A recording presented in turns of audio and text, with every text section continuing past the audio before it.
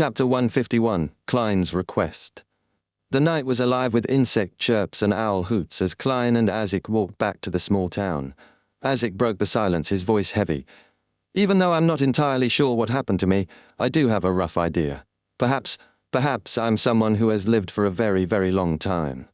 Klein, wary of Azik's near-immortal nature, kept his thoughts private, but noted the weight of his words. This wilderness, this silence often makes one weak. I should have paid some sort of price in exchange for this long life. I've lived since the end of the Fourth Epoch like a wandering spirit across the continent. Azik's tone grew somber. I don't remember the past. I've forgotten about the people and things that I've sworn to remember. Klein, nudging weeds aside with his cane, offered a theory. Mr. Azik, I have a theory regarding your situation. What theory? Azik glanced over. I think that there's a cycle to your memory loss. Perhaps you die once every few decades, and your memories of the events before that vanish. Then after some time, you wake up from the darkness of your slumber and begin on a new phase of life. This way we can explain why you would have such varied dreams. Those are events that you came across over your several lives, Klein explained. Azik slowed, his gaze clouded. That is consistent with the memories that were jolted awake just now. Klein seized the moment. Mr. Azik, you might not have to leave Tinkin to search for your lost past. You'll regain your memories slowly. Why?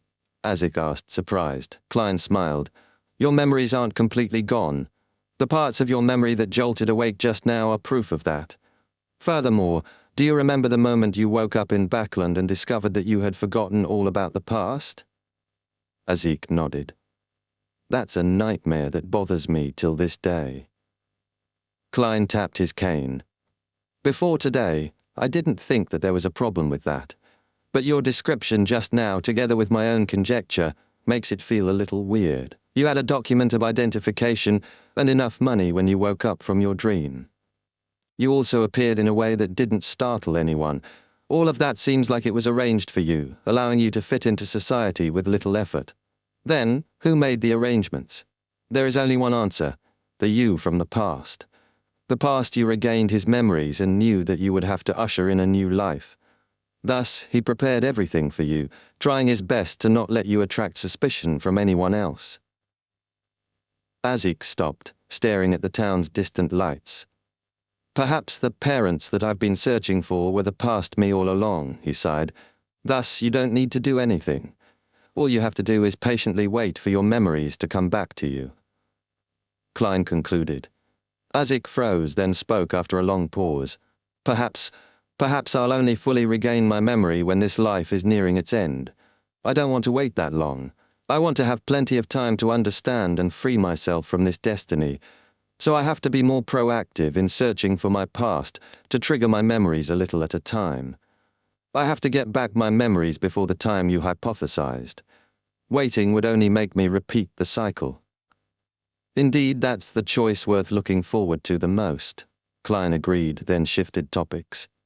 Mr. Azik, may I ask for your help in something trivial other than finding the criminal that took the skull of your child and made my fate disharmonious? Azik nodded slightly. What do you need me to do? Klein chose his words carefully. I hope that you can head to a town between 2 and 5 hours away from Tingjin by carriage next week, or the week after. I need you to cause a paranormal incident, something that wouldn't harm anyone. Judging from how you tried to search for the criminal using your bloodline's connection, I would think that you are fairly adept in the field of dead souls. No problem, Azik agreed without hesitation. Thank you. This is very important to me. Also, you can only choose a follower of the Evernite goddess when you are picking a target. Also, don't leave any clues behind, Klein instructed, planning to use the incident to access sealed artifact 3782 and extract divine blood for flaring sun charms, his strongest potential asset. Azik nodded. I will tell you the name of the town and the estimated time beforehand so you can prepare yourself.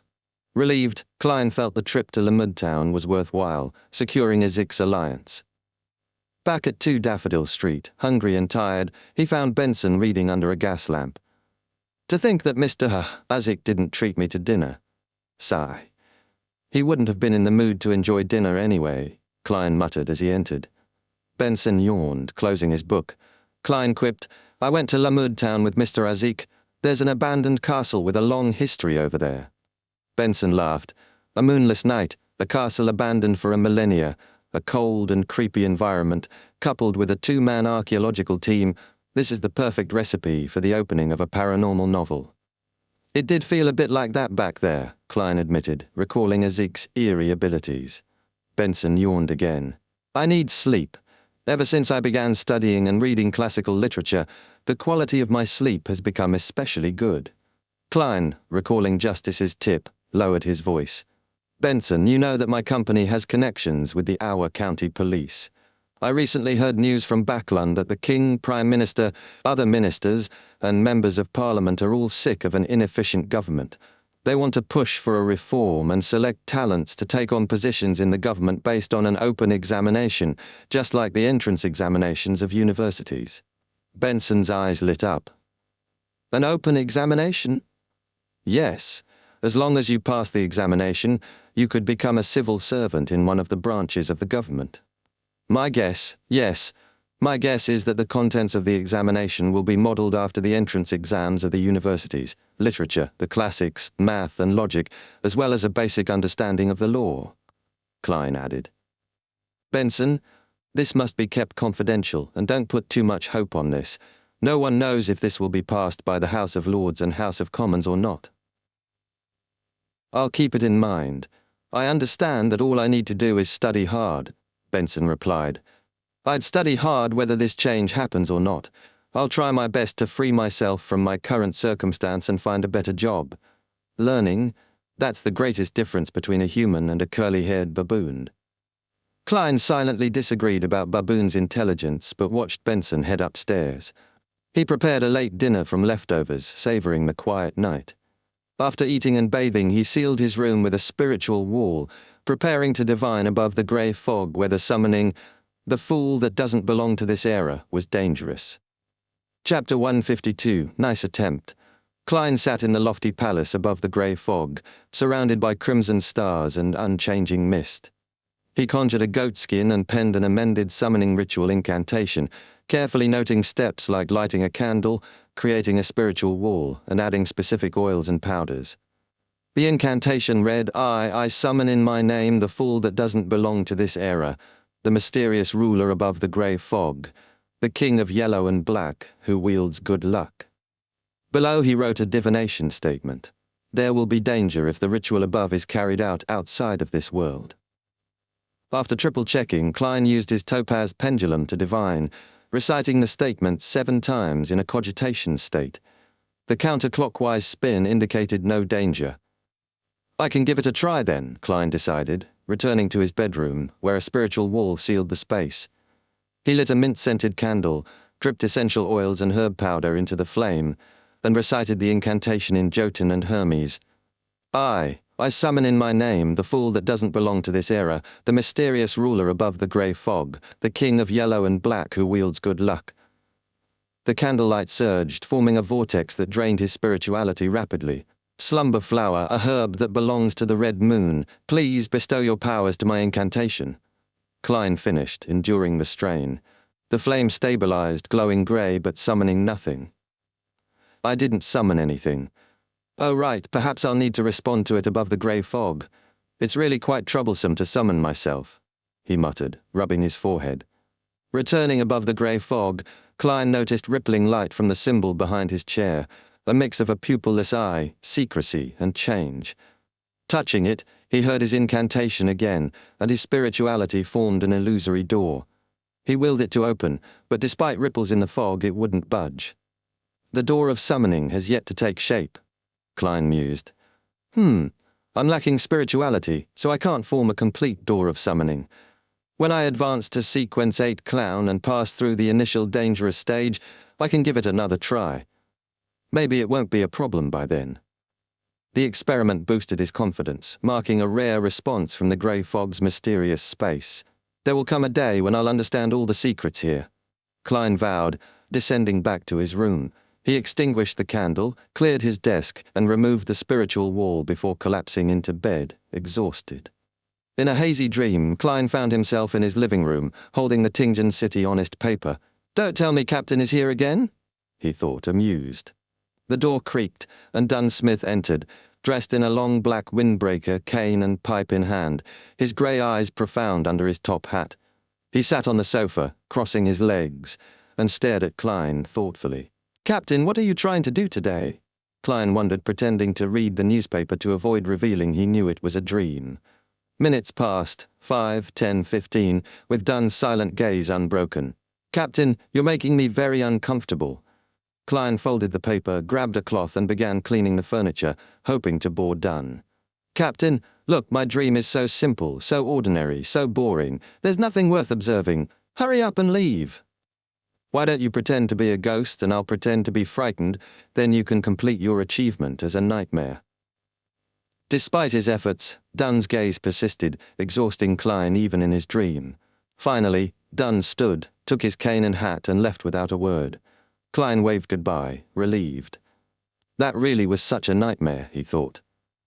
In Backlund's Phillips department store, an elite venue for nobles, Audrey arrived with her maidservant Annie and golden retriever Susie. Luxurious carriages lined the entrance, and the store buzzed with high society. Audrey greeted Viscount's daughters and countesses with tailored compliments, her spectator abilities making their emotions transparent. Once stubborn, she now navigated social intricacies effortlessly.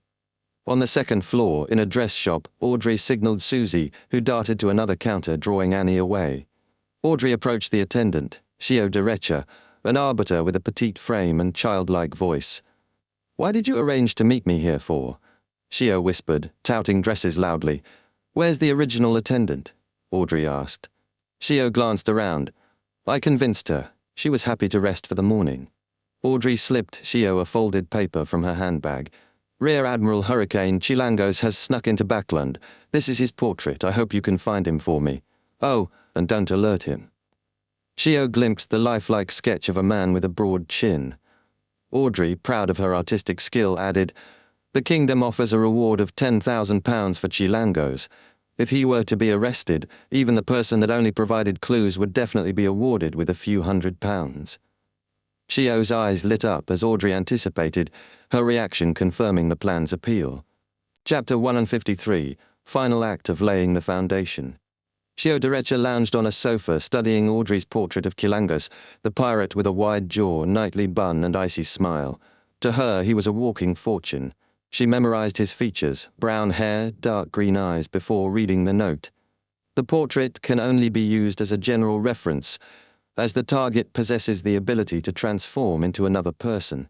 It is unknown how long he can maintain the transformation. Stunned, Shio realized her efforts were futile. Then why did I spend so much time memorizing his facial features? She thought, feeling the world's malice.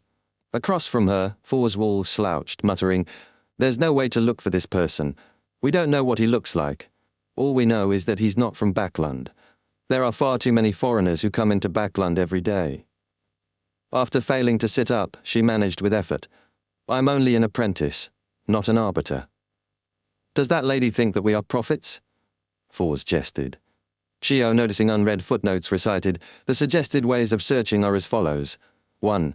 Chilangos has an evil object with him. It needs to devour the flesh, blood, and soul of a living person every other day. You can consider looking for missing vagrants. 2. Search for Chilangos' information thoroughly and build a profile of his unique hobbies and behaviors. 3. A person's facial features might change, but as long as he hasn't received any special training, he will often act like himself, such as the things he prefers to eat, his gait, actions he's used to performing, and many other details." Fors nodded. Miss Audrey isn't the innocent, naive teen that the rumors about her suggest. She has a meticulous heart and a calm sense of observation. "Is that so?" Shio asked skeptically, then suggested, "I'll be in charge of gathering the information. Can you consolidate that pile of gold pounds? No, that admiral's hobbies and unique traits?" Fors shook her cigarette box, feigning distress. "How can you bear to do this? How can you bear to make a dainty sensitive author do consolidation, analysis, and deduction?" Shio's authoritative glance silenced her. "There's an interesting paragraph on deduction in your Stormwind Mountain villa." Fours slumped, admitting, "Do you know how much of my hair I pulled out, how much sleep I lost, just for that paragraph?" She grumbled, "Life is short. There are too many things that we need to do. Why must we waste our time on such uninteresting menial tasks?" Shio nearly agreed, but held firm. "Then do you have any other ways to solve this problem?" After 20 seconds, Fours brightened. "We can hire a professional. After you finish collecting information on Rear Admiral Hurricane, we shall erase the name and hand it over to an excellent detective, then ask him to do the consolidation and deduction. All we have to do is pay a fee." Shio, stunned by the simplicity, agreed. "We'll do it according to your suggestion. You'll pay the fee." At the Howe Street Divination Club, Angelica greeted Klein, surprised. "Good afternoon, Mr. Moretti. You rarely come on Fridays." Exhausted from searching for the red chimney house, Klein smiled. "Fate never repeats itself indefinitely. It always brings us some surprises." Nearby, with his rented carriage expired, he sought rest and tea, laying the groundwork to justify a special application to Dunn Smith. "Your words are always so philosophical," Angelica praised. Klein, having digested his seer potion, spoke deliberately. "I might not come to the Divination Club too often in the future, so you need not recommend me to others anymore." "Why?" Angelica asked, shocked. "You've already made a name for yourself in the club. Most people know that your divinations are very accurate and miraculous. In fact, we were considering getting you to come in on Sundays as a lecturer." Klein, prioritizing his investigation, declined. "Madam, do not convince me to stay. This is the arrangement of fate. I won't stop coming to the Divination Club entirely. It's just that my visits will become less frequent. I'll still pay the membership fees on time." "How regretful. I hope that you will be at the club when I happen to be lost." Angelica sighed, sensing a great seer couldn't be tethered to Tingjin. "Sib black tea?" she offered. "Yes," Klein replied. After 20 minutes of rest, he took a public carriage home, finding a letter from Azik in his mailbox. "I will be heading to Morstown on Sunday and return on Wednesday." Klein noted Morstown's Evernight believers and Azik's timing, confident the Nighthawks would receive the staged incidents report by Tuesday or Wednesday, aligning with his plan to access sealed artifact 30782. He burned the letter with spirituality, scattering the ashes. On Saturday, Klein entered Blackthorn Security Company, greeting Roseanne. "Yesterday I saw a girl who looked just like you at the Divination Club," he said loudly, ensuring Dunn overheard. "Really?" Roseanne's interest sparked. "Yes, in fact, I thought that she was your sister." Klein lied. "I'm sorry to have to disappoint you, but I have no sisters, not even cousins," Roseanne laughed. "Do you remember her name?" "No, why would I remember her name?" Klein smiled. "Looking at her was exactly like looking at you. Can I take that as a compliment?" That Roseanne chattered. "Klein, I would assume that you're earning quite a bit from the Divination Club. As a true seer, your abilities are far beyond those who take this as a hobby." Klein coughed. "A seer has to be respectful of fate. We cannot use divination to ask for abnormal privileges." "Are you concluding your own maxim for a seer?" Roseanne asked. "Yes," Klein answered. After chatting, he approached Dunn's office, knocking on the open door. "Please come in," Dunn said, adjusting his posture. Klein, having confirmed Dunn's caution about the acting method, closed the door and sat down. "Captain, I believe that I have completely grasped the seer potion. I wish to submit a special application." Chapter 154, Sharing Experience. Dunn leaned back, exhaling slowly as he met Klein's gaze. "Are you certain?" His expression betrayed subtle relief, though he hadn't anticipated the special application so soon. Klein smiled, noting Dunn's reaction. "I'm certain, Captain. When you fully master a potion, you'll feel a very special and magical sensation. You'll have no doubt that you've fully mastered the potion." Special, magical feeling. Dunn muttered, his brows knitting together. Klein, suspecting Dunn had advanced without fully digesting his potions, remained silent, giving him space to reflect. After a minute, Dunn spoke carefully. Maybe it would be a better option to wait another year. Klein understood Dunn's caution about attracting scrutiny, but pressed forward. "At first, I wanted to wait until next year to send in my special application. After all, there are too many things that I need to master. For instance, my combat arts is only at the beginner level."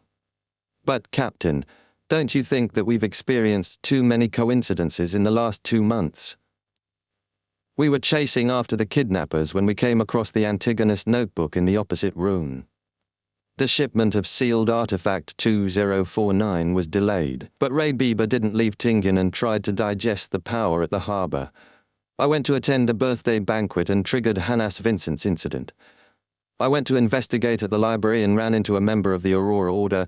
I don't know what these coincidences mean, but I feel insecure. That's why I want to enhance myself in the best possible way. Dunn leaned forward but, steepling his fingers, his gaze intense as he considered Klein's words. Very perceptive. Perhaps there really is something lurking in the dark, he said after a pause, then instructed, "You can submit the special application." "All right," Klein replied, his lips curling slightly. As he moved to leave, Dunn called out, "Hold on. Take note of your choice of words." "Don't worry, Captain. I place a far greater importance on this matter than you do." Klein nodded, smiling.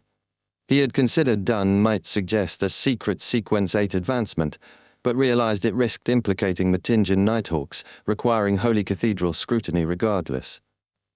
Leaving Dunn's office, Klein entered the clerk's office where two new members, a man in his 30s and a woman in her 20s, greeted him with curious awe. He didn't engage, instead drafting his special application at an empty desk. With a mental outline ready, he finished quickly, then typed it on an Akerson Model 1346 typewriter. The clerks, sensing the need for secrecy, left to chat with Roseanne, earning Klein's silent praise for their discretion. As he typed the final word, Leonard Mitchell appeared, shirt unbuttoned, hair tousled. "What's the report you're writing?" he asked, leaning against the doorframe. Klein skimmed the document. "Special application." "Special application?" Leonard echoed, puzzled. "A special application to advance to Sequence 8, Klein clarified. "Cough, cough, cough." Leonard choked, then asked, "Digest? Bro, you know quite a bit." Klein raised an eyebrow, chuckling softly. "Yes, I remember someone told me once that there are some people who are special, people who can do things that others can't. Such as me. Such as you." Leonard, caught off guard, shifted his stance, crossing his arms. "Don't you think that it's too risky?" Klein, aware Leonard understood digestion, addressed the real concern, church scrutiny. "Leonard, do you remember the first task that we worked on together? We were merely tracking kidnappers, but we realized that the room opposite had clues about the Antigonus family's notebook." He reiterated his coincidences argument. Leonard's expression grew serious, nodding slightly. "Maybe I have to hurry up," he muttered, then smiled. "Aren't you going to share your experience with us?" "The experience to quickly grasp a potion and avoid the risk of losing control." Klein smiled, ready to subtly guide his teammates. "I'm more than willing to." Leonard eagerly pulled him to the Nighthawks recreation room where Fry, Kenley, and Seekatron played cards.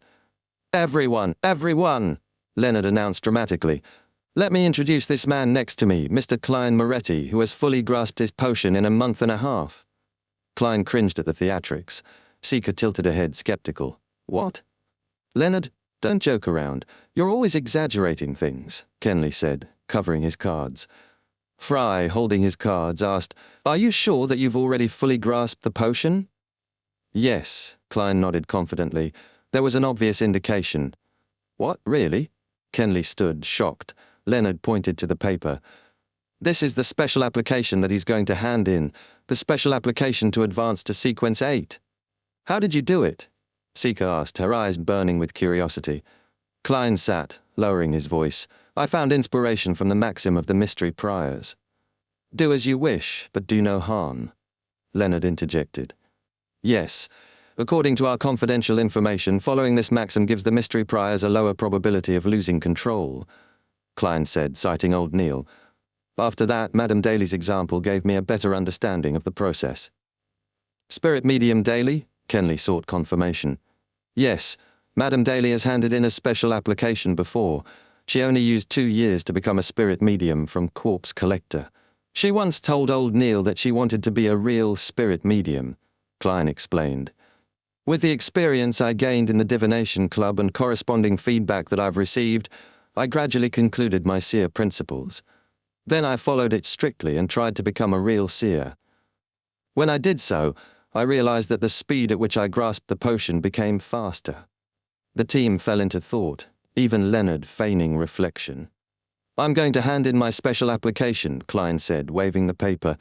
If you have any problems, do ask me privately. All right, Fry replied coolly, nodding. Klein returned to Dunn's office, signed and thumbprinted the application and handed it over. Captain, this is my special application. Dunn reviewed it carefully. I'll submit it to the Holy Cathedral as soon as possible. You should be prepared to be examined, perhaps next week or the following week. All right, Klein nodded, taking a deep breath. As he left, closing the door, he wondered, I wonder what kind of examination it will be. Chapter 155, Urgent Meeting. Klein rapped on the guardroom door at Chanis Gate, the echo sharp in the dim, stone-walled corridor. Royale Rydeen, her dark hair neatly pinned, was packing her belongings, her movements precise but weary. I've made progress mastering my potion, Klein said, voice steady despite the weight of his deception. I've shared my insights with Fry and the others. You can ask them. Royale's stoic mask flickered, her eyes widening slightly, lips trembling. All right, she managed, her voice soft but laced with surprise. Klein suppressed a chuckle, picturing the Nighthawk's stunned faces in the recreation room, their disbelief at his fabricated success with the acting method.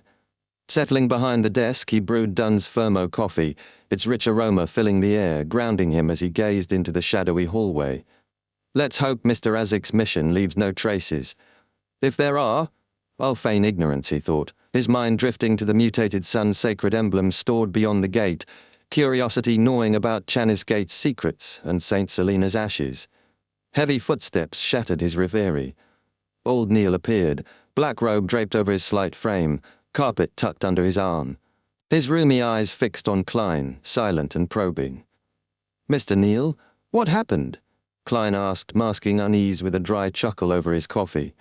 Old Neil sighed, sinking into a chair, his face etched with regret. To think you found inspiration from the mystery priors Maxim and Daly. His voice cracked, heavy with the weight of missed chances. I owe it to the goddess and your teachings, Klein replied, sincerity softening his tone, though his heart ached for the old man's despair. Old Neil rubbed his temples, his voice low.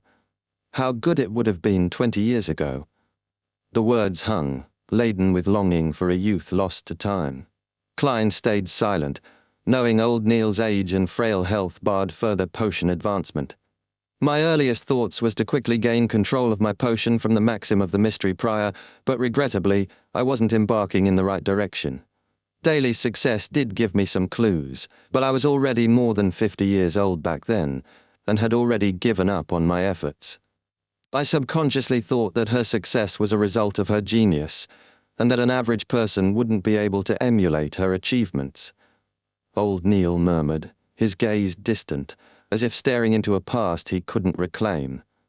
It sure is regrettable that only now do I understand what I've missed out on at this age. The raw pain in his words pierced Klein, who sensed old Neil's faint grasp of the acting method. He offered gently, it wouldn't have made much difference. The church doesn't hold the sequence 8 for mystery prior. Perhaps the Holy Cathedral does. No, they'd at least share its name, maybe the underground market. Old Neil trailed off, forcing a laugh. At least I didn't lose control, and I've lived healthily for decades. Praise the lady. He drew a crimson moon and shuffled out, his shrewdness dimmed, shoulders slumped under the weight of unfulfilled dreams. Klein's chest tightened, a mix of pity and frustration swirling. Why does the church hide the acting method? He wondered, turning to Nighthawk records spurred by the City of Silver's ancient terms.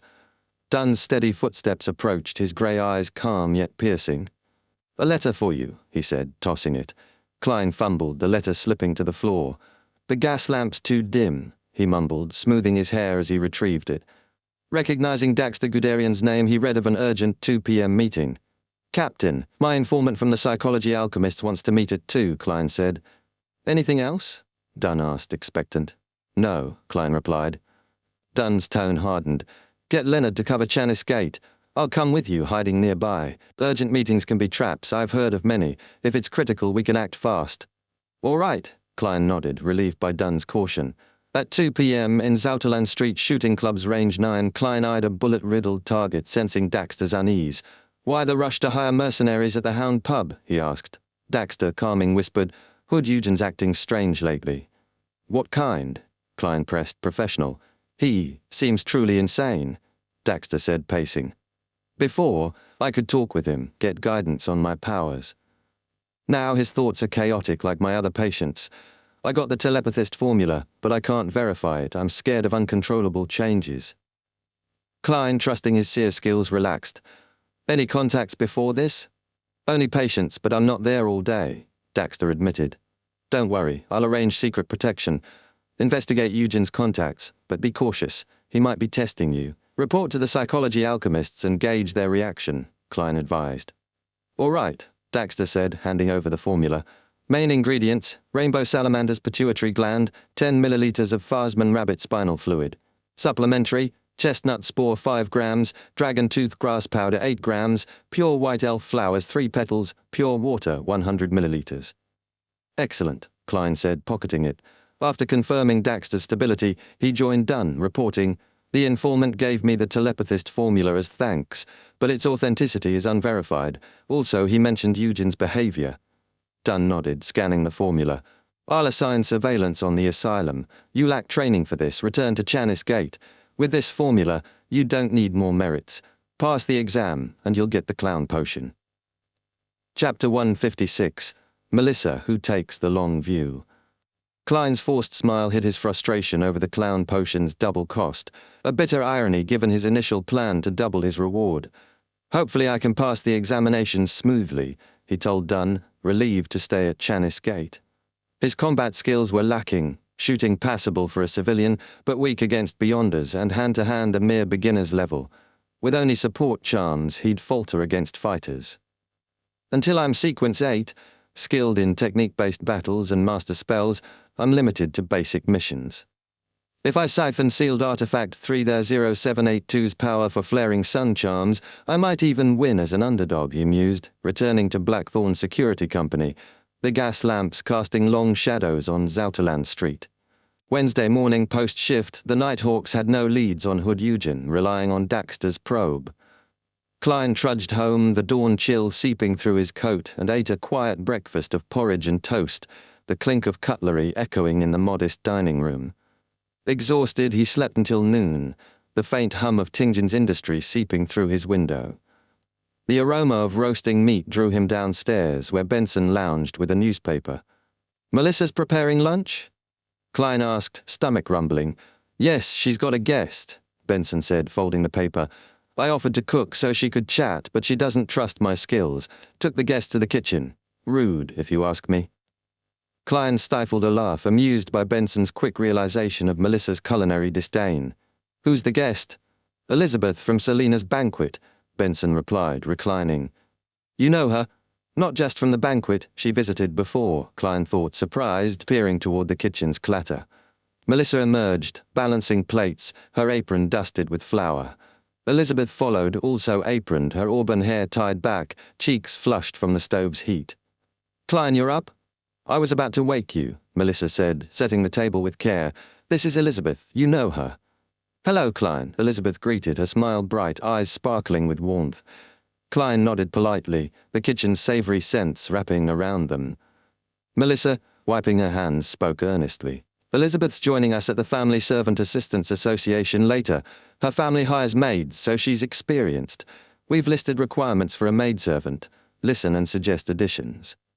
She unfolded a paper, reading, 1. Healthy. 2. Hardworking and responsible. 3. Good at cooking. 4. Quiet, not rowdy.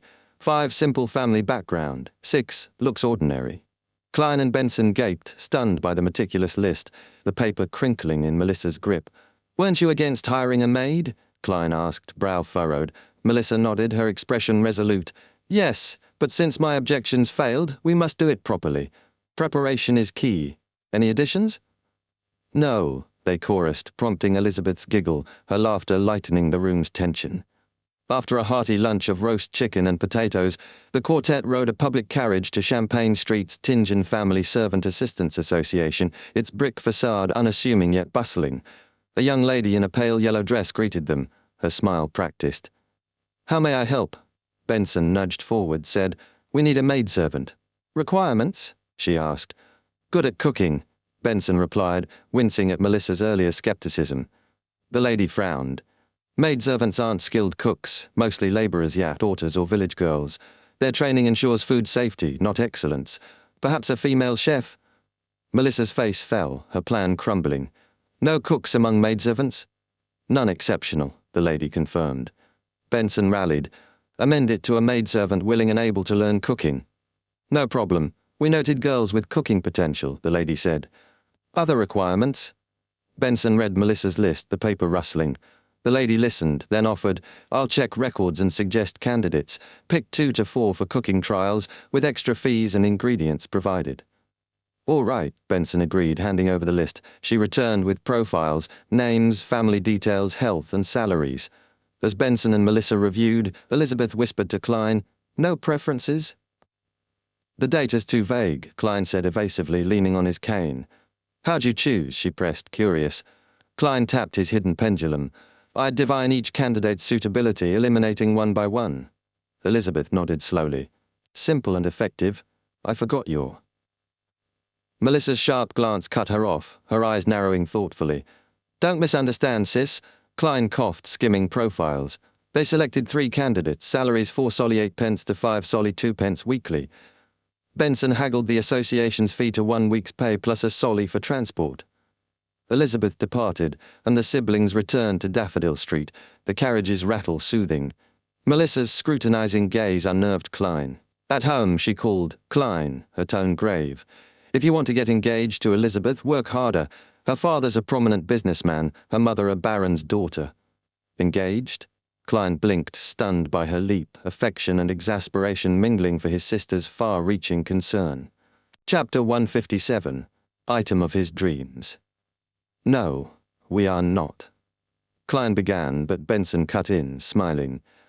Although Elizabeth is indeed a little young and her family is much more outstanding than ours, I find the 2 of you quite suitable for each other. But you might have to wait a few more years. She is still studying at a public school and wants to enter university. Marriage should be something to consider only 6 to 7 years later. Of course, you can get engaged sooner than that. Klein inhaled deeply. I do not fancy Elizabeth, or, well, more accurately, I do not fancy a girl who is younger than me by too much. I prefer girls who are more mature. Melissa frowned. You like girls who are more mature? Then you should quickly settle the issue regarding your marriage. Why? Why? Klein asked, baffled. Melissa explained, You will be about 25 when you finish saving up for your marriage. Girls that are more mature than you will either be married or engaged when they reach that age. Do you want to chase after a widow? Klein froze, stunned. Benson countered, Melissa, you don't understand. In this day and age, it isn't rare to see women in their 30s who aren't married or engaged within the middle class. They are mostly followers of the goddess, and all have the ability to provide for themselves. They would rather be single than stuck in a marriage that they are not satisfied with. Yes, that's what I read from the family magazine. Is that so? Melissa, only 16, seemed unsure. Klein redirected the topic. What I meant by mature is their mental state. They don't need to be older than me. Furthermore, the person that should be worried about their marriage is Benson. Melissa nodded. That's right. Benson shivered under her gaze. I am now at the cusp of a turning point in my life. I have to devote all my attention to studying. I will only be confident of chasing after my desired girl when I have found a job that I'm satisfied with and have a reasonable amount of savings. Only then will I be able to provide her with a good life. You have a girl that you fancy? Klein and Melissa asked simultaneously. No, I was merely giving an example. Benson denied hastily. In Backlund's Hillston Borough, Detective Isengard Stanton sat in a rocking chair, pipe in hand, facing Fors wall and Sio Derecha. The fee for a 30-minute consultation is £1. If I were you, I would definitely not waste a second, he said, exhaling smoke. Shio handed over a folder. Mr. Detective, I hope that you can find habits in the target's actions using the material we have provided. Isengard read the documents, deducing, the target has an obsession with the wind. He won't stay for long in a polluted area in Backlund. He could be staying at the Empress Borough, West Borough, Hillston Borough, Sherwood Borough, or the suburbs of the North Borough. The target is a psychotic serial killer with the need to kill someone every other day. The most logical thing he could do is to target the vagrants. The target wouldn't be living in an area too near or too far from Northborough or Backland Bridge. The target is an experienced sailor and has exceptional mobility in the water. He wouldn't be living somewhere too far away from the water. He concluded, he should be living somewhere close to the Backland Bridge area, perhaps somewhere close to both banks of the Tussock River, the Westborough or the Sherwood Borough.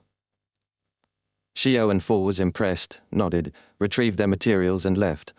Isengard alone rubbed a bronze book with a vertical eye, muttering, "Chilangos has infiltrated Backland?" In Pritz Harbour's basement, Alger Wilson interrogated a pirate, whose face was purple under a pale blue water film. After the pirate signalled submission, Alger dispersed the water. "Tell me the reason why Chilangos went to Backland," he demanded calmly. "He's there to complete a commission, but I'm not sure about the details," the pirate gasped. "All I know is that he might receive something that he wants. Chilangos once boasted in front of us. He said that if this mission was a success, he would be able to obtain something he's dreamed of getting for a long time. The 4 pirate kings would then become the 5 pirate kings." Alger frowned, pondering the mysterious item.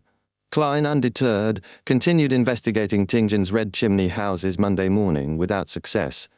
He returned home, ate leftovers, and napped. At 2:40 p.m. he sealed his room and ascended above the grey fog, connecting to the sun's crimson star. In the City of Silver, Derek Berg trained, sweat-soaked, when the fool's image appeared. He bowed, then retreated to a bathroom after counting heartbeats. Red light engulfed him, pulling him to the grey fog. Klein, activating spirit vision, noted Derek's purified ether body. "Congratulations, Mr. Bard," he said, observing the sun symbol form behind Derek's chair, a reflection of his advancement. "There sure are many secrets to this world above the grey fog," Klein mused. Derek bowed humbly. "This is all due to your assistance. This is but the beginning." Klein checked his watch, chuckling. "Then let us start the gathering. Remember, the frequency, or should I say gap between the gatherings, should be about the same in the future." He pulled Justice and the Hanged Man into the palace. Audrey greeted. "Good afternoon, Mr. Fool. I have a page of the diary of Emperor Roselle with me. Good afternoon, Mr. Sun. Have you gotten the formula for telepathist?"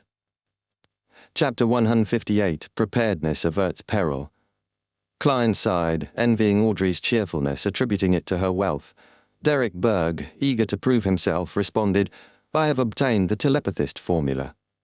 Derek had spent the week liquidating his parents' inheritance at the City of Silver's black market, securing the telepathist formula and barred ingredients. Rationing meals, he anticipated joining a cleansing team to earn a living, aspiring to explore the dark and lift his city's curse. First, recall the formula in your head. Then, grab the pen by your side and instill it with the strong desire to express your thoughts, Klein instructed, leaning back. A quill appeared for Derek, reflecting his City of Silver origins. Following Klein's guidance, Derek wrote the formula on goatskin parchment, pushing it to Audrey. Audrey, thrilled yet graceful, read, "Main ingredients: Phantom Netherdrake's complete pituitary gland, 10 milliliters of half-spectre rabbit. Supplementary ingredients." Unfamiliar with the names, she fretted, forgetting her spectator composure. Klein rapped the table, nodding to her, and the formula updated with annotations like Phantom Netherdrake, also known as Rainbow Salamander, and Half-Spectre Rabbit, also known as Farsman Rabbit. Audrey's eyes widened. "Thank you, Mr. Fool. You're really very knowledgeable," she said, grateful. Alger, inwardly scoffing at knowledgeable for a godlike figure, stayed silent. Klein, unfazed, credited his preparation. Anticipating the City of Silver's ancient terminology, he'd studied diligently, ensuring he could annotate the formula, verified by Daxter's version. "This is why we say preparedness averts peril," he thought smugly. Audrey, reluctantly shifting focus, manifested a Roselle diary page. "You deserve this," she said, addressing Klein. "In addition to this, I'll give your adorer another 300. Is that £300 okay?" Feeling guilty over the diary's low cost £20, compared to a Sequence 8 formula 450, she justified it, believing each page was worth 50. £300. Until today, I've only seen that much money at Sir Deweyville's place, Klein thought, nodding casually. A reasonable deal. This is my adorer's information. Avoiding terms like Backland Bank, he manifested a parchment with an anonymous account number. Klein had opened it at Tingen's Backland Bank branch, using a password in ancient Hermes. The fool that doesn't belong to this era, the mysterious ruler above the grey fog, the king of yellow and black who wields good luck. This ensured he'd detect tampering via divination, accepting minimal risk. Audrey took the parchment, curious about the adorer's identity. "It doesn't have to be so troublesome," Klein added gently. "When you get home, recite my name, the incantation, and you'll be able to write down the information directly." Audrey, awed by the fool's capabilities, nodded, though puzzled why she'd memorized the formula earlier. Klein, pressing the diary page, asked Derek, "What compensation would you like?" Derek considered. "As of now, I don't have anything that I desperately need. I should definitely digest the Bard potion very soon. I shall wait until then to request my compensation."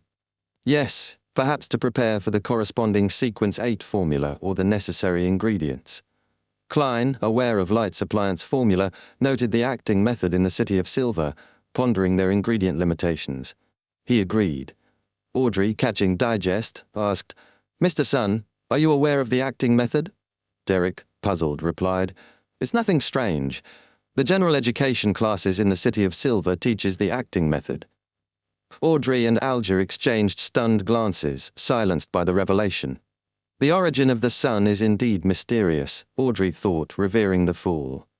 Alger probed, "Mr. Sun, do you talk about any key things to look out for with respect to the acting method?" "Yes," Derek answered. "It's clearly stated in our general education classes that the one and only key point for the acting method is to remember that you're only acting." Klein smiled, unsurprised, as Derek confirmed the method's essence. He turned to the diary page, ready to read. Chapter 159, Bestowment and Sacrifice. Messy Chinese sentences were scribbled on yellowish-brown goatskin. 2nd August. This goes deeper than I imagined. History sure is something that can be manipulated easily. 5th August. I witnessed the abilities of a high-sequence beyonder today. It was scary indeed. There's a qualitative change that has happened to them in a particular aspect. It was as though they've transformed into a deity. It's no wonder that we describe them as demigods, though I think calling them legendary beings is more fitting. 6th August.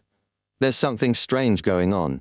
Why would the 7 major churches adopt such a strange attitude towards the potions?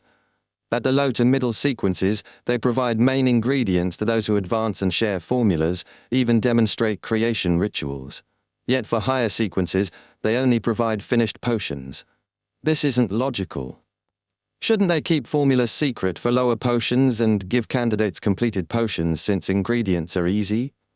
For higher potions, shouldn't they share formulas and make promising members find ingredients due to difficulty?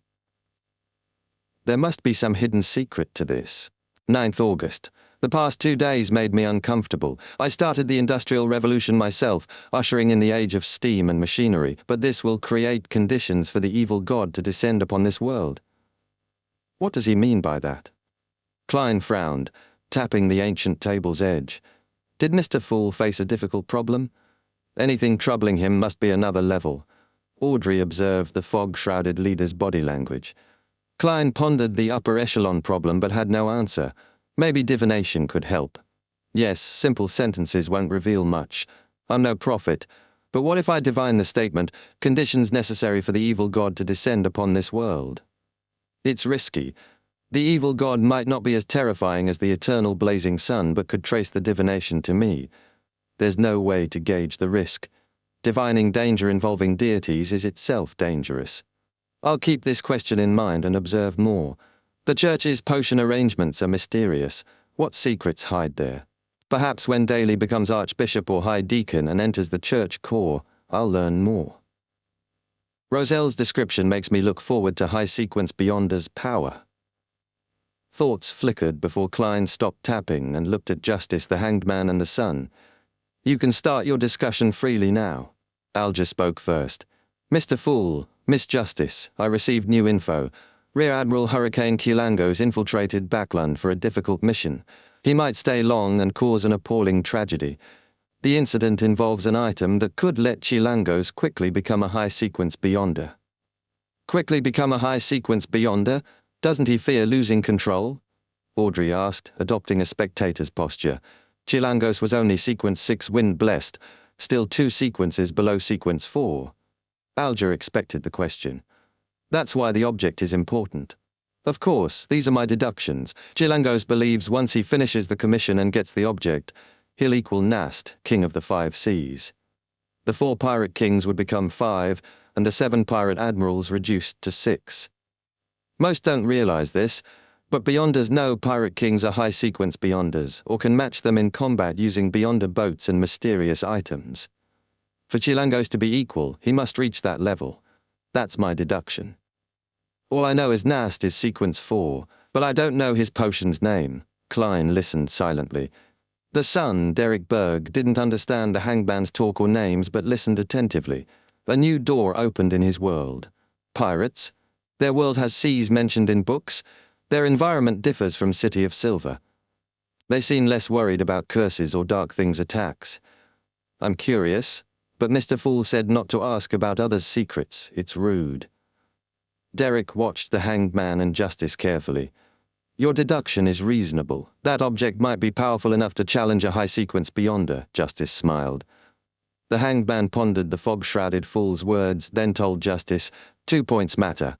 Chilangos will stay in Backland a while, and the incident involves a very important, mysterious object. So, Mr. Fool, tempted? Ample time to send your adorer. Alger thought but dared not say. He only hinted. Mr. Alger, you don't need to emphasize, I know, but I cannot interfere. Also, I can't leave Tingen without permission. Klein leaned back, frustrated. Ignoring the adorer, I can find 2 strong Beyonders to help. One is Daly, sequence 6, but I can't tell her everything. I'll mention Chilangos is in Backland and his plan. She might get the Nighthawks involved, complicating things. If no one else helps, I can try to prevent a tragedy. The second is Mr. Azik, but I cannot reveal myself as the fool to him. No reason to involve him. Many thoughts raced as Klein replied, I'm aware. Seeing the fool's indifference about Chilangos, Alger sighed, hiding disappointment. He asked about last week's investigation. We've roughly targeted Chilangos' location and will start the next investigation phase. Audrey summarized then seriously. We need more info, preferably Chilangos' hobbies and habits. Alger recalled he loves fish, especially sea fish, which he slices and eats raw. He likes hard liquor, despises champagne and red wine. He seeks women often when ashore, one won't satisfy him. He uses cold weapons, avoids hot ones. He can't be away from water long, must swim or dive every few days. Audrey memorized these facts, shaping Chilangos' character. Let's hope the investigation succeeds. It's a pleasure working with you. She smiled. My pleasure. Alger forced belief in Justice's power in Backland. Klein seemed to listen intently, but his thoughts dwelled on how to deliver ingredients to Sun if obtained.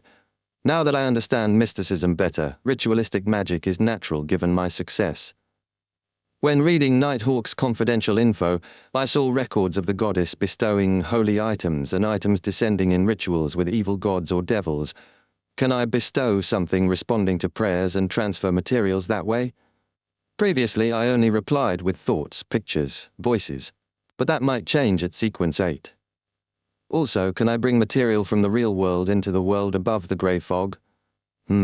Rituals often involve sacrifices with evil gods and devils. Can I sacrifice something to myself? If yes, perhaps I can bring material from reality into the grey fog world. If successful, I could get items from Justice, the Sun and the Hanged Man, then bestow them on myself. Yes, sacrifice is an advanced ritual I cannot yet learn. The most important is to improve my abilities. Klein reined in thoughts and listened as the others discussed Chilangos and monster traits. Later he smiled. Let's end it here for today. By your will. The Sun, Justice and the Hanged Man stood. After severing connections, Klein descended from the fog and left the mysterious space. Back in his room he dispelled the spirituality wall, pulled back curtains, letting sunlight in. 2 important things this week: get examined and advance to sequence 8, and make flaring sun charms, whose powers might surpass sequences 6 or 7. Klein looked outside with anticipation. Tomorrow, I should receive Mr. Azik's paranormal disturbances report. Chapter 160, Seizing the Opportunity. Tuesday morning, Klein skipped his mysticism studies to play cards with Leonard Kenley and Royale in the Nighthawk's break room. I only told Mr. Azik to create an opportunity for me to take sealed artifact 30782 out. It'll depend on my improvisation skills to seize it, he thought, distracted, losing 5 solly in an hour. Pinching his dwindling funds, less than £1 after buying flaring sun charm ingredients and paying daily carriage fees for his red chimney search, he vowed to focus and recoup losses. Spinning a copper penny, Klein caught Royale's intense stare. Is she wary of me cheating with divination? He thought, slamming it down with a dry laugh. Dunn Smith entered, announcing, "There's a situation in Morstown. Leonard, please handle it." Klein's mind jolted. "Captain, what kind of situation?" Dunn explained, "Recently there have been a few paranormal cases in the area. People hear sobs near the cemetery, see vague figures, a widow saw her dead husband at night, and an elderly man hears heavy footsteps that stop when he lights a lamp. The local priest reported it, as the townsfolk are goddess believers. No one got hurt." It should be Mr. Azik, Klein thought, delivering his rehearsed line. "Captain, there might be a secret link for these paranormal cases to happen so suddenly. In this situation, divination could provide an important clue. I think I can help Leonard." Leonard's green eyes scrutinized Klein suspiciously. Dunn nodded but hesitated. Klein pressed, "Some of these things might require ritualistic magic to purify them." "Makes sense," Dunn agreed. "You and Leonard will head to Morstown then." You won't make it for combat training. I'll inform Gawain." Phew, first step complete, Klein thought, packing his coins. He paused, facing Dunn solemnly. "Captain, we should prepare for the worst. If a powerful wraith is behind this, it's dangerous for just Leonard and me. It takes 3 hours to reach Morstown. Even with a telegram for backup, we'd need to hold out." "So," Dunn interjected. "I want another teammate," Klein said. "And per the rules, a mission with 3 Nighthawks can apply for a level 3 sealed artifact. 30782 is most suited for this job." Leonard chuckled. "Exactly your style. Careful, cautious, taking no risks." Klein ignored the jab, staring at Dunn earnestly. "We should take extra care against any accidents. There have been too many coincidences lately," Dunn mused, then ordered, "Kenley, join Leonard and Klein. Hurry and write an application. After I sign it, retrieve sealed artifact 30782 from Chanis Gate." "All right," Kenley said, dropping his cards. "All right," Klein thought, masking his excitement with a solemn facade. With Seeker monitoring Hood Eugen and Fry at Chanis Gate, the team suited his plan. Klein donned his tuxedo hat and cane, waiting with Leonard at the basement stairway. In the quiet, Leonard said, "You'd better give up on any unrealistic dreams." "What?" Klein replied, confused. Leonard smirked, gazing into the dark stairs. "Even during a mission, it will be impossible for you to discover my secret and understand my uniqueness." "Bro, I'm not spying on you." Klein chuckled. "How can you be so sure my uniqueness won't reveal your secret?" Leonard's face grew serious, then relaxed. "It will, huh? I shall wait for you to discover it then." "I'll divine it later, you're welcome," Klein thought sarcastically. Kenley arrived with the mutated sun's sacred emblem, its warmth reassuring Klein he'd cleared the hardest step to siphon the eternal blazing sun's divine blood. The trio left for Zoutland Street's Nighthawk carriage. Kenley asked, "Will the purifying effect bother the horse? I don't want a horse that can only praise the sun." "No, sealed artifact 30782 only purifies highly intelligent beings," Klein assured, recalling insect bites.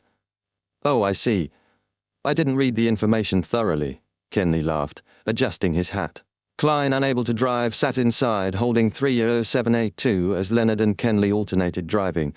3 hours later they reached Morstown, golden wheat fields gleaming under the bumper harvest constellation. "How beautiful," Kenley admired. Leonard, poised for a sonnet, echoed, "How beautiful." Klein stifled a laugh, stepping off with his hat and cane. Priest Sior approached, drawing a crimson moon. "Praise the lady. Are you the friend St. Selena Cathedral sent?" "Yes, Priest Sior. May the goddess bless you," Leonard replied. "We're here for the paranormal incidents." Seemingly, Sior said as curious townsfolk gathered. Leonard reassured them, pulling out holy water, silver daggers, dark sacred emblems and garlic. "We're professionals."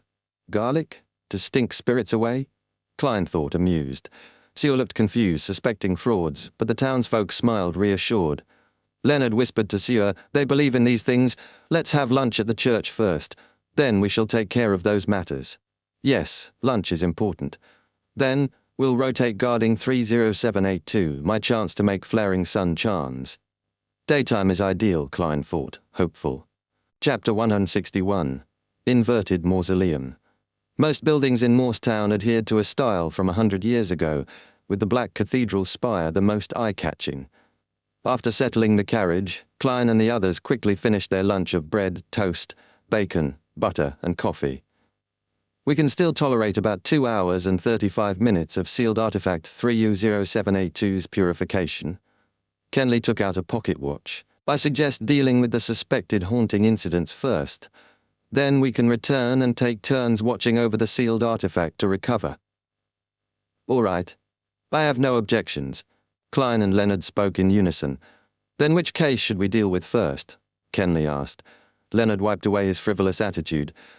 Let's start with the old man living alone who heard heavy footsteps in his house. Why? Kenley asked instinctively. Klein was also curious. Leonard looked at them and smiled. Because it's the closest to the church. How did you know that? It's not written in the records, Klein asked. Didn't I go to the bathroom during our meal? I came across a trainee priest. He told me Noah's house is close to the church. Oh yeah, the old man's name is Noah. He sure lives up to his name as an experienced nighthawk. Klein gave a dry laugh. Then let's go to Noah's house first. They arrived a minute later. Noah was an old man with thinning white hair and a missing left hand from the war. He looked at them, then at Priest Sieur hurrying from the cathedral. Come in, I hope that you can solve my problem. I heard that you brought holy water, sacred emblems, a silver dagger and garlic. This is great. Please forgive my blabbering. You have to understand the condition of an old man after not being able to sleep peacefully for 2 nights. Oh my goddess, I've been so scared all this time that my head feels like it's in a cloud. Leonard straightened his back the moment he entered, eyes scanning the surroundings. Klein felt a cold aura, traces left behind by a ghost. There really was an impure being here. Kenley suppressed his voice. Very weak, Leonard said with a relaxed tone. Yes, Klein felt the warmth and purifying force of sealed artifact 30782 quickly dispelling the sinister aura. Townsfolk gathered at the door watching the 3 nighthawks with curiosity. Cough, Leonard recited, we have the blessings of the goddess. Those impure beings will vanish quickly and won't bring about any more trouble. Then he shot a look at Klein. Why me? Klein returned the look. You're the expert in rituals, Leonard said softly. All right. Blame me for volunteering. Klein tidied his clothes and took the holy water, sacred emblem, dagger and garlic from Leonard. He placed the dark sacred emblem on his chest, then peeled garlic and tossed cloves to the corners of the house. This is how garlic is used to dispel ghosts? It's different from the newspapers. Will this work? The townsfolk whispered like they were watching a circus. It's useless. I'm just acting. Klein suddenly felt like a clown. He closed his eyes and splashed holy water with the dagger. Walking around the house, he chanted, the Evernite goddess, the mother of secrets, the lady of crimson, empress of disaster and horror, mistress of calm and silence. The townsfolk fell silent. Then came hushed voices. What a warm feeling. It feels like I'm sunbathing. No, I feel like I'm looking at a pure sky. How magical. They sure live up to their names as priests. Praise the lady. The crowd's gaze turned respectful. Noah visibly relaxed. Sealed artifact 30782 is doing all the real work. We just need to stand here for a minute. After Klein purified every corner, he opened his eyes and solemnly drew a crimson moon in front of his chest. Praise the lady! Praise the lady! The townsfolk echoed devoutly. We still have things to deal with, but we need absolute silence. Leonard smiled and looked around. The townsfolk retreated under Priest Seor's guidance, even Noah leaving reluctantly. I actually wanted to take a nap. Leonard shut the door, then turned to Klein. Do a divination on the cause of this incident. No problem. Klein also wanted to know. I know Mr. Azik did this, but he's clearly extraordinary. Without the help of the mysterious space above the grey fog, even I'm not sure what I'll receive. He wrote, the cause of the haunting at Noah's house. Holding the paper, he sat at a round table, closed his eyes and leaned back.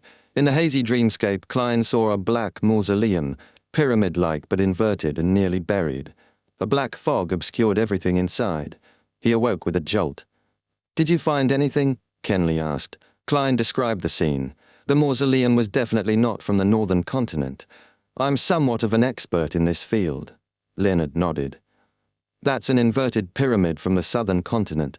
It represents entering the nether realm from the living world. Only the descendants of death erect such mausoleums. It's the symbol of death. Well, the ghosts are definitely related to death. The results of the divination are undoubtedly correct. Ignoring Leonard's tone, Klein had a thought. Could Mr. Isaac be a descendant of death, or have made a transaction with death to gain longevity? Death, according to a revelation of Evernite and Nighthawk records, was a malevolent god who caused a catastrophe at the end of the Fourth Epoch. The Pale Era. Death supposedly fell to the combined efforts of the seven gods. Could there be a connection between death and the person who stole the skull of Mr. Isaac's child? Then again, maybe it's just an excuse for the northern continent to colonize the south. Most inhabitants of the southern continent believe in death. The trio left Noah's house soon after. The next two hauntings played out the same, quick purifications, no solid clues. Leonard questioned the townsfolk along the way, but no one had seen a stranger. Mr. Isaac must have come and gone unnoticed. When he said he'd return to Tingen by Wednesday, did he mean the ghosts would vanish on their own? Back at the cathedral, they had an hour and 45 minutes of endurance left. We'll take 1-hour shifts looking after the sealed artifact. Klein looked at the sky. Let's try to head back to Tingen City for dinner. No problem. Leonard laughed. But for safety's sake, I suggest 2 people watch it while one rests. Klein froze, then smiled. Sure, but this way we have to calculate the most logical rotation. Who gets to rest first? Who's next? How much time do we need to recover? Well, I think we need to establish an algorithm with an unknown value and compare it with the effectiveness of the one-person plan. Wait! Leonard's green eyes were filled with blankness and fear. Let's look after it one at a time. The person on shift stays in the cathedral. It's large enough. We'll ask Sior to move out. The other 2 stand guard outside. I share the same opinion. Kenley had already felt a headache coming. All right. Klein nodded, looking as if he was forced to agree. If I couldn't convince them, I would have had to secretly trade info with Leonard to be left alone. But the problem is solved now. Chapter 162. Intense sunlight. Weak light shone through a narrow window high above, dimly lighting Morse Cathedral. Klein sat quietly on the first row of the left pew, his top hat on his knee, leg against his cane, staring at the altar. There were no statues of the goddess, only a massive, dark, sacred emblem, black base with a crimson half-moon surrounded by radiant light points. Sunlight streamed through openings behind the emblem, focusing into tiny specks of pure light against the dark, resembling a lofty starry night. None of the traditional gods left images behind. Only their symbols were worshipped, a manifestation of the command, do not look directly at God. Klein wasn't rushing to craft the flaring sun charms despite being alone with sealed artifact fact 30782. He had to be patient. Leonard and Kenley could come at any moment to remind him of details. In the quiet, time flew. Klein glanced at his silver vine-leaf pocket watch. 20 minutes have passed. He set down his hat and cane, then walked to a hidden corner near the altar. At first, facing the altar's side, the holy emblem and night sky scene made him feel guilty, so he turned his back. He took out sealed artifact 30782 and bent to place the plain golden badge on the ground. He examined the sun symbol full of abstract meanings, then placed a sandalwood candle beneath it. This was the dualistic ritual from the eternal blazing sun, an item representing him and the candle himself. Klein took a deep breath, then produced ritual items: carving knife, 2 thin gold slices, sun essential oil from black, golden and white-rimmed sunflowers, golden hand-fingered citron powder, and rosemary powder. He guided spirituality with a silver ritual dagger, creating a shapeless sealed wall around the altar. Squatting, he placed the dagger down and rubbed spirituality to light the candle representing himself. He dripped sun essential oil onto the flame. With a puff, illusory fog spread, scented faintly like sunlight.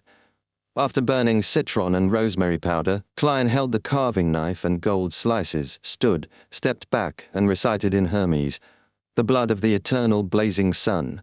You are the inextinguishable light, the embodiment of order, the god of deeds, the guardian of businesses." Without the prefix, blood of the eternal blazing sun, the ritual demanded the god's response. Klein feared the eternal blazing sun would see him as disrespectful for looking directly at him. Leonard and Kenley would only find black ashes. The ritual's ancient Hermes language, born of nature, allowed the incantation to bypass the god and target the mutated sun's sacred emblem. Stealing power from a deity without divination made Klein anxious. He could face the deity again. With strain, he continued, "I pray to you. I pray for you to give me strength. Give me strength to complete the flaring sun charm. The blood of the eternal blazing sun, please transfer your strength into my charm. O fingered citron, herb that belongs to the sun, please bestow your powers to my charm." Light suddenly flared before Klein. The golden badge shone intensely, as if the sun had landed. Heat engulfed him. His hair almost ignited. His feet felt like on scorching yellow sand, and hot winds blew from all directions. He had to release the burning energy or become a human candle.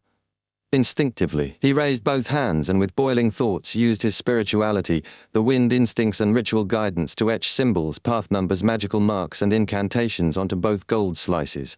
Outside, Leonard hid in shadows to avoid sunlight. Suddenly, sunlight intensified like the hottest early July day.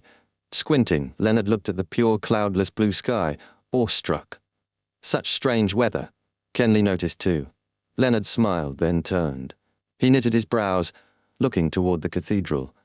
"Luckily Roseanne isn't here, otherwise she would be complaining about the sun tanning her skin," Leonard said, smiling. The intense sunlight lasted minutes before fading. Inside, Klein finished the last carving stroke. As he completed the magical mark for light, spirituality on the gold slices merged, light converging on the metal. No, this was closer to godhood. Klein felt relief from the burning. He examined the two flaring sun charms, golden luster dimmed, ancient and complex patterns, a warm dampness seeping into his skin. "Not bad. I finally have a more impressive trump card." Klein sighed. He set the activation incantation for the charms as light in ancient Hermes. "I want light, and there will be light," he quipped. He put the flaring sun charms in another pocket, separate from slumber, requiem and dream charms to preserve their duration. Yes, the flaring sun charms' power lasts at least a year, maybe longer. Klein refocused, looking at the mutated sun's sacred emblem. It seemed unchanged but still radiated warmth and purity. Klein relaxed, completed the ritual and removed the spiritual wall. He checked himself, clothes soaked in sweat, hair edges slightly curly. Thankfully, Klein sighed in satisfaction, put away his things and returned to his seat.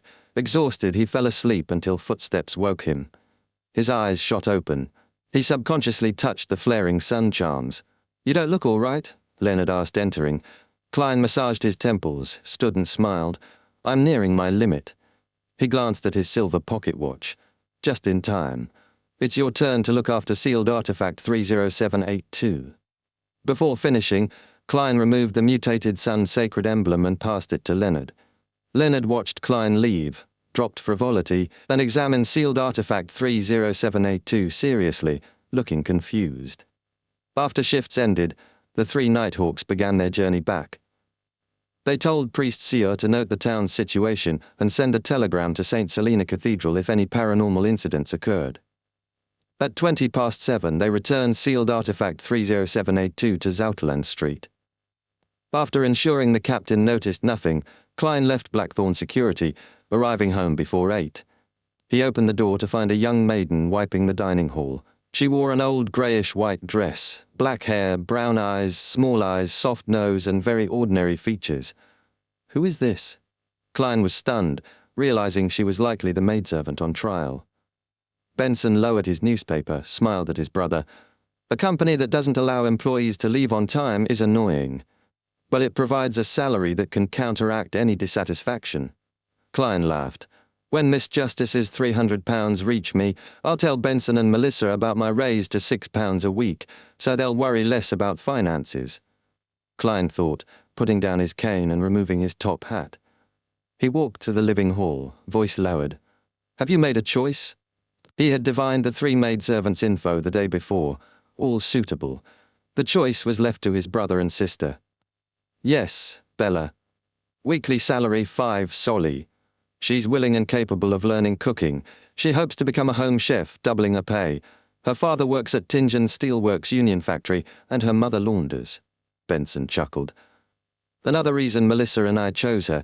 The other two servants believe in the Lord of Storms and she believes in the goddess. I don't mind Lord of Storms believers, but Melissa didn't like it. Melissa didn't dislike it, more like, I grieve their misfortune and am infuriated at their refusal to resist." "Yes," said Lu Shun. Klein recalled his sister's behavior, smiling. Benson put down the newspaper, stood. "Since you're back, let's have dinner."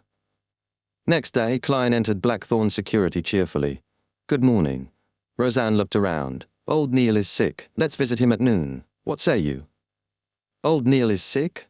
Klein asked, surprised. "Could the diarrhea ritual cause severe constipation?" From Neil's acting after learning the acting method, falling ill wasn't impossible. He was old. Once mind falters, body suffers. Roseanne nodded. "Yeah, he sent someone to the captain for time off." Klein nodded. "Let's visit him at noon. Sigh, old Neil sure is pitiful. His wife passed away early and his son is busy in some other city. When he's sick, all he can do is stay at home in loneliness and helplessness." That was Klein's first thought, recalling old Neil. Roseanne's eyes widened, shocked. "When did old Neil get married?" Chapter 163. Various signs, what? Klein was left dumbfounded when he heard Roseanne's question. He recalled in his daze, "I previously visited old Neil's place just last month. I saw a piano in the living room and he told me that his deceased wife loved music." As he spoke, Klein suddenly became alarmed as unpleasant thoughts crept in. Roseanne knitted her beautiful brows and said uncertainly, "Perhaps I remembered wrong. No, Mrs. Oriana and I frequented old Neil's place during the earlier half of the year. There was no piano in his living room back then. I clearly remember asking him why he chose to remain single. His answer was that he hasn't met a lady that he wished to marry. No piano before, and he said he was single." Klein's voice deepened as he asked, "Roseanne, how long has it been since you visited old Neil's place?" "Not since Kenley became a Nighthawk, and Viola resigned as a clerk. I've been busy, so how could I have the time? It's been since early June." Roseanne hesitated but answered honestly. Klein's heart sank. Something was wrong. He fished out a halfpence and held it between his thumb and middle finger, taking a deep breath before deciding on a divination. There's something wrong with old Neil's current situation. His pupils darkened as he silently recited the statement and entered cogitation. Ding! He flicked the brass coin into the air, letting it spin. Pack!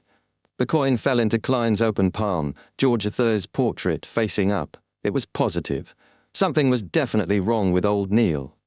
As Klein clenched the coin, he remembered the translucent pair of cold, ruthless eyes without brows behind old Neil when he first became a Beyonder, experimenting with his spirit vision. Old Neil had said those eyes were a sign of ritualistic magic. He also recalled an almost formless human figure near the door, its aura the same dark color as the surrounding shadows.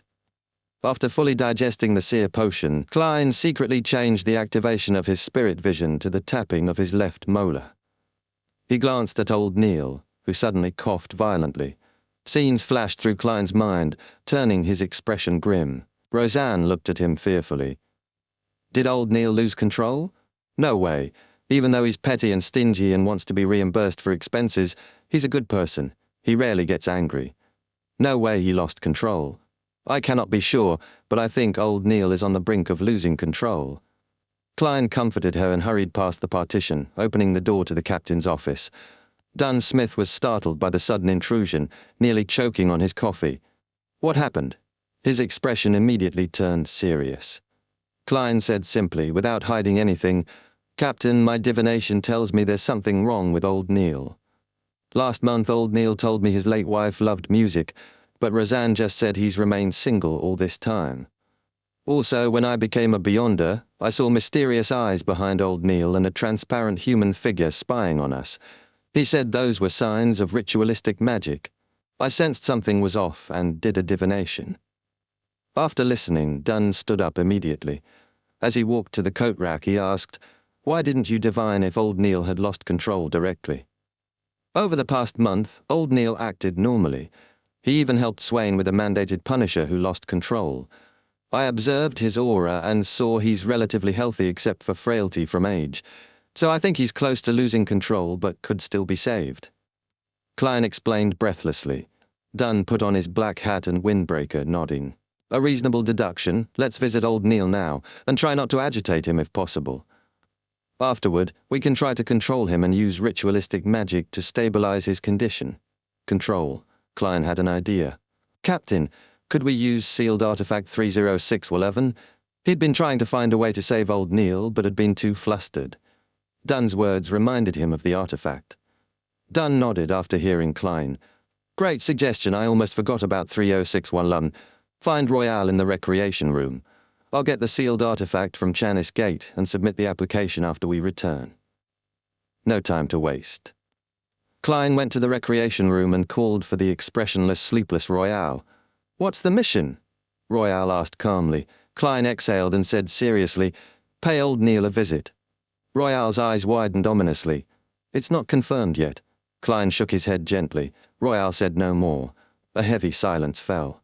Minutes later, Dunn returned from the basement wearing black gloves and holding tangled black hair. Compared to the mutated sun's sacred emblem, the peaceful hair strands looked ordinary, something a passerby would overlook.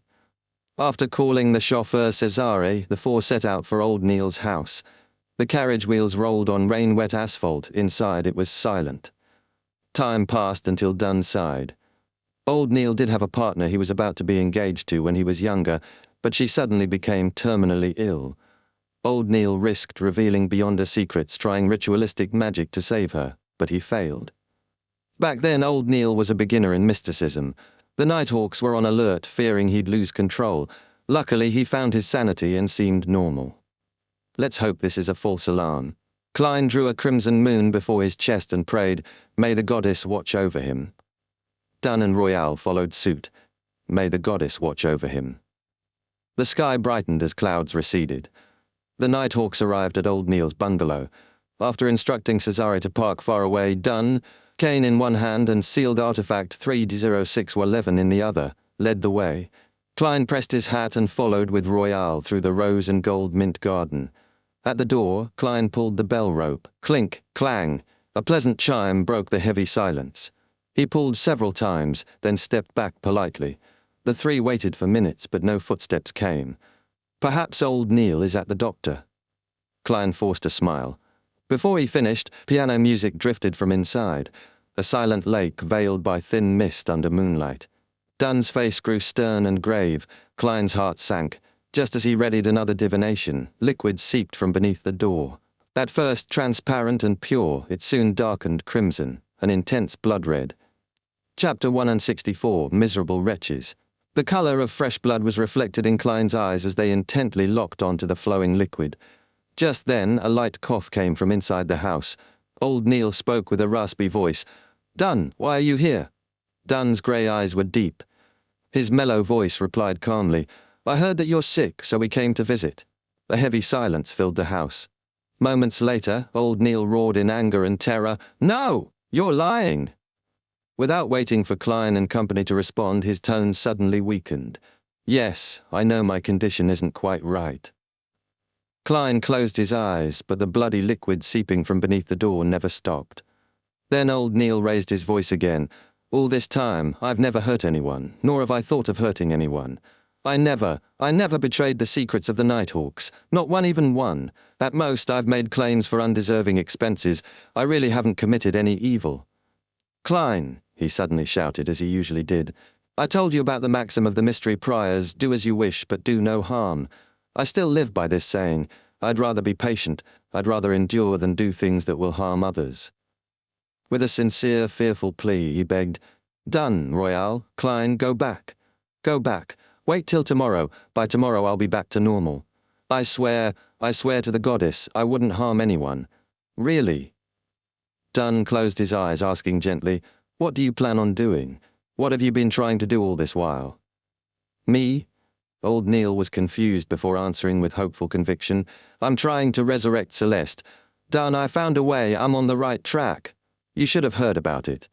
Back then, I made a mistake during the ritualistic magic to treat her illness, so I failed. I failed to save her. I now know it was because I had yet to master mysticism.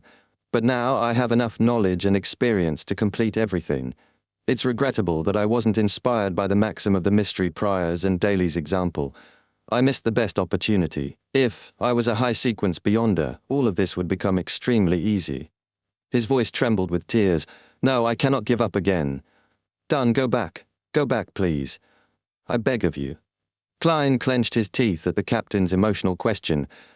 How do you plan on resurrecting Celeste? Old Neil grew excited. I'll use the alchemical life method to create an immortal body for her. Dunn, you might not know of it, but Sequence 4 Beyonders from the Church of Mother Earth are good at this. The corresponding sequence in the Savant pathway can barely do it as well. Yes, I will complete it with the aid of God's favor. Then, I'll summon her spirit from the spirit world and pray for God's help to combine her spirit and body together. Isn't it a great idea? Dunn forced a slight smile. Yes, it's a great idea. Old Neil, let us in. Perhaps we can help you. Dunn, are you still not willing to let me off the hook? Old Neil pleaded. Go back, just go back. I'll return to normal tomorrow, really. Dunn, I swear I'll never steal your coffee beans again. Klein, Royale, I swear I won't make you help me with my undeserved claims. Really. In Klein's and Royale's blurry vision, Dunn bowed his head before lifting it again. Old Neil, you're misunderstanding. We're here to visit you. You are our teammate. You're sick, and you aren't well. We definitely needed to visit you. Open the door, let us see you so that we can be certain. If you're really okay, we'll return immediately. As you know, there are many missions recently. We have to monitor the asylum while handling other sudden incidents. Old Neil hesitated. There's really nothing serious about my condition, really. I'll recover by tomorrow. The bloody water flowing under the door trickled down the stairs, onto the stone path and soaked into the garden's soil.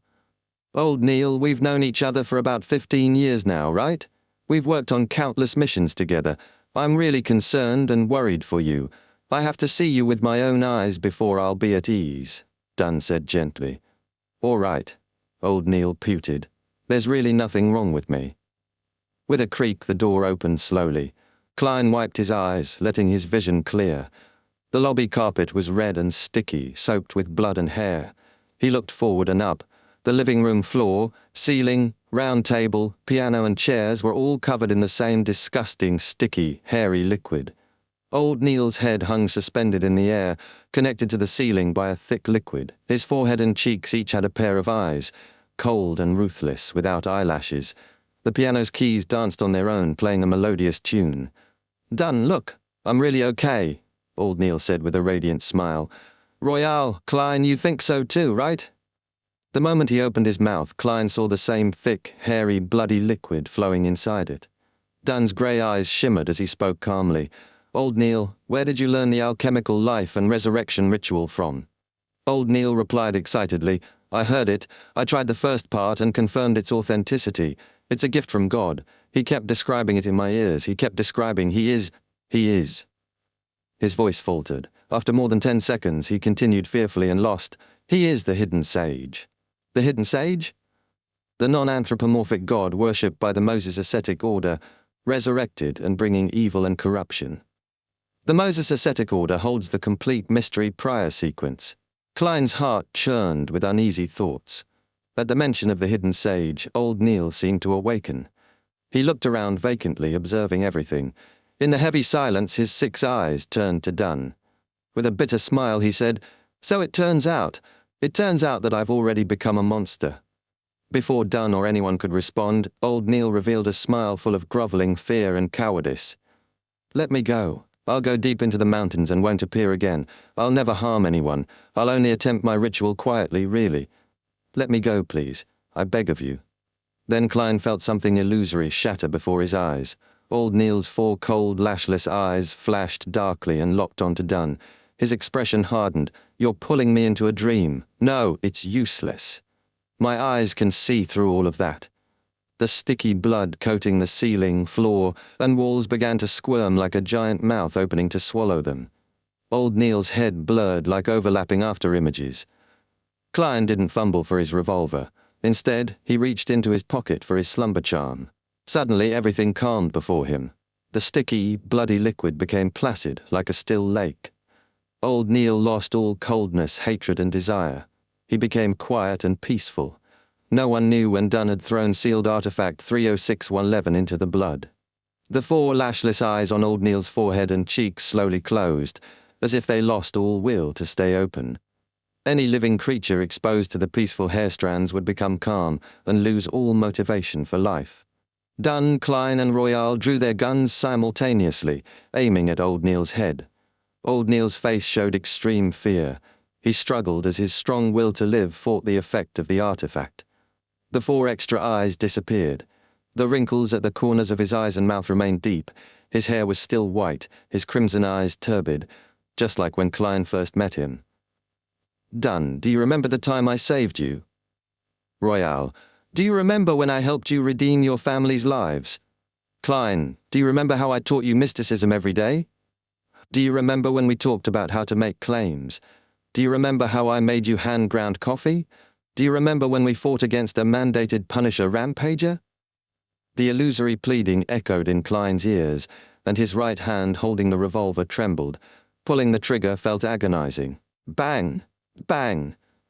2 silver demon-hunting bullets tore through Old Neil's head in quick succession. Klein watched the familiar, abnormal face reveal hopelessness. The skull tore open. Red and white matter sprayed everywhere. The sticky blood coating the surroundings began shrinking, flowing back into Old Neil's broken head lying on the floor. Dunn and Royale lowered their guns and silence fell. Klein stared at the scene. Old Neil's corpse shrank into a ball of rotten flesh.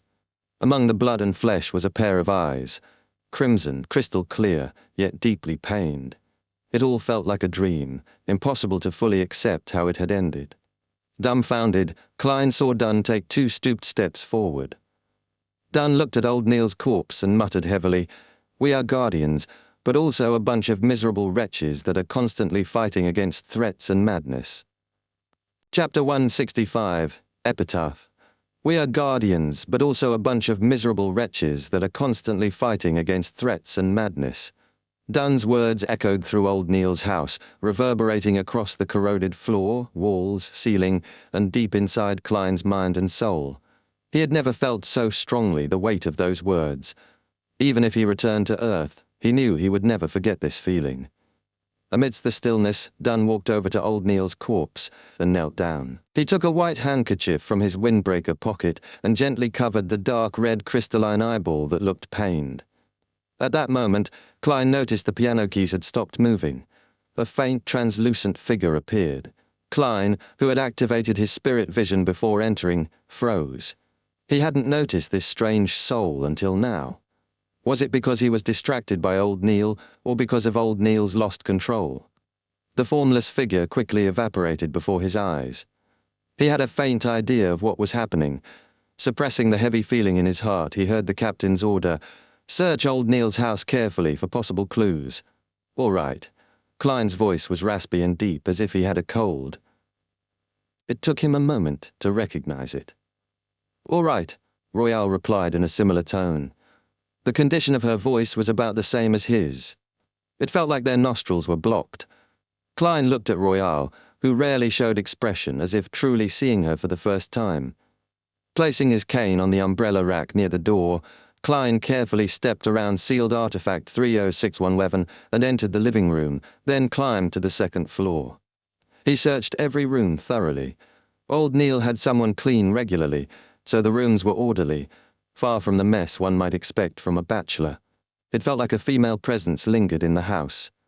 Half an hour later, Klein found several handwritten notes on a bookshelf in Old Neil's room. The notes detailed a strange, mysterious ritual: alchemical life.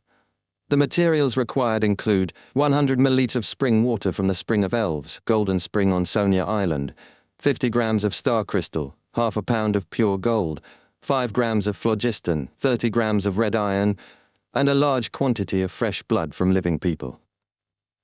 Under the line about fresh blood, Old Neil had written, "I can consider drawing my own blood, accumulating it little by little and preserve it using ritualistic magic." Klein closed his eyes and crushed the notes in his hand. Thursday morning, 9 o'clock, the time of the moon. Raphael Cemetery. Klein stood silently in a corner of the cemetery, dressed in his black formal suit, cane in hand. A neat white handkerchief was tucked in his breast pocket, and he held a slumber flower. Dunn, Fry, Leonard and Kenley carried a black coffin with old Neil's body. They slowly approached the tombstone and lowered the coffin into the grave. Roseanne, dressed in black with a white flower in her hair, wept as the brown soil was tossed in. Can someone tell me if this is all happening for real? Why did he lose control? Why did he consume the potion? Why did he become a beyonder? Why must there be wraiths and monsters? Why is there no safer way? Why? Klein silently listened until the coffin was buried deep, erasing all signs of old Neil's existence. May the goddess bless you. He drew a crimson moon before his chest, then stepped forward to place the slumber flower at the tomb. May the goddess bless you. Dunn, Fry and the others tapped their chests clockwise. Klein looked up at the black and white photograph carved on the tombstone. Old Neil wore his classic black hat. His white hair peeked around its edges. The wrinkles beside his eyes and mouth were deep, his dark red eyes a little turbid. He looked peaceful, no longer feeling grief, pain or fear. Beneath the photo was an epitaph from old Neil's last diary entry. If I cannot save her, then I shall accompany her. The morning breeze blew gently. The silence and emptiness of Raphael Cemetery hung over everyone. That afternoon, Klein took a form signed by the captain to the armory. He opened the half-closed door and saw Brett behind the table, his thick black beard framing his face. Klein froze before handing over the form. 50 rounds of ordinary bullets. As he spoke, his eyes drifted to a tin can on the table. He could almost smell the hand-ground coffee and hear the cheeky words in his ears. But why must you wait till you have spare cash? You can apply to Dunn and get him to approve the expenses. Brett noticed Klein's expression and sighed. I can understand what you're feeling right now. I myself cannot believe old Neil would leave us like that. Sometimes I feel like this is a dream conjured by the captain. Perhaps this is the destiny of many Nighthawks, Klein replied bitterly. After this incident, his disappointment and hatred toward the church's upper echelons deepened for keeping the acting method a secret. Let's hope there will be fewer such tragedies. May the goddess bless us. Brett drew a crimson moon before his chest, took the application, and disappeared into the armory. Bang! Bang! Bang! Gunpowder filled the air. Klein vented his frustrations on the target until the 50 bullets were spent. He collected himself and took a public carriage to Gawain's house. He ran sets upon sets of exercises, pushing himself as if torturing his body, until Gawain told him to stop. Combat practice isn't there for you to harm yourself. Gawain's turbid green eyes held no emotion. I'm sorry, teacher. I'm a little down today. Klein exhaled and tried to explain. What happened? Gawain asked. Klein thought for a moment, then said simply, a friend of mine passed away suddenly. Gawain was silent a few seconds. He stroked his blonde mustache and said quietly, I once lost 325 friends in 5 minutes, 10 I could trust with my life. Klein sighed in realization. That is the cruelty of war. Gawain glanced at him and laughed self-deprecatingly. The cruelest thing is that I can never exact revenge for them. I can never fulfill their dreams. The answer eludes me forever. As for you, you still have a chance. Though I don't know what happened, you're young. You have many opportunities. Klein was silent, then breathed deeply and collected himself. Thank you, teacher. Gawain nodded. Take a 10-minute break, then do 10 more sets of exercises. Klein was momentarily unsure how to respond. Friday morning in the Nighthawks' recreation room. Klein, Seeker, Tron and Fry sat around the round table, but they weren't playing cards. One flipped through newspapers, another gazed out the oriel windows in a daze, and the last held a pen, wanting to write but unable. The room was quiet, heavy with unspoken thoughts. No one joked or spoke. Phew! Klein exhaled, lowered his newspaper, and planned to focus on the materials he had found. At that moment, Dunn Smith knocked and entered. He looked around before saying, Klein, come out for a moment. What happened? Klein, sensing the weight of the moment, stood and followed him out. Dunn stood at the entrance of the stairway to the basement. He turned and looked at Klein. The person the Holy Cathedral sent is here. The person examining me is here. Klein's nerves tightened. Chapter 166, Examination. A cold breeze blew from the basement, slightly easing Klein's tense nerves. It's finally here. Once I pass this stage, I won't have to endure such examinations for at least half a year. Once I advance to sequence 8 and become a so-called clown, I'll have actual combat strength. With divination and my flaring sun charms backing me up, I'll have a chance of surviving more dangerous situations. Since waiting for the Holy Cathedral's examination, Klein hadn't dared withdraw the £300 Miss Justice transferred to the anonymous account. If they audited his finances and saw a large unknown sum, it would cause suspicion. Dunn Smith smoothed his sleeve and said quietly, "The person in charge of the examination is one of the 9 high-ranking deacons of the Nighthawks, Crestet Sesamir. The Holy Cathedral attaches great importance to you." "A high-ranking deacon," Klein blurted. The 13 archbishops and 9 high-ranking deacons formed the church's upper echelon, many rumored to be high-sequence beyonders. These 22 individuals answered only to the Evernite goddess and the Pope. Dunn sniffed the cold basement air and nodded faintly. "Yes, he's a high-ranking deacon, but you don't have to be nervous. Crestet is only sequence 5, not yet a demigod, so don't be too afraid or reverent." "Oh, his Beyonder title is Goddess Sword. With a holy item, his combat strength equals a newly advanced sequence 4 Beyonder. I just chatted with him. He was very friendly." Klein read between the lines. Captain was telling him to stay calm and stick to the plan. He asked, "Where should I meet the high-ranking deacon?" "At the alchemy room where we concoct potions," Dunn said, a hint of gloom in his voice. "The alchemy room? The lab where old Neil made Klein's seer potion?" Klein exhaled slowly, returned to the recreation room, grabbed his outerwear, put on his black windbreaker, and headed down the winding basement stairs. He turned left at the junction. Soon, he found a secret door under the warm light of gas lamps lining the walls.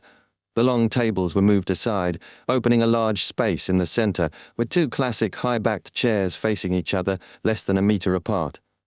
A man in his 30s sat in the chair facing the door. His golden brown hair was cut short, blackish-green eyes as dark as a moonless forest. His shirt and windbreaker collars were up, his chin hidden in shadow. "Hello, Your Grace," Klein bowed. Crest Sesamir crossed his right leg over the left, leaned back leisurely and smiled. "Hello, Klein, you may sit over there." He pointed to the opposite chair. By his leg sat a silver suitcase about the size of a violin case. Klein thought, "It can carry a sword." He sat in the assigned seat. Crestet rested his right index finger on his upper lip, pondering. "I plan to first examine how well you've mastered your potion. That's not a problem, right?" "Not at all." Klein nodded confidently. Very confident. Crestet smiled, watching Klein intently. Suddenly the gas lamp's light vanished as though swallowed by darkness. Klein felt exhaustion wash over him, like his biological clock struck sleep time, yet his mind stayed tense, unable to relax, like restless overexertion. The silent night surrounded him, broken only by the drip of a loose tap, conversations in the Blackthorn Security Company, and wind through the stairway. He saw and heard nothing else out of place. Excellent. Crestet's hypnotic voice dispersed the darkness. The gas lamp light returned. Klein shook off his exhaustion, feeling like himself again. "He affected me without me realizing it. Is that what a Sequence 5 Beyonder can do?" "This is the horror of a high-ranking deacon," Klein thought, a little frightened. Crestet clasped his hands on his knees, bent slightly, lips hidden by his collar. "You passed the test. You achieved a level beyond outstanding in mastering your potion. I'll need to observe for hidden dangers in your mind, to ensure the potion's spirit hasn't changed your character subconsciously or left problems behind. You have 3 minutes to prepare." Klein nodded immediately. "All right." He took a breath and entered cogitation, clearing negative thoughts. Crestet said nothing but took a silver pocket watch from his inner pocket and flipped it open. He watched the second hand intently. 3 minutes later, Crestet closed the watch and smiled. "I'll begin singing." "Singing?" Klein's face showed confusion. Before he could ask, Crestet started humming a lovely melody. The sound filled the alchemy room but gradually lost harmony and went out of tune. Squeak, scratch, zing! Klein heard noises like nails scratching blackboards, bubble wrap popping, electric drills buzzing, and other irritating sounds. The noise grew chaotic, making him want to vent frustration and cause destruction. But Klein, used to mad ravings and terrifying screams, restrained himself swiftly. He displayed annoyance, tension, frustration, and insecurity at proper moments. Being too perfect would be suspicious. Crested stopped singing at some unknown time. The noises vanished, leaving tranquility. Silence sure is great, Klein thought. Very good, excellent. No latent problems in your soul. Of course, if you wanted to beat me up or stuff my mouth with something, that's only normal. Crestet's mouth was hidden, but his tone revealed amusement. No, I wouldn't dare, Klein admitted honestly. Crestet smiled. Congratulations, you have passed all the tests. Now it's time for the question and answer session. His green eyes darkened deeply, as if peering through flesh to the spirit itself. Go ahead, Klein said, sitting upright. Crestet maintained his posture and casually asked, You said your divination club experience helped you quickly master the potion? Yes, Klein answered simply, not elaborating. Crestet nodded. And your inspiration came from the mystery prior's maxim and Daly's example? Yes. Klein confirmed, then explained, a teammate who is a mystery prior told me those who abide by their maxim have a lower chance of losing control. I also heard Madame Daly wanted to be a real spirit medium and leveled up to sequence 7 in 2 years. Noticing both, I tried to be a real seer and outlined principles for a seer. The outcome was better than expected. I mastered the potion quickly. Your Grace, I'm not sure if you had a similar experience. When I fully mastered the potion, there was a very special, magical feeling. Klein described it vaguely, aware he only partially understood the acting method. The man he had been on Earth would have been nervous lying so much before a powerful Nighthawk. But here he was used to it, and did so flawlessly. The darkness in Crestet's eyes faded, his gaze softened, and he smiled. Don't worry, it's not an illusion. No doubt or scrutiny showed. Klein felt relief. Dunn endorsed your experience. I believe you're a genius with logical mind and sharp senses, Crestet complimented. Did you share your experience with your teammates? Of course, Klein answered honestly. I want to help lower their risk of losing control. We're comrades facing danger together. I have no reason to hide the truth. But for the same reason, I didn't tell the clerks. Crestet uncrossed his right leg, sat up straight. His lips appeared from the shadow of his collar, curling slightly. Although you haven't been with the Nighthawks 2 months, your understanding of partners is better than many others. I plan to share more information with you, but per Holy Cathedral rules, you must swear to the goddess not to reveal the contents of our conversation to anyone unaware of it. That's fine, right? I passed? Klein was delighted. He nodded without hesitation. No problem. Though he couldn't teach others the acting method, he could let Miss Justice and Mr. Hanged Man do so indirectly. Chapter 167, Holy Artifact. All right. Crestet Sesamir nodded, leaning forward. Then swear upon the Holy Artifact. As he spoke, he bent down to lift the silver suitcase by his foot. Holy Artifact? The Holy Artifact that earned you the title of the Goddess's Sword? Klein watched curiously. Crestet placed the suitcase on his knees, his dark green eyes turning pitch black. He lifted his hand and pressed down. The cover of the violin case-like suitcase suddenly dissolved and receded like a tide. At the same time, Klein felt the light around him being drawn forward, as if absorbed by the suitcase. Apart from the classic lamp's light and the silver glow spiraling inside the case, the alchemy room was pitch dark. The scene looked surreal. Pah! With a crisp snap, Crestet opened the suitcase, revealing a pure white bone sword inside. Yes, a bone sword. Instinctively, Klein knew it was mainly made of bone. The short sword silently released a pure white glow in the dark alchemy room, like a moon high in the night sky, or a lighthouse in a storm. The sword appeared flawless, but closer inspection revealed layers of symbols and icons woven into its surface, intertwining to form the sword's body. Klein's gaze was drawn irresistibly to the holy sword, his brown eyes slowly losing luster. Crestet lifted the suitcase, moving the sword away from its place.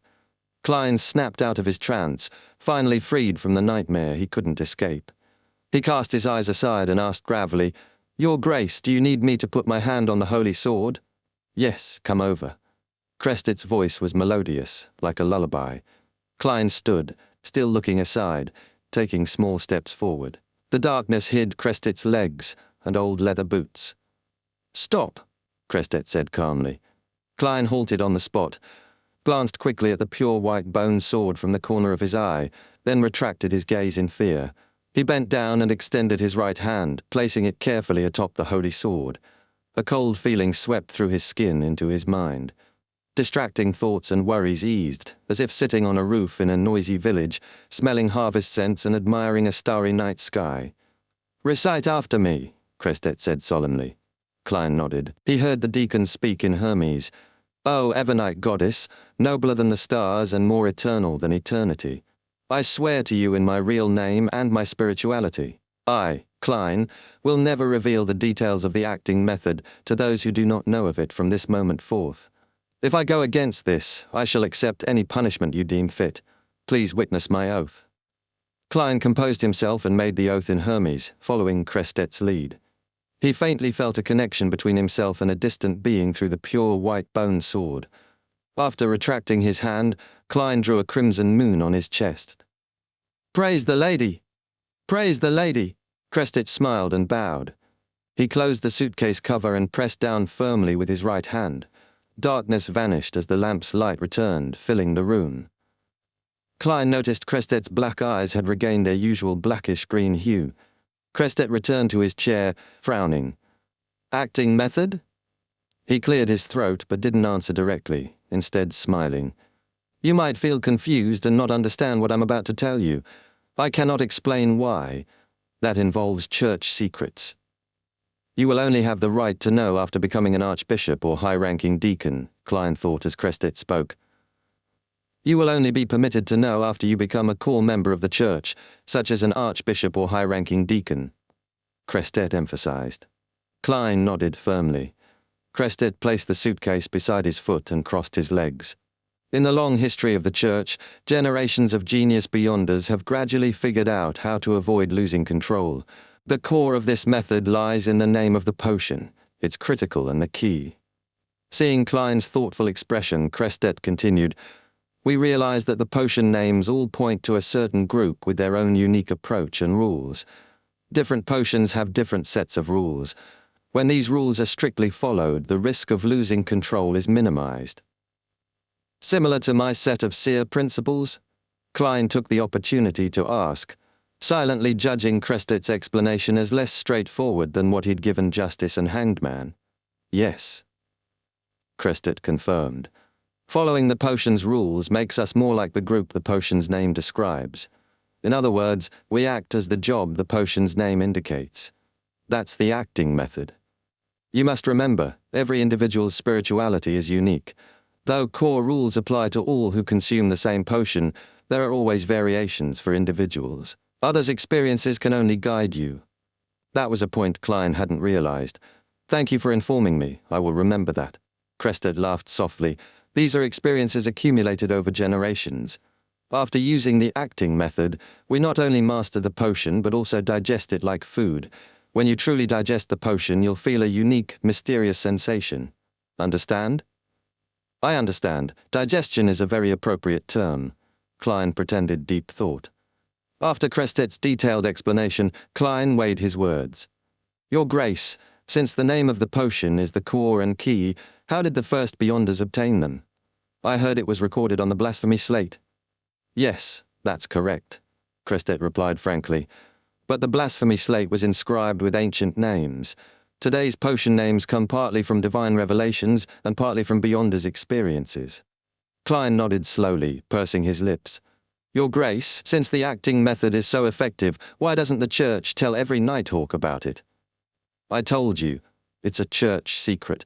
You'll understand why when you become an archbishop or high-ranking deacon," Crestet answered, unfazed. "All right, go back upstairs and tell the rest of the Nighthawks to come down one at a time. I must carry out the final step of the examination." That's to keep Fry and the others from divulging the acting method, Klein realized as he stood, then bade farewell, following etiquette. He walked the corridor and stairs, returning to the Blackthorn Security Company. Dunn was smoking near the basement entrance. With a smile, Klein said, "There shouldn't be any more problems. His Grace wants me to tell Fry and the others to come down for a conversation with him." "Yes, that's the last step. That means no problems," Dunn said, putting away his pipe and heading to the recreation room. As Fry and Seeker entered the basement, Klein suddenly recalled something. He hurried, "Captain, Are we going to have to get Royale, who's guarding Chanis Gate, Leonard, who's watching the asylum, and Kenley, who's on break? Dunn froze and pinched his forehead. I forgot. Then he chortled. But the matter shouldn't be complicated. Having a high-ranking deacon examine you means no need to send a telegraph or exchange letters with the Holy Cathedral. He can decide on the spot and hand over the clown potion formula and ingredients to you. That's not too bad. Klein's excitement showed. An hour and a half later, as Kenley left the alchemy room looking puzzled, Klein was summoned downstairs again.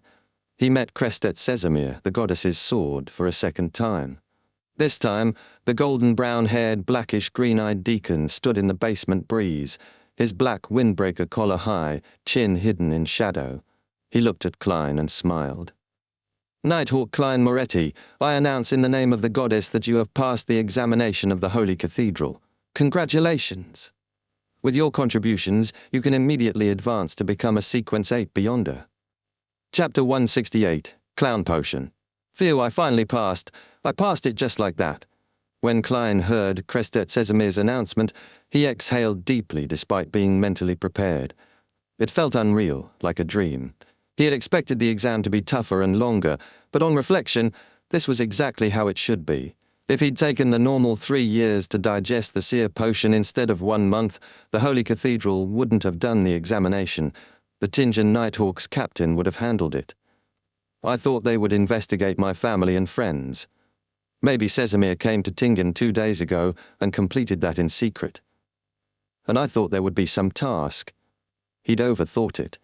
The exam's goal was simply to assess digestion level, check for latent dangers, and confirm whether Klein knew the acting method and shared his experience. These thoughts raced through Klein's mind as he smiled sincerely. Thank you, Your Grace. Praise the lady. Crestet nodded gently. To advance is to serve the goddess better so you can protect our fellow believers. Remember this, it'll help you fight the temptation of losing control. Temptation. Klein pondered the word. Crestet sized him up with sharp green eyes. The acting method helps digest the potion and lowers the risk of losing control, but it's not everything. You can even confuse playing the role with your own existence. Many actors develop severe psychological issues. At a certain level, you might truly go insane. Remember, you're only acting. Klein recalled the City of Silver's warning, identical to Sesamir's. In addition, Crestet added, losing control is linked not just to the potion, but also to your emotions and mental health. The most important thing for a Beyonder is self-control. Only then can you resist evil gods and devils, and emotions like greed, jealousy, and desire erosion. Of course, I don't mean you should rid yourself of all emotions and desires. That's beyond any human or demigod, perhaps only some special sequences can. Klein thought of old Neil and asked, we must keep emotions and desires reasonable, not letting them drive irrational or abnormal behavior. Crestet nodded solemnly. Yes. Wrinkles appeared at the corner of his eyes. That's all I wanted to warn you about. Now I'll pass you the clown potion formula and ingredients. He set the silver suitcase on the long table, then turned and moved to block Klein's view. The lights vanished again, and Klein understood. The formula and ingredients were in the suitcase that stored the holy artifact. His gaze had been drawn to the bone sword, so he hadn't noticed the other contents. After a few minutes, the gas lamps lit the room again. Crestet picked up the suitcase and stepped aside, revealing the items on the table. The most eye-catching was a palm-sized grey goat horn. It looked like a miniature goat horn, crystal clear and swirling with colours. Faint, unique patterns covered it. Next to the horn was a blue rose with red veins connecting the petals, forming a human face with a smile. Ha ha, woo, ha ha ha, woo woo. Klein heard illusory laughter and crying mixed together and saw pieces of grey halos floating mid-air. A crystal of the single horn of a matured Hornas's grey mountain goat and a full stalk of the human-faced rose, the main ingredients of the clown potion. He nodded faintly and stepped toward the table. 80 milliliters of pure water, 5 drops of torn apple juice, 7 grams of black-rimmed sunflower powder, 10 grams of golden cloak grass powder, 3 drops of poison hemlock.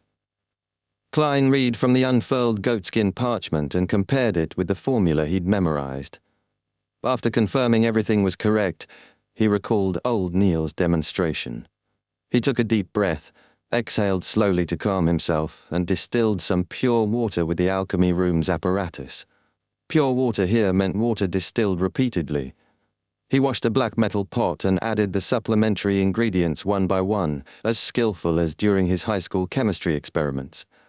Since the Beyonder ingredients hadn't catalyzed yet, the liquid showed no obvious changes, only powder floating on the surface. When ready, Klein looked at the two main ingredients gratefully. There's no description of exact size or weight for the grey mountain goat's single-horn crystal, or the human-faced rose. Maybe a whole horn and complete rose meet the requirements regardless of weight, typical for mysterious Beyonders. If so, no worry about excessive amounts. After a few seconds, Klein picked up the human-faced rose and dropped it into the pot. The flower hissed on contact, and the illusory laughter grew shrill. Ha ha ha ha ha! Without delay, Klein grabbed the crystalline goat horn and threw it in. Poof! The terrifying laughter vanished, and the grey halos slowly converged into the pot. Klein lowered his head and saw the liquid swirling gold, yellow, and red, three colors distinct at their boundaries. Bubbles churned and fizzed but burst silently inside the pot, unable to escape. The scene reminded Klein of Sprite, the carbonated drink from his previous life. This actually looks like a delicious drink. The thought surprised him. Suppressing nervousness and excitement, Klein poured the liquid into a glass bottle. To his shock, not a drop remained in the pot.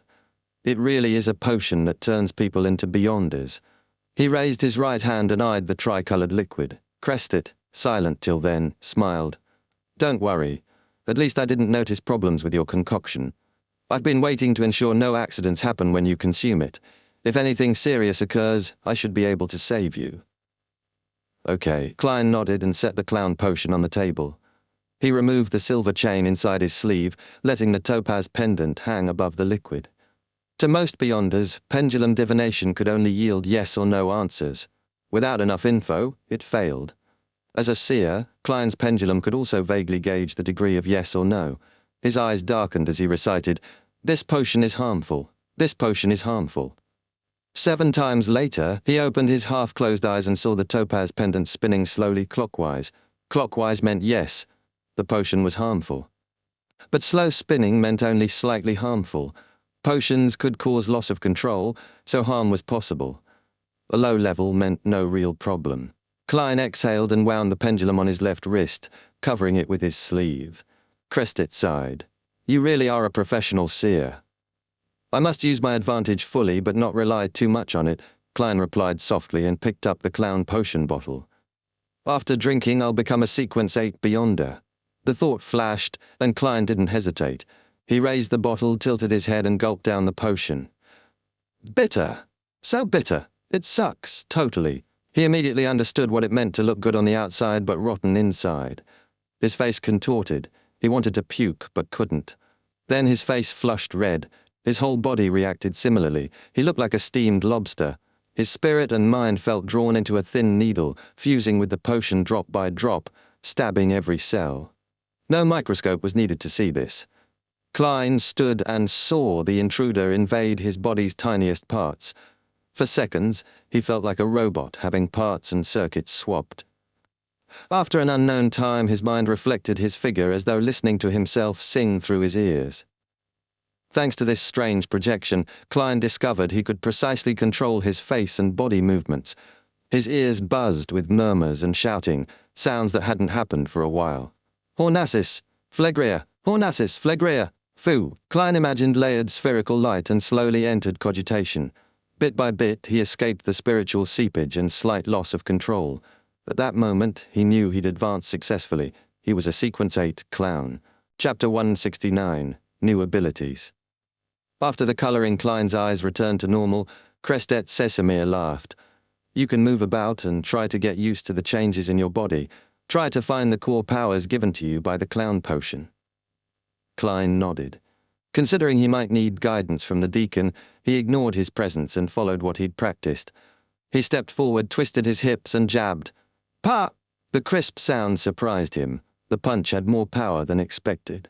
Suddenly, he felt like a carriage abruptly stopping. He lost balance and fell forward. Oh no, this is about to become an embarrassing story. just like Leonard's. But he noticed he could still control his muscles, body, and center of gravity. He used his spine, tendons, and ligaments to adjust his mass and stood firm despite the odd posture. Well understanding this, Klein tried other moves. His biggest change was the massive coordination boost. He'd rarely lose balance now.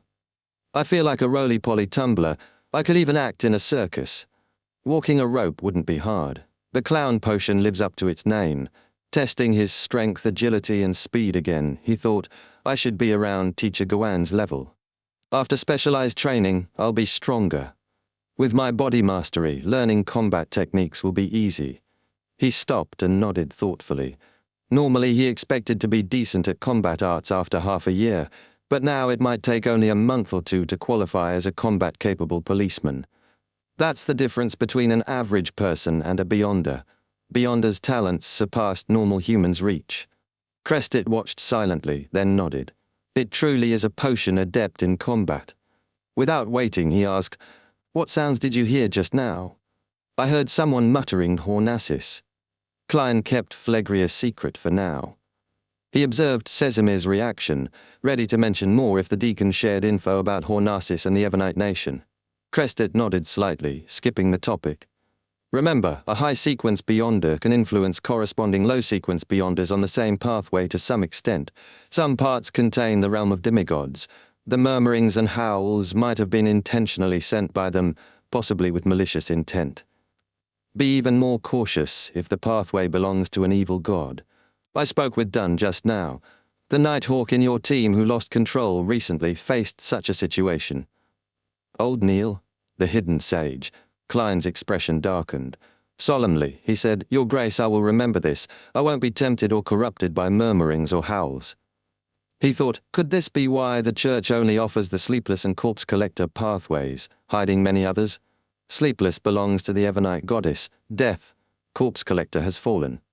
The Mystery Prior and Seer are support roles filling the shortcomings of Sequence 9 and 8 for Sleepless and Corpse Collector.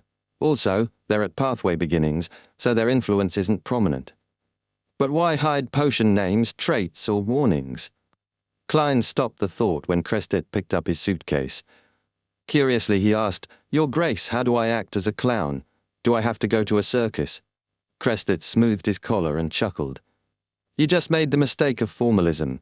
A potion's name not only represents a job, but a group sharing traits. For example, seers can be described as those who see fate and respect it. Still, individuals' conclusions differ even if they consumed the same potion. You can't fully reference another's experience, understand? Klein nodded. I think I get it. I can act as a clown daily if I grasp its essence. In theory, Crested answered cautiously, I understand. Klein drew a crimson moon on his chest.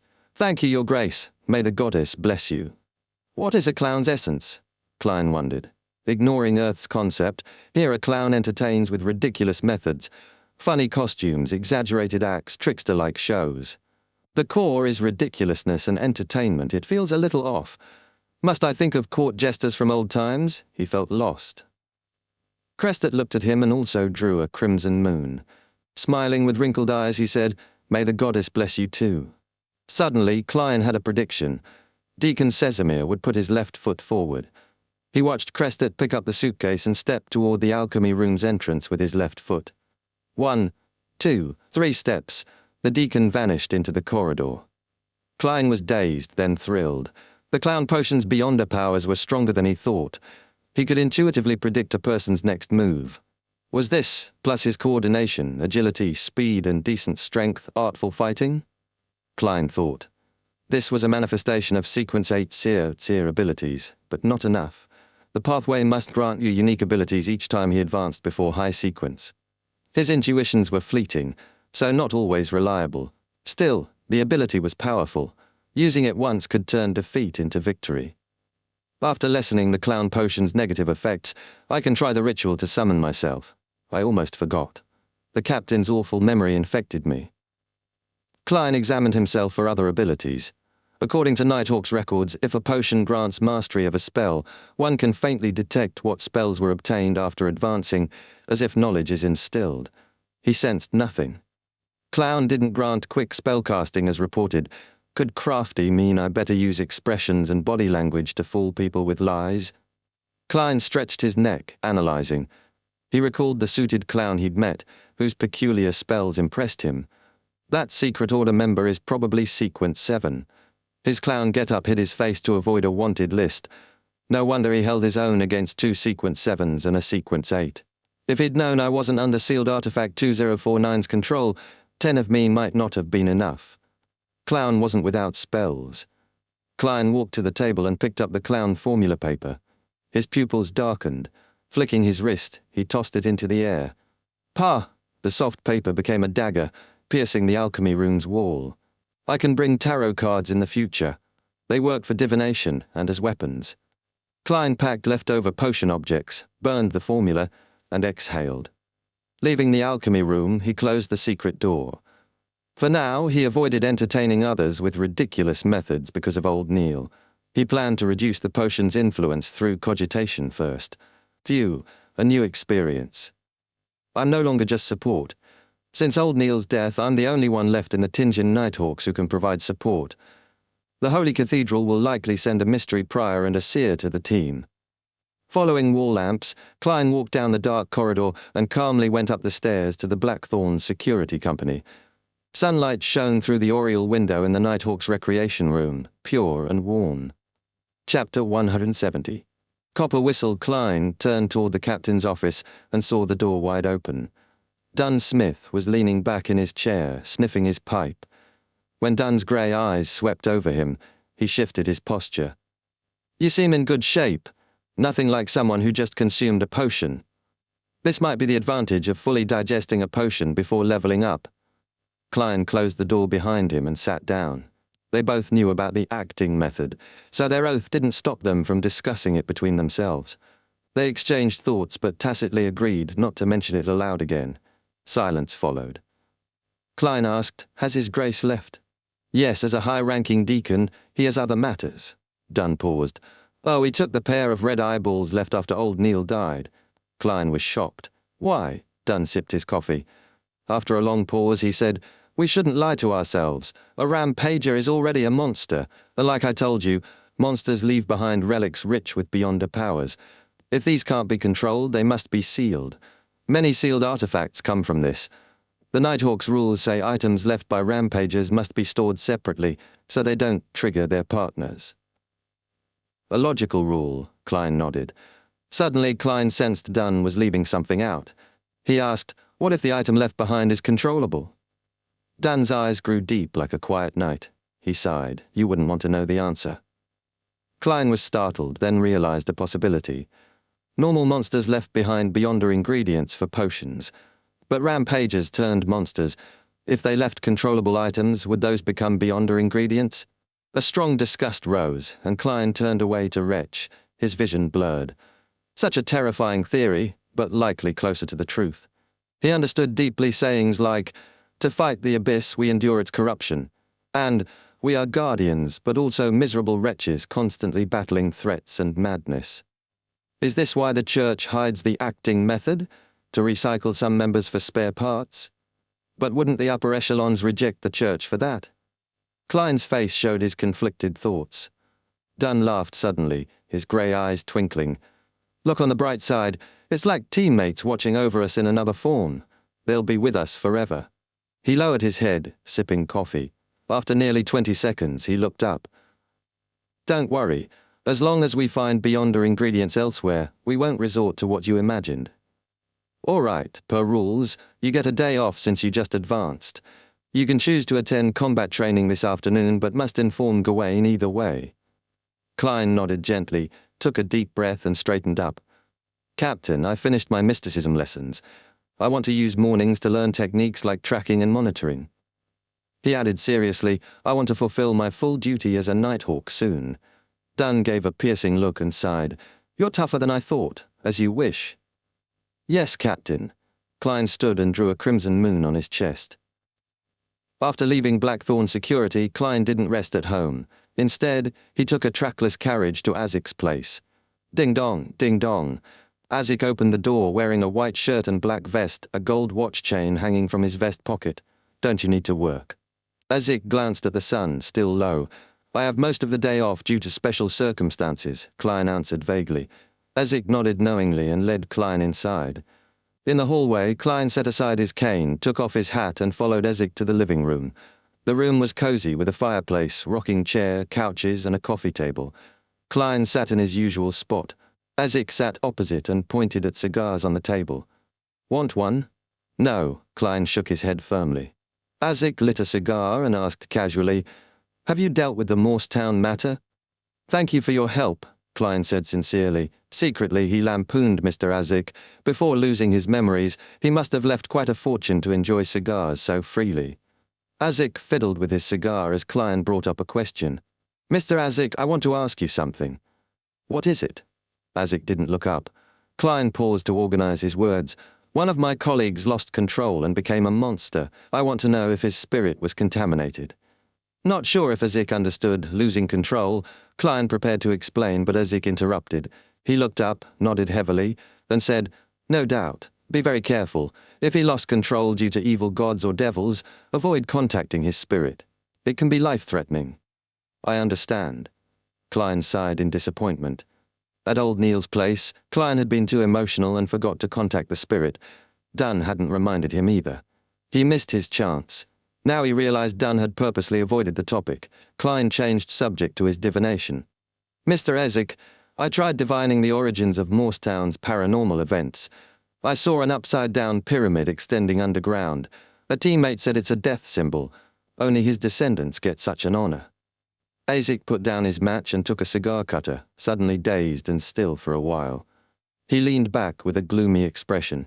After a long pause, he said deeply, This feels familiar, but I can't recall anything. I'm sorry. Klein sighed sincerely.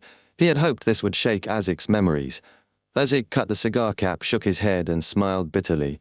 If it was easy to recall, I'd have escaped my fate long ago, but thank you for your kindness and for remembering me.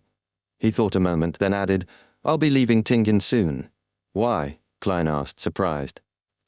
Weren't they supposed to find the manipulator who stole your child's skull?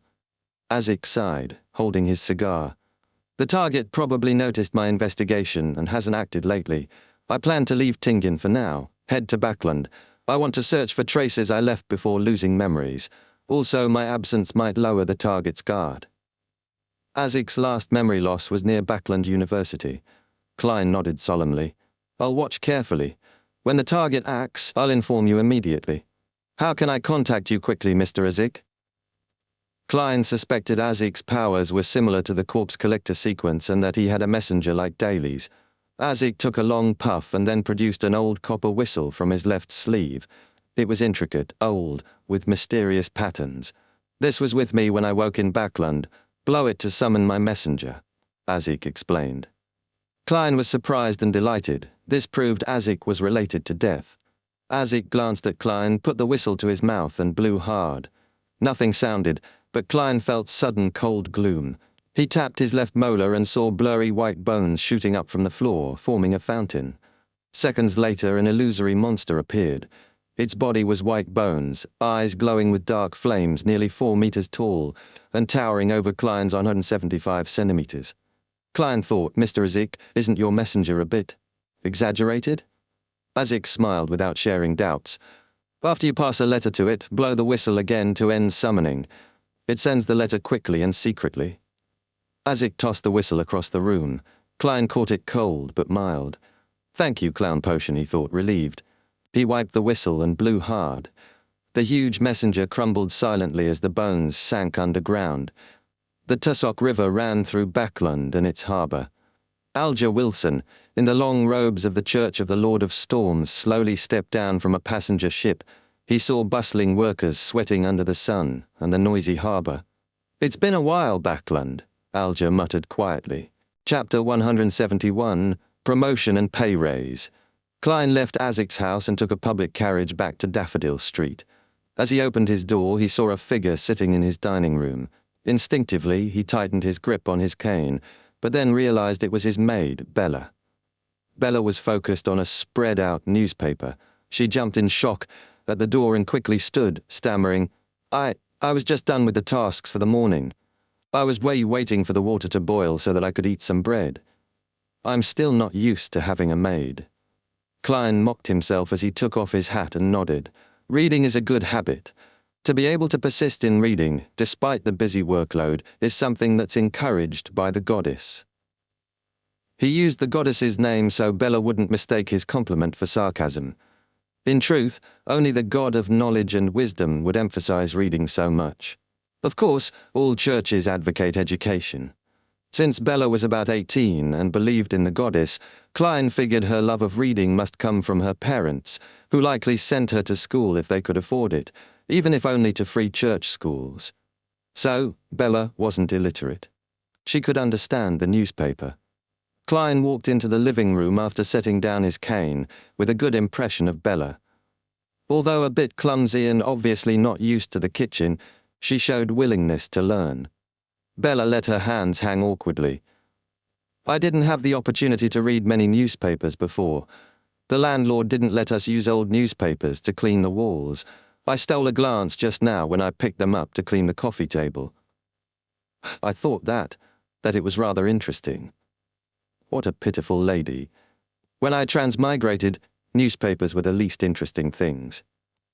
Klein smiled secretly as he lampooned her.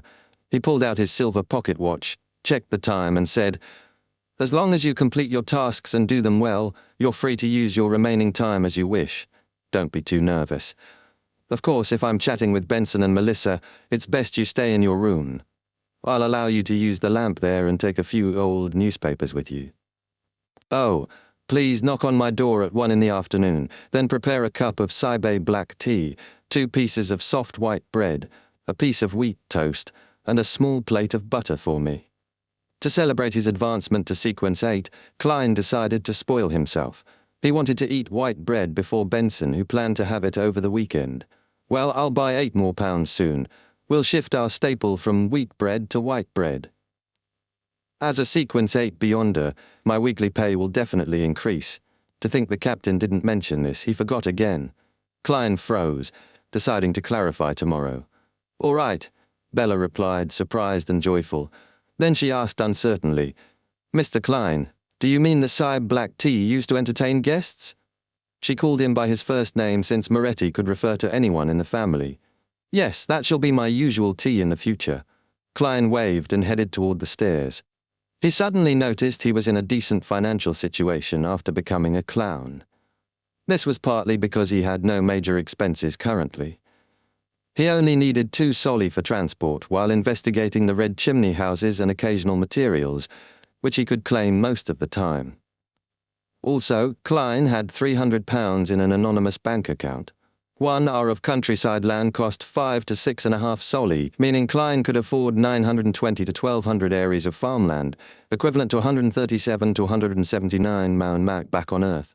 This sum could also buy a house on Daffodil Street on a 15-year contract. If I convert all that money into land, I'd get £23 to £31 a year in rent. Not bad, but I don't need that now. I'll keep the £300 for emergencies. I should tell Benson and Melissa about my true weekly salary, Klein thought as he entered his room. After locking the door, Klein sat on his bed's edge and began his cogitation, carefully trying to control the power seeping from his potion. He'd thought, losing control lightly until he saw the mandated punisher who'd lost control. He didn't know him personally or what happened, thinking him an anomaly, like an average person commenting on a murder in the news then forgetting it. But old Neil's fate shook Klein deeply, making him realize losing control was always possible, lurking close by. It could come unexpectedly. That was a bloody lesson. Klein ended his cogitation, muttering as he opened his eyes. He'd dreamed of that scene many nights recently, jolting awake drenched in cold sweat. He grieved old Neil's death and worried about his future. Without cogitation to help, many sleepless nights awaited.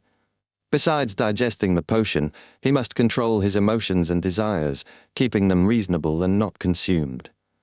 Klein exhaled, lay down, and quickly fell asleep. On old Neil's passing day, Dunn's words and actions touched him deeply, making him seriously consider his Nighthawk responsibilities for the first time. He wanted to help his captain and teammates, so he planned not to waste the afternoon and continue combat lessons. At 3 in the afternoon, on a crude training field. The blonde, crew-cut Gawain furrowed his brows watching Klein transition from beginner moves to those of an apprentice knight practicing 6 months, all within 40 minutes. He called Klein to stop and asked, "What happened?" Klein already had an excuse ready, prepared to credit scientific research when Gawain added, "You don't have to answer if it's inconvenient. Seems the police and Gawain communicated." Makes sense, since he trains beyonders occasionally. Klein sighed with relief and smiled. "Teacher, how long before I can join actual combat?" Gawain crossed his arms and replied raspily, 2 or 3 days, but that's not enough." He thought aloud, "Joining combat isn't the same as being good at fighting. That takes another 2 to 3 weeks. Also, you need mastery over weapons you can bring, like cane, whips, daggers, and bayonets." So many still to learn. Klein was dumbfounded. Gawain's experienced gaze swept him. "Remember, every drop of sweat here might save your life later." "Yes, teacher," Klein pumped himself up. Sunday morning, Klein knocked on the captain's office door at Blackthorn Security. Dunn Smith looked up, as if expecting him. "I forgot to tell you yesterday. Your police position rose from probationary inspector to inspector, now that you advanced to sequence 8. I'll arrange your documents and epaulets. Your weekly salary increases from £6 to £10. The church and police each pay half. This is the level of an experienced Nighthawk, of course, experienced at sequence 9. "Captain, are you reading the wrong script?" Klein was surprised but smiled as his eyebrows relaxed. "That's more than I expected." He'd imagined only £8. Dunn sipped coffee. "Salary increases depend first on years of service, second on contribution, and third on job level. The third often correlates with contribution. Without contributions, even after digesting a potion, one can't apply for formulas or materials." Klein nodded. "A £10 weekly salary plus bonuses equals about £540 yearly, tax-free. High middle income, just below esteemed lawyers, famous architects, experienced surgeons, and government workers. Even the Lone Kingdom Treasury Vice President earns £700 yearly before tax, about £640 after. According to newspapers, a decent house in Backland and Hillston costs about £2,500. With Benson, Melissa, and current spending, they could buy one in 7 or 8 years. To afford a bungalow downtown in that time, purely on my efforts, makes me happy." Klein got up, bade farewell, and quickly went to Chanis Gate for his shift. Before 10, he heard footsteps approaching Chanis Gate. Dunn appeared at the door. "There's a case needing your help." "An incident with Beyonders?" Klein asked. "No. A parliamentary representative, Mr. Maynard, was found dead at home. The Tingen police are pressured and want us to use mediumship rituals to find the murderer. You're the only team member who can do that now," Dunn explained. Then added, "The Holy Cathedral will send a mystery prior next week. It should have been earlier, but you joined and chose to be a seer." Chapter 172, Autopsy. Klein packed his things and asked straightforwardly, "How long has the Member of Parliament been dead for?" "If over 15 minutes. The information he could get would decline sharply.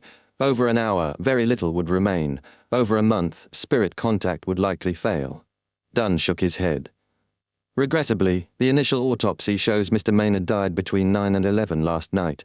You only need to assist. Don't worry about whether you can be of use." "All right." Klein took his coat and left the duty room with hat and cane in hand. Dunn took his place at Chanis Gate. Theoretically, as a beyonder with enhanced spirituality, one could learn spirit vision, divination, and ritualistic magic, especially sleepless sequence beyonders, known for high spirituality.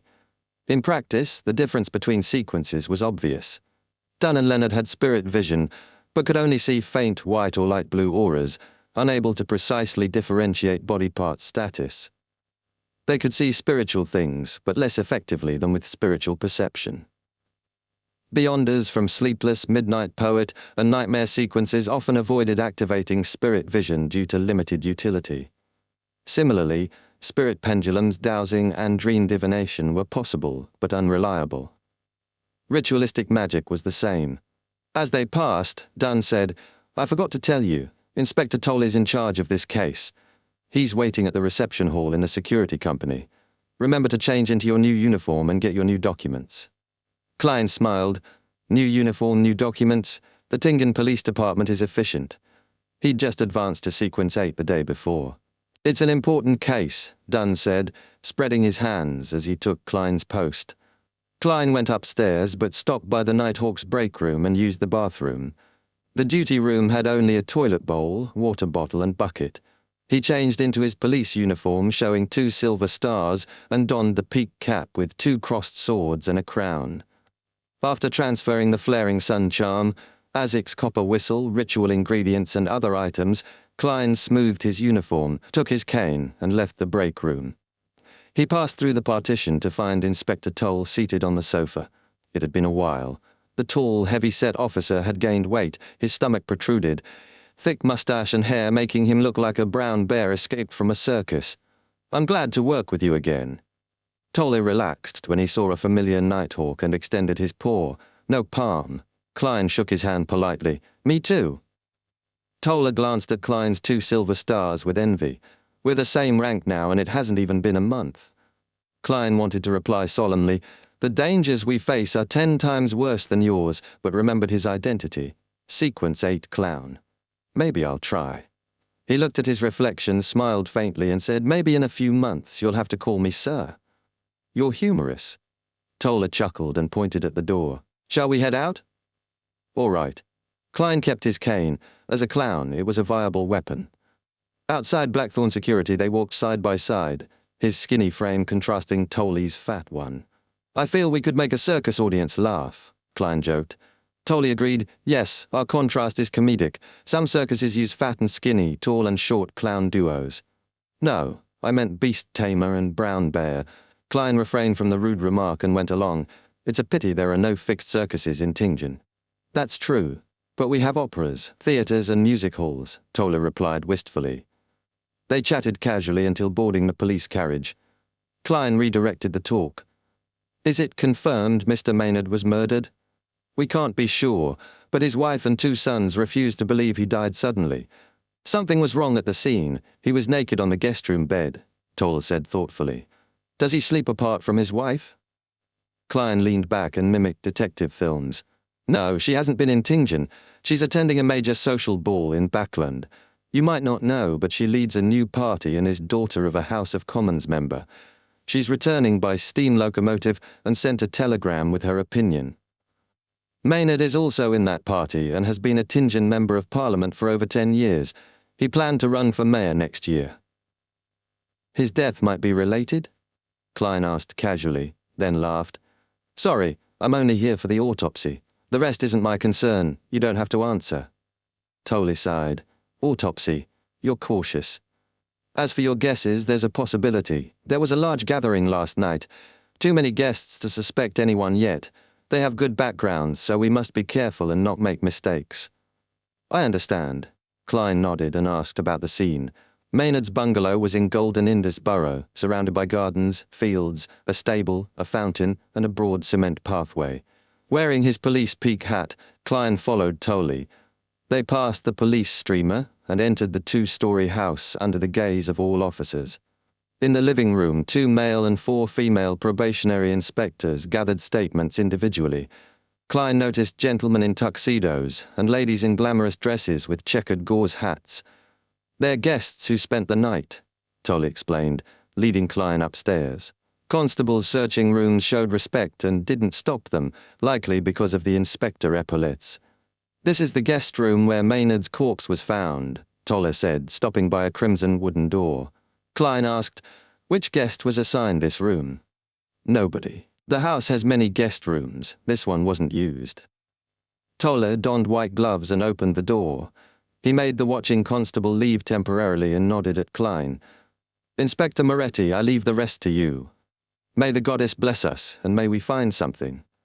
Klein put on white gloves and locked the door behind him. He approached the bed, noting the crimson sheets were abnormally messy. The corpse lay covered with a white cloth.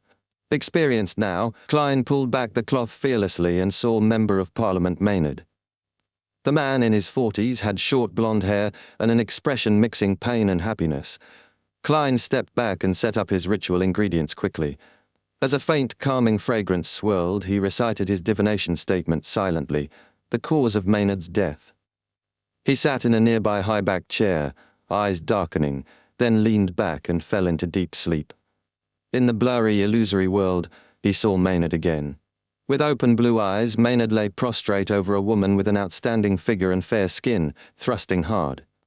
First, Maynard's face showed extreme satisfaction, then he clutched his chest with his right hand, his expression twisting. Pah! Maynard fell, and the image shattered. Cline awoke. I can't believe I can actually watch porn like this. So Maynard had an affair and died of exhaustion? Cline chuckled, massaging his temples. He took out pen and paper and did another ritual, drawing the woman's portrait from his vision, omitting everything below her neck. She was a woman whose age was hard to tell, mature like in her 30s but with an innocent remnant. Her eyes were crystal clear and her look delicate. Cline admired the drawing, packed away his ritual items, and dispelled the spiritual wall. He reached for his silver-edged cane. Suddenly, someone cleared their throat, reverberating loudly. Cline got goosebumps. He looked at the bed and saw Maynard gripping the crimson sheets so tightly the tendons on his hands protruded. With a swoosh, the corpse who died between 9 and 11 last night suddenly sat up, saliva drooling from his lips, eyes wide and vacant. Chapter 173. Zombification. Before Cline could come up with any new ideas, the rigid Maynard suddenly lifted both hands and lunged forward to Cline's left, accompanied by the sound of hurtling wind. In the past, Cline's dulled reactions might have made it impossible to avoid such a sudden attack. Even if he had noticed in advance, he'd have had to roll away to evade the fast-moving corpse. Now, however, he reacted nearly on instinct. Stomping down in his bright, buttonless leather boots, he leapt diagonally onto the high-backed chair. Since he had just advanced a day ago, he was still adapting to his enhanced power, agility, and speed.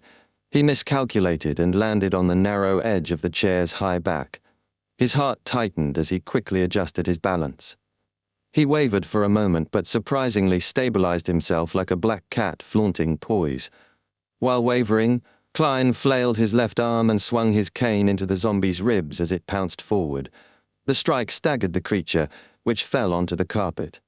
Standing atop the chair, Cline reached for his revolver with his right hand, preparing to fire a silver demon-hunting bullet. But then he hesitated. If he blew a hole in Member of Parliament Maynard's corpse, how could he explain the cause of death to the family or Parliament? All I did was double-tap his corpse. Thinking fast, Cline felt inside his uniform pocket for a triangular plate, the Requiem charm. Without hesitation, he pulled out the silver amulet and shouted in Hermes, "Crimson!" The charm radiated a peaceful aura. Cline infused his spirituality into it and tossed it to zombie Maynard, who struggled to rise.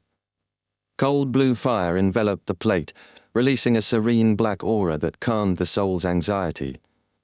Zombie Maynard froze, eyes blank, staring at the ground. Saliva dripped onto the carpet. Cline sighed in relief, ready to prepare a purification ritual, when Maynard groaned again and fixed his blank gaze on the left pocket of Cline's uniform. Shit. Cline leapt from the chair's top to the oriel window ledge, hearing the chair crack below. He had no choice but to pull out a rectangular silver plate, the slumber charm. Not only living beings but the dead could be put into deep sleep. The dead slumber eternally and only wake under rare circumstances. Some mystical books describe zombies as sleeping by day and waking at night. "Crimson!" Cline intoned again in Hermes, prepared to shoot Maynard if the charm failed. Problems later wouldn't matter if he was dead. Feeling the rectangular plate grow cold in his palm, Cline infused it with spirituality and tossed it. A dark red flame lit his eyes as a light explosion echoed. A gentle power spread, bringing fatigue to all living beings nearby. Zombie Maynard had just used the chair to prop himself up, but he wavered, closed his eyes, and collapsed with a plop. Cline didn't relax. He took out a mantha extract distilled from night vanilla, slumber flower, and chamomile, along with drago tree bark and full moon essence oil made from moonflowers, and quickly set up a sacrificial altar. He sealed the area with a spirituality wall, using holy night powder, encompassing the altar and the sleeping zombie. After silently chanting and lighting 3 candles, Cline dripped essential oil onto the flames and scattered powders. Then he stepped back, cautiously watching Maynard, and recited in Hermes, "O Evernight goddess, nobler than the stars, and more eternal than eternity, I pray for your loving grace. I pray that you look over your loyal guardian. I pray for the power of the crimson. I pray for the power of sleep and silence. I pray that you purify the unclean being around me, the gentleman once called John Maynard. Moonflower, a herb that belongs to the red moon, please bestow your powers to my incantation. Slumber flower, a herb that belongs to the red moon, please bestow your powers to my incantation. A midnight breeze seemed to blow within the spiritual wall. A thin veil of black steam billowed from zombie Maynard. When it settled, Klein confirmed through spirit vision and divination that the zombie would not awaken again. Relieved, he ended the ritual and dispelled the wall. Why would he suddenly come back to life? Klein frowned, staring at the corpse on the carpet. To a beyonder with high spiritual sensitivity like him, especially a seer, it was obvious when a corpse might rise. He often had premonitions about such matters, but this surprised him completely. Unless some mysterious influence was at play, like with the suited clown. Klein recalled that Maynard had been trying to reach the left pocket of his uniform. Left pocket? He transferred his black cane to his right hand and reached into the pocket with his left. Inside lay an ancient copper whistle carved with mysterious patterns, the whistle used to summon Azik's messenger. This copper whistle zombified Maynard? Quite plausible. Even if Mr. Azik wasn't a descendant of death, he clearly had a connection to it. It made sense that his belongings would have such effects. Klein nodded thoughtfully and took out a copper penny for divination. Holding the relevant objects at the scene, he quickly got a result. The penny fell portrait side up. This meant yes. To think Mr. Azik hadn't warned me to be cautious. Well, he's amnesiac, so forgetting is common. Besides, the copper whistle might not have negative effects on him. It could be suppressed. I shouldn't take this whistle into cemeteries or ancient castles, places prone to hauntings, else I'll court death crazily. Klein made a mental note and lifted the naked Maynard back onto the bed with little effort. Seeing the obvious cane mark on the corpse, Klein sighed and covered it with the white cloth, pretending not to notice. I'll leave this problem to the police department. Oh, and the 2 charms I used just now count as mission expenses. I can get reimbursed. He packed up, took the portrait and unlocked the door. The door creaked open, revealing Inspector Toller guarding outside, not allowing anyone near. What happened just now? Toller asked, doubt and worry in his voice. He had heard the noises inside. Klein smiled, exaggerating. Member of Parliament Maynard came back to life and tried to give me a passionate hug. Don't joke like that. Toller peered into the room, exasperated. Why so serious? Klein said, shrugging. For an unconfirmed reason, Maynard became a zombie, the kind of thing from ghost stories. Luckily, I hadn't left yet, so I used ritualistic magic to purify him and return him to eternal slumber. Is this related to his cause of death? Toller asked sternly. I can't answer that. I don't even know what the problem is. In our field, unexplainable things happen, Klein said, holding up the portrait. When I did the mediumship ritual, I saw Maynard engaged in activities that should only be done between husband and wife, with this woman. At his climax, he clutched his chest. You mean that? That's the cause of his death? Toller gave a knowing look. In theory, yes, but wait for the autopsy. Klein handed the portrait over. Toller glanced at it and exclaimed, Madam Sharon. Klein looked lost. Is she famous? Yeah, judging by her looks and figure, she should be, Klein lampooned silently. Toller excitedly explained, Madam Sharon is the prettiest widow in Tingen. The most sought-after lady socially. She was Baron Coy's second wife, but became widowed. She's welcomed by the nouveau rich merchants and aristocrats, invited to banquets by both conservative and new parties. It's rumored she and her stepson, the current Baron Coy, have friendly ties with nobles and senior civil servants in Backland. She's powerful. To think she and Maynard had such a relationship. Heh. Simply put, she's an exceptional socialite, Klein concluded. He pointed into the room. The next part isn't my job. How you interrogate Madame Sharon is up to you. Also, I hit Maynard with a cane before the purification. You'll have to deal with that and think of an explanation. Chapter 174, Madame Sharon. What? The bear-like Toller jumped in shock and looked at Klein before dashing into the room with surprising agility. He pulled back the white cloth covering the corpse and examined the body carefully, then heaved a breath of relief. It's better than I imagined. It's not that serious a problem. Maybe I should have drawn my revolver and shot Maynard 5 times with demon-hunting bullets. Let's see if you find that serious or not. Klein lampooned inwardly and pointed outside the door. That's all you need me for, right? No, Toller shouted. Wait a moment, Klein asked, puzzled. Why? Toller explained seriously. We have to prevent any accidents. After we talk to Madame Sharon and get her testimony, I'll send you back to Zoterland Street. If Maynard can resurrect after being dead for 10 hours, what else couldn't happen? What would I do if you leave? Tolley added silently. All right. Klein massaged his temple. Find a quiet room for me to rest, then. Having just advanced a day ago, performed multiple rituals, used 2 charms, and suffered a scare, he needed to enter cogitation to clear his head. He was extremely cautious about losing control. Toller covered the body again with the white cloth and relaxed visibly. No problem. He brought Klein to a guest room closer to the sunlit side of the house. Inspector Moretti, don't worry. No one will disturb you. I'll visit Madame Sharon first. Klein nodded and watched him leave. He closed the door and drew the curtains. In the dim, silent bedroom, he sat in the rocking chair and let his body rock rhythmically. Countless spherical phantasmal lights overlapped in his mind. The buzzing in his ears and the throbbing in his head slowly faded. When calm returned, he opened his eyes and surveyed the shadows outlining the bed and furniture. He thought about his earlier attempts. There isn't much feedback from a few exaggerated jokes. Maybe I haven't fully controlled the clown potion's powers. Some negative effects remain. Or maybe such acting just has little effect. Personally, I don't want to play the clown. But since I chose the sequence pathway, I have to bite the bullet and continue. Actually, everyone has to play a clown at times. I shouldn't be so uncomfortable with the idea. I need to understand the clown's core elements quickly.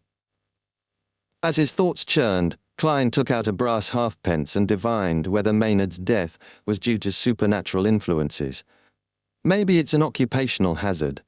Klein shook his head and laughed softly, eyes darkening as he muttered repeatedly, John Maynard's death was due to supernatural influences. Ding! He flipped the coin while slouching back in the chair, watching its brass luster twinkle. Pack! The coin landed in his palm, showing the halfpence side up, a negative answer. In other words, no supernatural forces were involved in Maynard's death. I guess the man died of orgasmic pleasure. The deceased shouldn't be laughed at, so I won't use a silly Chinese phrase to mock him. Klein put away the coin and let his thoughts wander before almost falling asleep. Knock, knock, knock. The slow rhythmic knocking stirred him. He tidied his clothes, donned his policeman's peak cap, and walked to the door. Just as his hand touched the knob, a scene flashed in his mind. Bear-like Inspector Tolley outside, pulling his collar, expression disturbed and helpless. Klein leisurely opened the door. Toller stood there tugging his collar. Sorry for the wait. We found Madame Sharon and got her statement. You can return to Zoterland Street. Really sorry for taking your time. Klein didn't ask about his mood, but smiled. Madame Sharon admitted she was with Maynard last night? Yes. She said that under the influence of alcohol, they lost control. When she found out he died of a heart attack, she got scared and fled after tidying herself. Then she hid in her guest room. We don't have enough to charge her now, so she's free but under some restrictions. We'll wait for the autopsy, Tolley explained. Klein tilted his head and smiled. Who are you explaining this to? Toller shook his head with a bitter smile. Oh, I don't have to explain it to you. I'm just frustrated by Madame Maynard and started rambling. Maynard's wife is back? Klein asked. Yes, unfortunately. Something was abnormal with the steam locomotive. It wasn't late, Toller said jokingly. Klein didn't press further but checked his belongings, then followed Tolley downstairs. Why aren't you arresting her? She's a murderer. I want to sue her and all of you for negligence. I'll hire the best lawyer to sue you. Harsh words reached Klein's ears. He glanced over subconsciously and saw a voluptuous, fair middle-aged lady angrily shouting despite 2 young men holding her arms. Her gown was very trendy in Backland this year. Having read Ladies' Aesthetic often, Klein's first unrelated thought was fashion. Behind her stood gentlemen protecting a lady in a long black dress, fair skin, brown waterfall hair and brown eyes. She looked as pitiful as a fawn stirring protective instincts.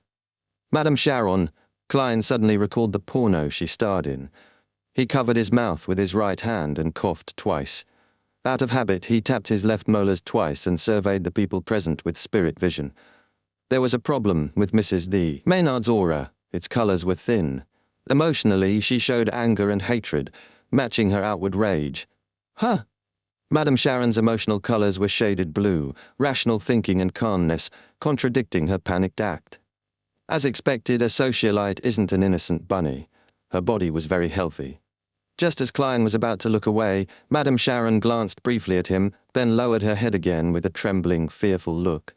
If I couldn't see your emotions directly, I might have been fooled by your act.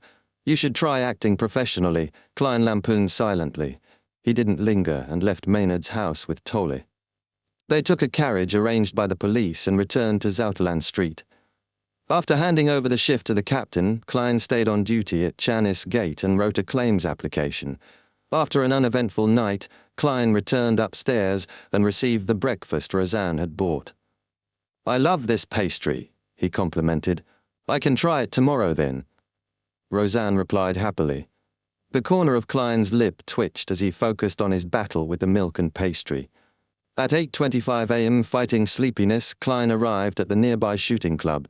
He had made an appointment with Asylum Dr. Daxter Guderian a few days earlier. Bang, bang, bang. In the small shooting range, Klein and Daxter aimed at their targets, finishing their cylinders. Clink, clank. Daxter flipped empty shells and eyed Klein. "You're much more confident than before." "Of course, I advanced to Sequence 8. I now have real combat ability."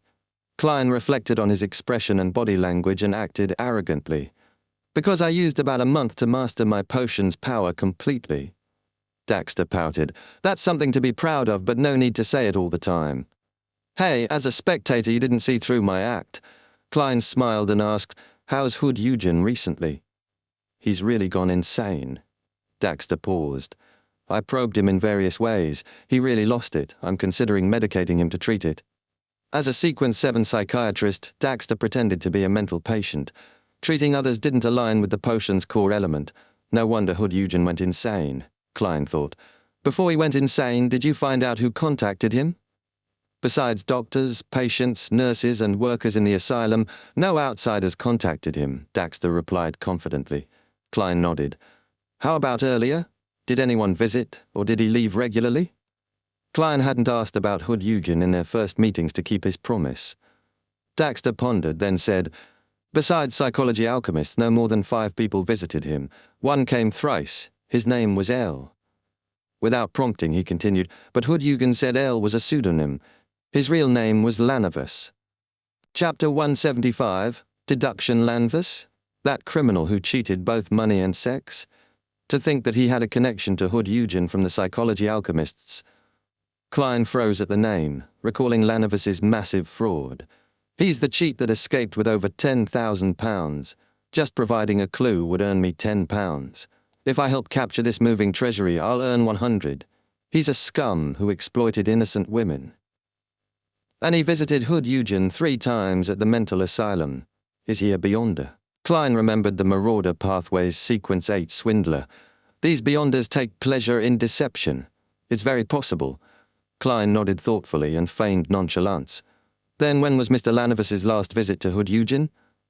"Early July. I'd have to check the asylum's records for the exact date," Daxter Guderian replied. Lanavus's scam hadn't been exposed back then and he hadn't left Tingen. Klein asked, "Does Hood Eugen usually mention him?" "No. You should understand that a Sequence 7 psychiatrist would never reveal something by accident. Every word is deliberate. It's impossible to learn their secrets unless they have hidden motives. I only got the telepathist formula after Hood Eugen went mad." "Oh right, have you determined the authenticity of the formula?" Daxter asked, pride flashing in his eyes. Klein laughed. "It's authentic. When you need to advance, use it without worry. We can help if the psychology alchemists don't provide ingredients. Also, how have you been lately?" "Not too bad. Other than worrying about Hood Eugen, I feel relaxed. I no longer have symptoms of a split personality. You've helped me greatly," Daxter said, full of emotion. Klein wore a humble smile. "It's only right." Back to the topic. Since psychiatrists deliberate over every word, why did Hood Eugen tell you that L is Lanavus? Was he hinting at something? Trying to warn you? Daxter froze, brows creasing. This is really weird. I didn't notice it before. Other than that, he didn't say anything. Maybe he wanted me to inform the association if something happened to him? Their response was strange too. After I reported his insanity, they sent a liaison. But after I mentioned Lanavus, there were no more replies. Like a stone cast into the ocean. Could this mean they figured something out? A reasonable deduction, Klein said, reloading his revolver with demon-hunting bullets. If Hood Eugen anticipated going insane or dying and that's tied to Lanavus, why didn't he ask for help? Daxter stared blankly. Unfortunately, he's insane now. No way to communicate effectively. Maybe some temptation made him take the risk. Klein sighed inwardly. A dead person is better than a lunatic. I can use mediumship on the dead, but what about a lunatic? Oh right, Madame Daly once used mediumship to call my lost memories. That ritual comes from the psychology alchemists. Could I use it to interact directly with Hood Eugen's spirit? But I'm not advanced enough to do that. I'll summon the messenger and ask Daly. If only she can do it, I'll inform the captain to telegraph Backland. I'm definitely not doing this just to summon the messenger. Klein narrowed his thoughts to this singular course. Daxter agreed. Greed always makes one foolish. Even if they know the abyss is ahead, they still take a peek. This is called crazily testing the limits of fate. Klein lampooned. Try your best to treat Hood Eugen. Keep him sober long enough to get some clues. Also, don't hide your worries. Build connections with the psychology alchemists and pressure them to solve it. That's the most normal reaction. Daxter nodded solemnly. I'll try my best. After some thought, Klein asked, any abnormalities with Hood Eugen's body recently, like thin scales? Near insanity, true insanity, and losing control were levels of beyond a deterioration. Near insanity changed one's attitude. Insanity destroyed logic. Losing control turned them into monsters. The Nighthawks had only been monitoring Hood Eugen due to an informant. But if there were signs of losing control, they'd act immediately. Daxter shook his head, laughing bitterly. No, I'm watching closely. I'm at the asylum 6 times a week. After a few more words, they parted ways. Klein took a public carriage back to Daffodil Street, exhausted. He opened the door and saw Melissa sitting on the sofa, staring blankly. She wasn't reading or tinkering, just lost. Tapping his molars, Klein activated his spirit vision. Melissa, did something happen? She looked healthy, not malnourished anymore. Melissa glanced toward the kitchen. Bella has been recommending how her family makes breakfast. She said it's delicious. I let her try it. What method is that? Klein had an ominous feeling. Cooking all the leftovers in a pot, then adding water and bread, she said softly. This is the standard recipe for food of unknown origins. Klein pinched his forehead. And so? We shouldn't waste food. Melissa bit her lip and nodded. Sis, you're questioning life. Klein stifled a laugh. Where's Benson? In the bathroom. Her eyes regained some luster. Just then, Benson emerged, newspaper in hand. My dear Klein, shall we get you a portion of breakfast? No, I've already eaten, Klein said quickly, thankful he'd arranged breakfast with Roseanne earlier. How regrettable. Otherwise, you would change your views on my culinary skills, Benson said with a laugh. Melissa turned to Klein. You're back rather late today. Sis, be more innocent and lively. Don't worry so much. The way you were just now was perfect. Klein smiled. I have good news. You passed the examination of the police department and can obtain an increased salary? Melissa asked immediately. Benson nodded with a grin. How am I supposed to surprise you like this? Klein chuckled, grabbing his hat. Yes, my salary has increased several-fold. He hid the exact figure, £4 more per week, wanting to secretly save some money. Several-fold was enough to shock them. £6? Melissa exclaimed. I really need to change my job, Benson muttered, touching his hairline. He had been studying hard with Klein's help. Before Klein could speak, Melissa brightened. Then, after normal expenses, you'll be able to save enough in 2 or 3 years to be a marriageable gentleman. Elizabeth told me the standards. That's for the future, Klein said, amused. Shouldn't we celebrate? From today on, our staple food shall be white bread, and once my workload eases, we'll try restaurant delicacies. Melissa ignored him. Benson and I are attending Mass at St. Selena Cathedral. Do you want to come? I'm praising the goddess every day. Klein smiled. I need to catch up on sleep. He slept until noon, had lunch with his siblings, and continued searching red-chimneyed houses. Late that night, he sealed his room with spirituality and prepared to summon spirit guide Daly's messenger. Chapter 176. Letter setting up the ritual came as naturally to Klein as breathing. In no time, the ingredients were arranged, and the candle representing himself was lit. As the flame flickered, a strange thought crossed his mind. Would this be considered holding a candlelight vigil in memory of myself? Fuck, what the hell am I thinking? He refocused, sprinkled black rotten flower powder onto the candle, catching a whiff of formaldehyde. Then came the full moon essence oil, Evernight's favored item, which crackled and hissed as a magical hush fell over the room. Klein stepped back and intoned in ancient Hermes, I. Switching to Hermes, he said, I summon in my name. The spirit that wanders about the unfounded, the higher dimensional creature that a human orders, the messenger that belongs to Daly Simone. A gust of wind howled, and the candlelight took on a blue tint. The wall rippled, revealing a terrifying, translucent face. It lacked all features but a mouth filled with jagged teeth and a long red tongue tipped with 5 small fingers, flexing as if anticipating a delivery. This is Daly's messenger? Compared to Mr. Azik's, it's just like a child. No, one's a giant, the other a baby. Is it the magical item, or Mr. Azik's strength? Maybe he's a high sequence beyonder. Crap. I forgot to ask Madame Daly for the names of sequence 4 and 3 of the corpse collector pathway. Mr. Azik must be from that pathway, or maybe it's in his genes. Next time. The messenger's waiting. Klein passed the folded letter to the waiting tongue fingers. It clenched, retracted, and vanished into the wall. Cool. Convenient. But definitely not something that should be spread around. He shook his head and ended the ritual. Monday morning in Backland's Empress Borough, a hidden corner of Duke Negan's municipal garden. Shio Derecha, short and blonde, stood beside Four's wall, who looked half asleep. Both stared blankly at the golden retriever before them, unsure what language to use. Shio smoothed her trainee night attire and asked hesitantly, Are you Miss Audrey's messenger? Oh my goddess, why am I asking a dog so seriously? Fours chuckled, cigarette between her fingers. Maybe it's a magical creature? I've never seen a magical creature that looks so much like a dog, Shio replied, deadpan. Susie sat down and pawed at a pouch tied to her belly. Shio glanced around, then stepped forward to remove the pouch. Fours' eyes lit up with interest, then turned incredulous. It's made of crocodile skin. Looks like Mr. Sardi's work. She's actually using such a pouch for the transaction. In other words, it's very expensive? Shio asked as she raised the pouch. Fours nodded solemnly. Shio exaggeratedly slowed her movements, unzipped it with care, and removed a letter like it was an antique vase. She read it, handed it to Fours, who read it, then burned it with her cigarette. Ash scattered to the wind. There's no extra information provided. Shio pouted, taking out a neatly folded paper. She held it up and said sternly, This is the investigation report for the past few days. You must pass this on to Miss Audrey Hall directly. Susie straightened up, tail wagging vigorously. Satisfied, Shio returned the report to the pouch and tied it back around Susie.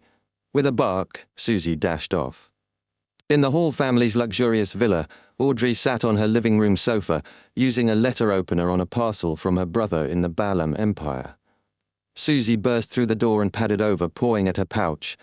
You really are an excellent messenger, Audrey praised. Susie looked toward the door and softly said, Your friend is very serious. When I saw her, she reminded me of the time when a hunter came to train us. Audrey smiled. Susie, your loan is improving, though your logic still needs work. She took the pouch, gave Susie a look, and the dog removed the pouch herself and opened the zipper. Audrey stood and locked the door.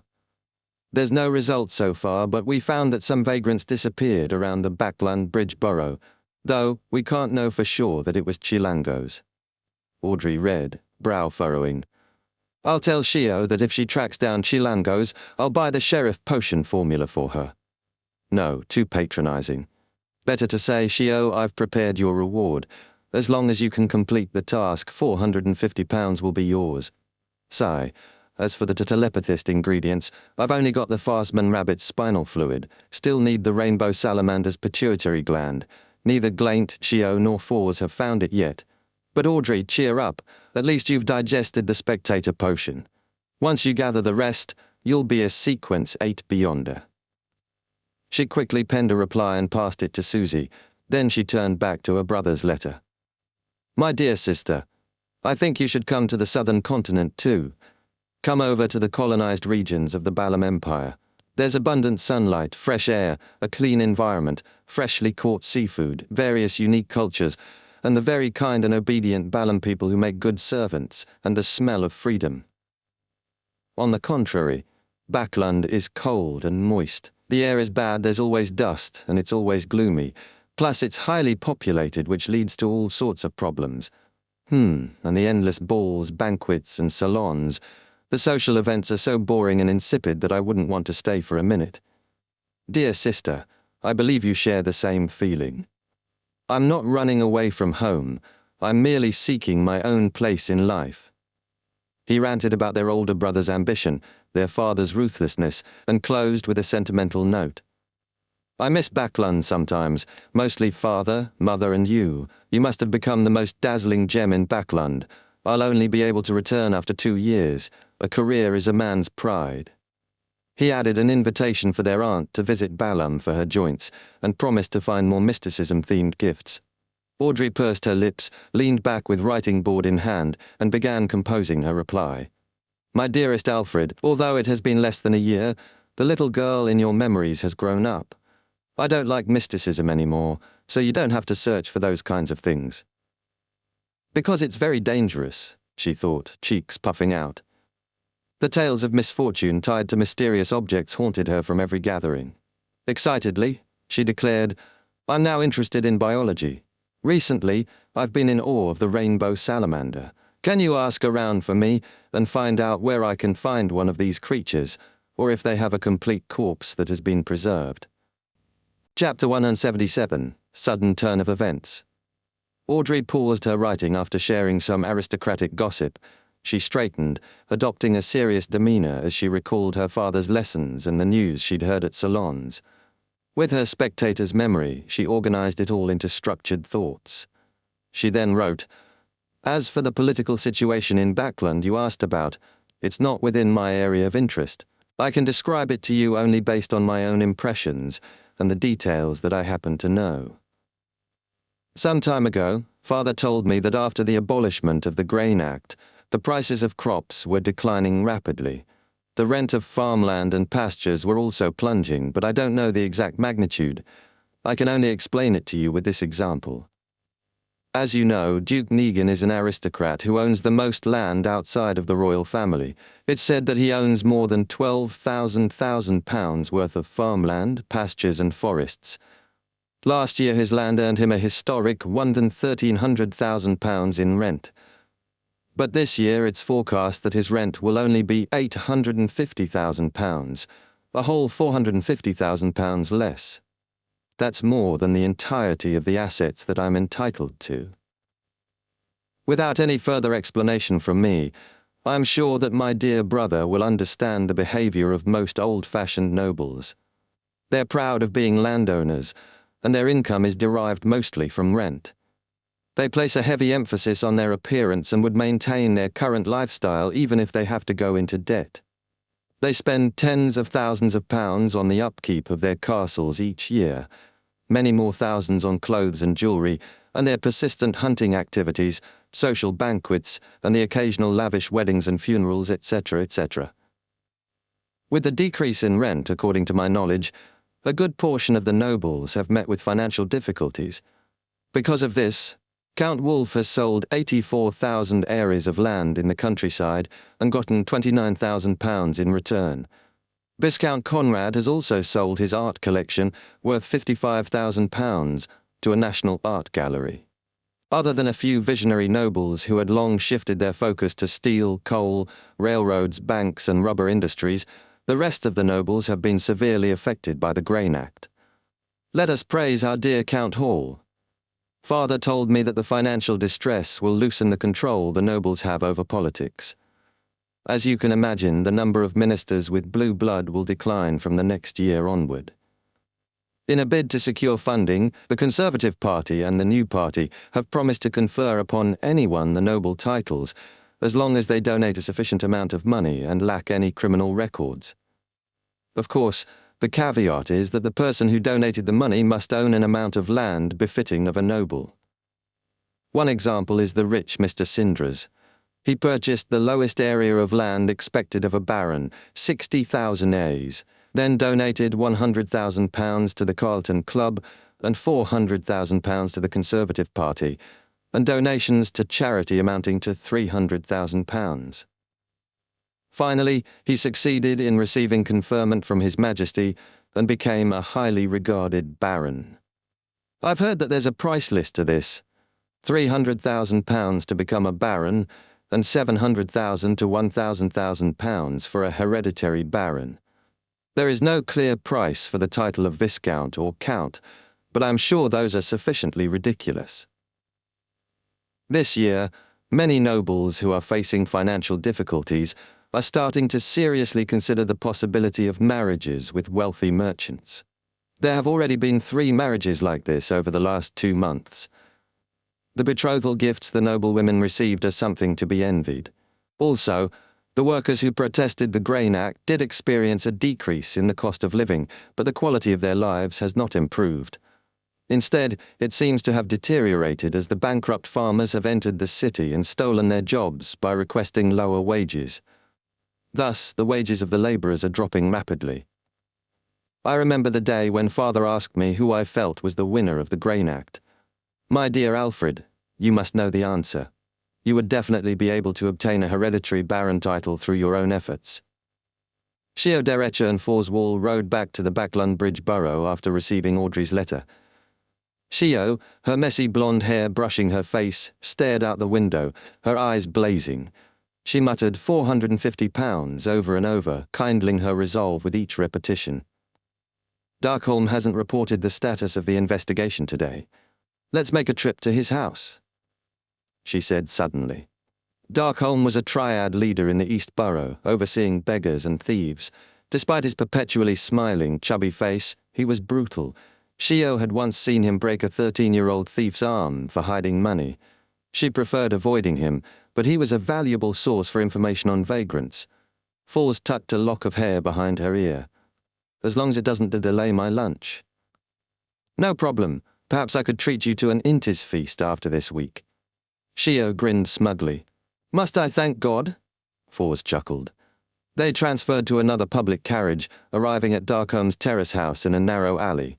Vines spilled down the wall and the exterior was unkempt. Shio approached, knocked in a rhythmic pattern. The door creaked open on its own. Shio's confusion sharpened into alertness. She drew her bayonet and cautiously entered. Fors followed, summoning a dagger. They smelled nothing strange, yet instinct screamed danger. They stepped inside. Then they saw it, a pale limb on a gas lamp, organs on the coffee table, strips of flesh on the floor and hanging from the rack. Clean-picked bones lay piled by the door. In the heap was a head, eyes open and blank. It was Darkholm. His face still wore that amiable smile. There wasn't even the stench of blood. Fors, once a clinical doctor, had seen worse. She steadied Shio, who looked close to vomiting, then scanned the room. Chilangos? Rear Admiral Hurricane Chilangos. He realized Darkholm was investigating the missing vagrants and tracked him back. Or Darkholm tracked him and got caught. Shio resisted the urge to gag. He sure lives up to his name as a merciless and crafty pirate admiral. The strangeness here also fits the description of his treasure. Crafty, Fors suddenly paled. Could he be waiting nearby in an ambush against the mastermind behind the investigations? Shio froze, then gasped. That's highly likely. He was a Sequence 6 wind-blessed pirate with a mystical artifact. They were just 2 Sequence 9s. Across from Darkholm's house, a man with a broad chin and dark green eyes coldly observed the women. He was Chilangos. The glove on his left hand twitched. Gold scales shimmered across it. A cruel smile curled on his lips as his eyes turned pale gold. As realization struck, Fors yanked Shio to the side, avoiding the door's line of sight. She grit her teeth and retrieved a silver bracelet hidden under her sleeve. It bore 3 dark green stones, rough and scorched. She plucked one and growled in ancient Hermes. Door. A faint blue glow flared as she clutched Shio. Their bodies faded from view. They entered the spirit world, a strange plane of colors, light and indescribable forms. Fours moved with purpose, dragging Shio behind her. Seconds later they reappeared, no longer at Darkholm's home, but in a desolate cemetery. Chilangos silently stepped into the house. His gaze swept the grotesque scene. He paused, frowned, and muttered, "Traveller?" In the cemetery, Fours panted as the tension caught up to her. The bracelet had been part of a fortuitous encounter that also gave her the apprentice formula. It caused faint whisperings during full moons, but otherwise posed no threat. There were once 5 stones, now only 2 remained. Shio steadied herself, nodding solemnly. "First notify Miss Audrey, then we call the police."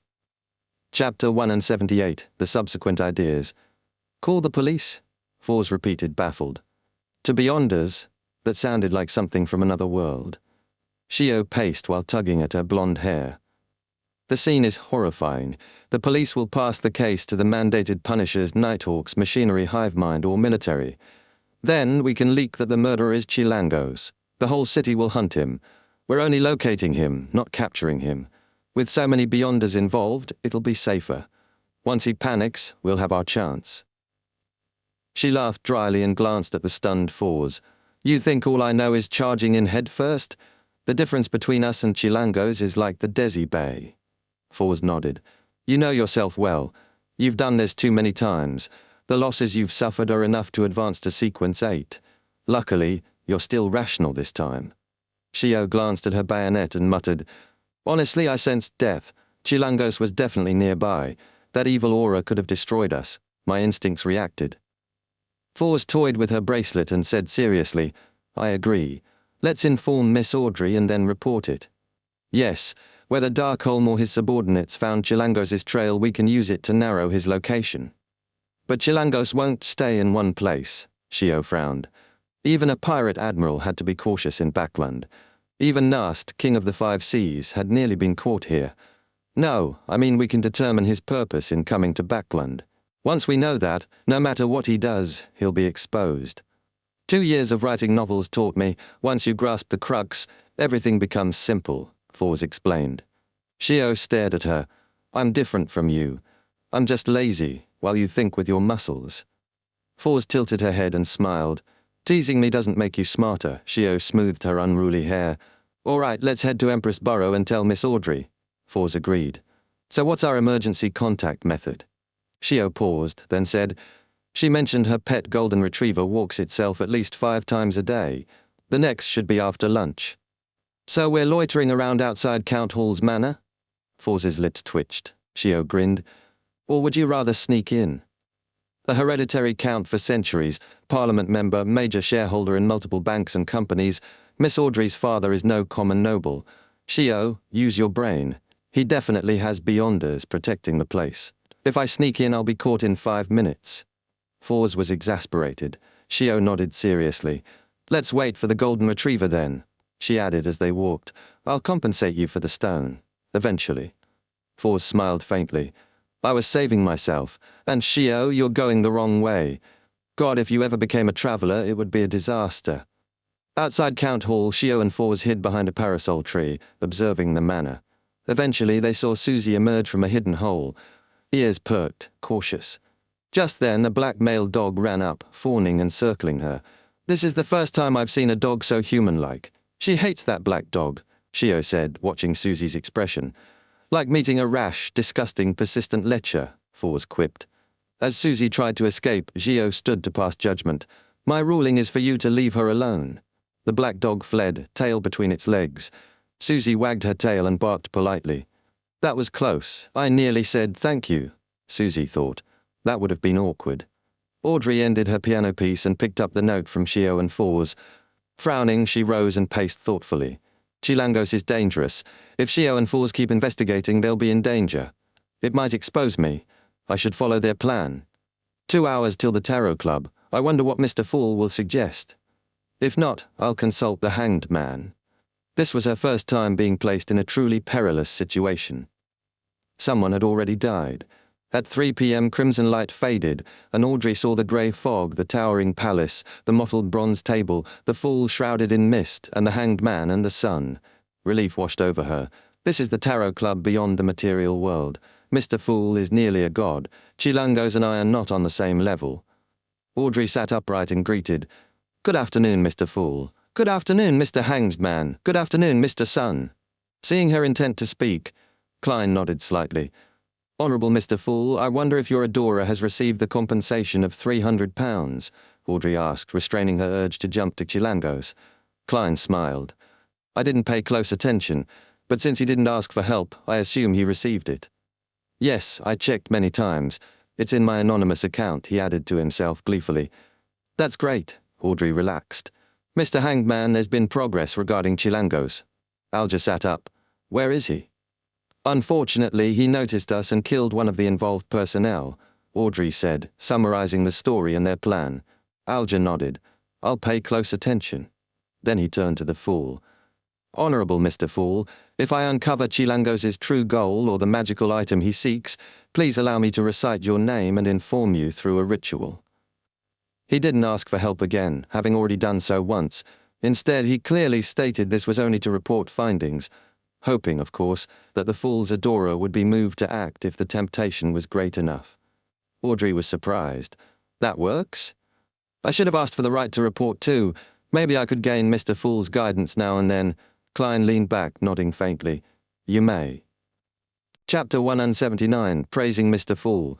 Alger heaved a sigh of relief and bowed his head. Please allow me to thank you in advance. That's because I'm also curious about the item Chilangos is searching for. Klein smiled beneath the grey fog, maintaining his profound posture. He reminded himself, it's not like I've promised to help after hearing your prayers. Still, Klein felt more confident. He had allies now, and Mr. Azik, who was in Backland. If necessary, he'd use Azik's copper whistle. Of course, he wouldn't mention the Tarot Club, just some vague source. But two issues remained. First, Azik might not be interested or willing. Second, Klein didn't know how powerful Azik really was. He might be a high-sequence beyonder, but his memory loss could have weakened him. Klein didn't want to risk placing Azik in danger. But Mr. Azik's terrifying messenger... No, that thing doesn't even look like a messenger. It's more like an evil boss. Even if Azik couldn't beat Chilangos, that monster could surely defend him, or save Alger, Audrey, and her companions. Klein leaned back and crossed his legs. Alger looked at the Fool again. I'm about to receive a batch of pages from Emperor Rosel's diary. I believe that I can present them to you in the next gathering, or the gathering after that. Pritz Harbour was under the Backland Diocese. As such, Alger had reason to enter the capital, officially to report on his voyage. With the Church of the Lord of Storms once headquartered there, the information reserves were vast. Under the pretense of research, Alger could request the diary pages. They were indecipherable, after all. Klein nodded with gentle approval. Very good. But beneath the calm, he was torn between joy and worry. The diary might offer crucial clues, but he had to compensate Alger. What if it's not valuable to him? Even a seer can't tell that in advance. Must I really let my adorer help him? Klein sighed inwardly. Audrey quickly interjected, Honourable Mr. Fool, may I recite your name and inform you using a ritual should I receive any timely and useful information? Timely. Look at how refined Miss Justice's words are. Compared to her, you're too vulgar, the Hanged Man. Klein nodded slightly. You may. Audrey clenched her fists in delight. Klein then turned to Derek. The same goes for you as well. Yes, Mr. Fool. Derek lowered his head respectfully. After a brief silence, Audrey said, I need the complete pituitary gland of a rainbow salamander. One of the main ingredients of the telepathist potion? Alger nodded slightly as if contemplating. I don't have it. To be honest, I've only seen this creature in textbooks, said Derek, the term automatically translated as phantom netherdrake. Textbooks, how envious. I have to hunt for scraps of information. I need to trade for those textbooks in the future. Oh, he was interested in the Bard formula too. Audrey grew quietly determined. Alger glanced at the Fool, then at Audrey. I might have a way of obtaining the complete pituitary gland of the rainbow salamander. Before she could respond, he added, but only if Chilangos is found. When the time comes, it'll count as the extra compensation I owe you. Miss Justice, you might not know, but these creatures are nearly extinct. They can only be found on primitive islands in the Sea of Fog, the Berserk Sea, or the Sonia Sea. Few have the coordinates. If you're interested, we can make a deal. I'm one of the few who knows how to get there. I'm interested too, Klein silently noted. Thinking of the rainbow salamander, he recalled his joke with old Neil, the Dragons and Giants Protection Association. He sighed internally. Audrey's heart raced. I once dreamed of going on a voyage in search of these primitive islands to take in the history. My goddess, the Tarot Club is too powerful, too wonderful. Praise Mr. Fool. Audrey couldn't hold back a smile. Primitive islands?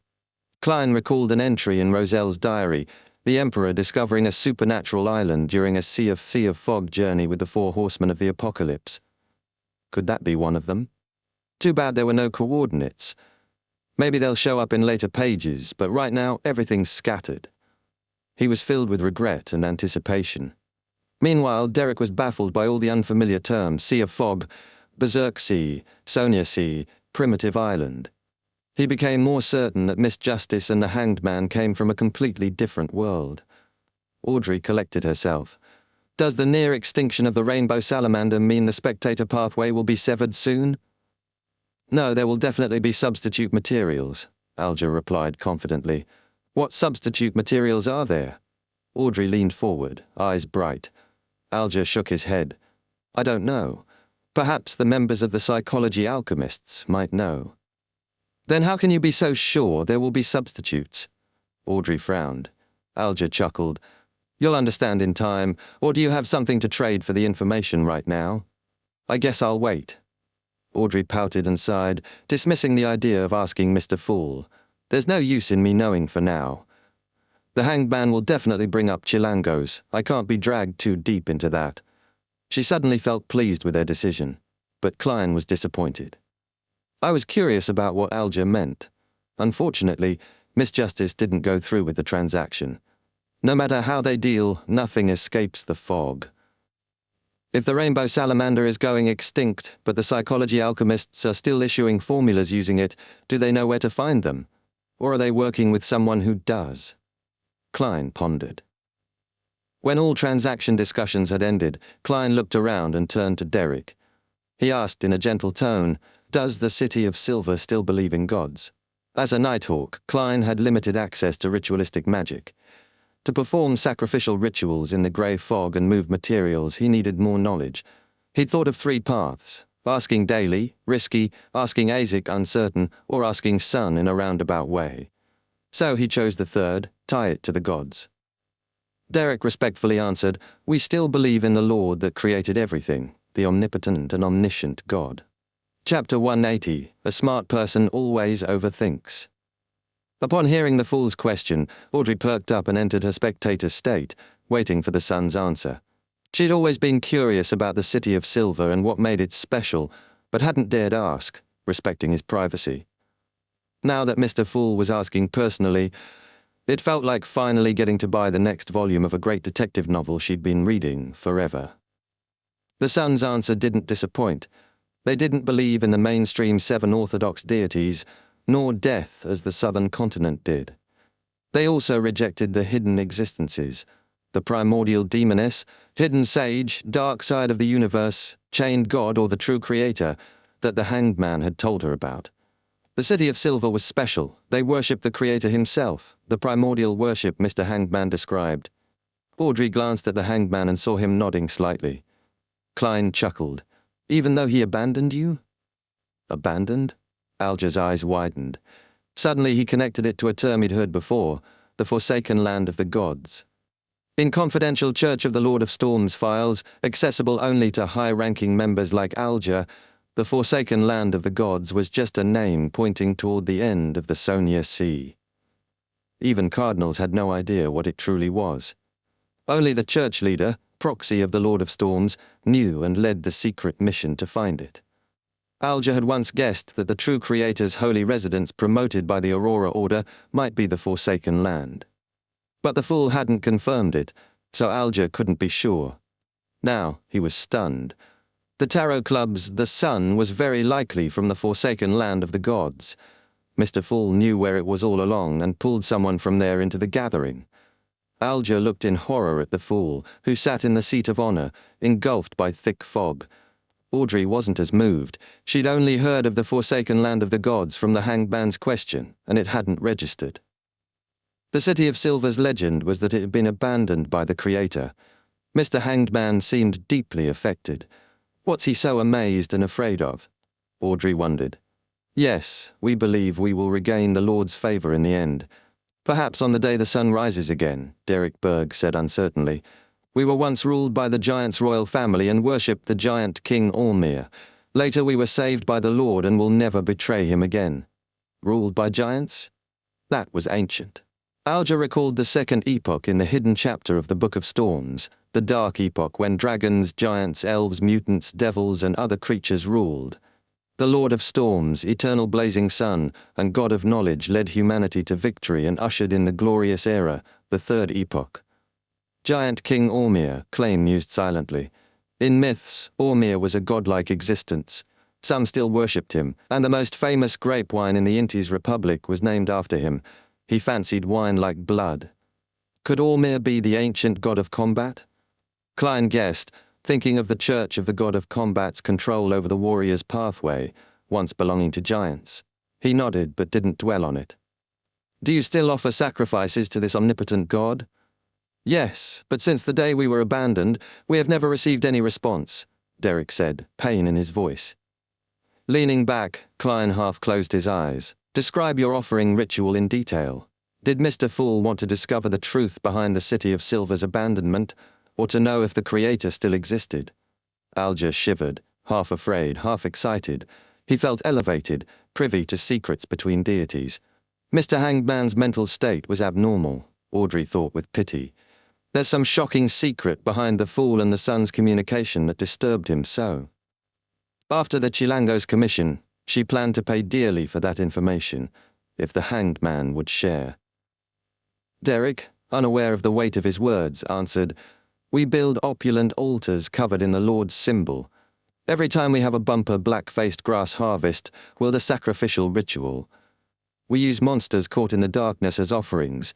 After reciting God's titles and prayers, we dance for him and kill the monsters, letting their spirituality and tainted blood dye the altar.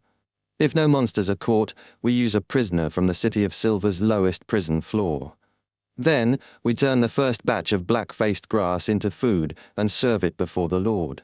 Finally, we sing praises together to end the ritual. Since Klein was planning a sacrifice to himself, he noted he didn't care about extravagance or timing. The key was opening a channel with the monsters, spirituality, or the blood-containing beyonder powers, assuming a response would come. What are the prayers? What language do you recite them in? Derek welcomed the question, hoping for hints to break the curse. We use Jotun, our common language. The prayers are, Your devoted believers pray for your attention. We pray for you to take their offerings. We pray for you to open the gates to your kingdom. Klein listened silently, letting the fog swirl around him, nodding thoughtfully but sharing none of it. Alger found it normal. How could deity secrets be revealed directly to mortals? Derek steeled himself, determined to gain power worthy of Mr. Fool's guidance. After more talk, Klein ended the gathering, watching Justice, the Hanged Man, and the sun vanish. Below lay boundless grey fog and crimson stars, eternally fixed. But now that Klein was Sequence 8, he could connect more stars, pull more members. At least 2, he thought, nodding. He wasn't in a hurry to recruit. He'd wait, observe, and see if Justice or the Hanged Man recommended anyone. The last few times, the sun was praying with a clear crystal ball before him, but since pulling him above the grey fog, it hasn't appeared. Does the prerequisite to pull people through the Crimson Star connection require a special item?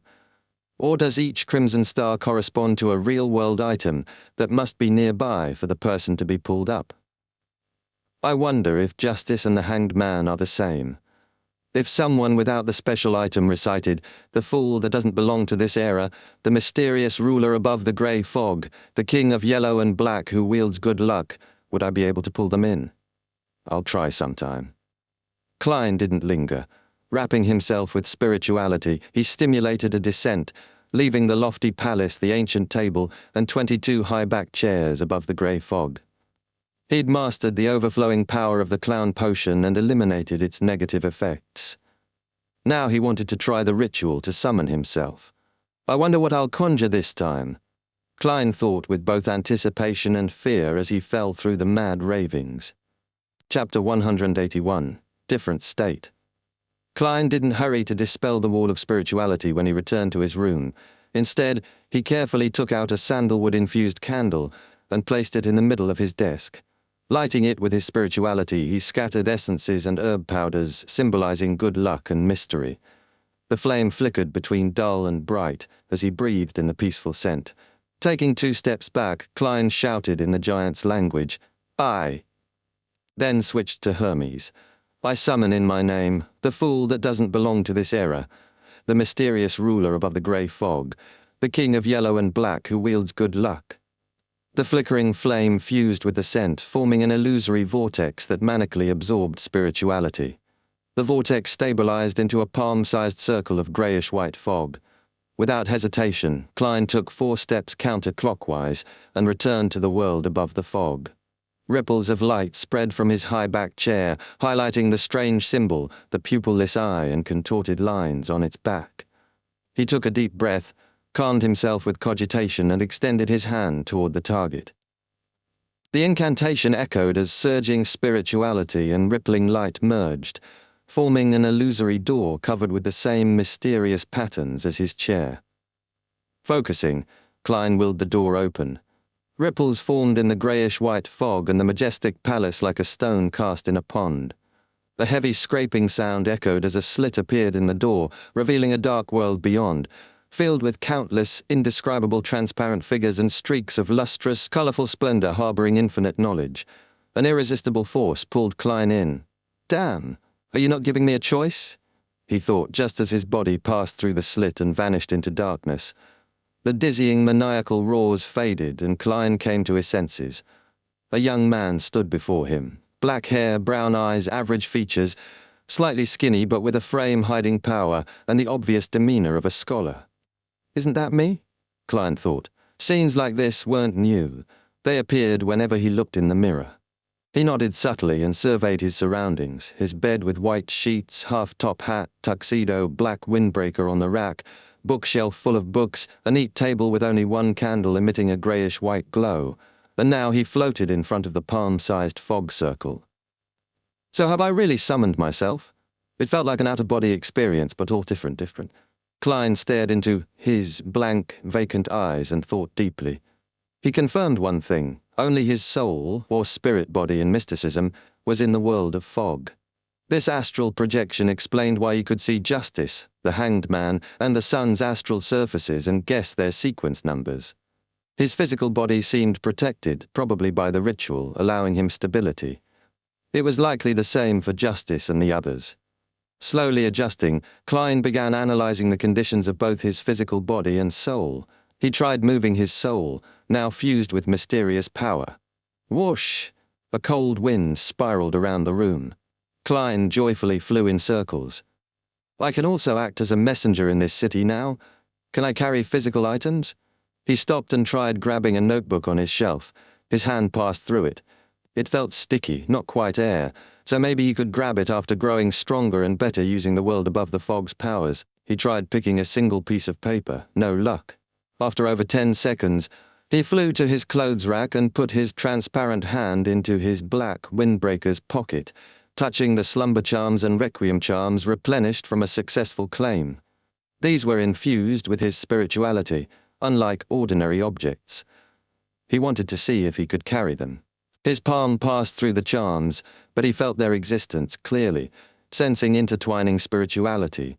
He lacked the strength to pick them up, or perhaps the charm's spirituality wasn't strong enough to resonate with his current state. The spirituality isn't strong enough, he thought, and moved to the other pocket, which held the flaring sun charms he made using divine blood and his own spirituality.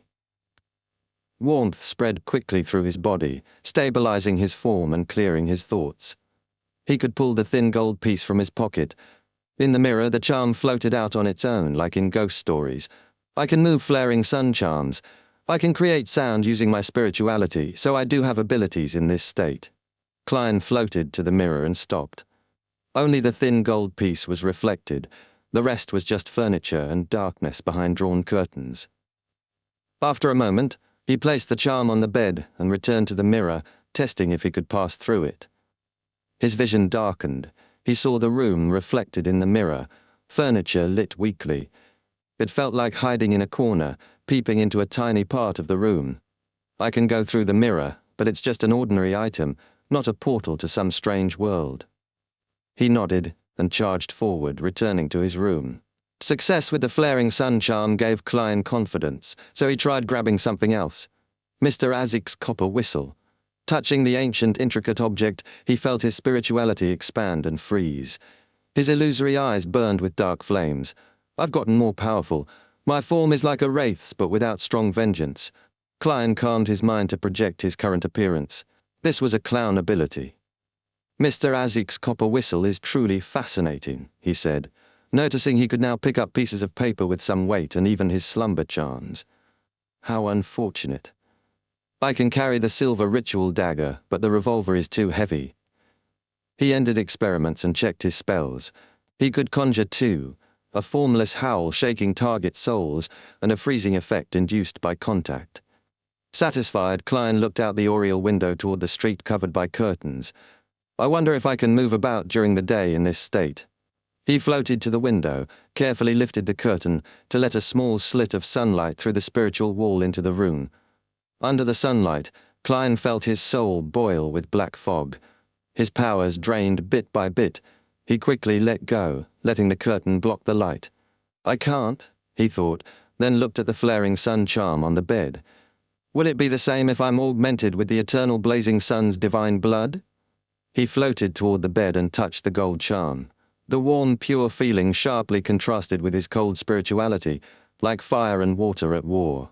Sizzle! He tossed the gold piece away as if burned. The power of Mr. Azik's copper whistle and the flaring sun charm couldn't coexist in his soul.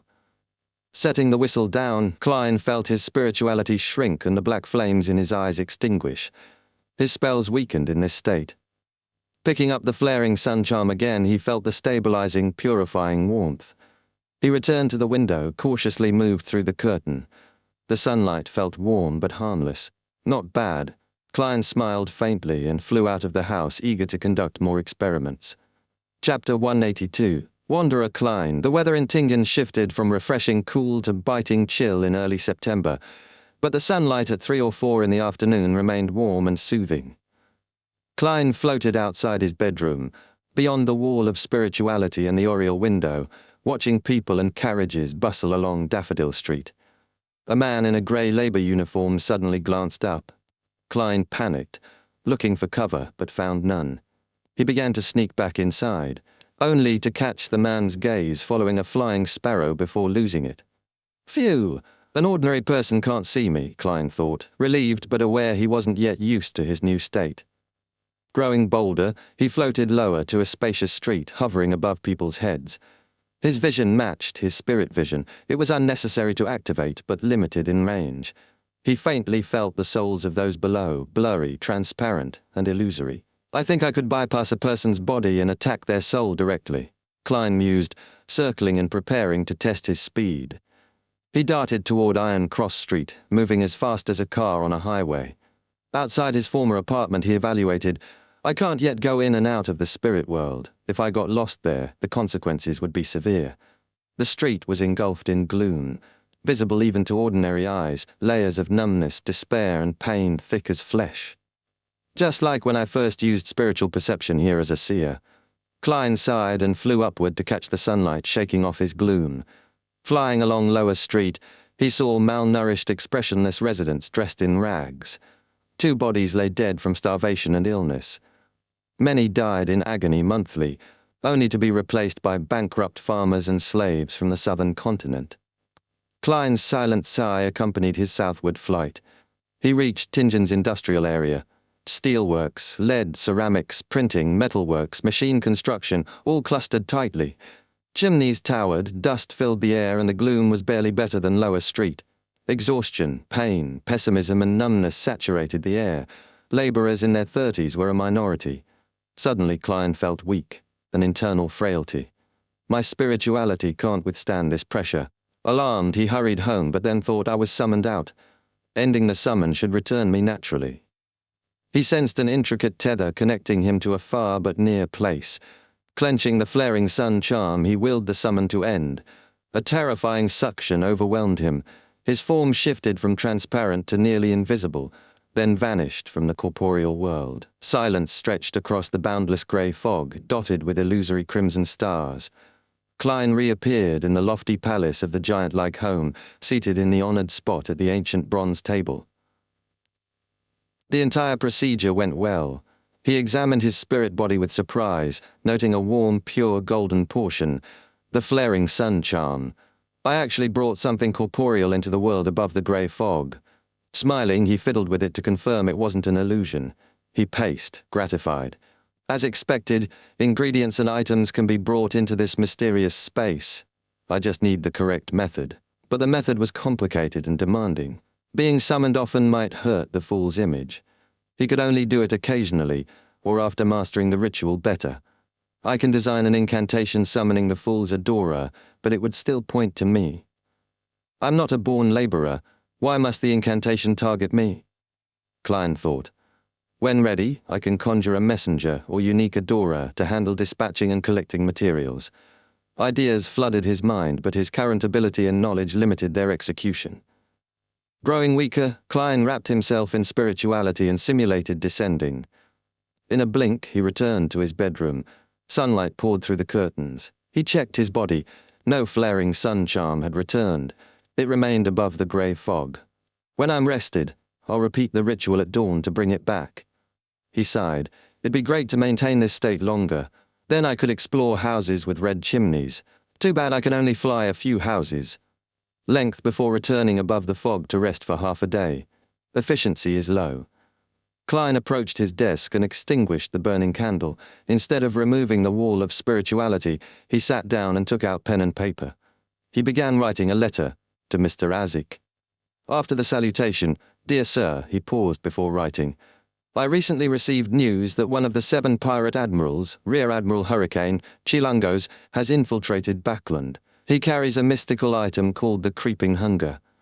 It grants an ability like a shepherd, a Sequence 5 Beyonder, who swallows souls to gain their powers. There's a limit to how many souls can graze at once, but they can be swapped. Chilangos seems to have many Beyonder powers, and I'm unsure of his goals in Backland. The news hinted he might seek a very important mystical item to become or match a high Sequence Beyonder. Klein fabricated his source to generally describe Chilangos' situation, knowing Mr. Azik wouldn't need to confirm with a Nighthawk captain. He didn't ask for help directly but mentioned it casually, encouraging Azik to be cautious. Whether Azik helps or not, laying groundwork now won't hurt. Klein exhaled slowly and continued writing. The mastermind behind these events hasn't acted further, and I've found no related clues. The reason for contacting you suddenly is mainly to ask for guidance regarding sacrificial rituals. I encountered something like that on a recent mission. Comparing the son's description and Mr. Azik's response, Klein planned to try a sacrificial ritual, hoping to reverse it and bestow items, a better method for exchanging ingredients than summoning himself. Yes, let's hope Azik remembers this knowledge. He nodded slightly and set down his pen without signing his name. Only one copper whistle existed, so Azik would know who sent it. Folding the letter, Klein looked up at his tall ceiling, then hesitantly picked up the copper whistle from the bed. Perfect, let it squat and get the letter, he thought, lifting the whistle to his lips. Puffing his cheeks, he blew hard. No sound came, but Klein's keen senses noticed the surroundings turn cold instantly. He activated spirit vision and saw blurry, glistening white bones rising from his desk like a fountain, soaring high. The bones quickly assembled into an illusory giant skeleton whose head pierced the wall of spirituality, reaching somewhere unknown. Klein watched its thigh, body, and hanging arm. When its right palm opened, a twitch curved his lips as he tossed the folded letter. The bony palm swept the letter firmly. Without hesitation, Klein blew the whistle again. The monster crumbled instantly into bones that fell onto the desk, then sank and vanished. Afterward, Klein removed the wall of spirituality. Stirred by sudden wind, he hobbled to the clothes rack and returned the whistle. He quickly lay his head on the bed. The moment his body touched the soft mattress, he fell into a deep sleep. Chapter 183, A Lesson on Mediumship. After dinner, Klein reclined on the sofa with the newly delivered Awa Evening News and began reading leisurely. Benson sat opposite his sister, wearing a bitter expression. On the dining table, cleared by Bella, lay grammar books, classic literature, and accountancy notes. Melissa's notes and stationery were spread out before her. "It's like I've been taken some 10 years back. Back then, I was still a student at the church's Sunday school," Benson complained, but kept his head down, studying. "That's not too bad. This scene makes me feel the achievement of being a parent." Klein smiled, saying, "Knowledge can change one's destiny, and diligence will result in glory." I made up the latter half of that saying.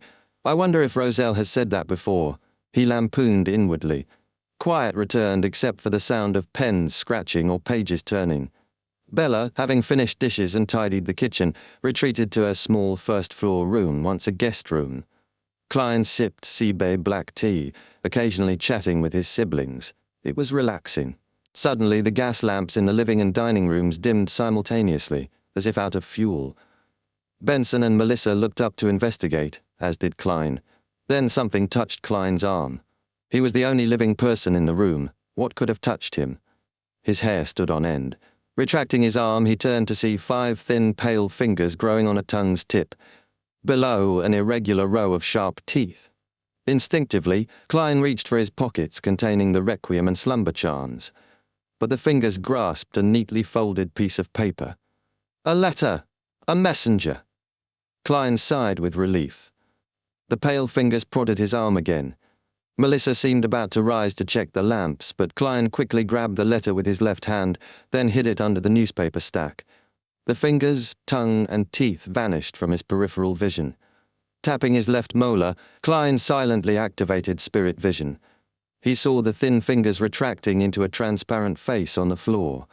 A moment later, the face disappeared and the lamps returned to normal. Strange. Melissa pouted after a thorough check found no fault.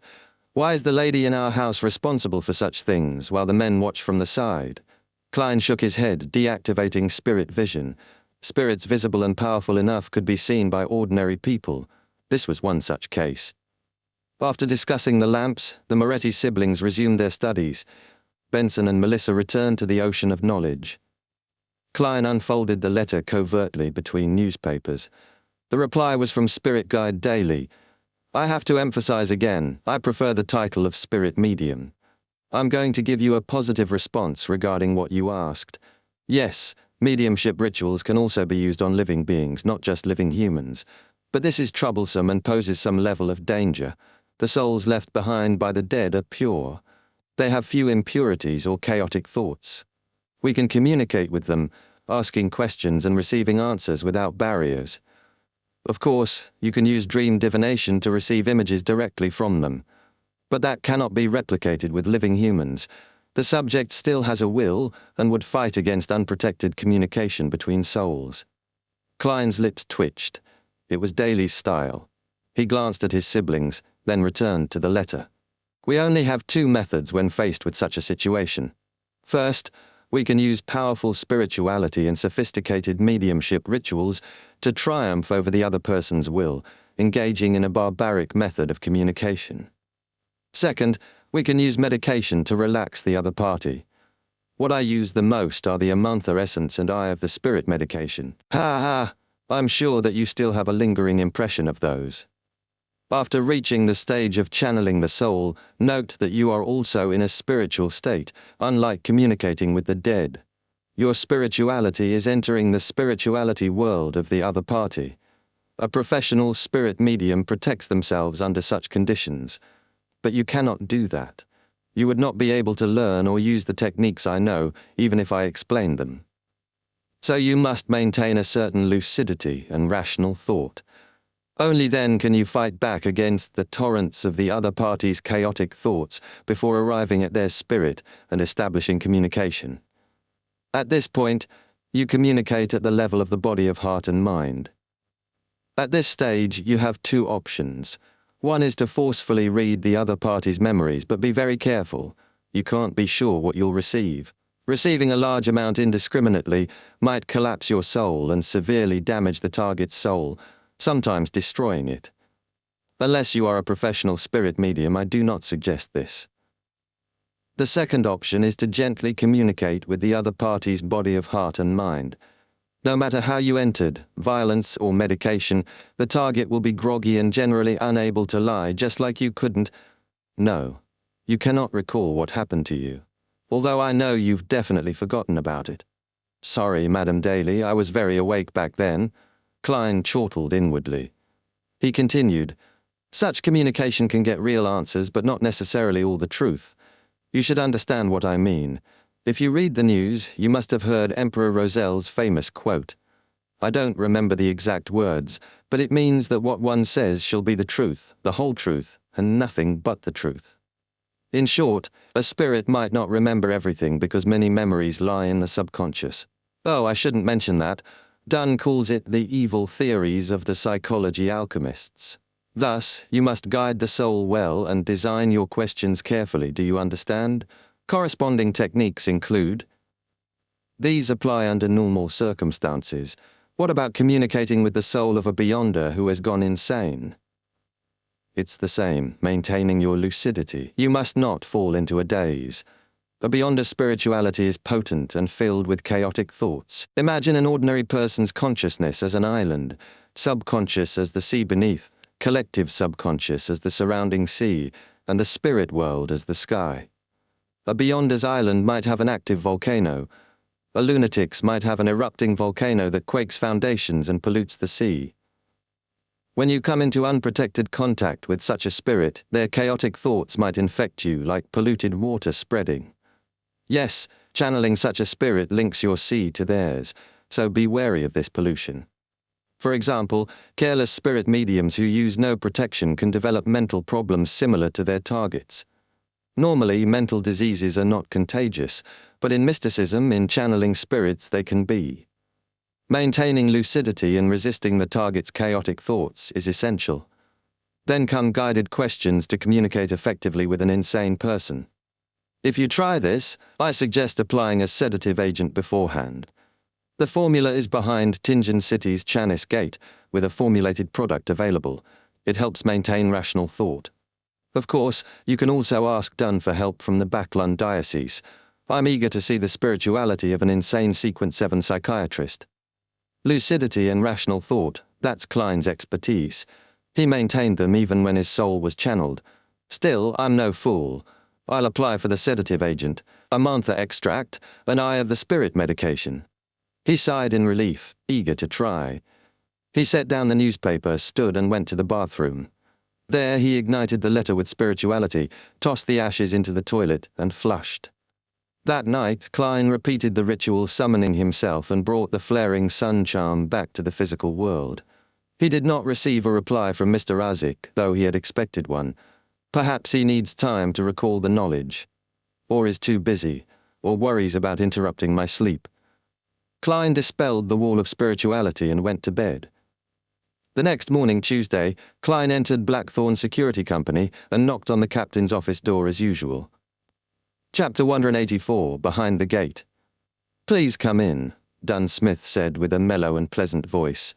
Klein turned the doorknob and pushed open the door to find the captain having breakfast, coffee in his right hand, white bread toast and bacon on his plate. Dunn placed the remaining buttered toast in his mouth and ate it, then silently pointed to the chair opposite his desk. Klein smiled and sat without disturbing him. Seeing Klein wasn't in a hurry, Dunn relaxed back, sipped coffee, swallowed, wiped his lips with a napkin, and asked, "What's the matter?" Klein nodded seriously. "I've met Daxter Guderian, the doctor at the asylum and also a member of the psychology alchemists." His gaze caught the magazine spread before Dunn. "Did he provide any news?" Dunn asked, crossing his arms. Klein said, "He told me that before Hood Eugen went crazy, someone visited him frequently. That person's name is Lanavus." "Lanavus." Dunn massaged his temples. "I seem to have heard of it before."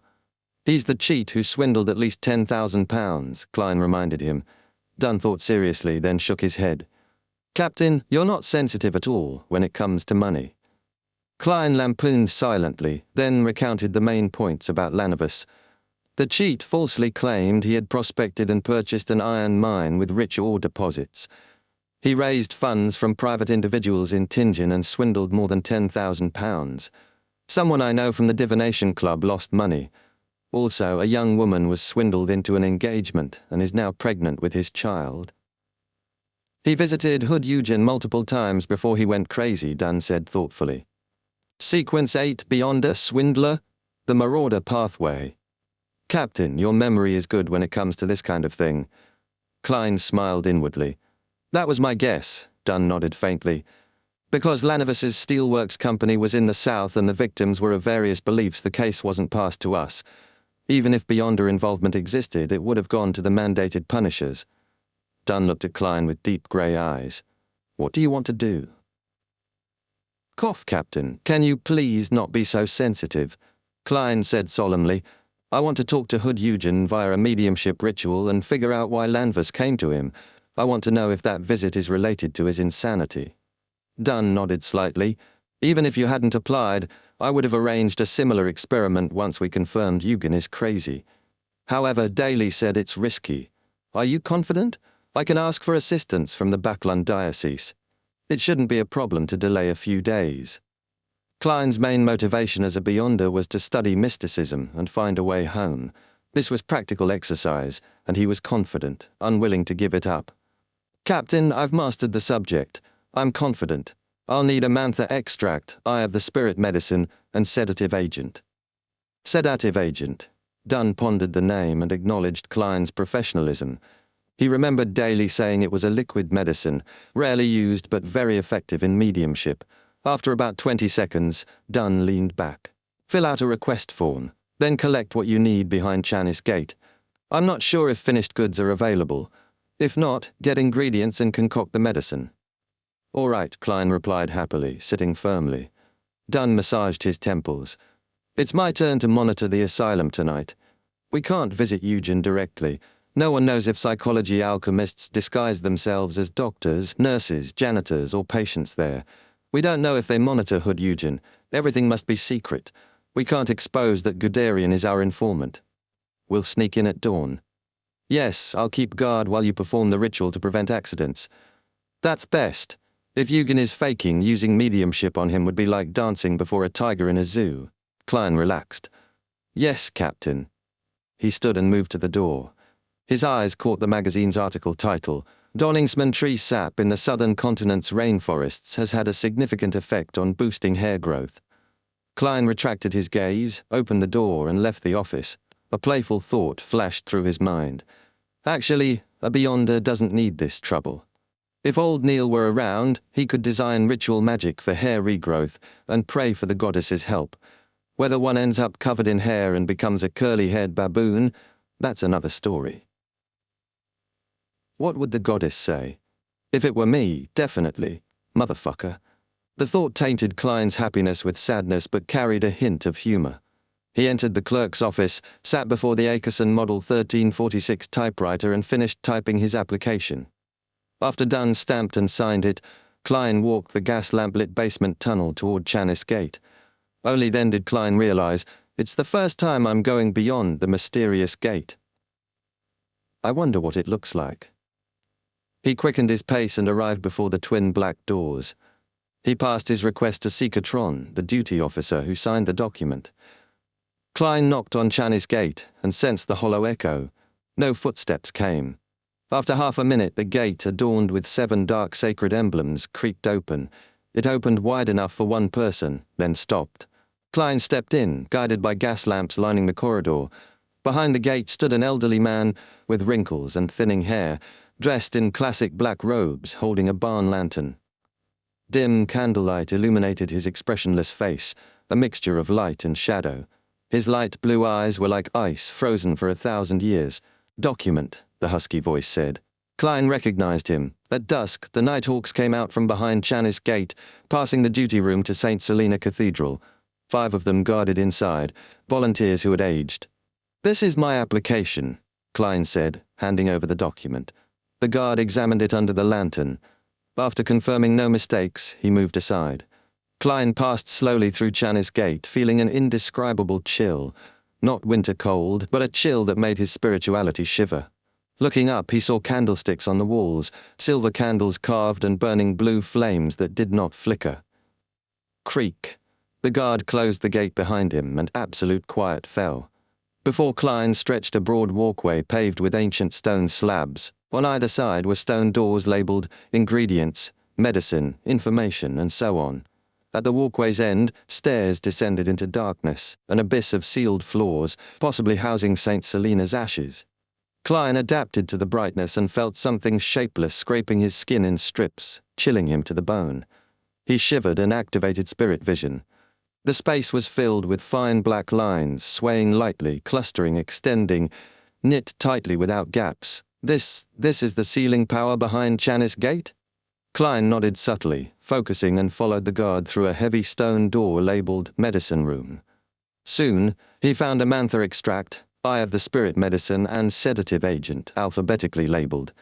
He had seen the first two, but the sedative agent was new, a blue fluid rippling inside a translucent glass bottle. Looking at it, he felt as if embraced by a mother. The label showed manufacturing and expiration dates, still good. Luckily, it can still be used. Klein took the 3 bottles and left with the guard. He shook off the chill deep in his soul and the eerie feeling of black lines brushing past. When Chanis Gate closed behind him, he looked back and muttered, "Staying in there long would affect body and soul. No wonder the guards volunteer." At dawn, Klein locked his bedroom with a special technique, pushed open his oriel window and jumped down. The 2-story drop was no danger now. He landed steadily. The Nighthawk's carriage waited opposite. Without words, Klein arrived at Tingen Asylum in the North Borough. Following the captain's instructions, he took a dark corner without street lamps where Dunn awaited. "Let's go in," Dunn nodded. "I've made sure no one's around." "All right." Klein approached quickly. As a clown, entering an asylum, it reminds me of a saying, "It's like returning home," he mused.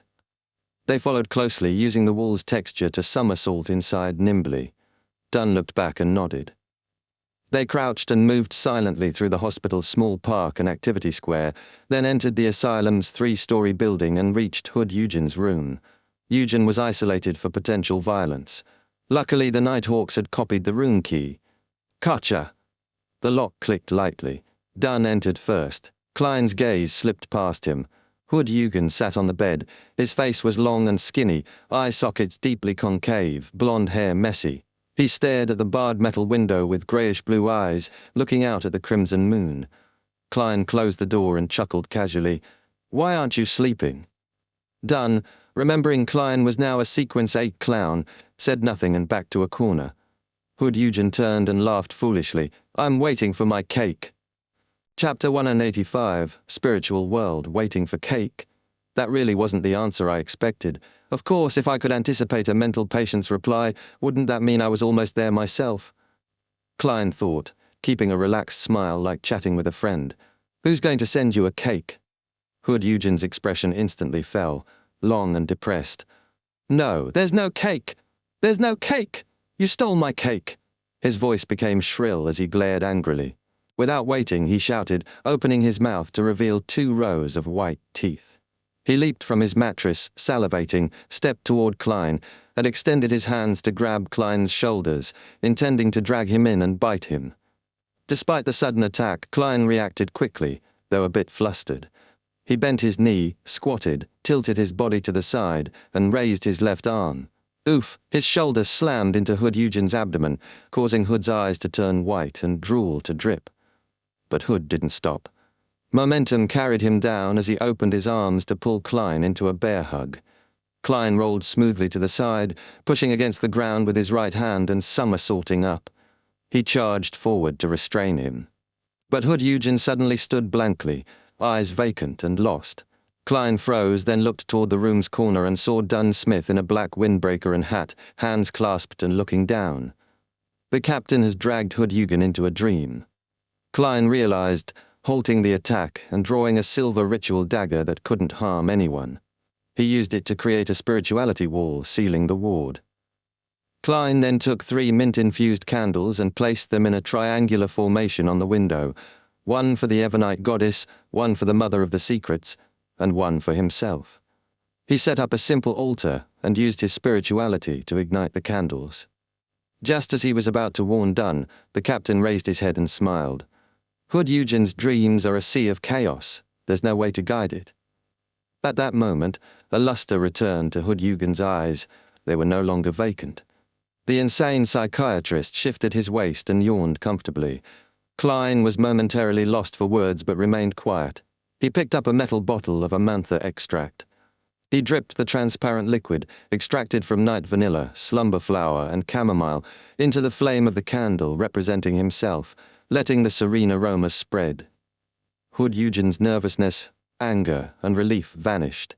He languidly sat on the bed's edge, staring at the crimson moon, his eyes losing focus as peace returned. Klein felt the night's peace, set down the extract, and sat beside Hood Eugen. He wanted to break Hood's last line of defense. Only by removing it could he use the Eye of the Spirit medication to send Hood Eugen's soul into a turbid state. After all, I'm not a professional spirit medium. Klein had thought this before coming.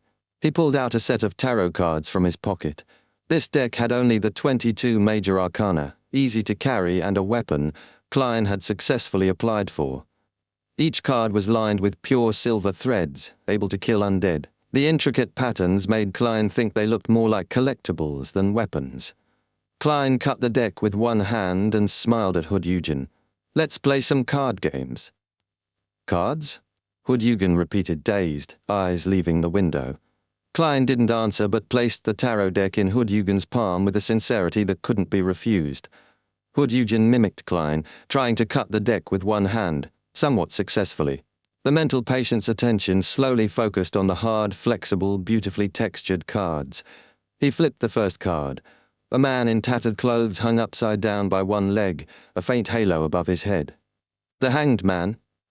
Klein nodded thoughtfully, then took the Eye of the Spirit medicine and dripped the amber liquid onto the flame of his own candle. An alcoholic fragrance spread, inducing intoxication with each whiff. Hood Eugen spaced out, his vision blurring. The tarot cards slipped from his hand onto the bed, but he remained upright, not slumping. Klein used cogitation to counter the dreamy drowsiness. He took out another metal bottle and poured the blue liquid into his mouth. Sedative agent. The ice-cold liquid flowed down, leaving him alert and awake. He exhaled slowly, then added other essential oil extracts and herb powders onto the 2 candles for the Evernight goddess. In the faint fog he stepped back and murmured solemnly in Hermes, I pray for the power of the dark night. I pray for the power of the mystery. I pray for the goddess's loving grace. I pray that you would allow me to communicate with the spirituality of the Beyonder beside me, Hood Eugen. The incantations echoed, and the candle flames blackened and spread outward. Klein didn't avoid the flames or guard himself. He let the dark night envelop him. In this lucid state, he felt his spirit leave his body, entering a space like deep space, boundless, silent darkness. Above him was a sky filled with countless indescribable, transparent figures, streaks of color, and lustrous splendors holding infinite knowledge. The spiritual world, Klein no longer felt like a stranger. Suddenly a foggy world appeared, wrapped in a faint tornado of light. Klein knew it was Hood Eugen's spirit, representing his body of heart and mind. He leaned forward, digging into the tornado's wall. Instantly, countless specks of light pelted him. He heard thousands whispering. The murmurs were chaotic and illogical, praises for a lady's elegance, then descriptions of relief after using the toilet, weeping turning into wild joy. Insane thoughts tried to latch and gnaw at Klein's spirit, attempting to assimilate him. But Klein stayed lucid and rational, flying toward Hood Eugen's spiritual world. This is like a pleasant concert compared to the horrifying murmurs and howls in the world above the grey fog. Klein smiled secretly and pressed through the tornado. He saw a groggy, translucent Hood Eugen. The Sequence 7 psychiatrist was in the same dazed state as outside. Klein stopped before him and softly asked, Do you know Lanivus? Hood Eugen replied blankly, Yes. Light around them transformed, revealing Hood Eugen's spiritual sea. Intertwining lights unveiled a bespectacled, average-looking man with a sarcastic smile, Lanivus from arrest warrants.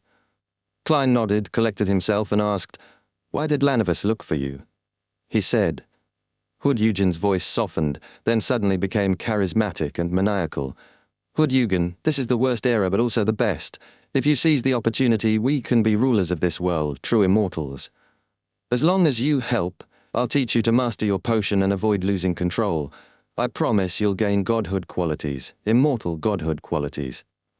You should see who's behind me. My promise is his promise. Psychology alchemists are connected to him.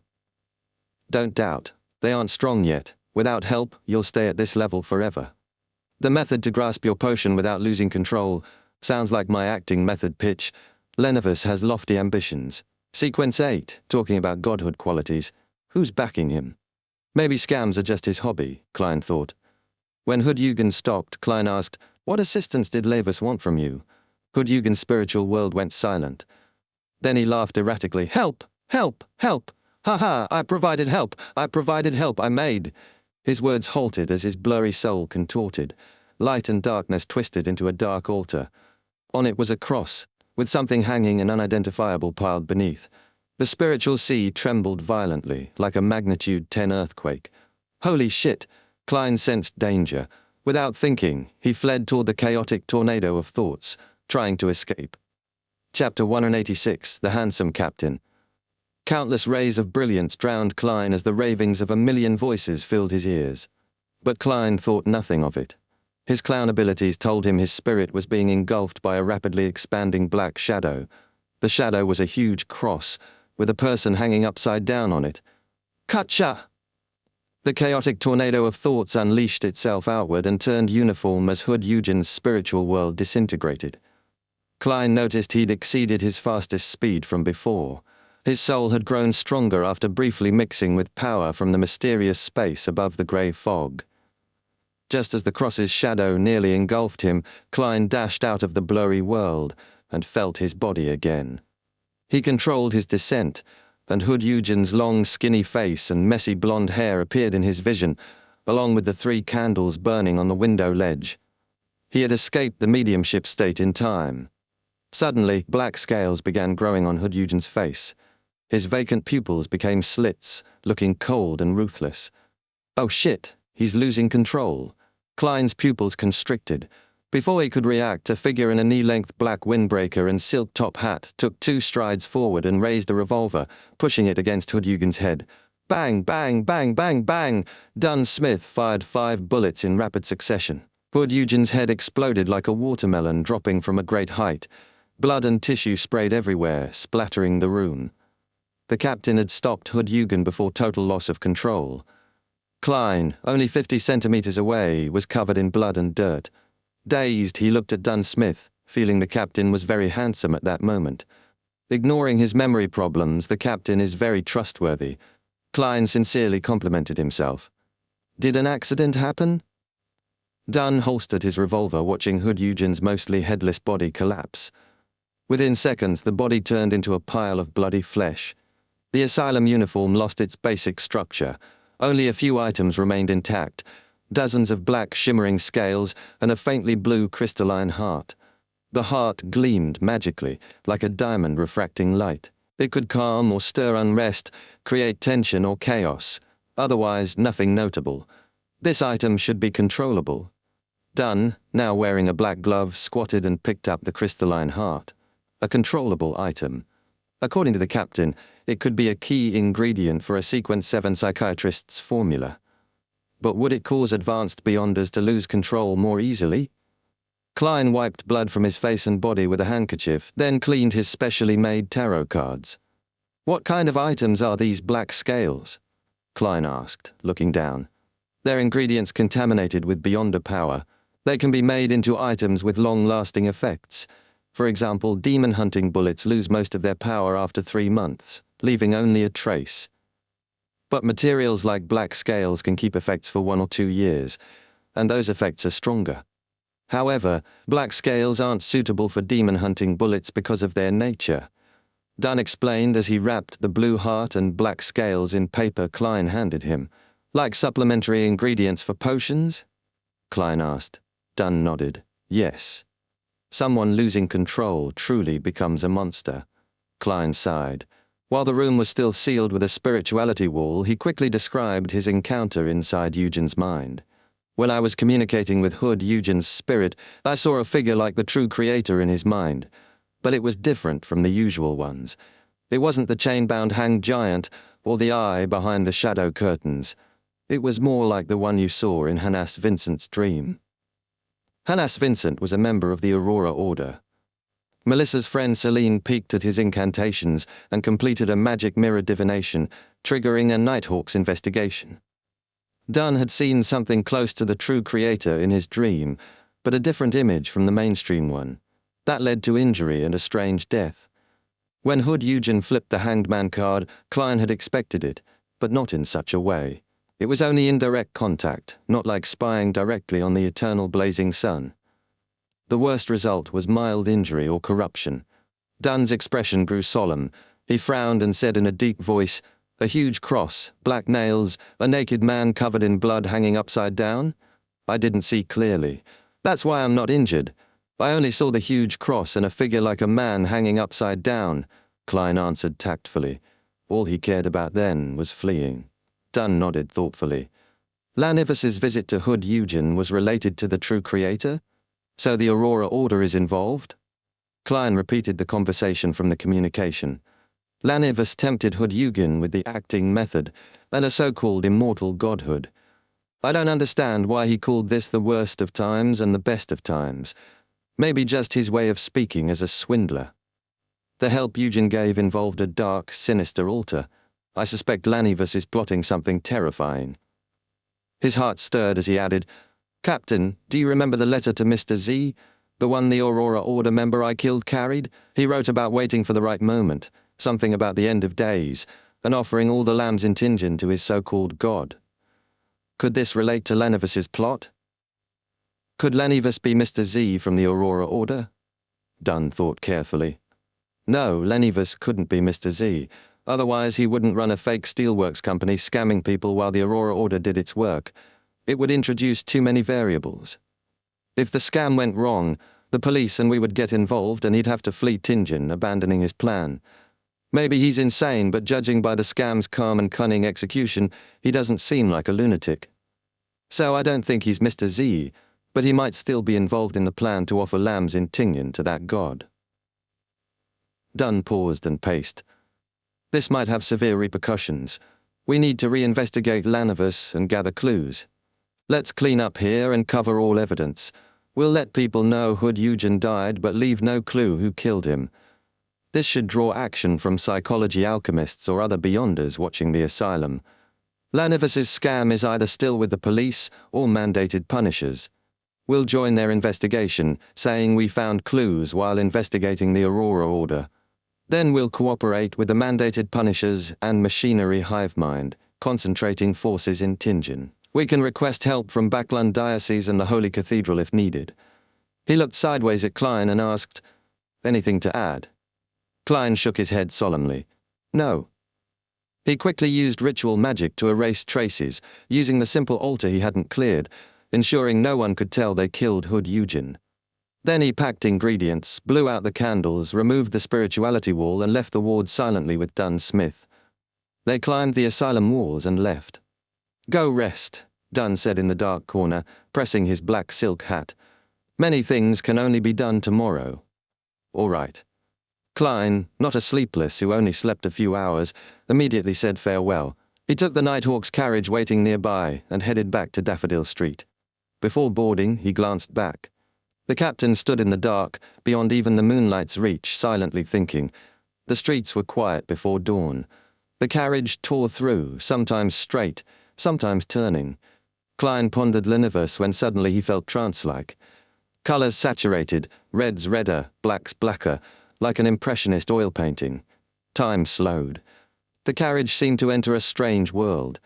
Klein grabbed his flaring sun charm and drew his revolver. Suddenly a huge white bony palm extended through the window and threw in a neatly folded letter. The palm withdrew and vanished. The scene snapped back to normal as the carriage drove on. It's a really well-hidden method. Klein glanced at the letter near his foot, lips twitching. Chapter 187. Azik's Warning. The messenger's actions shocked Klein for 5 full seconds before he recovered and bent over to pick up the letter. Even if Mr. Azik is unable to use a good portion of his abilities as a Beyonder because of his memory loss, Being able to send out such a messenger should make him powerful enough to deal with a sequence 7 or 6 beyonder. His heart reflected his shock and envy. He didn't unfold the letter immediately, but placed it in his pocket with the slumber charms. The carriage continued forward. When Klein exited at Daffodil Street, he instinctively looked at the driver, Cesare, who smiled relaxedly, as if nothing unusual had happened. Klein nodded and returned home after scanning Cesare with spirit vision. He glanced at the balcony and pipes on the second floor, hesitated a moment, then decided to maintain his gentlemanly behavior and not climb back in through the pipes. As for his stained clothes, he planned to take them to Blackthorn Security Company the next day for a professional wash through the police department, to avoid shocking his maid Bella and sister Melissa. Having removed the reverse lock on the front door before leaping out the second-floor window, Klein now quietly opened the door late at night and slipped inside. After closing and locking the main door, he sighed in relief and ascended the stairs quietly. Stopping before his locked bedroom door, he calmly took out a tarot card, inserted it into the slit of the door, and lightly pulled, easily breaking the specialized lock he had designed himself. He entered, locked the door, removed his clothes, and finally relaxed. It sure feels like being a thief. Klein laughed and shook his head. Calmly, he took out his revolver and placed it under the pillow. Then he lit the gas lamp and sat at his desk, taking out the letter to read seriously. "I'm sorry for replying only now. I've been busy searching for traces of my past. I've also been meeting former teachers and students, which drags on late into the night. I finally understand the encounters I've had over the past 2 days after reading your letter. The police searched every room of the hotel I'm staying at. There was a person secretly snooping around at night.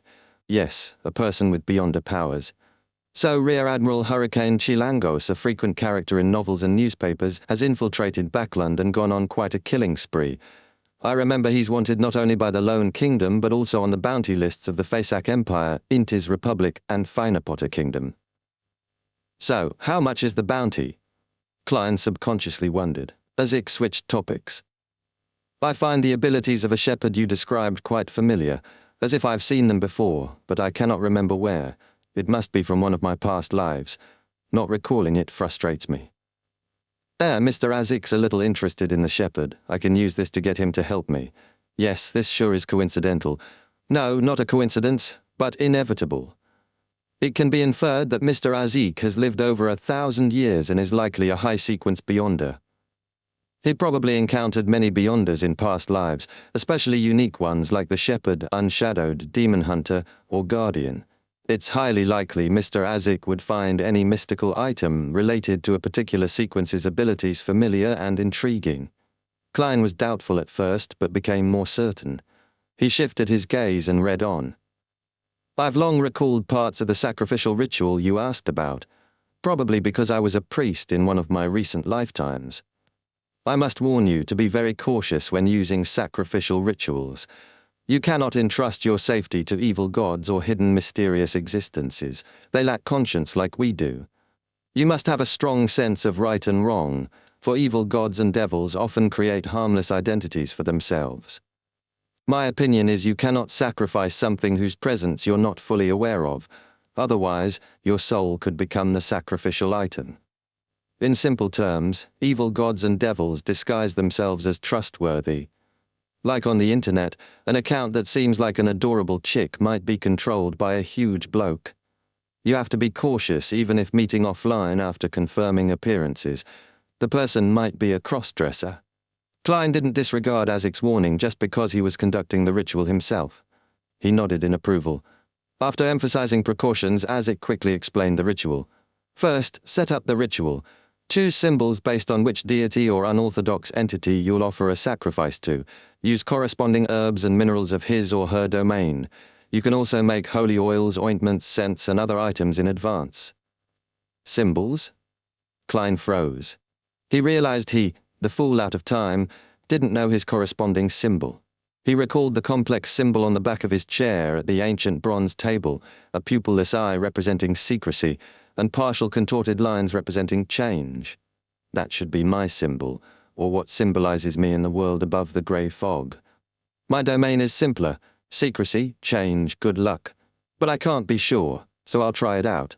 Even if wrong, as long as my honorary name is right, the sacrifice won't target another entity. Worst case, the ritual fails. I'm sure of that. Klein rubbed the paper, formulating a plan. His eyes focused again. Second, you must know if the sacrifice must happen at a specific time. Follow normal ritual procedures until you finish reciting honorable names and incantations. You must use Jotun, Dragonese, Elvish, or Ancient Hermes.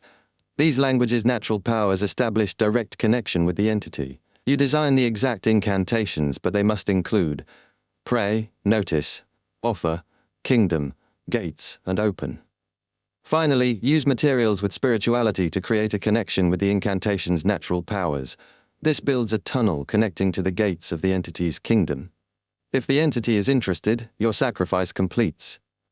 This step isn't absolutely necessary.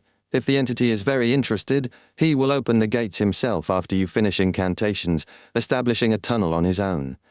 This is often dangerous, as friendly hidden gods rarely do this. Usually only evil gods or devils reply directly to achieve their goals. Materials with spirituality aren't cheap. I wonder if reciting incantations alone could open a sacrificial tunnel like the Door of Summoning? Could I use the world above the grey fog's abilities?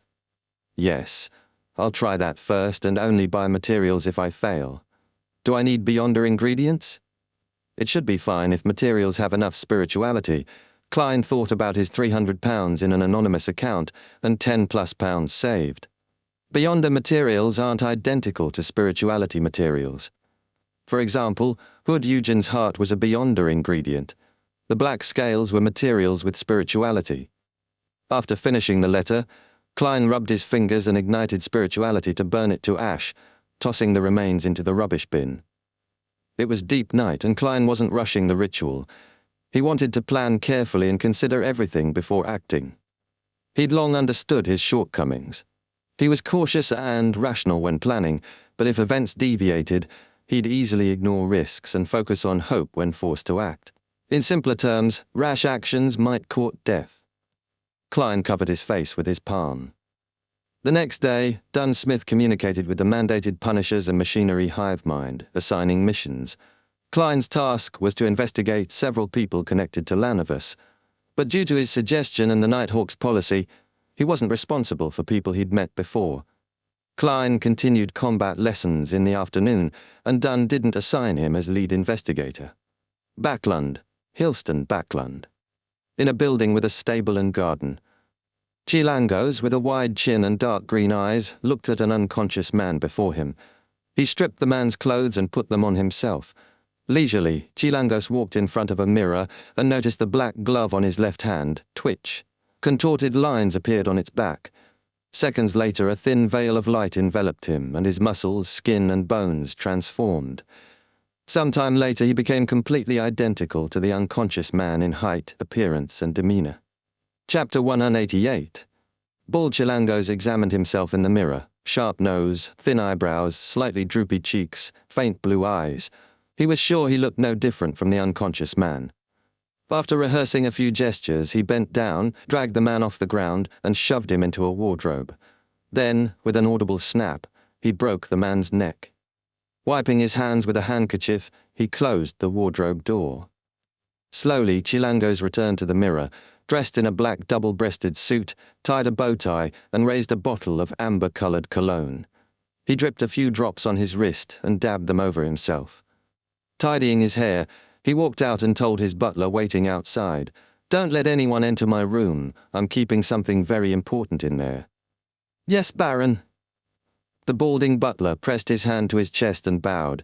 "Your carriage and personal servant are waiting downstairs. Duke Negan's invitation card is there as well." Maintaining the Baron's mannerisms, Chilangos nodded indiscernibly and arrogantly descended the stairs with his butler. A Baron riddled in debt who won't hire a normal security guard, but still keeps a butler, personal male servant, attendants, maidservants, laundry workers, a carriage driver, stable master, gardener, chef, and sous chef. To these foolish nobles, dignity is everything. I even had to waste time learning their strange pronunciations and noble slang. Chilangos thought disdainfully. Backlund, Sherwood Backlund in a cramped apartment, Shio Derecha sat cross-legged on a bed, watching Forswall read a novel by the window light. This is so disappointing. Chilangos didn't leave any clues. We still haven't figured out what he's trying to do in Backlund. They had filed a police report, sent a secret letter describing the strange crime scene, and named Chilangos as a suspect. The police were cautious and transferred the case to the mandated punishers. After a day, news that Rear Admiral Hurricane had entered Backlund spread among enforcement teams. Shio and Fors left their rental and hid to investigate secretly. They avoided official investigation and enforcement authorities, who were hostile to non-official beyonders. The churches saw them as potential criminals. They feared both Chilangos' pursuit and the authorities. If we could discover his purpose so easily, Chilangos would have been buried long ago with weeds on his tombstone, Fors said casually. We must wait patiently. As long as the authorities keep interest, Chilangos will make a mistake. I envy a mystical item that lets one change appearances. Shio hugged her knees, looking out the window. I'm just worried he'll act soon and flee Backlund before anyone can respond.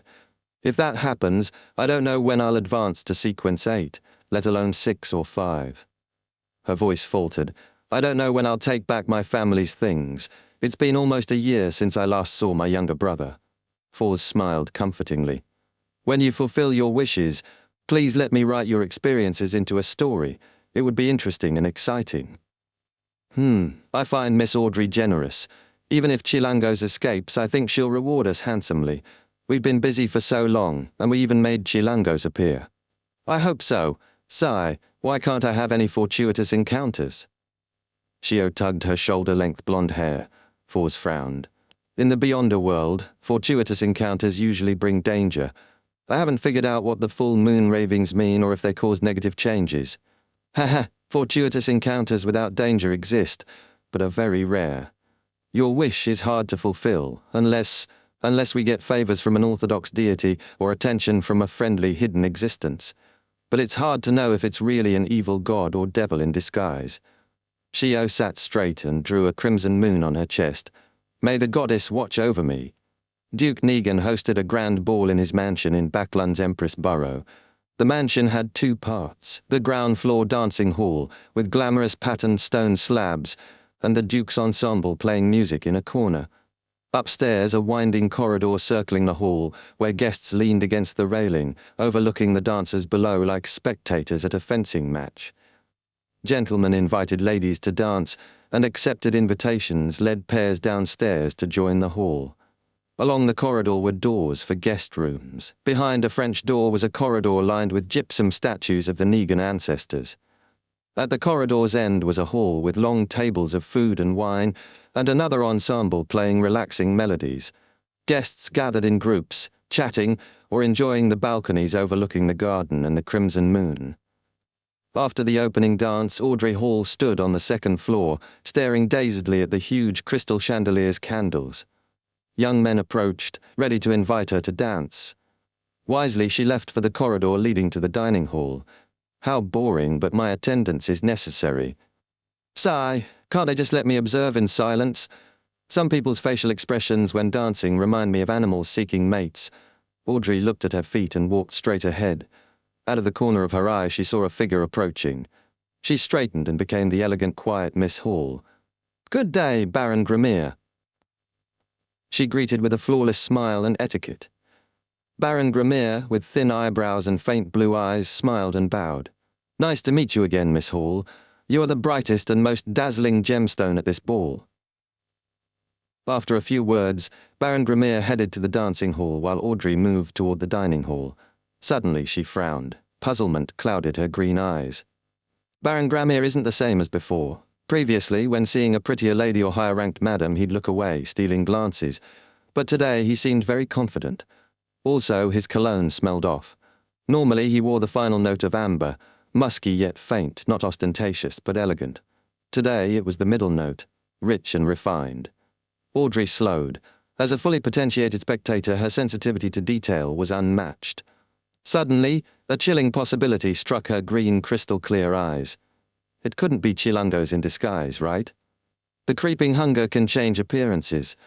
The more Audrey thought, the more likely it seemed. She felt uptight, nervous, panicked. If he really was Rear Admiral Hurricane, what was he trying to do? It was a pity Susie couldn't attend. Otherwise she could observe Baron Grimmier. No, I have to warn Father. Amid frantic thoughts, Audrey quickened her pace to the dining hall. She found Count Hall talking to the Chief Cabinet Secretary and others. Flashing a flawless smile, she took Count Hall's arm and told the others, "Gentlemen, do you mind if I borrow Count Hall for a few minutes?" "Beautiful lady, it's your right," the gentleman responded kindly. Audrey led Count Hall to a quiet balcony corner and said to her plump, middle-aged father, "Father, I have something to tell you." Count Hall smiled fondly but grew serious at her expression. "What's the matter?" "I ran into Baron Grimmier earlier, but things are different. His cologne was the middle note of amber, not the end note. And," Audrey described what she noticed, attributing it to her sensitivity. She added, "I heard from Viscount Glaint that Rear Admiral Hurricane Chilangos can take on other people's appearances. Hasn't he been in Backland recently?" Count Hall listened carefully, his face turning grave, but he smiled and comforted her. "I'll take care of this. Go find your mother in the lounge." "Okay," Audrey nodded. On the way, she glanced back at her father talking to a noble with a solemn look. Anxiety gripped her. She felt she needed to protect her family. She left the dining hall and found Duke Negan's small prayer room. Closing and locking the door behind her, she looked at the Lord of Storms' symbol, found a dark corner and sat, leaning forward. Clasping her hands, supporting her forehead, she softly recited in Hermes, "The fall that doesn't belong to this era. You are the mysterious ruler above the grey fog. You are the king of yellow and black who wields good luck." Chapter 189, Prayers and Replies. Tingen City, Daffodil Street. Klein was discussing the latest play with Benson and Melissa, inviting them to watch it next weekend. "I think the newspapers have said enough about it. The Return of the Count is definitely a play that's worth watching. It's already been performed more than 10 times in Backland, and it's sold out each time. I think that we shouldn't miss this opportunity." Klein, starved for entertainment, was unwilling to give up. He'd been an ardent follower of television shows back on Earth. "Of course, if it wasn't for the maintenance of my image, I'd rather go to a bar and play billiards." Yes, renting a venue for tennis isn't a bad choice. That can be considered a leisure sport for the middle class. With my current fitness, as long as I don't encounter other beyonders, I should be able to handle most opponents easily. Forget it, just a passing thought for now. I still have to reinvestigate the figures associated with Laniverse in the morning, do combat training in the afternoon, and search for the house with the red chimney in the evening before returning home. I sure am a busy man. Klein tried to stay optimistic. Noticing Benson inclined toward his suggestion while Melissa hesitated, Klein smiled and added, "I heard that the most popular supporting cast in The Return of the Count is a genius mechanic." "All right, we do have to see a play at a large theater once in our lives." Melissa pouted, but nodded grudgingly, a sparkle in her eyes. Klein was about to respond when a buzzing filled his ears. He became dizzy for a few seconds. "Someone is praying to me." He leaned against the wall, chuckling. "Then I shall wait patiently for the tickets to go on sale.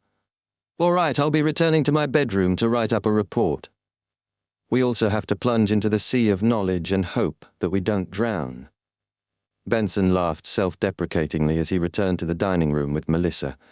Klein went upstairs, locked his door, and sealed the room with a spirituality wall. He took 4 steps counterclockwise, recited incantations, and ascended to the world above the grey fog. Suddenly he appeared in the seat of honor in a magnificent palace fit for a giant, a pulsing crimson star reflected in his eyes. He lifted his right hand, extended his spirituality, and connected to the star representing justice. With a boom, a blurred, distorted image formed. Miss Justice, in a long beige regal dress, sitting in a dark corner with bowed head and clasped hands. Her nervous voice echoed illusorily. "The fool that doesn't belong to this era. You are the mysterious ruler above the grey fog. You are the king of yellow and black who wields good luck. I pray for your attention. I pray for you to listen. I'm at a ball held by Duke Negan and encountered someone who's suspected to be Chilangos. He is disguising himself as Baron Grimmier, and his motives are unclear. I noticed today that some of the details regarding Baron Gramir were a little different than usual. This made me recall the appearance-altering beyonder power that Chilangos' mystical item has. Klein listened carefully and understood. Chilangos had used the Creeping Hunger's special powers to infiltrate Duke Negan's ball. But Chilangos probably didn't expect one of the ladies to be a spectator who memorized Baron Gramir's mannerisms, so he didn't realize he was exposed. What does Chilangos want? And what should I do? I've tried conducting the sacrificial ritual without spirituality-infused materials for 2 days. I can create something like the Door of Summoning, but I can't open it. I plan to buy materials at the underground market for my second experiment. Miss Justice wouldn't have spirituality-infused materials at a ball. Klein thought for over 10 seconds before answering Justice's prayer in a small prayer room in Duke Negan's mansion. Audrey repeated her prayers a few times, then stopped, tidied her clothes, and walked quickly to the door. She knew she couldn't be gone too long. Her parents would worry and misjudge the situation, causing the wrong reaction. Behind the door, Audrey took a deep breath, extended her right hand covered in a white veiled glove, and released the lock with a wary heart. Leaving the prayer room, she followed the path back to the dining hall. Wine glasses and plates came closer, but her vision blurred as an illusory fog spread. In the thick fog center was an ancient chair topped by a mysterious presence, seeming to overlook everything. "Mr. Fool!" Audrey nearly shouted in pleasant surprise. A deep, familiar voice echoed, "I'm aware." The voice reverberated as the fog vanished, and Audrey's vision returned to the tables laden with food and bustling guests. Worry vanished. She straightened subconsciously and entered the dining hall with light steps, heading to the recreation room, in the magnificent palace above the grey fog. After replying to Miss Justice, Klein thought about how to convey the message to the hanged man. I can't just repeat her description, as that undermines my authority. After all, what mysterious existence would personally take the role of messenger? After nearly a minute, an idea came. He conjured Miss Justice praying and transformed it into a movie-like scene with faces mosaicked and censored. He extended his hand and tapped, sending the scene into the crimson star representing the hanged man. Backlund, Sherwood Backlund, Holy Wind Cathedral. The hanged man, Alger Wilson, sifted through investigation reports, searching for traces of Chilangos. Near his right hand was a stack of papers filled with contorted symbols. Leaning back and rubbing his eyes, Alger's sight blurred, filling with thick grey fog. An ancient chair appeared, and atop it a faint human figure. "Mr. Fool," Alger thought, then saw a hazy figure in regal dress praying, repeating, "I'm at a ball held by Duke Negan and encountered someone who's suspected to be Chilangos. He is disguising himself as Baron Gramir, and his motives are unclear.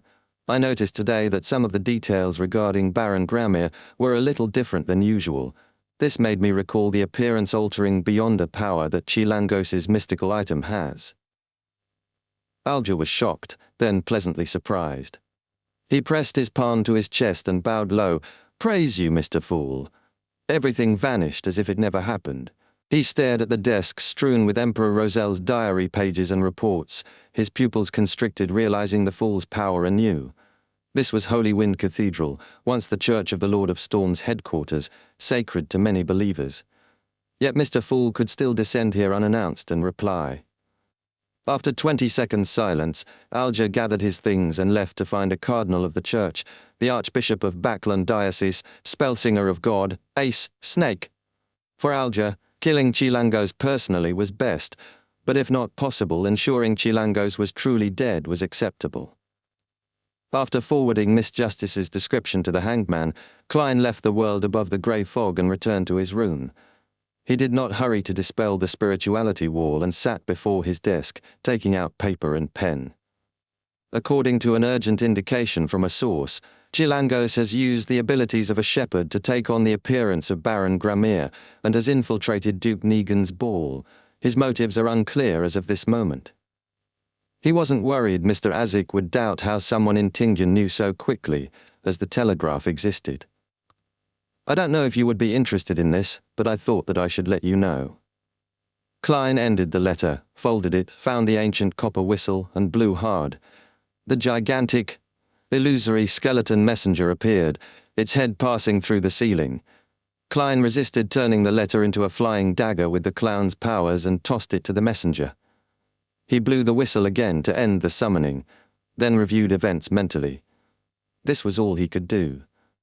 Although he could summon the flaring sun charm directly to Backland, it was too dangerous. Chilango's was sequence 6, wind blessed with creeping hunger. It would be troublesome, and his image would be affected. So he wisely gave up. The problem is not too serious. Duke Negan is the most influential noble outside the royal family, key behind the Conservative Party. Many nobles attend the ball, and Beyonders guard the area. If not for this, Chilangos wouldn't infiltrate under disguise. Since Miss Justice noticed him early, nobles should be prepared. This won't blow out of control. I wonder how fast Mr. Azik's messenger is. If it travels through the spirit world, he might make it in time for the main course. But if as slow as Madame Daly's messenger, he might only read of it in tomorrow's paper. Klein nodded faintly and pushed the matter to the back of his mind. There was nothing more to do. Chapter 190. The Assortment of Abilities.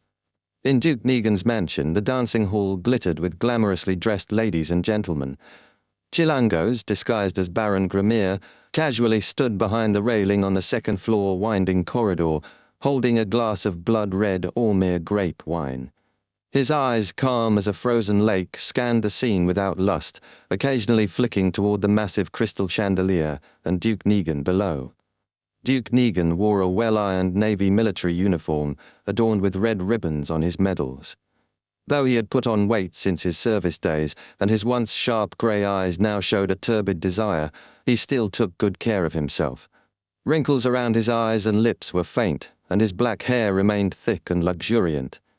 Palace Negan was not only the current Duke and the Conservative Party's main supporter, but also the brother of Prime Minister Aguesid, and one of the richest and most powerful men in the Lowen Kingdom. And the reason why Chilangos had infiltrated Backland.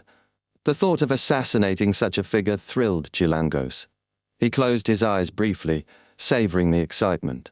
The commission's price was generous, but beyond that, he loved adventure and difficult challenges. Success would bring fame across the northern and southern continents, placing him above the Four Kings, and he'd receive a card containing the mystery of God that Emperor Roselle created. Chilangos lowered his gaze to his left hand. Creeping hunger had turned transparent, its glove invisible to naked eye or touch, a magical item that had helped him rise to Pirate Admiral as a Sequence 6. Yet, he felt regret. In years as a pirate, he'd met many Beyonders, including Aurora Order members adventuring in the Sonia Sea, and he knew Creeping Hunger was no real shepherd. It was slower to switch states, controlled souls only had 1 to 3 abilities, and only 5 souls could be held at once, while a real shepherd had 7. Both shared the restriction of controlling only 1 soul at a time, and only using that soul's powers plus their own. Replacing souls was irreversible. Over 7 or 8 years, Chilangos had refined his 5 souls into a terrifying complement. Rumors called Rear Admiral Hurricane omnipotent. As ardent dance music played, Chilangos rehearsed his next moves. He sighed. He had failed to find the Traveler in recent days. Capturing a Traveler would mean feeding Creeping Hunger a powerful soul. That ability would be invaluable. He glanced once more at the chandelier and decided it was time. The soul he currently controlled granted only a transformation ability, not useful in a fight but too valuable to replace. Plus, he could still use his wind-blessed Beyonder powers regardless of soul. Fixing his gaze on the noble's wife's curvy figure briefly, Chilangos then swept his eyes toward Duke Negan and the gentlemen around him. The Duke was a staunch follower of the Lord of Storms, a key figure ensuring the Church's political influence. There had to be a Church Beyonder protecting him. Though the Negans weren't an ancient 1,000-year family, they were wealthy and powerful, likely seeking sequence potion formulas or Beyonder allies in secret. Chilangos mentally ruled out the noble and officer gentleman, locking onto the man always beside Duke Negan. Brown-haired, blue-eyed, dressed in a black tuxedo, expressionless but vigilant. Nodding imperceptibly, Chilangos pressed his right hand forward. Whoosh! A gust of wind swept over the dance floor, extinguishing the chandelier's candles. In the brief darkness, wind blades sliced the metal chain holding the chandelier. Creak! The crystal chandelier crashed down, shards flying, cutting guests who screamed in fear and pain. In the chaos, Chilangos's glove shifted into a golden surface. His eyes glinted fiercely as he fixed on the man beside Duke Negan. Suddenly the protector screamed in agony, clutching his head and thrashing on the floor. Chilangos dashed through the darkness toward Duke Negan, but his eyes reflected the Duke's unshaken confidence. The plump Duke stood tall, observing the assassin as if beneath him. Raising his right hand, he murmured in ancient Hermes, "Imprison." Chilangos froze, suddenly enclosed in a transparent sticky liquid wall, an insect trapped in amber. Pallas Negan was himself a very strong beyonder. The Duke waved his right hand again. "Flog! Pa!" An invisible whip lashed at Chilangos, tearing his clothing and skin to reveal white bone beneath. Leaning forward, Duke Negan raised his right fist and declared, "Death! Pa!" His fist struck Chilangos' head with impossible speed and power. Chilangos' head shattered, but so did the surroundings. Duke Negan remained unmoved, as if this was a dream. Unbeknownst to many, Chilangos had shifted into nightmare state, a special nightmare that could still move after dragging others into a dream. He appeared behind Duke Negan, eyes cold and locked. Wind spiraled around his right fist, which stabbed through the Duke's vest like a blade. Whoosh! The punch pierced through Duke Negan's body and heart, but the Duke's figure rapidly turned transparent, like a summoned soul. After the near-formless figure vanished, Duke Negan appeared before a French door across the corridor, wearing a scrutinizing smile. "Another Beyonder? They prepared an ambush for me? How is that possible?" Despite his unwillingness, Chilangos remained calm. His left-hand glove became dark golden scales, his irises paled and slit vertically. A shapeless wave swept in every direction. The guests fell into uncontrollable fear, running wildly and creating chaos. Beyonders hesitated to act recklessly, fearing harm to friends and relatives. Seizing the moment, Chilangos sped away, hurricanes swirling as he smashed through a resting room door and then an oriel window. He flew away from the mansion, landing in a municipal garden, a carefully scouted escape route. Once clear of pursuit, he could change appearance and vanish into Backlund's population of over 5 million. That was why he dared take on such a dangerous mission. Soon, a gale blew toward Duke Negan's mansion as the Cardinal of the Church of the Lord of Storms, Archbishop Ace Snake, arrived with mandated punishers. He hadn't been able to alert other Beyonders in time. Alger was among them, but his mood was sour as he surveyed the broken windows and fleeing Beyonders. Rear Admiral Hurricane Chilangos had escaped once more. Chapter 191. Unclear Motives. Chilangos lost his pursuers with the help of the wind after crossing a man-made lake. He surveyed his surroundings, intending to create the illusion that he had entered a ditch to escape into the Tusok River before turning to the financial center of Backlund, the Hillston Borough. Suddenly his field of vision blurred. Colors around him saturated in darkness. The green trees became greener, their red fruits even redder. The blackness of the water deepened. Everything seemed splashed with pastel paint. Beneath a crimson moon obscured by clouds, transparent figures floated alongside lustrous splendors that held mysterious knowledge. Chilangos halted midair, dark water rising beneath him. Pale white hands reached out, grasping, not good. He realized he'd been ambushed, and by a powerful enemy. A giant humanoid skeleton appeared, 4 meters tall, its eye sockets burning with pitch-black flames. Its bones were blurry, illusory. Chilangos sneered expressionlessly, and the glove on his left hand radiated a pure golden light. Leaning back, arms wide as if hugging the sun, a bolt of burning brilliance descended from the sky, enveloping the giant skeleton. The pastel-like world quaked, pale hands beneath the water evaporated. This was the Priest of Light's Beyonder power, a sun sequence ability, the nemesis of the undead. The radiant pillar faded, the black flames in the skeleton's eyes extinguished. It turned transparent and disintegrated. Before Chilangos could use the power to dispel the pastel-like world, his expression hardened. Another identical giant skeleton appeared to his left, and then more, until more than 100 surrounded him. Each pair of burning black flames fixed on him. The dark water rose nearly to his feet, pale hands flailing wildly. "Spread out and pursue him. Try to corner him," ordered Cardinal Ace Snake, conjuring a typhoon as he flew toward Chilangos' escape route. Duke Negan and the others didn't join the mandated punishers, respecting their status. They watched from windows and balconies. The nobles, initially frantic, gradually calmed, unsure what had happened but sensing an assassination attempt on Duke Negan. Alger Wilson clenched his jaw and ran after Chilangos's trail through the municipal garden into Hillston Burrow. He wasn't willing to miss this chance, no matter how slim. Suddenly a voice carried by the wind halted him. There's no need to continue the pursuit. No need. Alger stopped and looked up to see Cardinal Snake hovering above the forest and lake, his black robe adorned with storm symbols billowing. His white hair swayed and his stern silver eyes betrayed no emotion. Alger used his seafarer powers to get a clearer look, then turned away, unsettled. The calm pond reflecting crimson moonlight appeared before him. Near its bank floated a tall figure, wide jaw, ponytailed brown hair, cold yet blank dark green eyes. Chilangos. Alger's heart leapt with surprise and joy, disbelief threatening to make him hallucinate. Then Chilangos's face began to rot rapidly, oozing yellow-green liquid, flesh peeling away. Pat, pat! Only a skull remained. His eyeballs fell to the ground beside the lake. His clothes hung over his bones, blocking the radiance. In less than 20 seconds, one of the 7 pirate admirals had died mysteriously in front of Alger. He felt as though trapped in a nightmare. What was happening? Didn't Chilangos escape? Why did he die so simply and mysteriously? What had he encountered to lose his life so quickly? He was a Sequence 6 wind-blessed owner of creeping hunger. Who did this? What was the motive? As thoughts swirled, Ace Snake's commanding voice cut through. Did you give this information to anyone else? Is there anyone else who knows? Alger calmed, glanced at Chilangos's remains, and recited his prepared report. I reported to you as soon as I discovered it. The personnel who carried the information sacrificed himself. No letter was opened during transfer, but I can't confirm if the source leaked it. If we knew, others might too. Alger thought over the possibilities. Whoever hired Chilangos wouldn't kill him after success and no threat of leaks.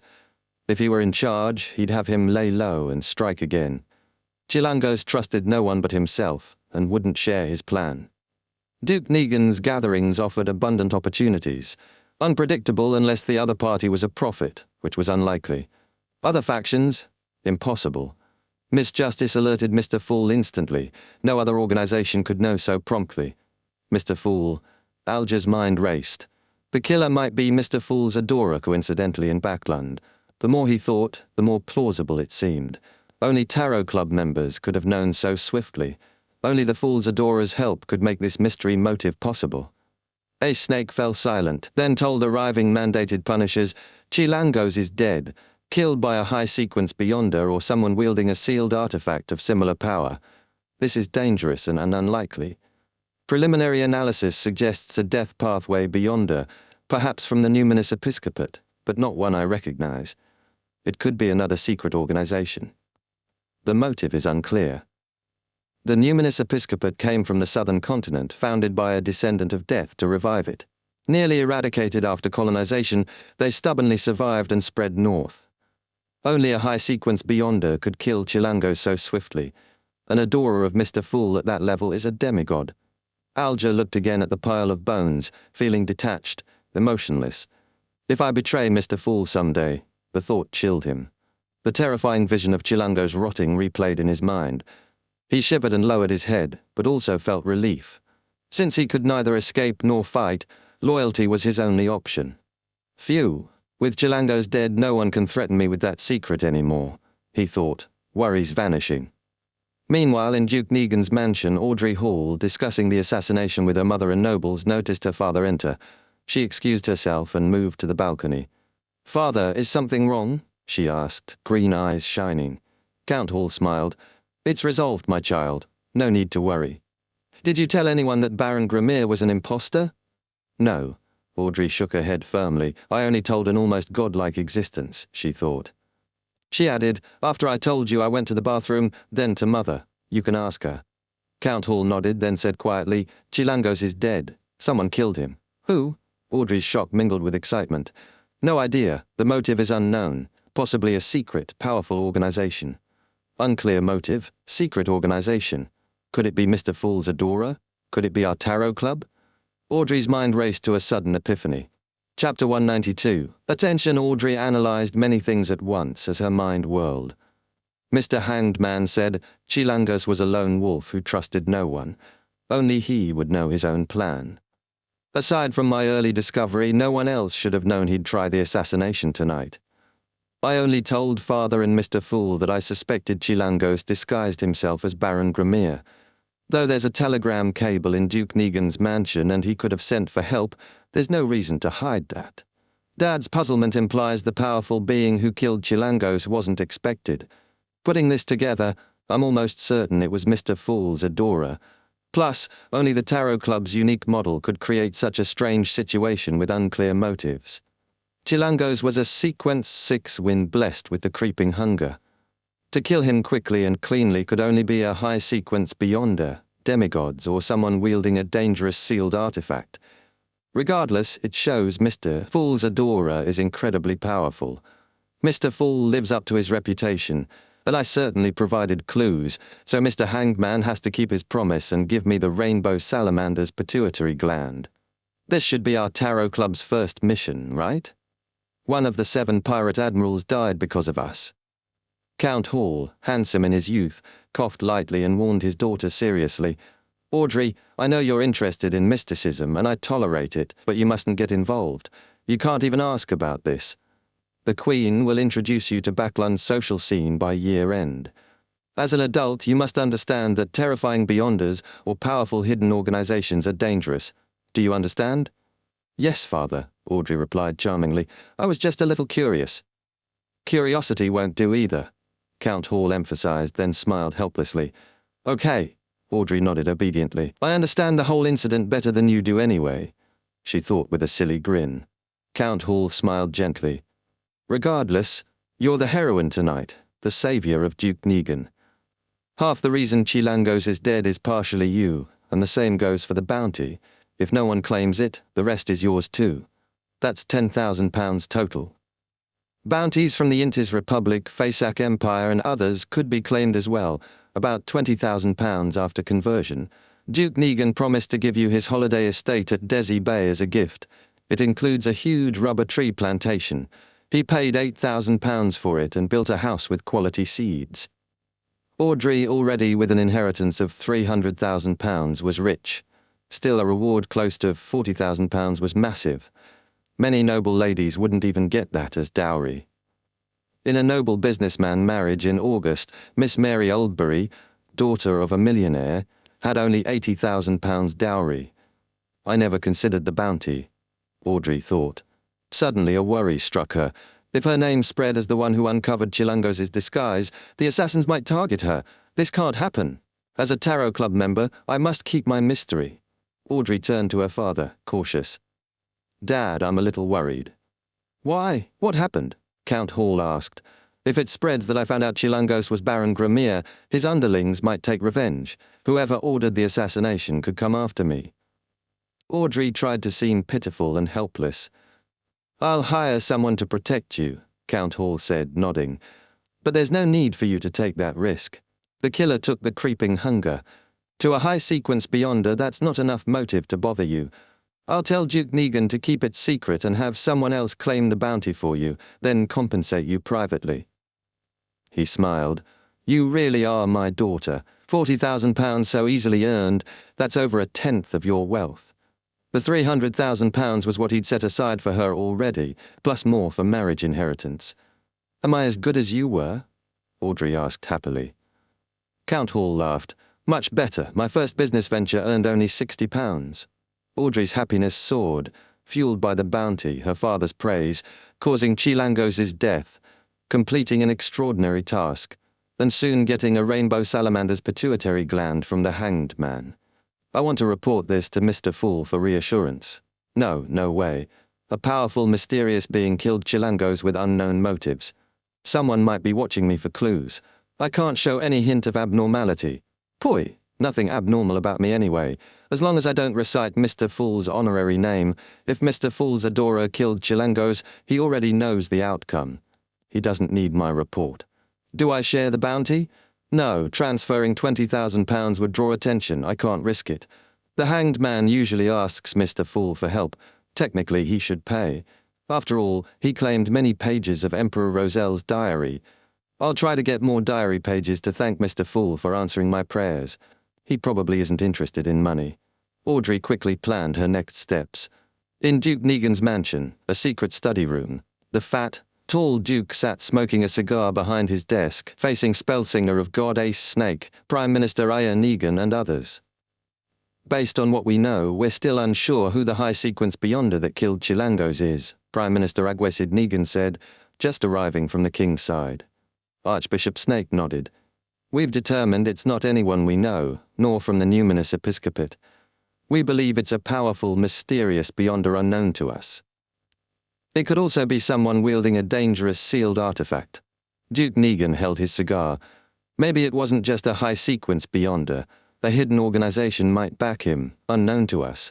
Otherwise, they wouldn't have ambushed Chilangos so precisely. Perhaps a guest at tonight's ball is involved. Prime Minister Agwesid said gravely, regardless, we must be careful. We need to find the identity, reason for presence, and motive for killing Chilangos quickly. A high-sequence beyonder unknown to them, wandering backland was enough to draw the government and 3 churches' attention. Though sequence 3 or 4 beyonders can't withstand warship cannon fire, they don't need frontal assault. Their mysterious powers make them even more dangerous, hence the name demigods. Ace Snake stood. I'll coordinate with the churches of the Evernite goddess, god of steam and machinery hivemind. His Majesty allows military and intelligence cooperation, Prime Minister Agwesid promised. In a hotel in North Borough of Backland, Azik sat under a gas lamp, staring at a glove before him. The glove was thin, like human skin. If filled with flesh and blood, it would become a hand.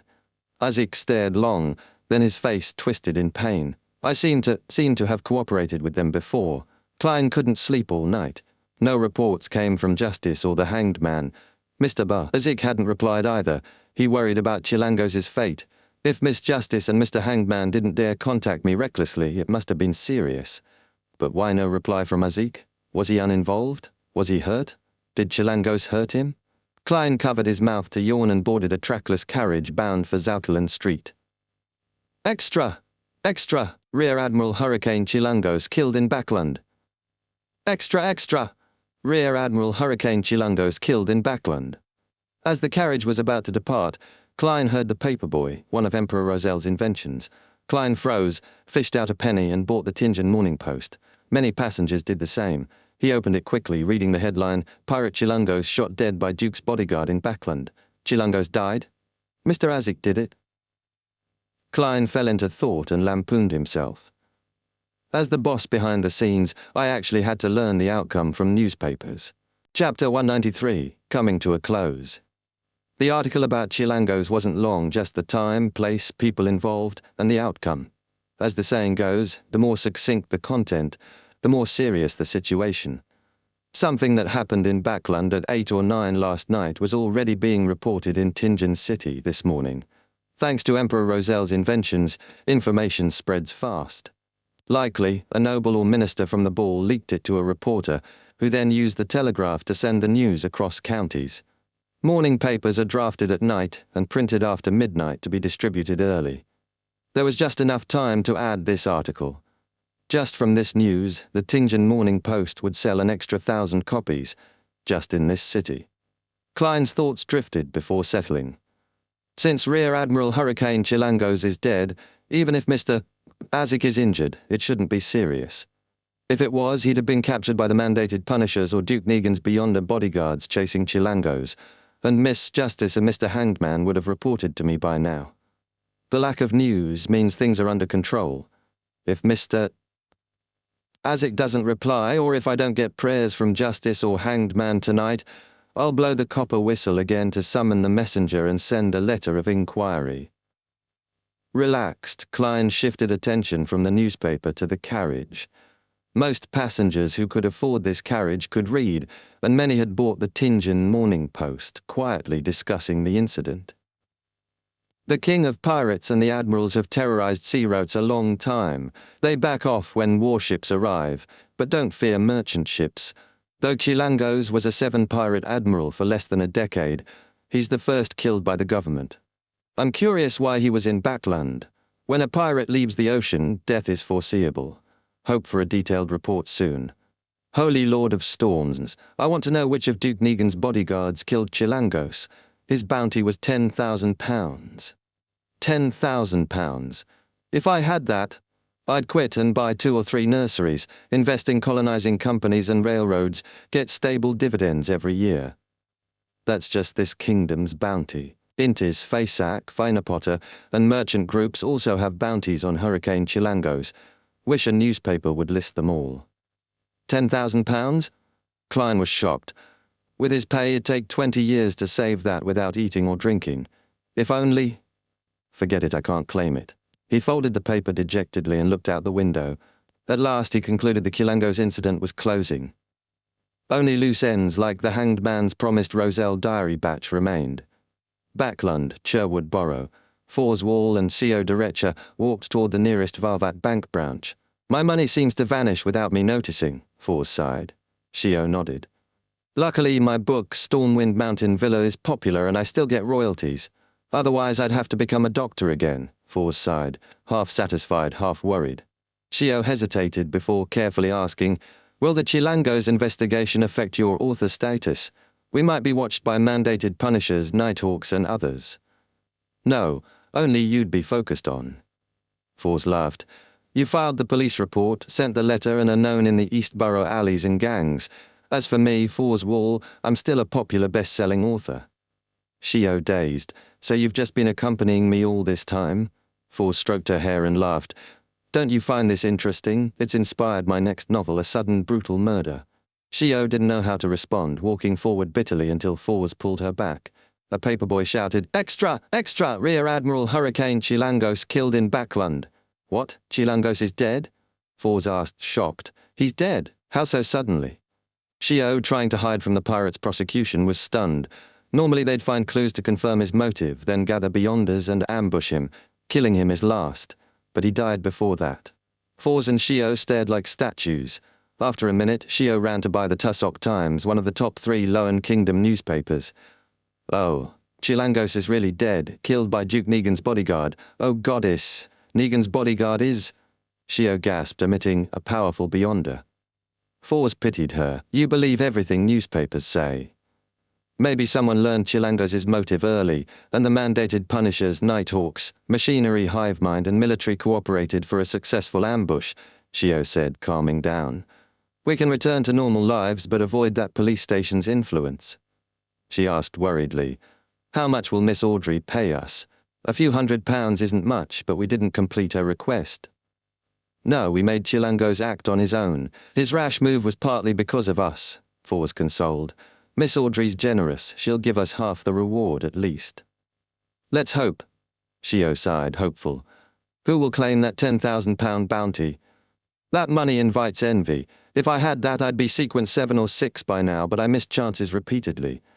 Fours lamented, then warned, Co, don't contact Miss Audrey yet. Let her reach out first. Too many hidden details in Chilangos' death. Looking for her suddenly could be dangerous. Co nodded, surprised. How did you know I planned to go to Empress Borough? Guess, Fours laughed. After a busy morning, Klein returned to Blackthorn Security Company. He reported to Dunn Smith, Captain, those connected to Lanivas I investigated have no problems. They were victims, not involved in Beyonder incidents. Dunn rested his elbows on his desk. Pause that for now. Focus on more likely suspects after others finish. We can't waste all manpower here.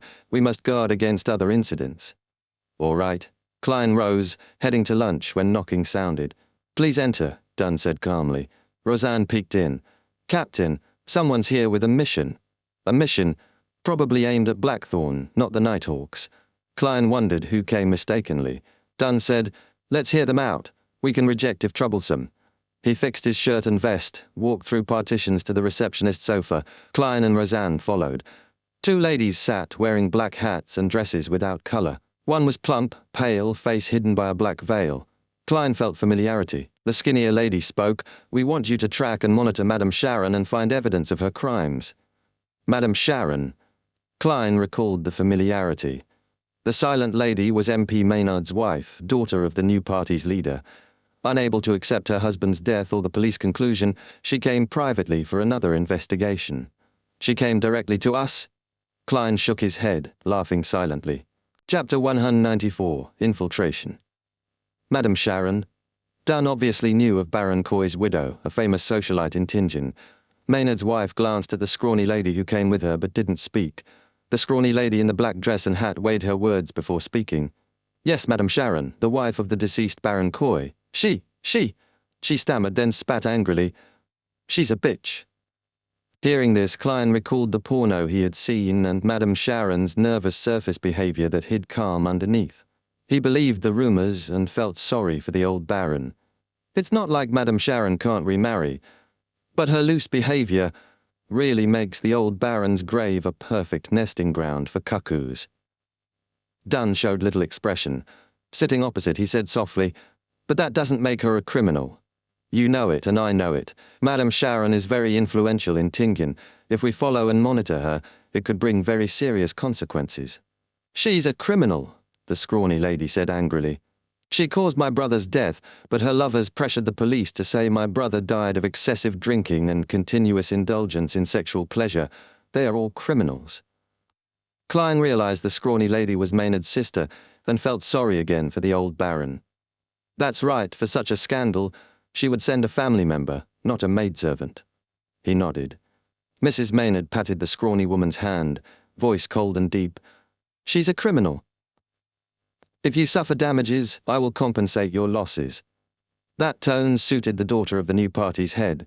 If the police weren't confident in their mediumship ritual, they'd have submitted under her pressure. Klein lampooned inwardly. Dunn was silent nearly 20 seconds, then said, "All right, I have another question. Why are you so certain we'd find something?" The scrawny lady nodded. "The tobacco merchant, Viceroy, introduced us. He said you're the cream of the crop and can complete missions others can't." "Tobacco merchant Viceroy? Who's he?" Klein looked at Dunn, who looked confused. "I'm silly for hoping Captain remembered. Even I don't quite recall." He sighed. Seeing their confusion, she added, "You saved his kidnapped son." "Oh, him. That kidnapping led me to discover the Antigonus family's notebook." Klein was enlightened. Dunn nodded. "I understand." The scrawny woman laid out the offer. "Tail and monitor that bitch for 2 weeks. Even if you find no evidence, note who visits her and who she visits. We will pay £50. If you find evidence of crimes, another £200. That's a large sum. Klein recalled spending £7 hiring Detective Henry for info on red chimney houses and felt a bit ashamed. Dunn thought a moment, then said, "No problem, we can sign the contract now. You'll pay £20 up front." "Captain, we're short on manpower with the Lenivus case." Klein hadn't expected Dunn to accept, though he himself was keen. Mrs. Maynard nodded. "No problem, I believe in you. Please don't disappoint me." Dunn smiled quietly, turned to Roseanne. "Write the contract." After signing and deposit payment, Dunn watched them leave, then glanced at Klein. "This mission will be yours." "Huh?" Klein was confused. Dunn smiled. "Didn't you want to learn tailing and monitoring? This is a great opportunity. Also, you're done with your Laniverse part." "All right." Klein didn't refuse. His mind raced. "Half the mission fee goes to Mrs. Oriana as team funds. The rest is split among members. But it seems I'm alone on this case. At least £25 income regardless, plus weekly pay. If I find clues, maybe £125. Captain is wise." Dunn glanced at him. "Learn tailing and monitoring from Leonard and Fry in the morning. Put combat training on hold this week. You're well trained. I'll inform Gawain." "Learn tailing and monitoring from Leonard and Fry?" Klein pictured Leonard playing his Fanapotta lute, singing poetry, then seducing Madame Sharon to monitor up close. Fry's cold, gloomy air would attract attention. How could they make good spies? Klein replied seriously, "All right." Dunn nodded, walking to the partition. He paused, turned, hesitated, then asked, "Do you remember the tobacco merchant? What was the kidnapping about?" "So you didn't remember or understand? Why act so confident?" Klein face-palmed. Following Leonard's guidance, Klein wasn't in a hurry to tail Madame Sharon, even though he knew she stayed on Osner Street in East Borough. Until you know the target's routine, you can't tail recklessly. Monitoring alone makes noting everything hard. "Unless you don't eat, drink, sleep, or go home," Leonard said. So Klein hired a triad boss from the Hound pub, spending £5 to get his underlings to monitor Madame Sharon and record her routine. Luckily, reimbursable. Why does this feel like subcontracting? On Friday afternoon, Klein received the investigation report from the triad boss. Calling it a report insulted detectives. None of the underlings were literate. They relied on drawings and symbols, interpreted by their semi-literate boss who'd attended Sunday school for a year. Klein had a headache reading it. According to surveillance, Madame Sharon rarely left recently. Few visitors either. She might be affected by Maynard's death. The triads even gathered info from her maidservant. She'd attend the Conservative Party banquet tonight. Might return late or not at all. An opportunity to put theory into practice. Klein decided to sneak into Madame Sharon's house and search. With Lanivus duties done, combat training suspended, and the Chilangos incident over, Klein had only two matters: red chimney houses and following Madame Sharon. He was relatively free. 2 days ago, Mr. Azik replied with one sentence, "I obtained the creeping hunger and recalled something." Klein confirmed Azik killed Chilangos and that this amnesiac teacher was a high-sequence beyonder. But Azik didn't share details. If willing, he'd have said more. Klein reminded Azik the creeping hunger craved living flesh, blood, and soul and must be sealed safely. Justice and the hanged man hadn't prayed to him yet, but Klein wasn't worried. They feared being monitored and avoided using his name recklessly. Gas street lamps lit Osner Street at night, the crimson moon high. Klein, sneaking out with the clown's balance and agility, leaped over Madame Sharon's outer wall quietly. Passing through the garden, he climbed the water pipe and slipped onto the second-floor balcony. Klein had never climbed a tree successfully as a kid. This was monumental. He took out a tarot card from his black windbreaker, slid it into the balcony door gap, lifted it lightly and unlocked the door. The servants are careless. They didn't use an extra lock. Otherwise, I'd have to try the window. Klein muttered and entered. Using info from the triad boss, he found Madame Sharon's bedroom easily. He turned the knob and stepped in. He closed the door carefully and suddenly smelled a faint fragrance.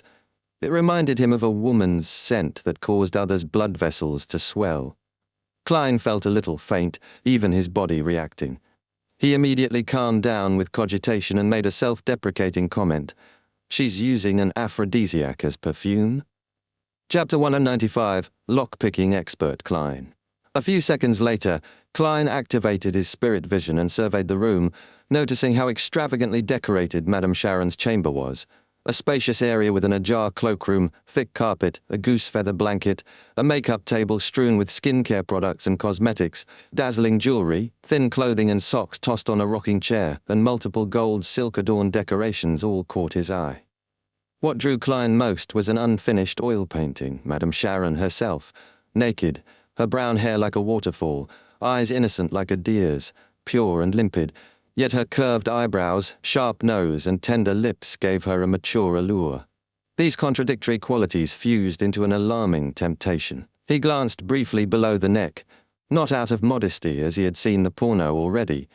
Instead, his attention was caught by pastels, palettes, paintbrushes beside the painting, and a full-length silver-coated mirror.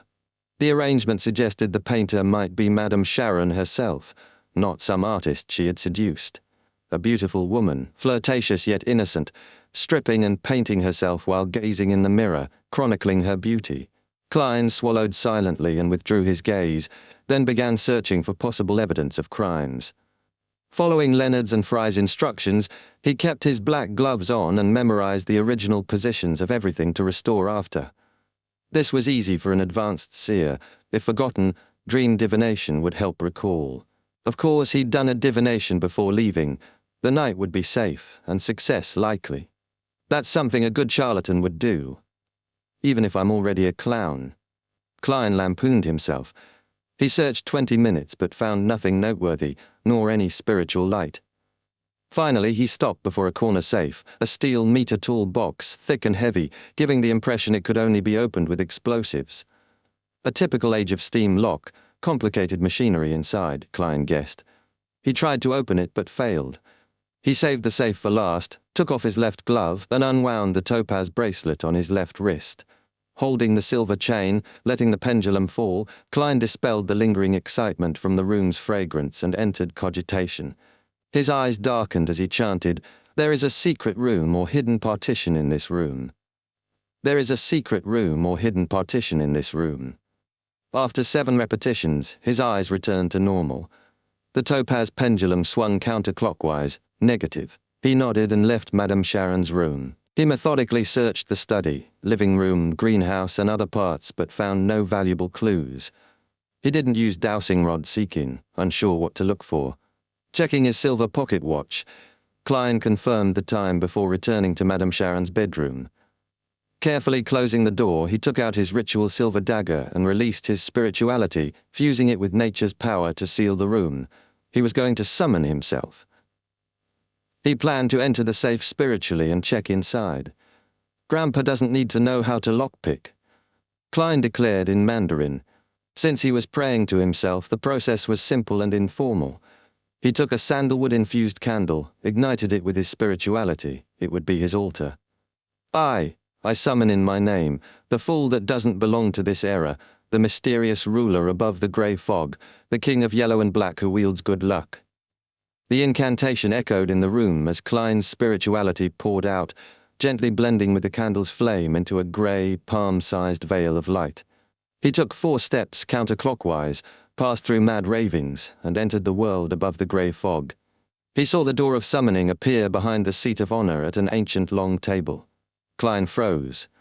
I should perform a divination while here, removing interference and boosting my powers. Also here, divining is like using an object Madame Sharon carries every day. He conjured a fountain pen and goatskin and sat down. What should I divine? Klein pondered. Is there anything wrong with Madame Sharon? Everyone has flaws, surely. Is Madame Sharon involved in a crime? No, that's too vague. As a socialite tied to politics, she's bound to be connected to shady affairs without conviction. Also, what defines a crime? Lone Kingdom law? Inti's Republic law, or my own judgment? Despite all this, Klein didn't want to delay. His body was still in the real world. He decided to confirm his earlier divinations about the incident. He conjured a divination statement on the goatskin.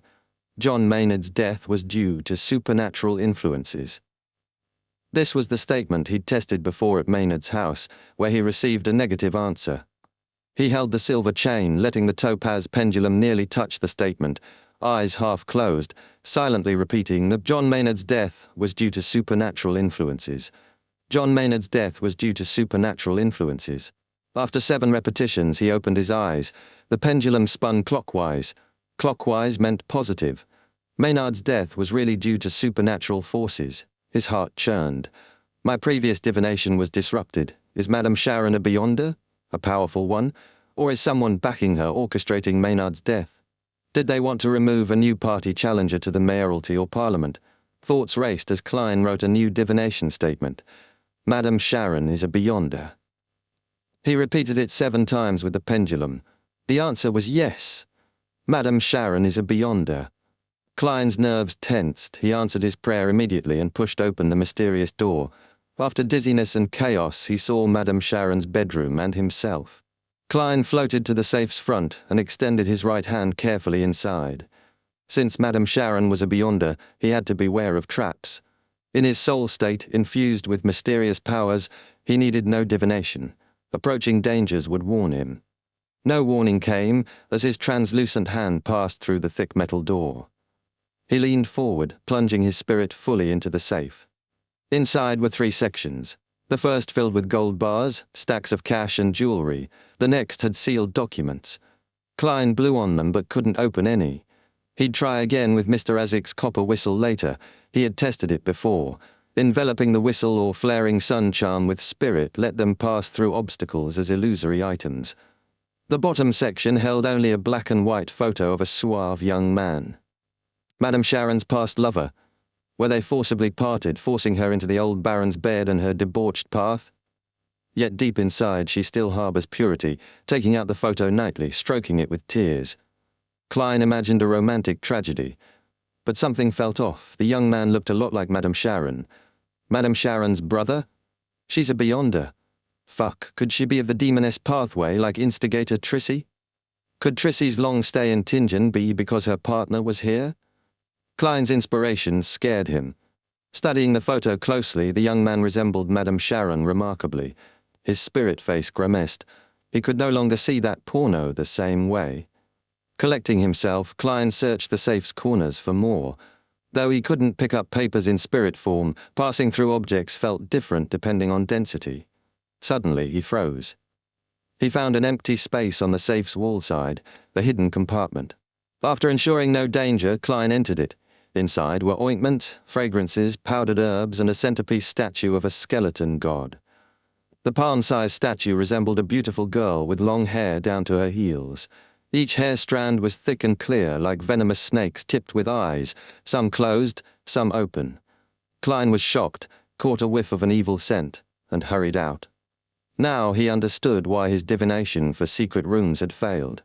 Chapter 196, Spirit Medium Mirror. Klein rushed out of the heavy safe, retreating quickly. Only after calming down did he realize everything seemed fine. That white bone statue is creepy. Although it isn't dangerous, it gives me the creeps. Could it be the so-called primordial demoness? An evil god like the hidden sage, the dark side of the universe, or the true creator? Klein recalled his suspicions about Madame Sharon, and suddenly understood what the statue might represent. As he thought this, his spirituality stirred with an ominous premonition. Klein flew to the window with complicated patterns and looked out. A carriage rolled toward the front gate under the gas lamps. Madame Sharon is back. His heart tugged as the source of his premonition became clear.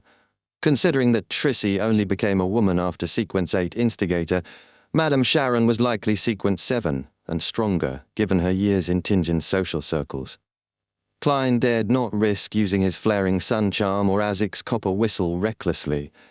He had a limited number of charms and no idea when he'd get the sealed artifact mutated sun sacred emblem out again.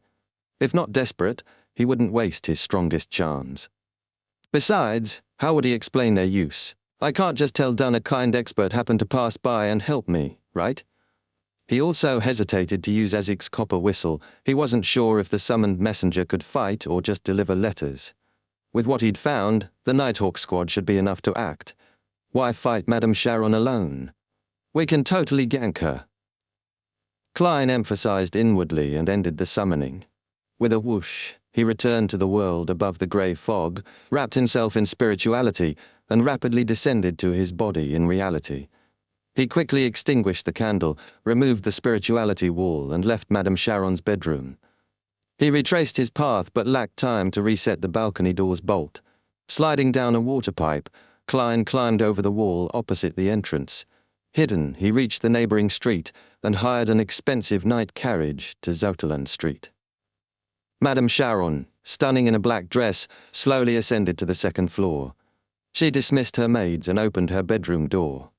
Her clear eyes suddenly focused, reflecting nearly invisible fine threads, like human hair pathologically altered. Without special eyes, no one would notice them. All the fine threads had torn and fallen. She squinted at the thick grey metal safe. 36 Zoutland Street, Blackthorn Security Company.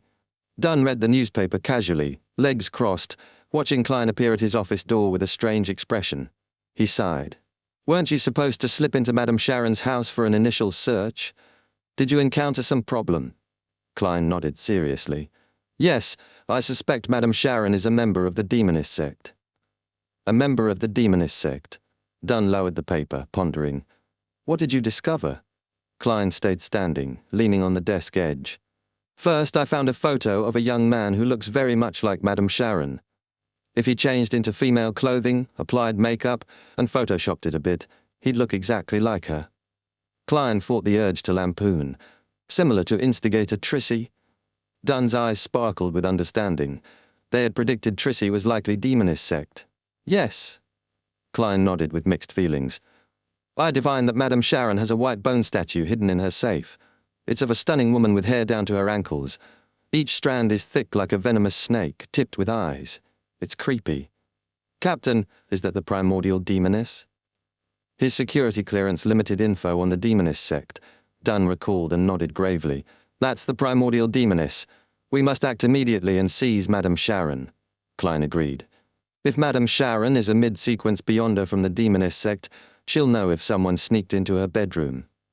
Suddenly puzzled, he asked, "Captain, why do the 7 orthodox gods have only symbols without images, while evil gods I know, true creator, primordial demoness, have anthropomorphic forms?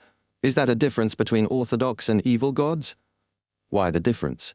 Klein thought but kept silent. "That's one difference," Dunn answered. Rising, he walked to the clothes rack. "Let's not delay, I'm worried Madame Sharon will run." He paused. "Go upstairs to get Kenley. The 3 of us acting together can apply for one sealed artifact. Madame Sharon is likely above sequence 7. "Captain, you're so wise," Klein said quickly. "All right. Curious," he asked, "which sealed artifact?" Dunn chose carefully. 302117. Few sealed artifacts were available behind Chanis Gate. Klein recalled the details. Number 0217. Name, Spirit Medium's Mirror. Danger grade 3. Considerably dangerous. Use carefully. For ops with 3 or more people.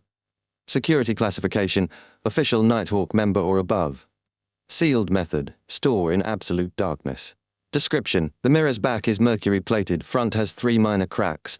The first investigator saw a sobbing girl with long hair, then saw her climbing out. Experiments show the reflected image varies each time, even for the same user. Danger levels differ but focus on the first viewer. The most dangerous is seeing oneself. If no one looks, an image surfaces every 3 hours. If there's light, no living traits. Remark, originally belonged to a spirit medium who committed suicide looking into it. Indeed, not many sealed artifacts at Chanis Gate are for beyonder battles. 30217 was a good choice. Klein said nothing more and hurried to the Nighthawk's recreation room to get sleepless Kenley. That night Royale was on duty at Chanis Gate, Leonard off, Seekatron patrolling elsewhere. A new member wouldn't arrive until Sunday. Dunn chose between Fry and Kenley. Since Madame Sharon was demoness sect and unrelated to dead spirits, he picked Kenley. Minutes later, Dunn returned from the basement holding the mirror tightly wrapped in black cloth. "Frankly, if I didn't know, I wouldn't guess it was a mirror." None exposed. Klein followed Kenley, petite-sized. "You're in charge of using sealed artifact 302117. Dunn handed it over. Klein suddenly realized he was a sequence 8 beyonder capable of fighting head-on. He couldn't just hide as support. "Man, I'm a little nervous." He touched slumber charms in his pockets, prepared. Only problem, to climb easier, he left his cane behind. I can borrow Kenley's. Mirror in one hand, gun in the other, that's enough." Amid thoughts, the trio took a carriage to Osner Street. On the way, Kenley sighed nervously, staring at the artifact. "This is my first dangerous operation." Usually, Nighthawks avoid using sealed artifacts for beyonder incidents. When they went to Morstown, they requested the mutated sun sacred emblem for prevention, as backup took time. This time, they were almost sure the target was a mid-sequence beyonder. "Don't worry, maybe Madame Sharon already fled," Klein smiled, though just as tense. Dunn looked at him helplessly. "Let's try not to let Madame Sharon escape." 20 minutes later, the 3 Nighthawks arrived at Osner Street. The garden and Madame Sharon's house lay dark and silent as if nothing had happened. Klein took out his pendulum and quickly divined. "There's danger inside. There's danger inside." After 7 recitations, he opened his eyes. The topaz pendant spun clockwise with medium amplitude and speed. It meant danger was inside, not extreme, but significant. Chapter 197, Operation, There's Danger in There. Not very high, but it isn't very low either. Klein's divination confirmed Madame Sharon was still inside. She hadn't fled yet. He froze briefly, realizing why. When inspecting the safe, he'd summoned himself and hadn't forcefully broken the lock or triggered traps. Madame Sharon wouldn't know her secret was exposed. She'd only suspect a break-in or a private investigator's failed attempt. So it made sense she stayed put. Losing composure over something small wasn't like Madame Sharon, a calm socialite capable of feigned fear and a hidden demoness sect beyonder.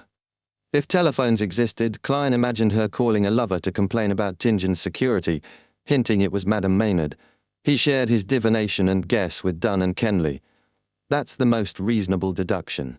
Dunn pressed his hat down, eyeing the second floor. No need to rush in. Why? Kenley, clutching the spirit medium mirror, asked, fear evident. Dunn, donning black gloves, looked at Klein. "Remember when we tried to capture instigator Trissy?" "I do." Klein replied thoughtfully. She sensed us and escaped. He recalled suggesting bombing her house, the safest method, but not now. Madame Sharon's house had many innocent maids. Evacuating them would alert Madame Sharon. Leonard said Trissy could turn invisible. We must assume Madame Sharon can too. Dunn looked at the crimson moon. Good. Your intuition is sharp. We can't risk alarming Madame Sharon. I'll try to drag her into a dream remotely. If successful, you and Kenley capture her. Kill her, only if uncontrollable. Your safety is priority. Captain, you're always so clear-headed at critical moments, Klein silently praised. Over months, Klein learned the unique powers of his partners. Dunn, a nightmare, could enter dreams even from afar, a secret of his sequence. Dragging someone into a dream has limited range and needs time, like coaxing a child to sleep. Now Dunn would gradually drag Madame Sharon into sleep, creating conditions for Klein and Kenley's action. All right. Kenley accepted the plan without fuss.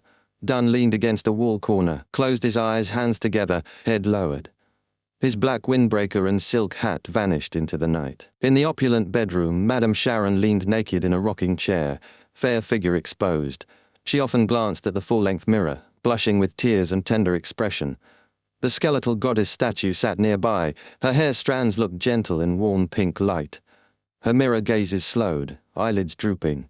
Minutes passed when Klein wondered, how would Dunn notify them after dragging Madame Sharon into a dream? If Dunn left the nightmare state, Madame Sharon might wake and sense something. Could Dunn give hand signs while dreaming?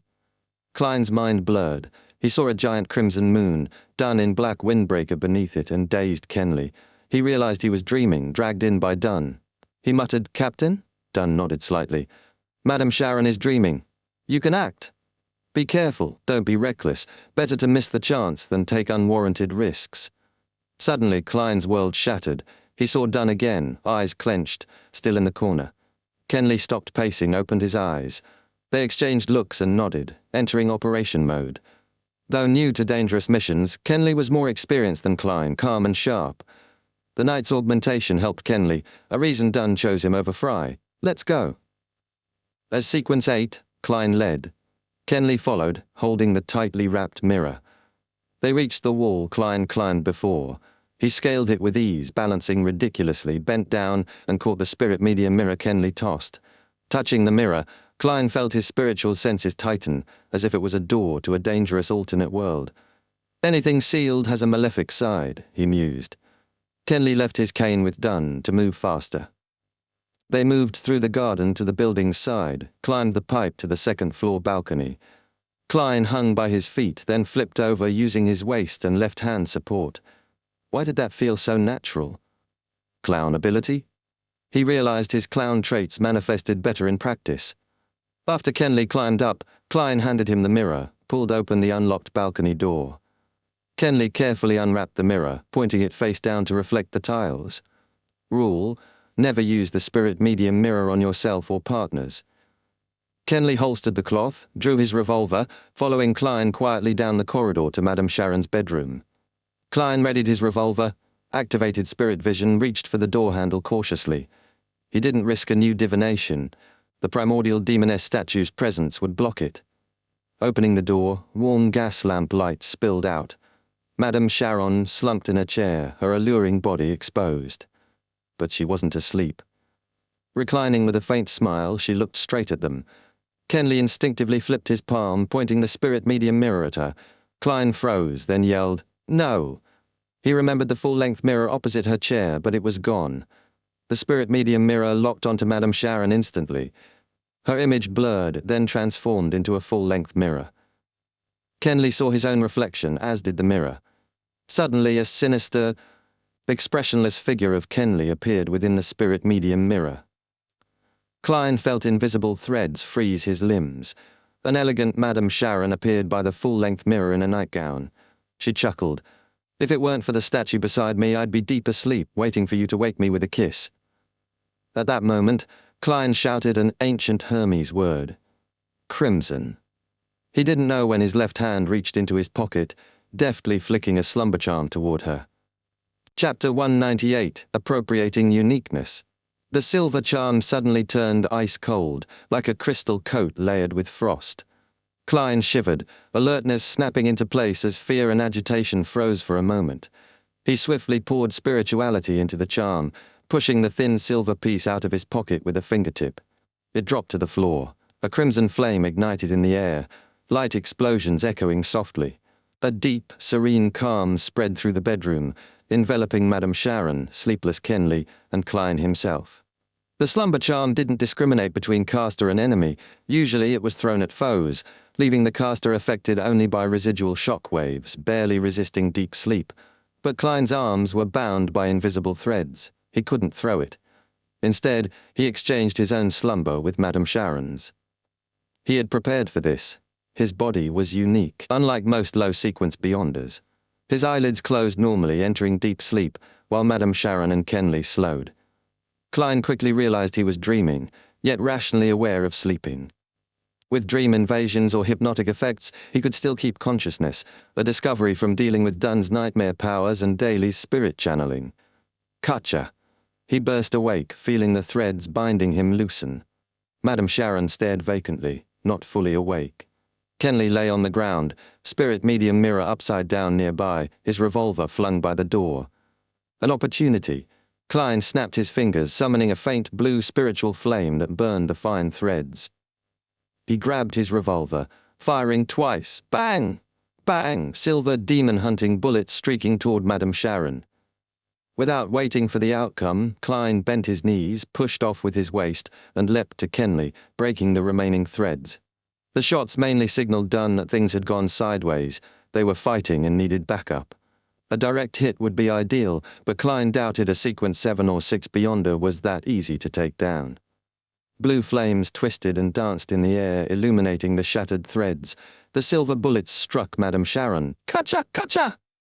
Clad in translucent sleeping robes, her body shattered like a crimson moon's reflection on water. The full-length mirror cracked into thumbnail-sized shards. Some remained oddly shaped like palms. A substitute? A demoness-sect power? Klein glanced briefly, rolling beside Kenley.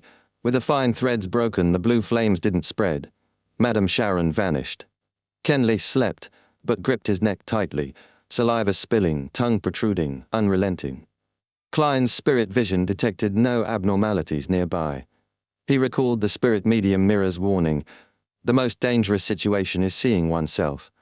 Perhaps Kenley saw his own reflection through the full-body mirror? Without time to ponder, Klein pulled out a triangular silver charm, a requiem charm.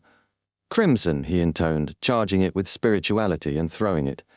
He pressed his left hand down, gripping the spirit medium mirror, checking it face downward to avoid reflecting himself.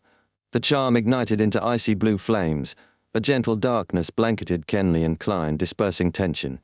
Kenley relaxed his grip. Klein felt like he stood by his home's oriel window, gazing at quiet streets, completely at peace. Exactly what he wanted. In that calm, a gut feeling struck.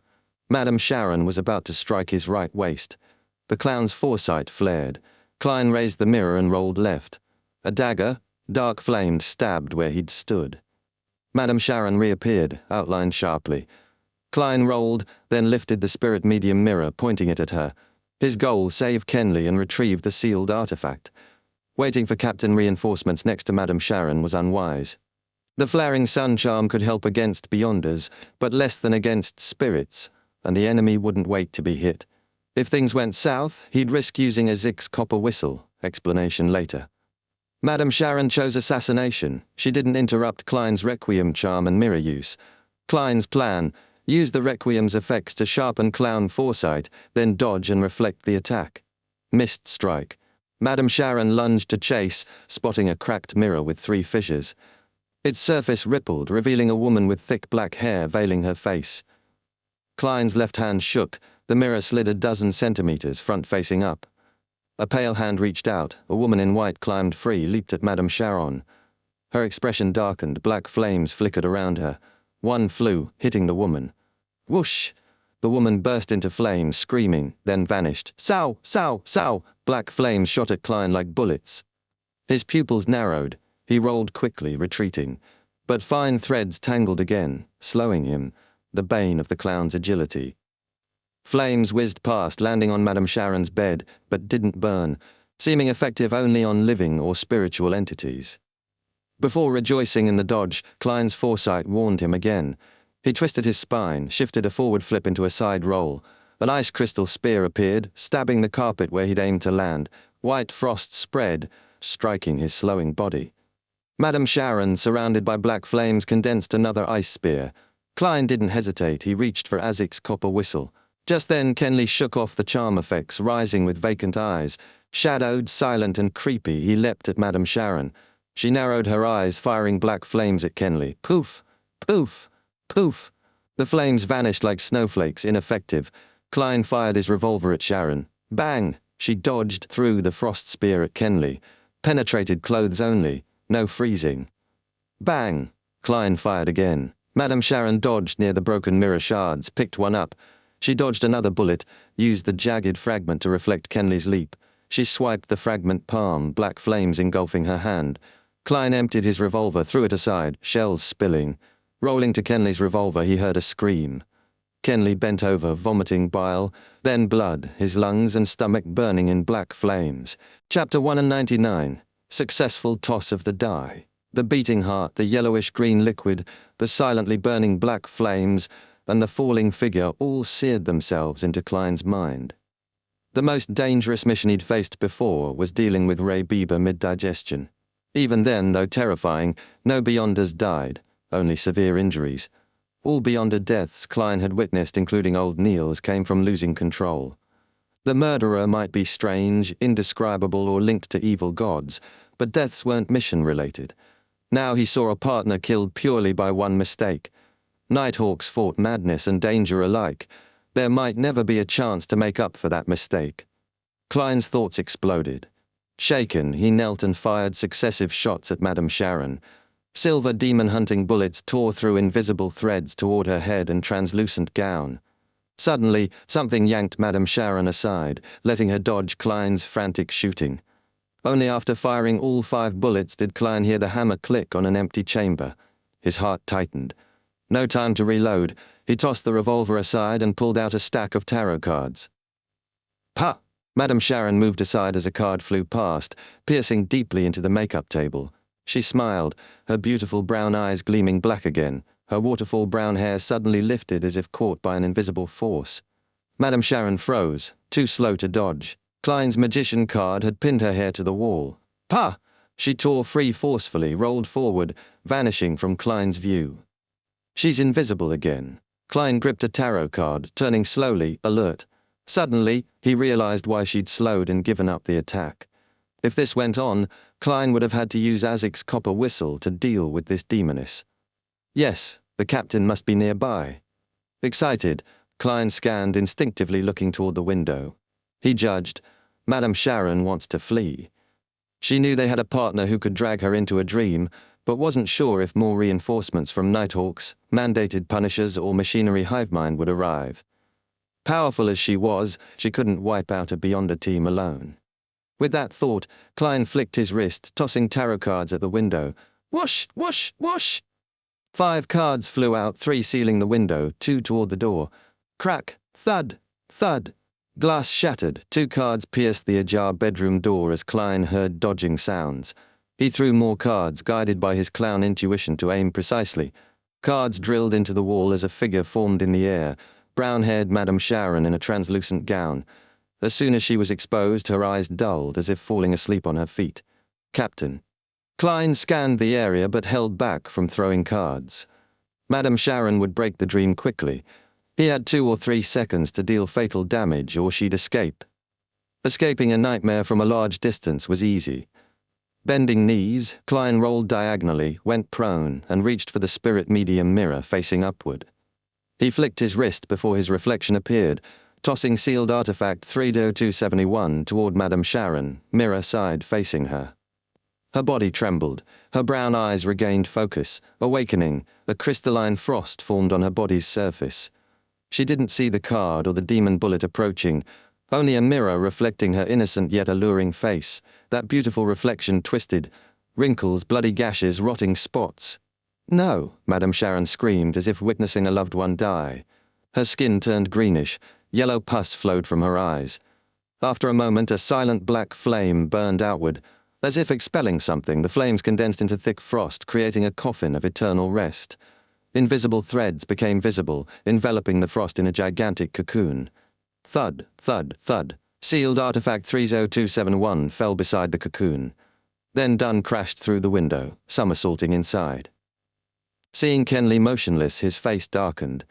The cocoon cracked slowly, the icy coffin crumbled as black flames faded into sparks. Madame Sharon's skin normalized, her eyes were tired but steady. She saw Klein sprawled on the floor and Dunn with fingers pressed on his glabella, eyes closed. A ripple spread from Dunn. Madame Sharon's eyelids drooped uncontrollably. Snake-like shapes writhed under Dunn's windbreaker. Klein knew the captain couldn't hold Madame Sharon long, as with Monster Bieber. He rolled forward, grabbed his tossed revolver, and loaded 3 demon-hunting bullets. "Pa!" Klein closed the cylinder, stood and aimed at Madame Sharon's forehead. Bang! The silver bullet pierced air, hitting the target's center. A bloody gash appeared, but the bullet's power waned after passing through layers, unable to pierce her skull. Bang! Bang! He fired 2 more shots as Madame Sharon's eyes snapped open. Blood rained amid white dots. The stunning beauty was now a mutilated corpse that would haunt men's nightmares. She had exhausted her substitutes. Phew. Klein lowered his arms, panting. Madame Sharon, half her head gone, slumped to the floor, her figure still exceptional, skin white and tender. Dunn straightened, opening pale eyes. He lowered his hand, looking drained though uninjured. If she hadn't tried to kill before escaping, and if sealed artifact 30271 hadn't reflected her by chance, we might have only wounded her. Dunn said slowly, stepping toward Klein. If not for my uniqueness, I'd have died with Kenley in the first 10 seconds. Klein looked at Kenley lying silently on black ash and exhaled. "Captain, Kenley." "I know." Dunn's voice was hoarse. "I made a mistake. Madame Sharon escaped the dream secretly." He paused, then said seriously, "Get used to it. Nighthawks die on missions. Maybe I'll be next." Klein was silent, unsure how to respond. Kenley's eyes stared blankly at the ceiling. "May the goddess bless you. May you find true peace." Dunn knelt, drawing a crimson moon on Kenley's chest and closing his eyes. Klein did the same silently, praying the serene night no longer hid danger or madness. Seconds later, he forced himself to look away and asked, "Captain, should I channel her spirit now?" Dunn nodded faintly. "Don't ask about the primordial demoness. It's very dangerous. I'll guard you from accidents." Klein wasted no time. He set up an altar with ingredients and began the mediumship ritual. After incantations, he stepped back and used dream divination. Madame Sharon's partners. Madame Sharon's partners. After repeating 7 times, Klein entered a dream. He saw Madame Sharon's soul in a hazy world. Reaching out, the scene shifted to a night setting. Madame Sharon, in a long black robe, handed an ancient bronze book to instigator Trissy, laughing manically at Trissy's doubt of the term witch. "Weren't you always curious? Why our upper echelons are all female?" So it really is the demoness sect. Leonard's guess was right. That secret is huge. The corresponding sequence 7 for assassin and instigator is witch. What a trap, Klein thought. The scene changed again. Klein saw a vast hall with narrow windows and a lady in a pure white robe. Her back to Madame Sharon, she smiled. "We can reach sainthood if we advance toward the primordial. We can gain power, salvation, and avoid the end of days." Madame Sharon asked curiously, "Why must we become women? Because the primordial is a woman. Do women symbolize destruction and calamity?" The lady answered calmly, "No, men are the same. They are the synonym of war. These are 2 similar pathways." Chapter 200.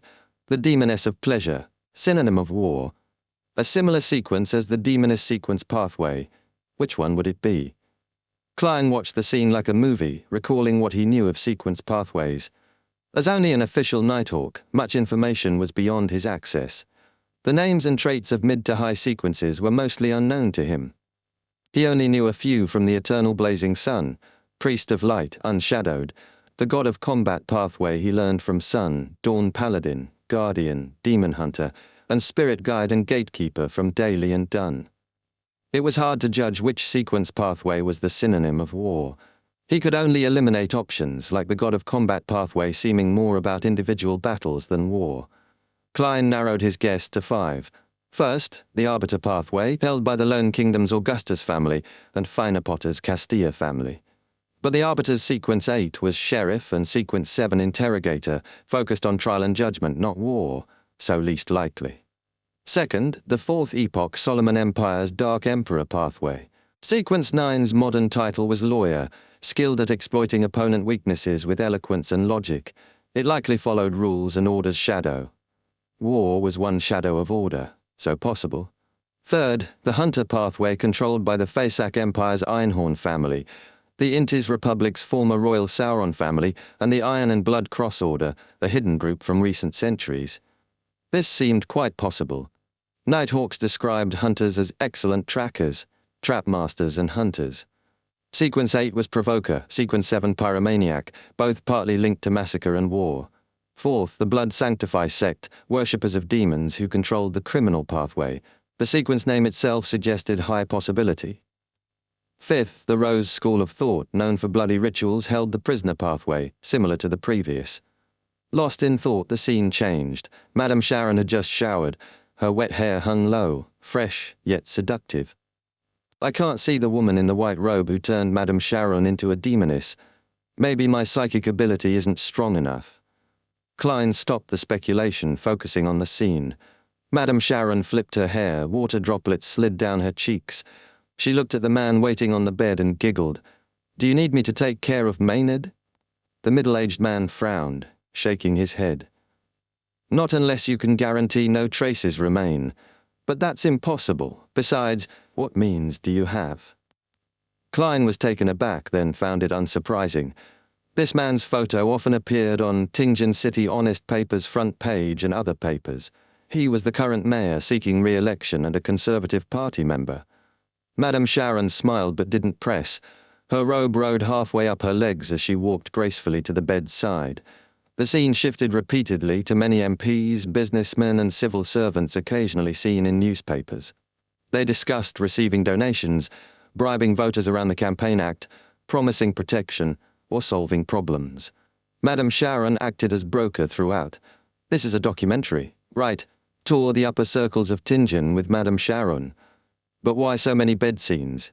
Many nobles and MPs knew Madame Sharon had many lovers, so why did they seem unable to resist her? Is that an ability of her sequence? Klein pondered thoughtfully. From earlier divination, none in Tingen's upper circles knew Madame Sharon's true identity or colluded to murder Maynard. So Maynard's death was Madame Sharon's own choice? Why?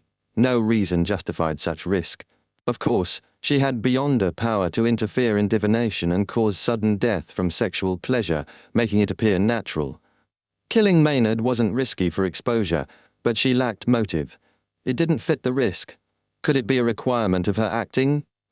Yet she could have found someone with less sensitive status, avoiding Nighthawks, mandated punishers, or machinery hive mind involvement. Most importantly, Maynard's wife hated Madame Sharon and was furious. Investigation was likely, so why didn't Madame Sharon move sensitive items like the white bone statue? She could have buried it in the garden. Was she confident in her safe security and hidden compartment? While suspicious, Klein saw Madame Sharon's spirit hadn't dispersed and seized the chance for another dream divination. This time, he divined, Madame Sharon's true motive for killing John Maynard. After silently reciting, Klein entered a dream and saw a new scene. Madame Sharon held a glass of red wine resembling blood. In a loose gown, she paced her room, then drank the wine in one gulp, as if deciding. The scene quickly faded, leaving Klein more confused since Maynard's death looked voluntary, without instigation. "That's weird," Klein muttered, trying other divinations with no different answers. Seeing Madame Sharon's spirit grow transparent, ready to vanish, Klein made a final contact. Sequence potion formula of the demoness pathway. Sequence potion formula of the demoness pathway. Klein recited the phrase, aided by cogitation, entering the dream quickly. At first, he hesitated. The demoness pathway spread disaster and pain. Even if he got a potion formula, he wouldn't sell it and become an indirect murderer. Then he remembered Hood Eugen's death. With his spectator potion knowledge, he suspected and confirmed Daxter Guderian was part of the psychology alchemists. To better fight demonesses, he needed to understand their sequence traits. Yes, since Hood Eugen died, Daxter Guderian hasn't contacted me. Probably the psychology alchemists sent stronger members for investigation, and he dared not act. Klein's thoughts shifted to the dark hall and the woman in white robe again. Madame Sharon hung her head low, seeing only the other woman's flawless legs. Soon a melodious voice spoke. Pleasure, that is the name of the sequence 6 potion, the goal you are about to advance to. If you succeed, you'll be a demoness of pleasure. When pleasure is irresistible and impossible to break away from, it's a form of agony. This is a maxim you must live by. As you advance, besides your witch abilities enhancement, you'll become more beautiful, better at seduction, and provide unforgettable pleasure to same or opposite sex during lovemaking. You'll make strange threads like a spider and utilize them. An ancient silver book appeared, opening to a formula and ingredients. Main ingredients: a pair of succubus eyes, an adult black widow spider silk gland. Supplementary ingredients: 100 milliliters purified water, 5 drops black Jimson weed juice, complete remnants of a succubus's hair, 10 grams phenopoda fly powder and 5 grams real mummy ashes. The scene changed. Same hall, white robe, same woman with indistinct features. Now Madame Sharon returned to her original form, the young man from before. A melodious female voice echoed, "This is the sequence 7 potion name.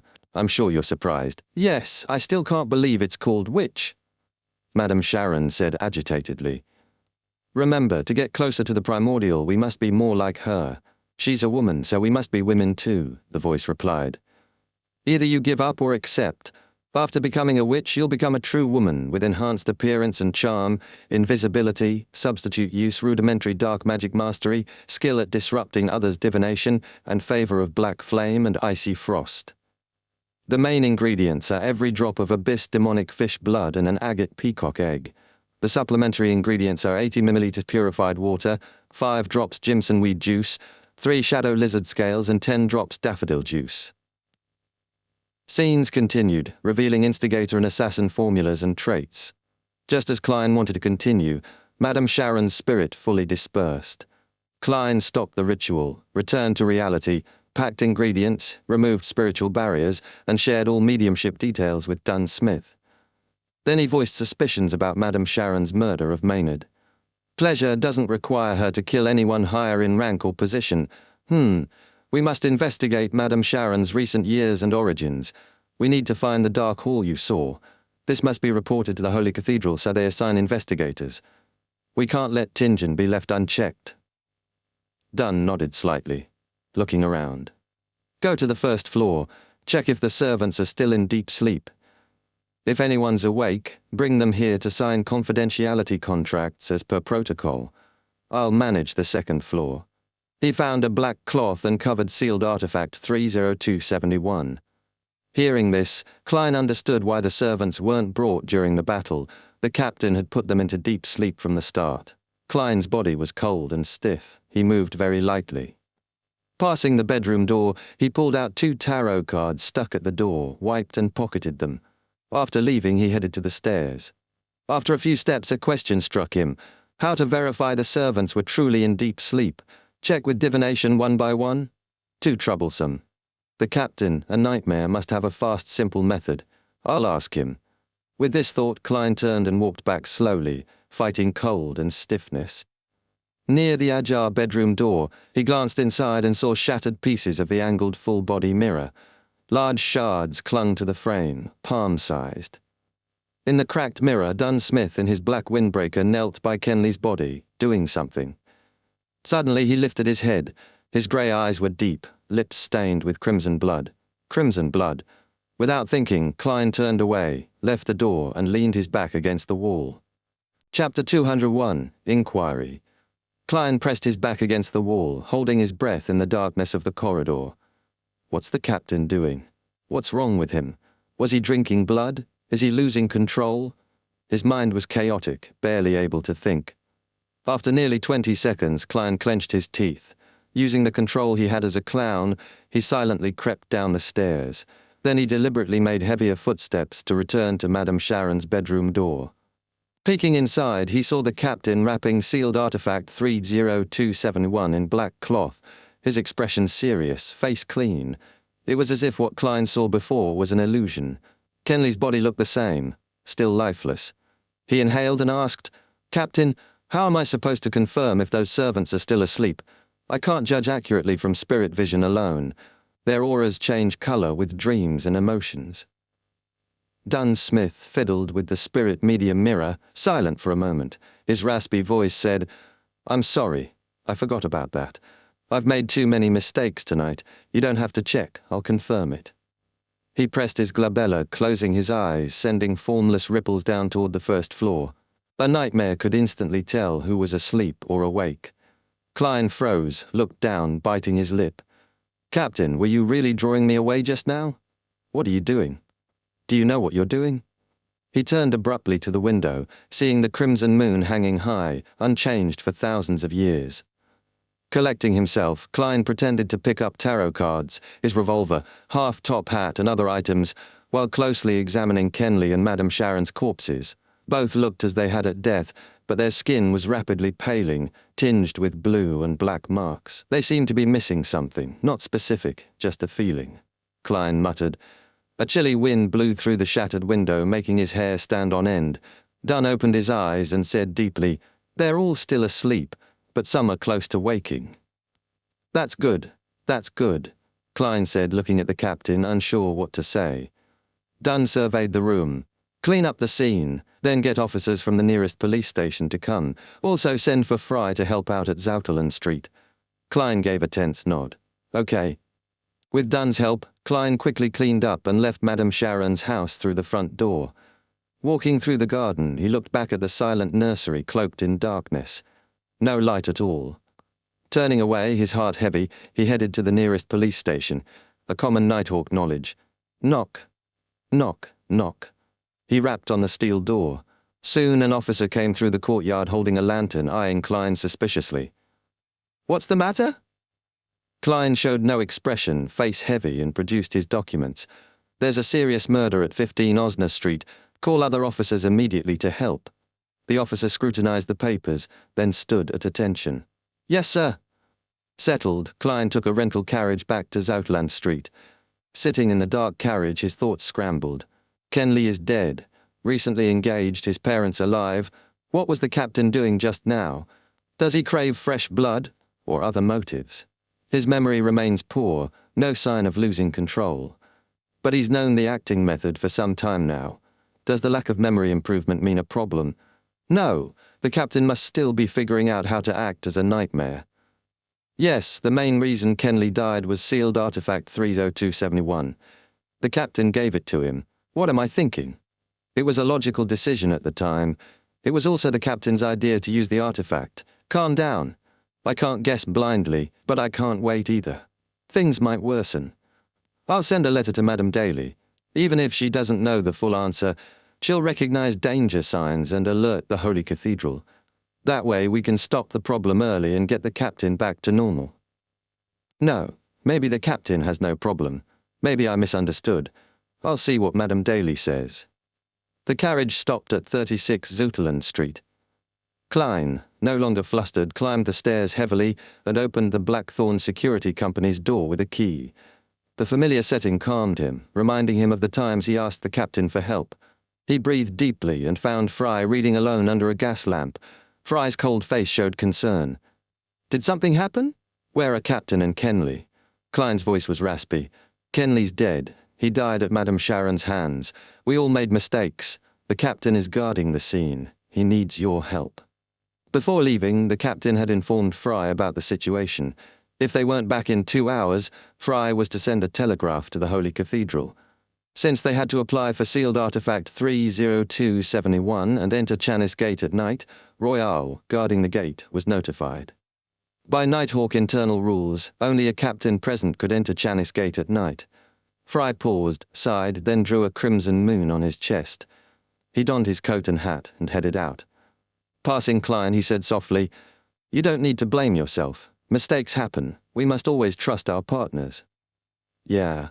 Klein closed his eyes, vision blurring. They first went to the basement to notify Royale, then locked Blackthorn Security Company and rushed to Madame Sharon's house. By dawn, they returned with Kenley's corpse and Madame Sharon's half-decapitated body. Dunn stood silently before the mortuary. After some time, he said to Klein, "Go home first. You just fought an intense battle. You must be exhausted." "All right." Klein accepted. He glanced at the captain, then quietly left Blackthorn Security Company. Taking a carriage, he returned to Daffodil Street. As before, he entered his bedroom easily and locked the door. Taking out a silver ritual dagger, Klein sealed the room with a wall of spirituality, then sat at his desk and wrote urgently, "Dear Madam Daly, I've noticed something odd about the captain recently. During a mission, he secretly..." Klein stopped, mind blank. He didn't know how to continue or describe the incident. "Pa!" He threw the pen, crumpled the paper, then hammered the desk. Closing his eyes, he covered his face with his hands, frozen like a statue. 5 minutes later, he sighed, burned the crumpled paper with spirituality, watching it turn to ash. Organizing his thoughts, Klein took a fresh sheet and wrote again. "Dear Madam Daly, we just completed a mission and regrettably lost a partner. Details as follows. Back then, I felt my spirit vision wasn't accurate enough to tell if the servants were asleep, and divining each was troublesome. So I returned to ask the captain. At that moment, through the mirror's reflection, I saw the captain kneeling beside Kenley's corpse, his mouth covered in crimson blood. I'm unsure what happened or the captain's condition. I hope you can advise me." After finishing, Klein reread the letter, heavy-hearted, folded it, and prepared a ritual to summon Daly's messenger. The strange face appeared, only a mouth without eyes or nose, red tongue with sharp teeth, 5 pale fingers at its tip. Klein silently handed over the letter. When normalcy returned, he sat down and continued writing. This time, he planned to ask Mr. Izik. On a recent mission, something strange happened to my superior. He sent me away and knelt beside a teammate's corpse, his mouth covered in crimson blood. Have you seen anything like this before? How can I help my superior? Chapter 2-2, confirming the situation. After folding the letter, Klein took out the copper whistle, put it to his lips and blew hard. In the silence, illusory white bones flew up from the desk like a fountain, forming a huge monster nearly 4 meters tall, still glowing faintly. Its head poked through the ceiling, unchanged. Klein flicked his wrist and threw the letter. The white bone monster caught it and gripped it tightly. Blowing the whistle again, Klein watched as the messenger shattered into illusory white bones that fell like rain, vanishing into the desk. Feeling calmer, Klein moved his chair back and stood, then took 4 steps counterclockwise and entered the world above the grey fog. The lofty palace and ancient mottled table appeared, unchanged for tens of thousands of years. He sat at the fool's seat of honor, took out the spirit pendulum from his sleeve and conjured a yellowish-brown goatskin and fountain pen. He wanted to divine the captain's situation that night. After some thought, Klein wrote the first divination statement. Dunn Smith's abnormality would lead me into danger. In mysticism, divination involving danger to the diviner was hardest to interpret, an instinctual spiritual safeguard. As long as there wasn't an extremely strong disturbance, Klein would get an accurate result about his own situation. That was why he chose to divine danger, despite knowing Madame Sharon could interfere with divination. She wasn't strong enough to affect this kind. To determine Dunn Smith's situation, Klein eliminated all disturbances and performed the divination above the grey fog. Holding the pendulum in his left hand, he recited the statement 7 times, closed his eyes, and entered cogitation. After a few seconds, his eyes opened, back to normal color. The topaz pendant spun clockwise with notable speed and rotation. The result was positive. Dunn Smith's abnormality would lead him to significant danger. He wiped away the previous content and wrote a new statement, the reason for Dunn Smith's abnormality. Putting away the pendulum, he leaned back and recited the statement, entering a dream aided by cogitation. In the blurry, illusory world, he saw nothing, just grey fog. The divination failed due to insufficient information. Bitter and helpless, Klein stared at the goatskin on the long bronze table. Suddenly, exhaustion hit him hard. An aftermath of intense battle, continuous rituals, and multiple divinations. He wrapped himself in spirituality and descended rapidly from above the grey fog, returning to reality. That night he had nightmares, each ending with Kenley vomiting his organs or Dunn Smith with crimson blood around his mouth. The next morning, Klein was on duty at Chanis Gate, arriving early at Blackthorn Security Company. Roseanne, Mrs. Oriana, and the clerks hadn't arrived. Walking through the partition, Klein saw the wide-open door and Dunn Smith seated in the captain's office. Dunn had taken off his coat, wearing just a white shirt and black vest. He held a coffee cup, staring blankly at the wall. His hair looked dry, grey eyes dull, and his face bore obvious weariness. Even for a seasoned captain, losing 2 teammates so quickly was unbearable. Klein's heart winced as the image of Dunn kneeling by Kenley's corpse, crimson blood on his face, flashed again. He clenched his teeth and looked away. After nearly 20 seconds, he composed himself and knocked on the door. "Knock! Knock! Knock!" Dunn put down his coffee, eyes deepened. "I've reported the matter to the Holy Cathedral and they gave an initial reply. The church will compensate Kenley's family with £3,000 and the police department will give £1,000 as bereavement payment." £4,000. Wealth most middle-class citizens never saw in a lifetime. Kenley's weekly salary was £7, about £364 annually, including bonuses, maybe £380. £4,000 equaled 10 years' income, yielding roughly £200 annually. Money couldn't replace Kenley, but it was the only practical help now. Klein sighed amid his thoughts. That's all we can do. The Church of the Ebonite Goddess was thorough in such matters. Dunn pulled at his collar, voice deep. "Go to the basement and take over Royale's shift." "All right." Klein nodded. Turning, he heard Dunn mutter, "We'll send Kenley home later." Kenley's family, their reactions, grief and loss, tightened Klein's heart. He was glad to avoid facing such sorrow directly. He knew it was escapism, but feared seeing agony in their eyes, his fiancée's lost soul, hidden resentment, or hear their sobbing. Quickening his pace, Klein hurried to Chayness Gate and silently completed the shift change with Royale. Sitting in the duty room, he often checked his silver pocket watch, watching time drag. After a while, Klein heard overlapping illusory sounds. 4 black dots appeared on his hand. Justice, the hanged man, or the sun praying. He couldn't answer immediately and waited for the notification to end, more prayers to come, and the next morning when he'd return home. Just as he pulled his keys to open the door, Klein saw maidservant Bella wiping the dining table, while his dressed-up sister Melissa and brother Benson came downstairs. "Didn't you just go to Mass last week?" Klein asked. Benson smiled. "That sounds like the memory of someone who hasn't slept all night." "Huh?" Klein looked confused. "Today's the first day tickets for the Return of the Count go on sale," Melissa explained. Klein smacked his forehead and took off his hat. "I've been too busy recently. Totally forgot. Especially these last 3 days," he sighed. Melissa looked concerned. "Your breakfast's in the kitchen. Eat and get some sleep. Benson and I are going out, but thought we'd drop by St. Selena Cathedral for Mass." "All right." Klein waved farewell. After a simple breakfast, he returned to his room. After preparations, he took 4 steps counterclockwise and entered the world above the grey fog. Justice and the hanged man's crimson stars pulsed faintly. He extended his right hand, emanated spirituality, and blurry images formed. Miss Justice's prayer sounded, "I pray for you to listen. Because of the Chilangos incident, my father hired a beyonder to protect me. Others watch over me secretly. It wasn't easy to find a chance to pray to you. I want to apply for leave from the gathering next week. I believe this will pass soon." Klein glanced at the blurry image. Fog shrouded, with a huge bathtub rippling. Miss Justice was wrapped in a bath towel. He retracted his gaze and listened to the hanged man's prayer. Though his description differed, he made the same request, to apply for leave due to Chilangos' death aftermath. Klein nodded and responded to their prayers. "I'm aware." Then he sent a message to the Sun's Crimson Star. The upcoming gathering will be cancelled temporarily. City of Silver. Derek Berg trained under a dark sky lit by flashes of lightning.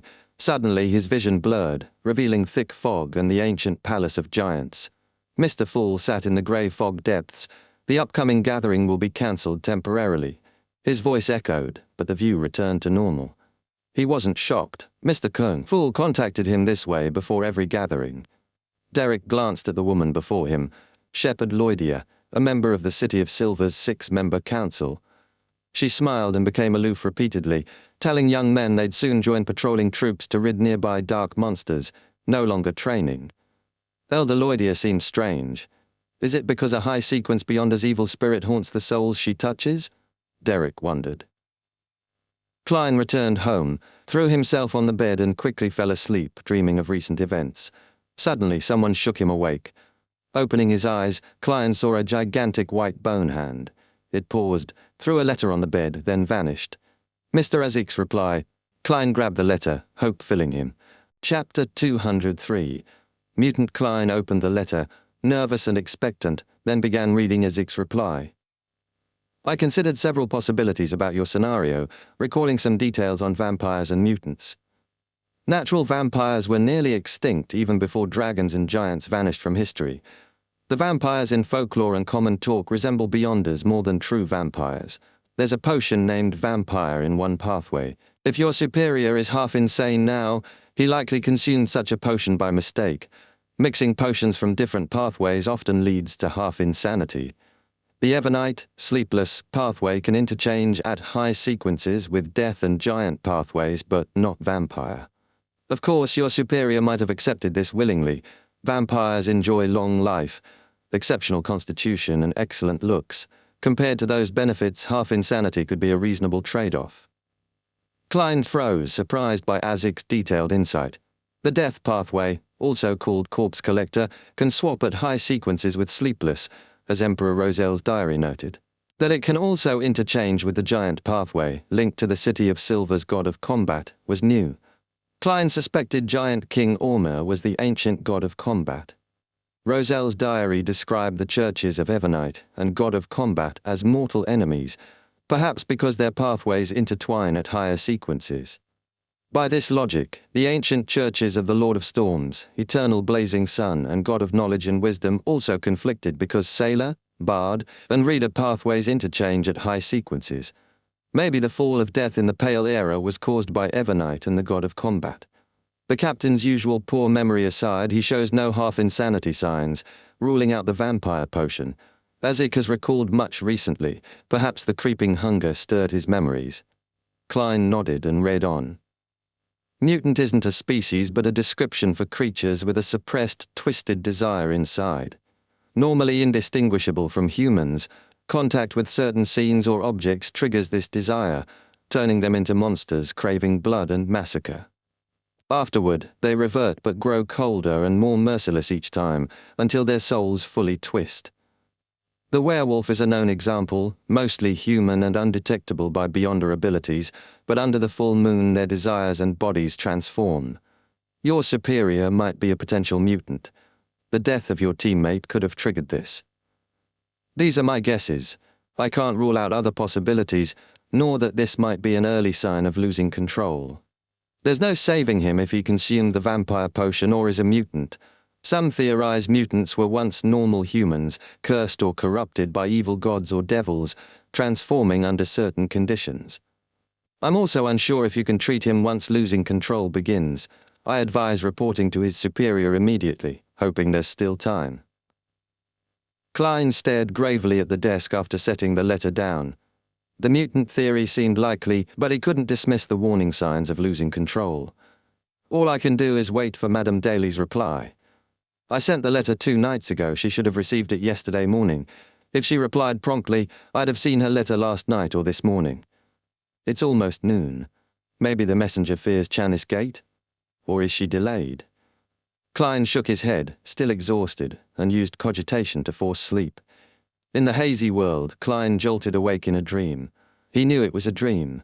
Dunn Smith appeared in a black windbreaker.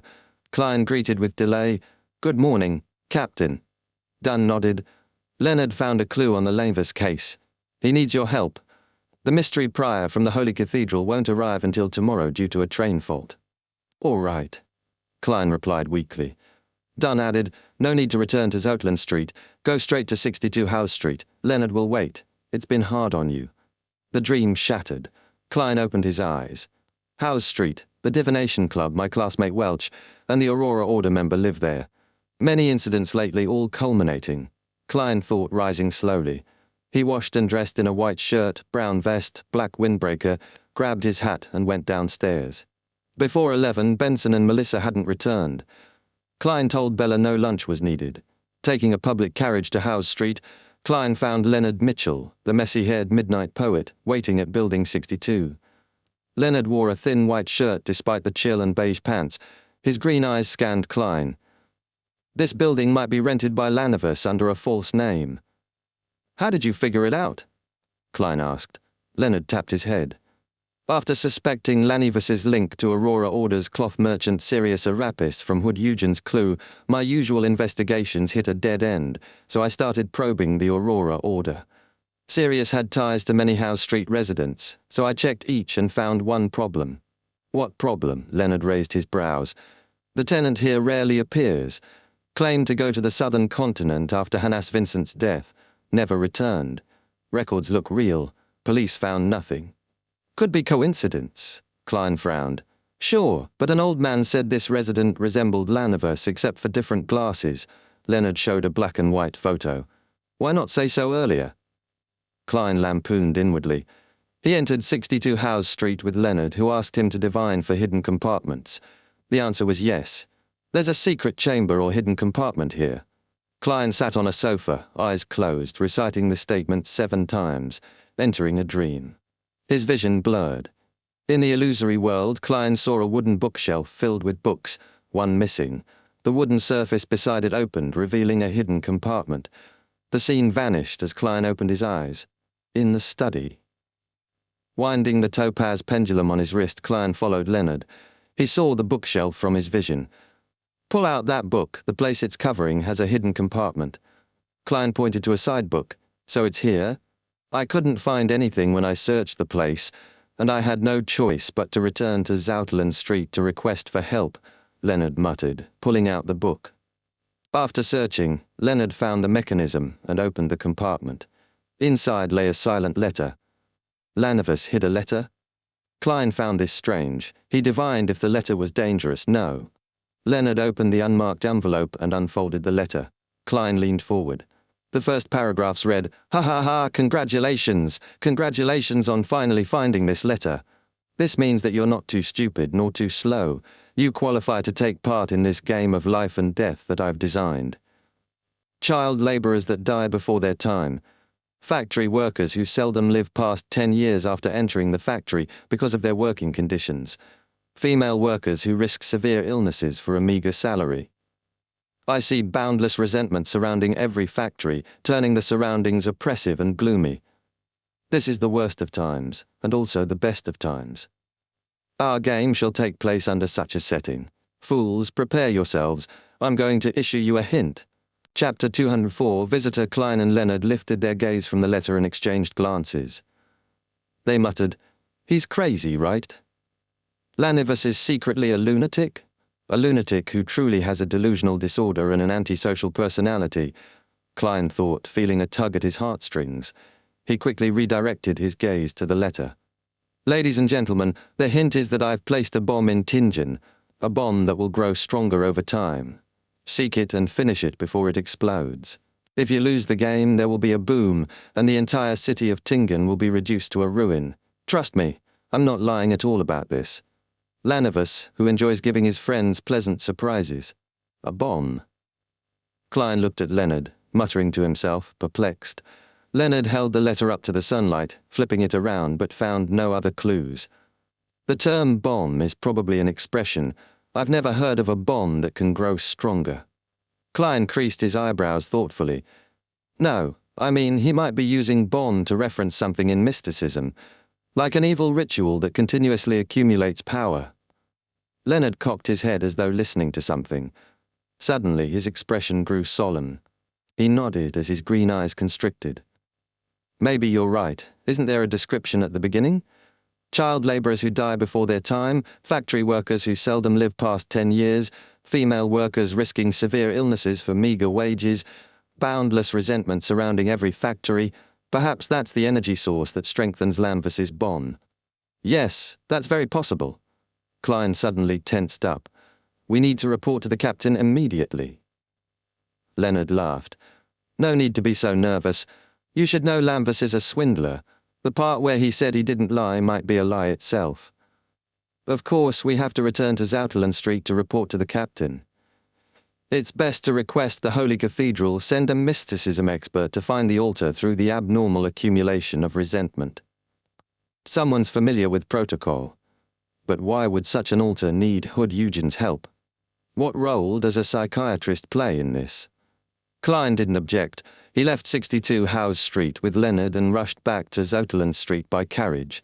Just as they entered the Blackthorn Security Company, Klein saw two familiar faces, voluptuous and scrawny. They were Maynard's wife and sister, still in black dresses and hats with fine checkered black gauze concealing their faces. They were chatting with Roseanne, but upon seeing Klein, they turned and approached. "You really are the cream of the crop in this industry." Mrs. Maynard nodded slightly, speaking low. "I'm pleased with the outcome and impressed by your work approach. Here's the reward you deserve." The scrawny woman handed Klein a light brown paper bag filled with thick stacks of cash, 10, 5, £1 notes, and also 5 and 1 solly. "It's a total of £230, she stated simply. Klein wasn't in the mood to focus on money. He passed the bag to Roseanne. "Take this to Mrs. Oriana. I doubt these respectable women made a mistake counting." At that moment, Klein's eye caught the Tingin City Honest paper in Mrs. Maynard's hands. The front page had two headlines: Old Baron's widow dies in involvement with MP Maynard's murder. Mayor Dennis resigns, blamed for worsening public security in Tingin. So that's the official excuse for Madame Sharon's case? I haven't read today's paper yet. Klein nodded at the ladies and followed Leonard through the partition to the captain's office. How was it? Any clues? Dunsmith closed his document, lifting his head with deep grey eyes. "We found a letter Lanivus left behind." Leonard didn't elaborate and simply handed the letter filled with madness and provocation. Dunn scanned it quickly, rubbing his temples. He really is a lunatic. He's only a sequence 8, sequence 7 at most. Klein agreed wholeheartedly. Lanivus is dangerous to social order. Though weak, we can't belittle him. He then explained their assumptions to the captain. Dunn touched his receding hairline. "I thought so too. I'll send a telegram to the Holy Cathedral to ask for a mysticism expert's assistance. Who knows how dangerous Lanivus's bomb might be? We must be extremely careful. When the Holy Cathedral replies, I'll arrange the follow-up." Klein and Leonard exchanged glances and nodded. "All right." While Captain sent the telegram, Klein returned to the reception hall to grab a Tingin City Honest paper from Roseanne. He read the two articles carefully. The widow of the old baron of the Coy family, Madame Sharon, was suspected in MP Maynard's sudden death. Police received a tip and acted at night, discovering Madame Sharon and her accomplice conducting a pagan ceremony in her bedroom. They resisted arrest, causing a heroic police officer's death. Finally, Madame Sharon and her accomplice paid the price with their lives. Mayor Dennis takes blame for Tingin's worsening public security and resigns, announcing he won't run next year. Deputy Mayor Harry will assume mayoral duties. A heroic police officer. Is that Kenley? Klein sighed, knowing this was the best way to handle the situation. The Nighthawk's internal rules keep members' names confidential, even in death, to prevent revenge on families. He folded the newspaper quietly and returned it to the desk. Suddenly, a visitor entered. A young lady, no older than her 20s, wearing a ruffled hat and loose dress. Lovely features, blonde hair, green eyes, with a depressed yet silent temperament. Quite a beauty. What caught Klein's eye most was her bulging stomach. She looked over 7 months pregnant. Klein froze, feeling he'd seen her before. Leonard's surprised voice broke the silence. "Miss Magos?" "Magos?" Yes, the young lady conned by Lanivus. Pregnant with his child, possibly mentally unstable. She claimed the child sang and whistled inside her. Klein understood why Leonard recognized her. During investigations, her photo had circulated among the Nighthawks. Klein knew her earlier. Her aunt Christina, whose savings Lanivus conned, had taken her to the divination club for help. Her aunt even asked if the child could be used for divination. Magos heard Leonard's voice, looked vacantly at them, and said politely, "Hello." "Miss Magos, what brings you to Blackthorn Security Company? Do you need our help?" Klein stepped forward, confused by her sudden visit. It seemed an extreme coincidence. We just found Lanivus's letter, and Magos visits. She touched her stomach and smiled faintly. "Somehow or other, I suddenly thought of coming to Zouterland Street and thought to take a look." Her mental health seemed worse. Klein recalled failing to activate spirit vision on her before. He bared his teeth to tap his left molars. Suddenly, a flood of thoughts screamed in his head, increasing in intensity. "Don't look! Don't look! Don't look! You'll die!" You'll die if you look. You'll die if you look. Klein stood rooted like a statue, forehead covered in cold sweat. It was like a deep nightmare he nearly couldn't wake from. Suddenly he understood. He had failed to activate spirit vision before because his spirituality sensed unimaginable danger, subconsciously slowing him down. He missed the opportunity and forgot the follow-up. At that time, he hadn't fully digested the seer potion or advanced to sequence 8, so spirituality's warnings were subtle and hard to notice. But now, Clown's spiritual foresight was clear and obvious. After nearly 20 seconds, Klein shook off paralysis. He glanced sideways at Leonard, who was also sweating and horrified. Suddenly, Klein understood Lanivus's bomb. It's the baby in Megos's stomach. It's the baby he left behind. Klein connected the letter's description with Hood Eugen's answers and remembered something from Emperor Roselle's diary. I started the Industrial Revolution with my own hands and ushered in the age of steam and machinery, but this will only become the hotbed for the descent of an evil god upon this world. Klein's pupils constricted, instinctively refusing the thought. No, that's not right. The baby in Megos's stomach can't be the son of some evil god or a god waiting to descend. No. Why would Hood Eugen do such a foolish thing? Even if his psychiatrist power helps Lanivus fool Megos and use her as a vessel in a semi-conscious state? No. The resentment of child laborers who die early and factory and female workers who live less than 10 years aren't helping an evil god's son grow. No. You may not look directly at God. Chapter 205, Urgent Arrangement. Klein instinctively reached for his pockets, holding the flaring sun charm in one hand and Azic's copper whistle in the other.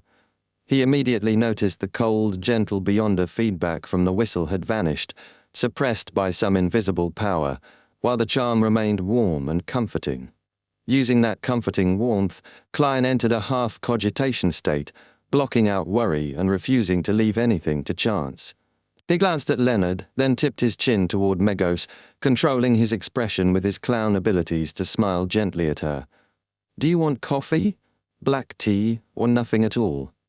Megosi stroked her bulging stomach as if listening to something. A cup of warm water. I suddenly thought of chatting with you guys about Lanivus. I have the feeling that you know a lot. Who told you that? Leonard's usual frivolous smile stiffened. Megos giggled. My child told me. He knows a lot. He's very smart. Klein fought back the urge to curse. He signaled Leonard to keep Megos calm. Leonard forced a smile and pointed toward the sofa. That's exactly what I want to talk about. We want to chat about Lanivus. Roseanne behind the desk watched confused but realized she needn't intervene. Klein quickly passed the partition, pushed open Dunn Smith's office door, and slammed it shut. Dunn looked shocked before growing serious. Captain, something serious has happened. I know what Lanivus meant by bomb. Dunn stood and pointed outside. Megos? He'd heard Leonard's shocked exclamation but hadn't seen the fear and cold sweat on his team's faces. Klein nodded, explaining quickly, I tried activating spirit vision on Megos to check her mental state, but my spirituality stopped me. It warned me not to look, that I'd die if I did. This made me recall the saying, you may not look directly at God. Even if the fetus in Megos isn't an evil god or its spawn, it's definitely a legendary creature. Captain, linking this to the Black Altar in Hood Eugen's memories, his psychiatrist powers and the tragic world Lanivus described, my guess is close to the truth. Lanivus obtained ritual magic linked to the true creator from an Aurora Order member.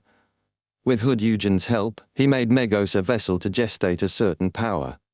This power uses the resentment, oppression, and gloom surrounding factories to grow rapidly. The ritual needs this negative energy to succeed.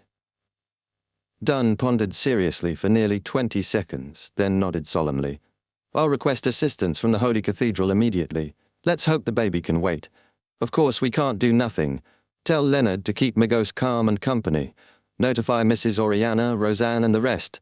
Evacuate all non-combatants. I'll head to the back of Chanis Gate after sending the telegram.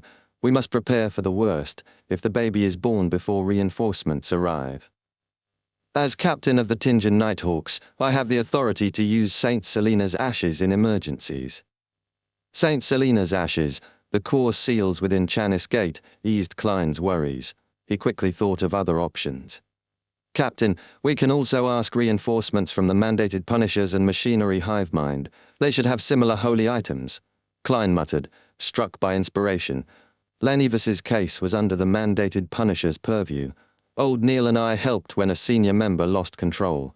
His voice rising, he continued, Captain, can you ask if that member who lost control was tracking or surveilling Megos? Are you suspecting corruption by the baby? They were responsible for Megos during the investigation, Dunn answered seriously. No delays. Go inform Mrs. Z, Oriana and the rest. I'll send telegrams to the Holy Cathedral, mandated Punishers and Machinery hive mind. Also the police to find a reason to evacuate nearby citizens. All right.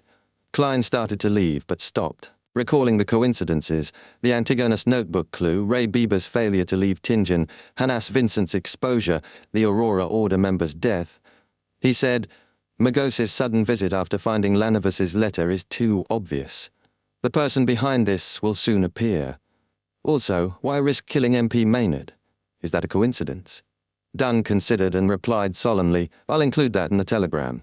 Klein wasted no time going to the accountant's room opposite. Mrs. Oriana, preparing the year-end budget early, smiled at Klein. Lad, what claims do you have today? Klein exhaled. Mrs. Oriana, we're on vacation today. Go home immediately. She froze, then hurriedly stood. All right, Klein added quickly. Inform the clerks and armory. I'll tell Roseanne. Yes. Oriana grabbed her bag without packing and left. She glanced back in the corridor, drew a crimson moon near her chest and said, All of you will be blessed by the goddess. Thank you, Klein thought silently. Passing the partition into reception, he saw Leonard chatting stiffly with Megos. Leaning toward Roseanne as he filled a cup of warm water, Klein whispered, Go home. It's dangerous here. Come back tomorrow. Roseanne opened her mouth in shock but shut it at Klein's stern look.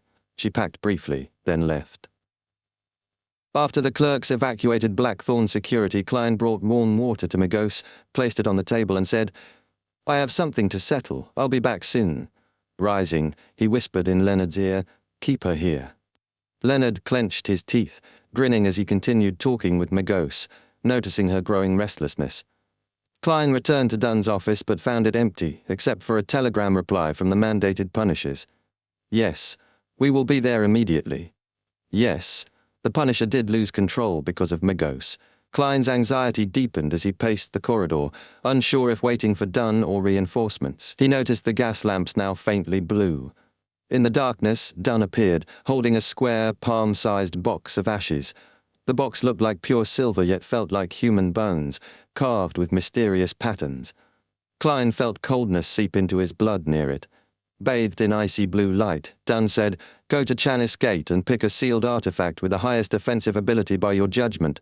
I've told Seeker and the Keepers inside. Beware hidden threats. There are 3 Grade 2 sealed artifacts which are... Oh, now that I've taken St. Selena's ashes out, Seeker and the Keepers can't leave their posts. Fry and Royale were at Kenley's house for funeral prep. The Archbishop was preaching in the countryside. All right. Klein didn't hesitate and headed to the basement. Near the intersection he stopped, knowing most sealed artifacts there were Grade 3, less effective against the baby. It was at least a legendary creature. The mutated Sun's sacred emblem might work, but was too slow. Only 3 Grade 2 sealed artifacts existed, dangerous and likely to cause his death. Their power roughly equaled the flaring sun charms, so Klein decided to rely on his charm without hesitation. It contained divine blood power. He nodded faintly, feeling for the charm and whistle. To his surprise, the whistle sensation returned. Regardless, Klein took out a divination pen and paper, wrote a short message. The person who made my fate disharmonious and stole the skull of your child has appeared. He arranged for Megos to enter Blackthorn security at 36 Zotelan Street. Megos likely harbors the son of an evil god. The situation is urgent. Folding the note, Klein blew into the copper whistle at the intersection and watched the giant skeleton messenger appear before him. Chapter 2 and 6, Grade 2 Sealed Artifacts. In the dim basement corridor, the nearly 4-meter-tall bone messenger vanished after taking Klein's letter. Only the soft glow of gas lamps remained. Klein put away Azik's copper whistle and headed toward Chanis Gate. While writing, Klein had already chosen which sealed artifact to pick. Grade 3 artifacts were almost useless against the baby in Megos's womb, unless it was a rare item like the mutated Sun Sacred Emblem with hidden powers. But Klein wasn't in the mood for experiments now. Most artifacts carried dangers to the user. He immediately ruled out grade 3s that weakened the user without harming the enemy. The Tinjan Nighthawks only had 3 grade 2 sealed artifacts, no grade 1s. This secret Klein wasn't supposed to know was shared with him now due to urgency, thanks to Dunn's emergency clause. Dunn couldn't hold any other artifact while holding St. Selena's ashes. Behind Chanis Gate lay the 3 grade 2 artifacts, 2030, 22078, and 2105. 2030 was called Inexhaustible Poison, born from a mad beyonder who slit his wrist to commit suicide. His blood flowed into a silver cup, but when it emptied, the cup held a crystal-clear liquid instead. Even a Sequence 5 beyonder couldn't resist drinking it, then died instantly from poisoning. After death, the poison seeped from his pores, reforming in the cup to the same volume. The Holy Cathedral suspected the poison could kill a high Sequence beyonder, but no such beyonder would risk drinking it willingly. Its traits were obvious, so accidental ingestion was nearly impossible. To poison a high Sequence beyonder, one would need to capture and force-feed them, an unlikely and complex task. 2030 constantly tempted nearby living beings to drink it. The user had to focus fully to resist, or they'd drink it naturally. Klein decided immediately not to pick that artifact. 2078 was the Door of Death, resembling a normal wooden door. Any living thing passing through it would die instantly. No high Sequence beyonder had dared test it. It had living traits and tried to escape constantly. It could disguise itself as any existing door. If the user lost control, they'd have to avoid all doors and wait or break walls to escape. Klein considered 2078, but figured a legendary creature's intuition would spot the deadly door easily. Finally, he chose 2105. Blood Vessel Thief looked like a thick, stiffened blood vessel.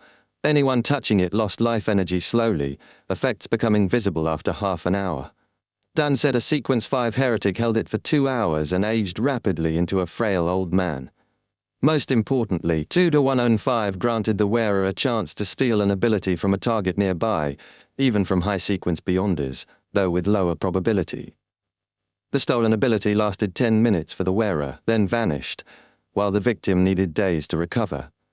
Though not guaranteed, it raised the chance of success from 5 to 10%. Klein thought, I'm the king of yellow and black who wields good luck. The goal was precaution, not immediate action. Hopefully, reinforcements would arrive soon. He stopped outside the duty room, no longer hesitating. He wasn't worried about 2105's negative effects, since he wouldn't use it himself. His plan, give it to Leonard, who already had the flaring sun charm and Azic's copper whistle, though he didn't know if the whistle was still suppressed.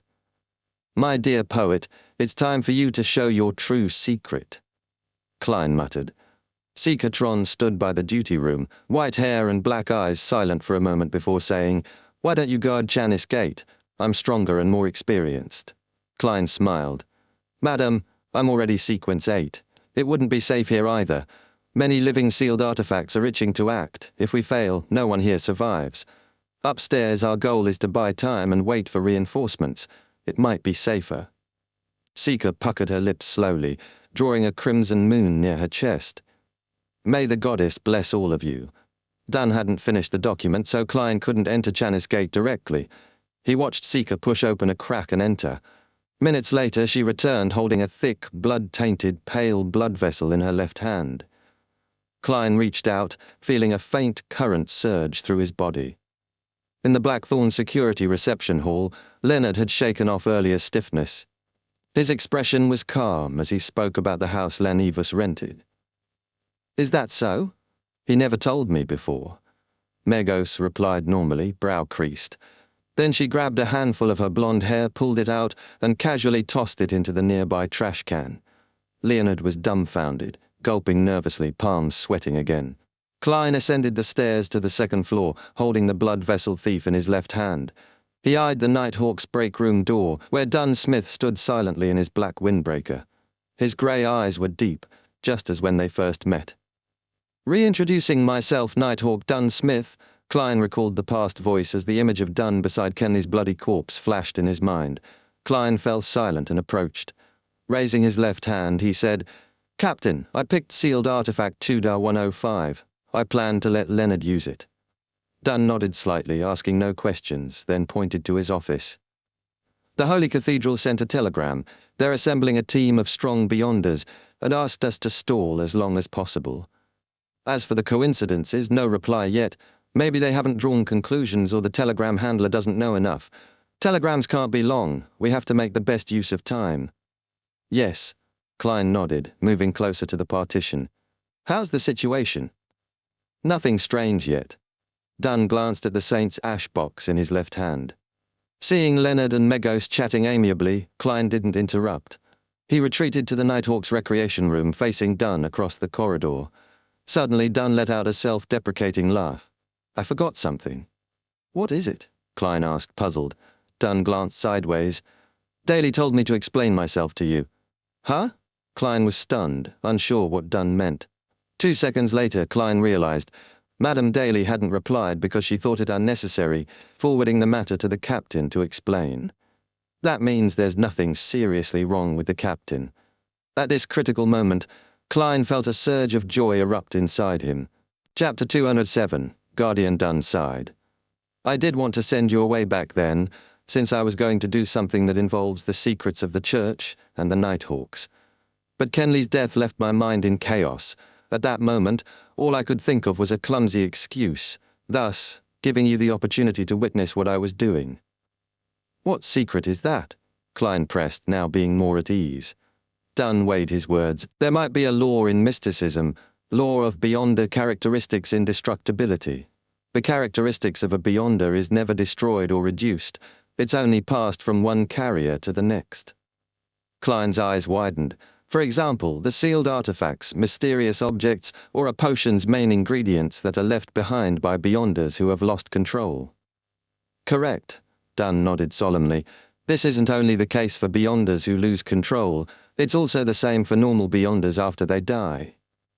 Klein mulled over this, recalling the clown's death and the strange blue blood sphere Fry had mentioned.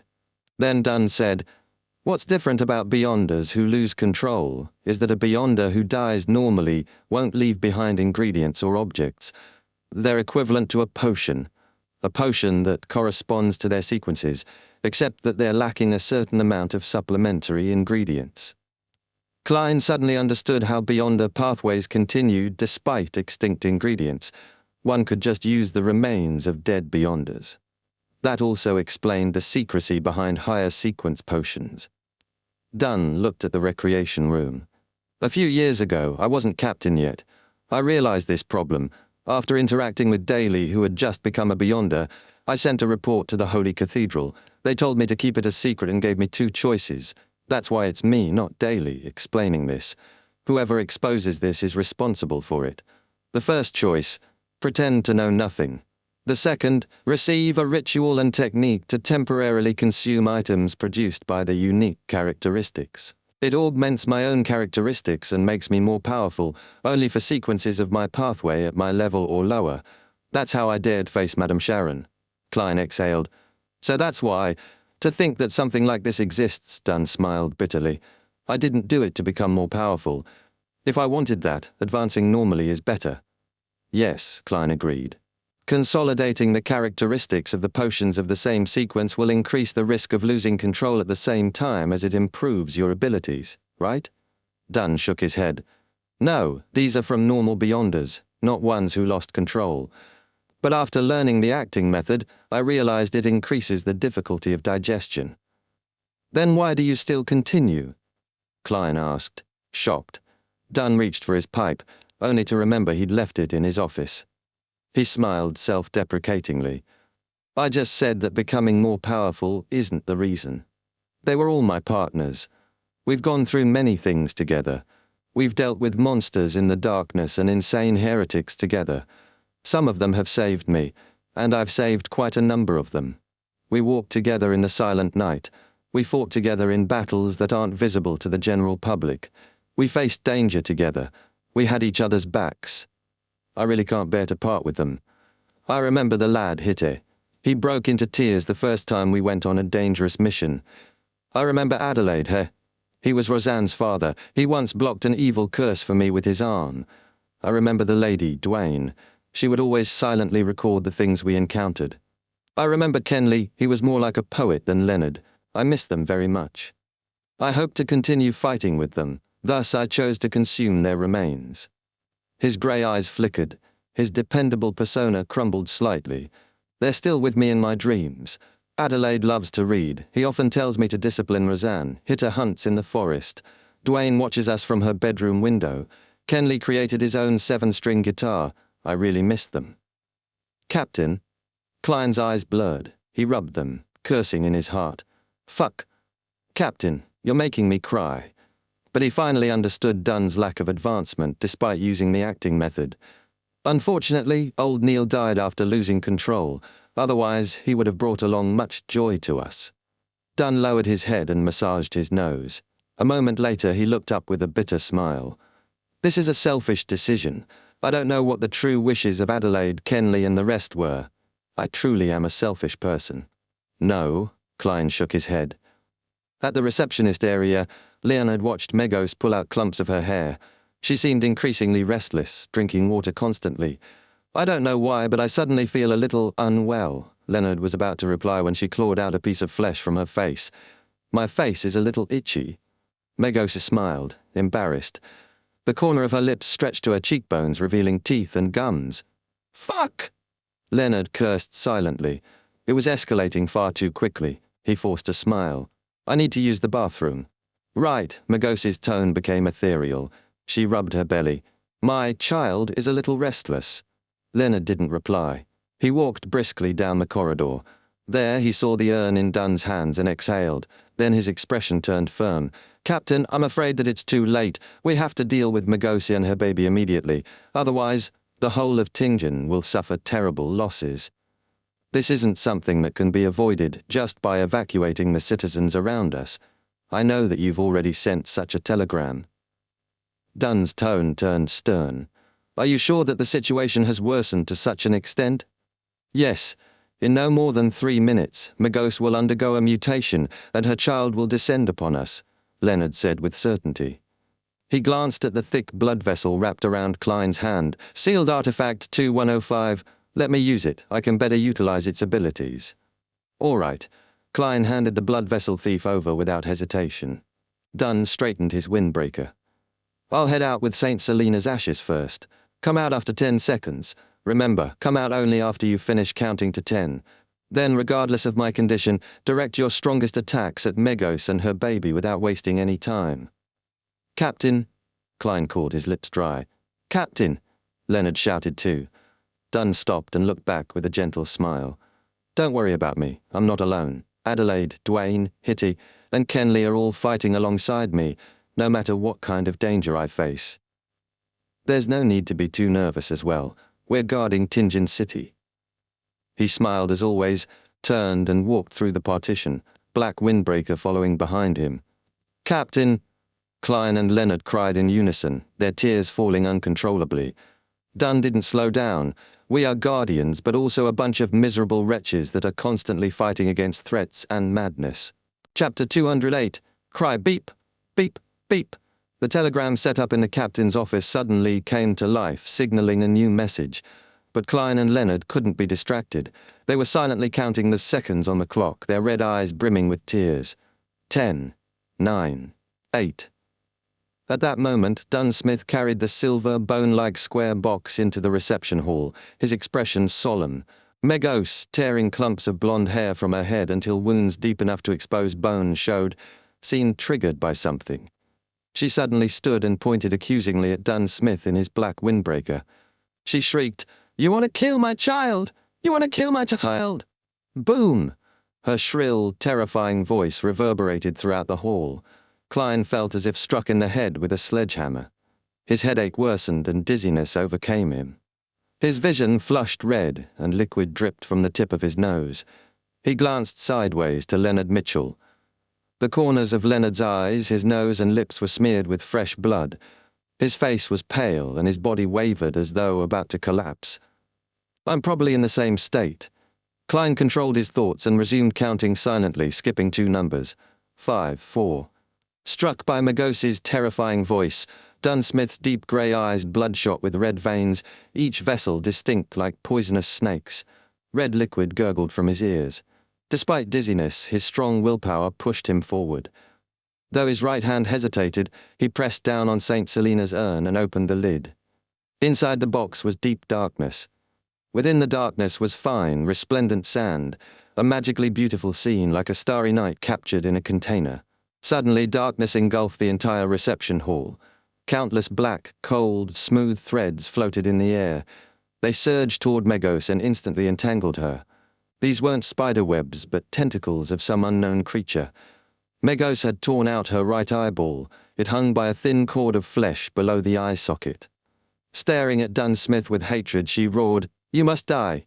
Bang! Dunn was hurled by a formless force and slammed heavily into the opposite wall. The wall cracked, bricks flew.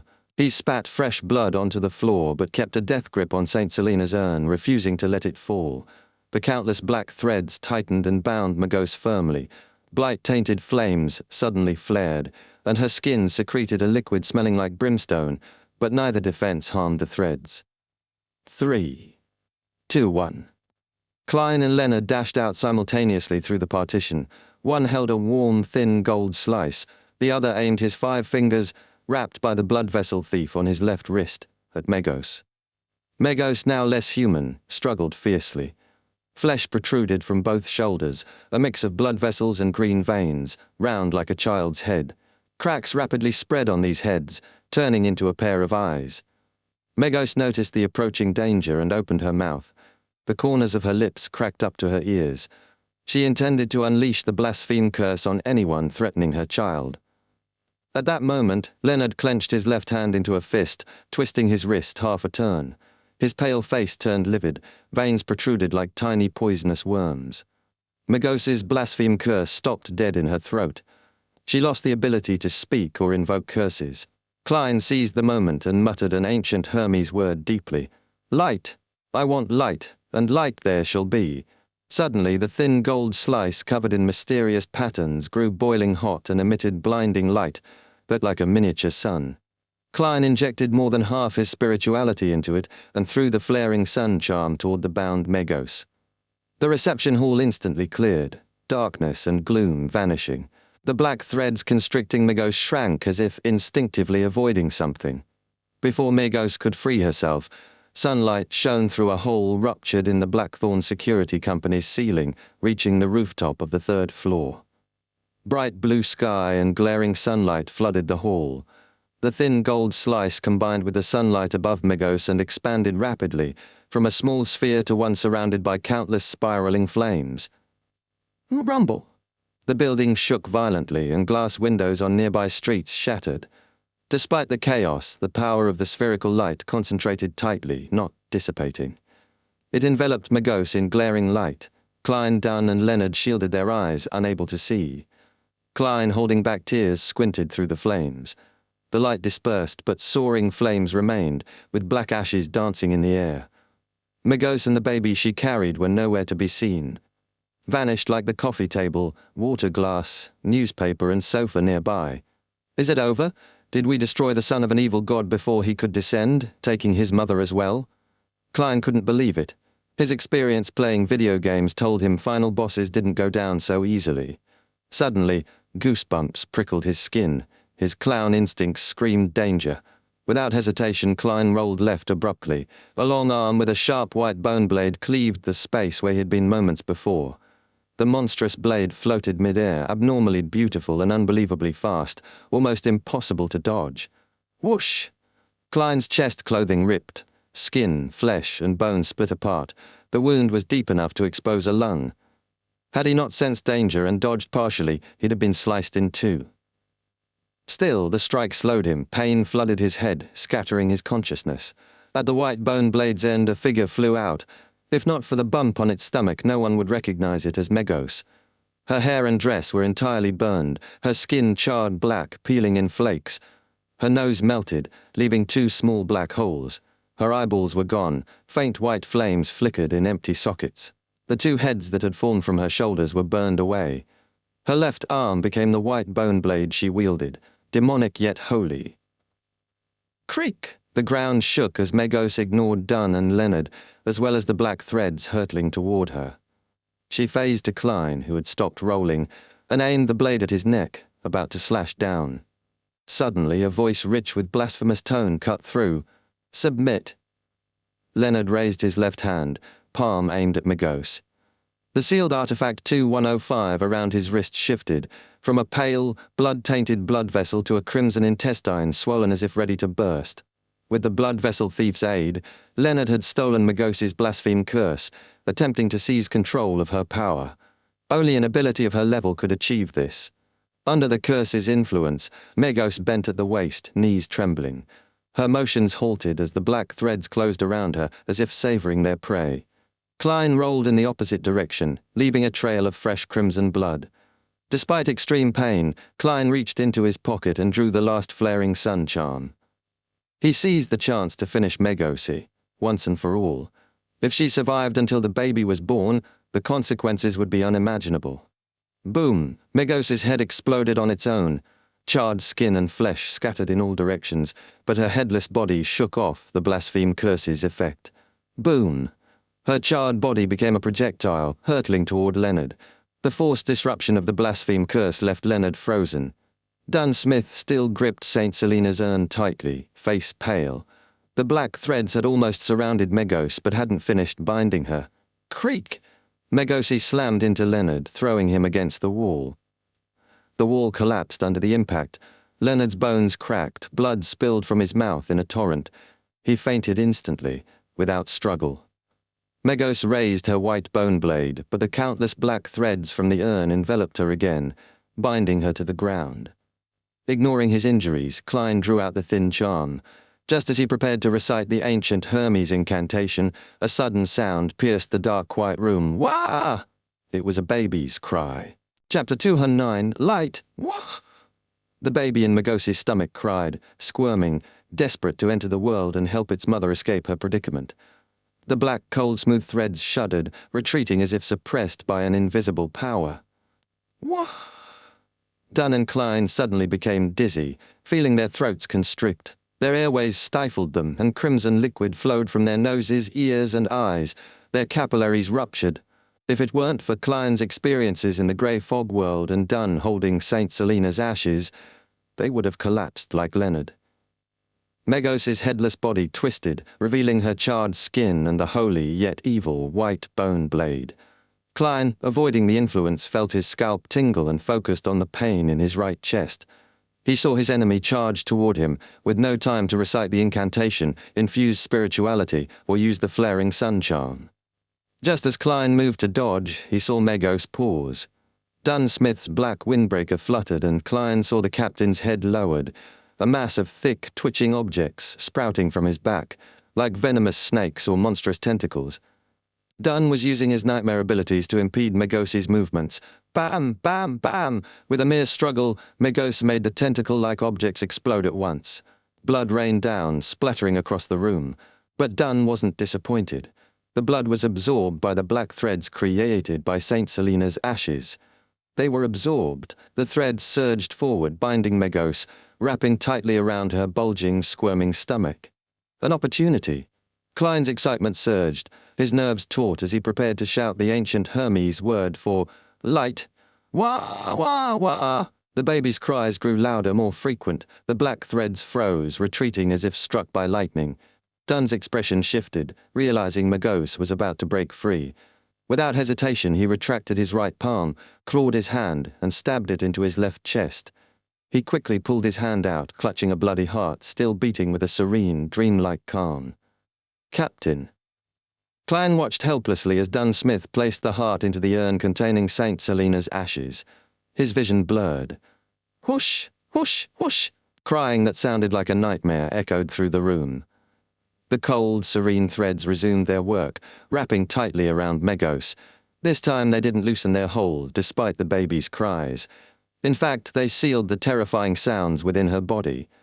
Klein's blood mixed with his tears as he whispered, Light. The light that illuminates the darkness. The light that brings warmth. He poured almost all of his remaining spirituality into the gold piece etched with mysterious symbols. His mind went blank as dizziness overtook him.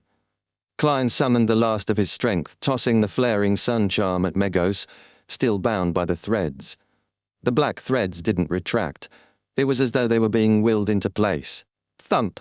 Dunn's heart, still beating inside the box of St. Selena's ashes, pulsed on. Sunlight poured through the hole in the ceiling, cascading through 3 stories of the Blackthorn Security Company, forming a tangible pillar.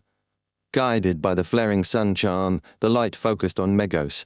The sunlight fused with the top of the headless monster, then exploded like the sun. Rumble. Klein closed his eyes, the burning brilliance searing into his mind. When he opened his eyes again, the walls had crumbled. A charred circle where Megosa once stood marked the spot. Surprisingly, the floor had only slightly melted. A burned, bloody placenta lay on the ground. Dunn Smith remained in place, still wearing his black windbreaker. The heart in the urn of St. Selena's ashes still beat faintly. Leonard lay on the opposite side, his fate unclear. Exhausted, Klein felt a wave of relief. Megos and her spawn were truly finished. It was more accurate to say they had been interrupted and exorcised. At that moment, Dunn Smith turned to Klein, his pale face warm and relaxed, his voice mellow. "We saved Tingen." He winked at Klein, his demeanor shifting to one of a younger, carefree man. Klein froze, his smile slipping away. He watched as the heart in the urn of St. Selena's ashes stopped beating. It turned into a radiant light that scattered, filling the room.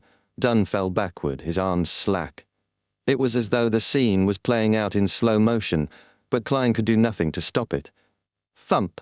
The urn containing St. Selena's ashes dropped to the floor, just like Klein's heart. Thud! Thud! The box rolled toward Klein, though it wasn't covered. The darkness within the box sealed the opening, preventing the ashes from spilling out. Dunn Smith crumpled to the floor, his grey eyes dull and lifeless, staring at the hole in the ceiling, the sunlight still pouring over his face. "Captain," Klein's vision blurred. His throat was tight, but the words couldn't come out. "We miss you too." The box of St. Selena's ashes rolled to his feet. Suddenly, Klein felt a sharp pain in his chest. His pupils constricted and he froze. He looked down to see a pale, blood-drenched hand emerging from the left side of his chest. Megos isn't dead, no, a new enemy. The mastermind behind the scenes. Am I going to die? Klein's world faded, his eyes losing focus. His body collapsed to the side. His breathing slowed, and then he felt the palm withdraw quickly. A pair of new leather boots appeared in his vision, followed by a pale hand reaching down. The hand grabbed the urn of St. Selena's ashes. Klein's vision went black, and he lost consciousness. Burned, shattered objects lay scattered in the destroyed Blackthorn Security Company. An eerie silence filled the air. A few minutes later, Leonard's body moved. His eyes opened slowly. He struggled to sit up, taking in the scene. Dunn Smith was motionless. Klein lay nearby, his eyes wide with shock, both men clearly injured. "No," Leonard's voice cracked. He staggered toward Klein's body, checking between the two, but there was nothing he could do. The truth was undeniable. His knees buckled, and he collapsed to the floor. Pain filled his green eyes as tears streamed down, washing away the blood and dust. He paused, listening for a moment before he fell forward. With an anguished roar, he clenched his fists and pounded the floor. Thump! Thump! Thump! Leonard kept tearing up as he pounded the floor. Amidst his sorrow was a feeling of clear hatred and a clear sense of self-abhorrence. Thud! Thud! Thud! Suddenly Leonard looked up, hearing hurried footsteps. The mandated punishers and the machinery hive mind had arrived. His blurred vision barely made sense of it all. Chapter 2:10, Story. In a quiet Tingen suburb stood a house with a green lawn and a crimson chimney. Its garden had begun to wither at September's start. Inside, a desk sat by the bedroom window. An ordinary notebook lay open on it.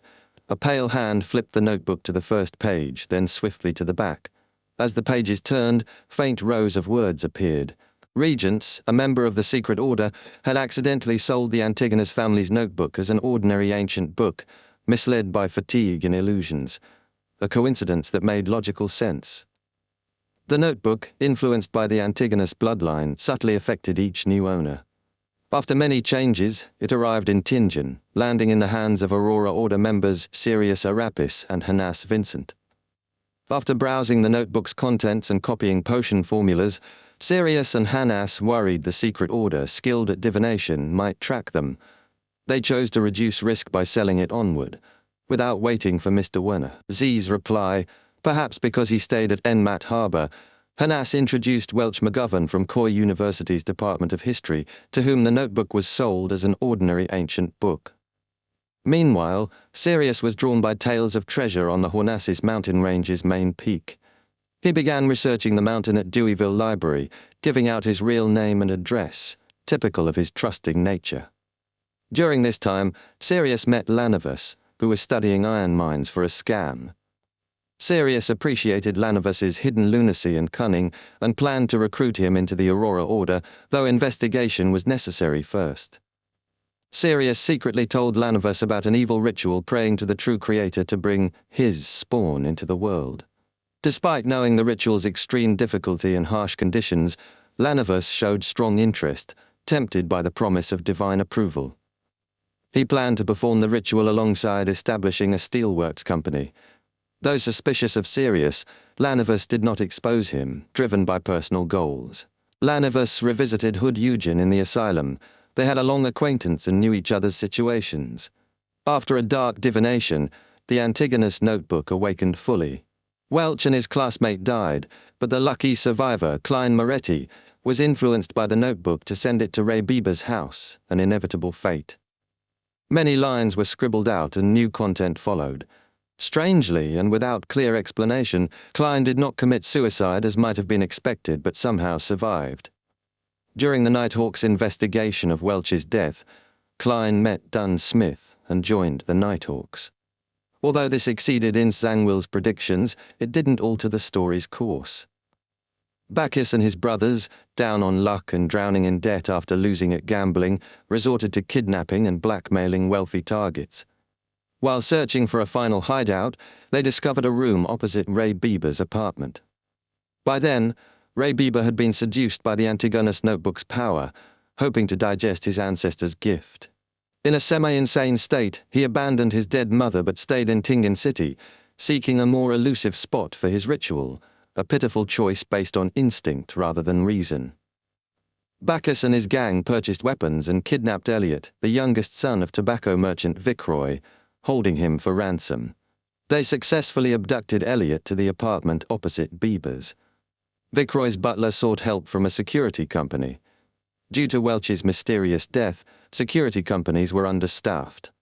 Klein encountered a delivery man who mentioned the Blackthorn Security Company. Leonard Mitchell and Klein accepted the job. Using their Beyonder powers, they quickly rescued Elliot. Unfortunately, Klein didn't immediately notice that clues about the Antigonus notebook were in the neighboring apartment.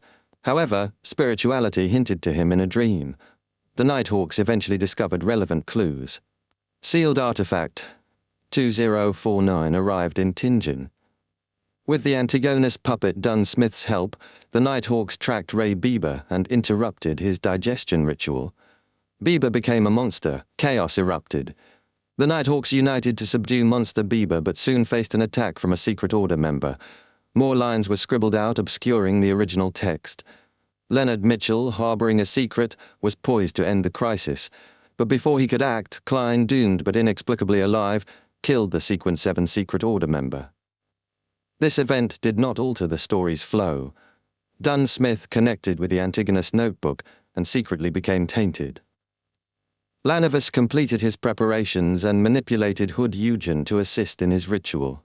They tricked Lanavus's fiancée, Megos, into becoming the vessel for the true creator's spawn. Lanavus's chances were slim. The biggest hurdle was Megos's inability to endure intercourse with the deity's illusory projection, which would likely kill her on the altar despite the ritual's protection. At that moment, the kind Ince Zangwill secretly aided Lanavus, implanting half a descendant of Death's characteristic into Megos's body. Hood Eugen induced a semi-conscious state in Megos and convinced her that the true creator's projection was Lanavus. Fueled by the factory district's resentment and gloom, the ritual succeeded. Megos became pregnant with the true creator's spawn. Though the deity foresaw this, he did not refuse, seeking to break free from shackles placed by 7 deities. Hood Eugen was contaminated. After the ritual, Lanavus regained clarity, realizing that if the deity's spawn descended, he himself would become a sacrificial offering. No mortal could father a deity's son, it was blasphemy.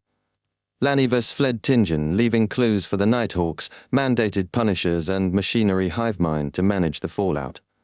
He avoided direct contact with Beyonder squads to avoid looking foolish, leaving a letter in a rented house pretending to play a game with official Beyonders.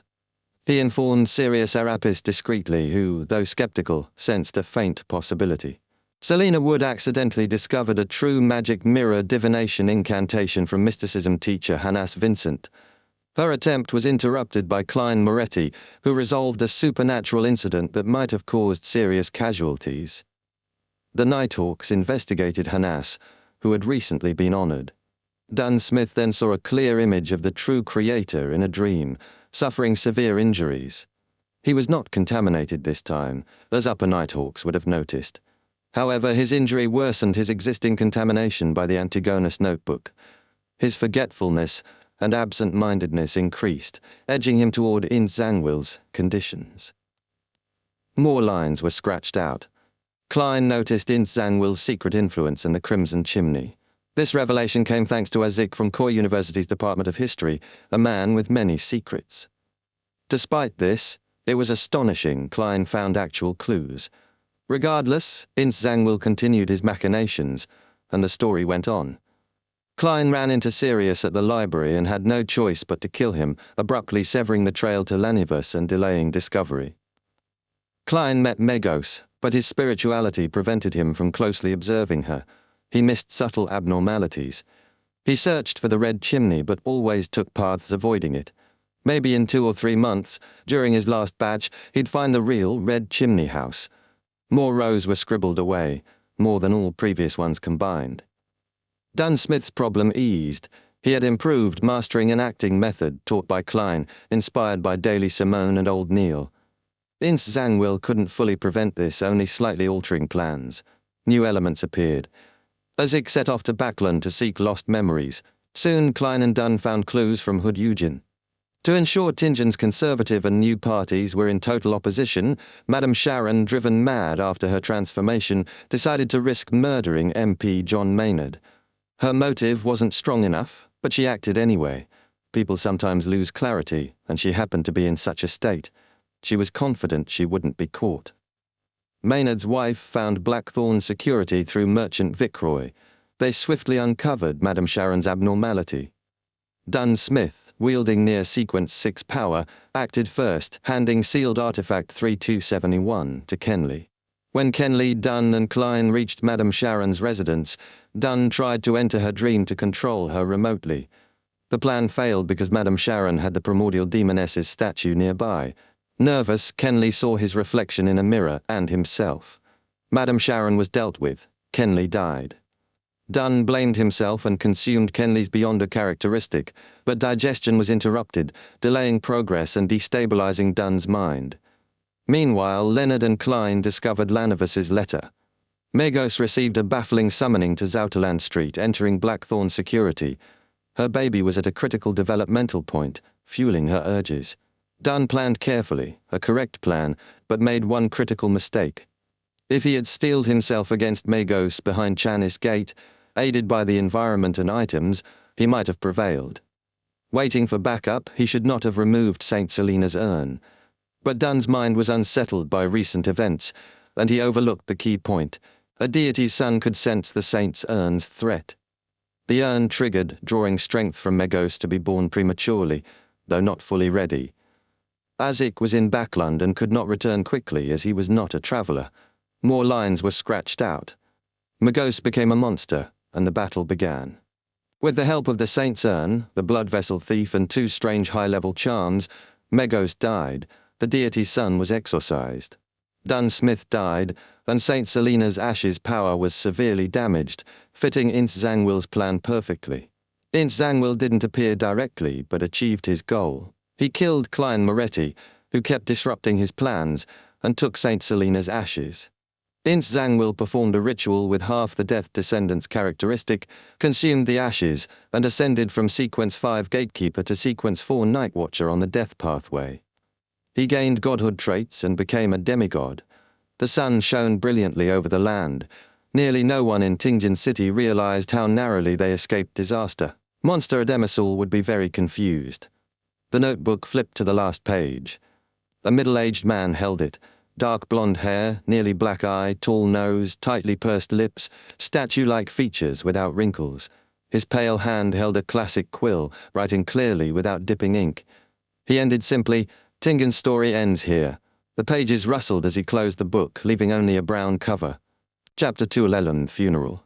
In the basement of St. Selena Cathedral, Leonard Mitchell slouched in his chair, legs propped on the table. His vacant eyes reflected no focus. Though healed by ritualistic magic, he looked terrible, as if recovering from a severe illness. Powerful beyonders from the Holy Cathedral were sealing the Chinese gate, arguing over whether to replace the lost ashes of St. Selena with a new holy item, or simply reduce the Nighthawk's presence in Tingjin, moving the more dangerous artifacts to the Cathedral of Serenity in Backland. Leonard couldn't care less about their debates. He felt like a living corpse, numb to everything. No grief, no sorrow, no excitement. Just emptiness. All he wanted was solitude. His mind occasionally wondered why the murderer had taken Klein's Beyonder characteristic, but spared Captain Dunn Smith's. Thud, thud, thud. Footsteps echoed in the hall. Seeker Tron, with her right arm bandaged, appeared at the door. Seeker had been fighting the sealed artifacts in Chanis Gate, while Klein and the others were battling Megos. If not for timely reinforcements, she might have died too. Yet the elderly keeper had not lasted, sacrificing himself in the line of duty. "Leonard, I found an unencrypted telegram in the captain's office. It was sent by the Holy Cathedral," Seeker said. Leonard's eyes moved slightly, stirring. He vaguely recalled hearing a new telegram but hadn't paid attention with the battle at hand. "What does it say?" Leonard's voice was hoarse. Seeker's reply was quick. "Beware of Ince Zangwill. Beware of sealed artifact 08. Ince Zangwill, the archbishop who betrayed the church, sealed artifact 008, an ordinary quill," Leonard muttered, recalling fragments of his memory. His expression suddenly shifted, narrowing his eyes. So that's how it was. Leonard stood up, his green eyes now burning with determination. He looked at Seeker. "I intend to apply to join the Red Gloves." The Red Gloves were an elite Nighthawk team, tasked with capturing criminals beyond regional jurisdiction. They were a specialized force, often called pursuers or hunting dogs. Only the most capable Nighthawks, often armed with incomplete holy items, were selected. "Red Gloves?" Seeker questioned, concern lacing her voice. "Their lowest requirement is Sequence 7. The risks they face are much higher than an ordinary Nighthawk squad." Leonard smirked coldly. "I'm close to advancing." His eyes hardened. "I want revenge. Inst Zangwill, you must survive until I'm powerful enough." Seeker sighed, recognizing Leonard's resolve. "All right, but half of our team will be new faces. It's rare to see a Nighthawk team so decimated." Leonard clenched his teeth. "Are the bodies ready?" "Yes," Seeker replied. Leonard immediately moved toward the door. "I'll notify their families." At 2 Daffodil Street, Melissa sat on the sofa, inspecting the 3 tickets in her hands. Benson sat beside her, smiling lightly. Suddenly the doorbell rang. Ding dong, ding dong. Melissa glanced at their maid Bella, then stood, tickets in hand. She hurried to the door, confused. When she opened it, she froze. A young man with black hair and green eyes stood before her, his face pale and filled with sorrow. "May I know who you are?" Melissa asked. Leonard, draped in a black coat over a white shirt, spoke in a raspy voice. "I'm a colleague of your brother, Klein." Melissa's heart skipped a beat. She instinctively peered behind Leonard, but saw no one. "Where's Klein?" she asked, her voice trembling. Leonard closed his eyes, taking a deep breath. "I'm very sorry. Your brother Klein died at the hands of an evil criminal while trying to save others. He's a hero. A true hero." Melissa's eyes widened in shock. Her body trembled as the 3 tickets slipped from her hands, falling to the floor. The words "The Return of the Count" were visible on them. In the Moretti family's living room, Leonard struggled to look directly at Melissa and Benson. But his mind was haunted by their images. Melissa, wide-eyed, silent and broken, and Benson, like Klein, slipping into occasional dazes. "That's the gist of it," Leonard said, voice shaky. "I'm sorry I couldn't prevent it. The Blackthorn Security Company, the police department, and those he helped have promised £6,000 in bereavement compensation. Benson suddenly interrupted, his voice hoarse. "Where's his body? Where's Klein's body?" Benson paused, then added, "When can we see him?" "In the company, you can see him now," Leonard replied, his grief barely contained. "All right." Benson's lips trembled as he spoke. "Let me use the bathroom first." Without waiting for a response, Benson hurried into the bathroom, slamming the door behind him. He turned on the tap and splashed water onto his face repeatedly. Minutes passed in silence, the only sound being the running water. When he finally lifted his head and looked into the mirror, his face was drenched, and the redness in his eyes was impossible to ignore. A few days later, at Raphael Cemetery, the crowd gathered around Klein's tombstone. His black and white photograph, dignified and scholarly, was etched into it. Melissa stood before the grave, her eyes unfocused. Elizabeth beside her wiped away her tears. Leonard, Benson, Fry, and Brett carried the coffin to the grave and lowered it in. After the priest gave the eulogy, the grave was filled with soil. At that moment, Melissa knelt and threw in the copper whistle she'd found on Klein's body. Leonard watched the scene, heart aching. He admired Melissa's quiet strength. Despite the devastating news, she had stayed composed, her silence speaking volumes. The grave was leveled and a stone slab was placed over it. Leonard took one last look at Klein's epitaph. The best elder brother, the best younger brother, the best colleague. One by one, the mourners left. The Blackthorn Security Company members, Selina and Elizabeth, all said their goodbyes and departed. Only Benson and Melissa remained. "I'll get a rental carriage," Benson said, his voice weary. "All right," Melissa nodded. Once Benson left, she turned back to the tombstone. She knelt, burying her face in her arms. After a long silence, she suddenly cried, "Stupid!" Her tears flowed uncontrollably. Later that night, under the crimson moonlight at Raphael Cemetery, Azik stood before Klein's grave, holding a bouquet of white flowers. He didn't speak for the longest time. Finally, he sighed. "I'm sorry, I was 10 minutes late, but I think I know who it was."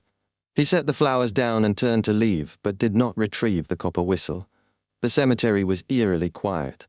Suddenly, the stone slab sealing Klein's grave shifted.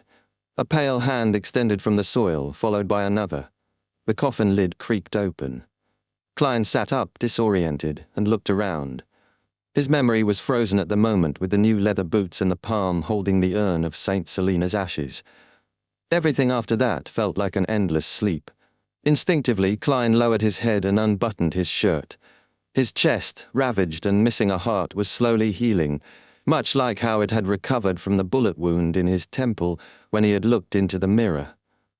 The only difference was that this time the recovery was much slower and far more difficult. Chapter 212, Avenger. In the northern part of the Lund Kingdom, the September breeze howled through the cemetery, colder than usual.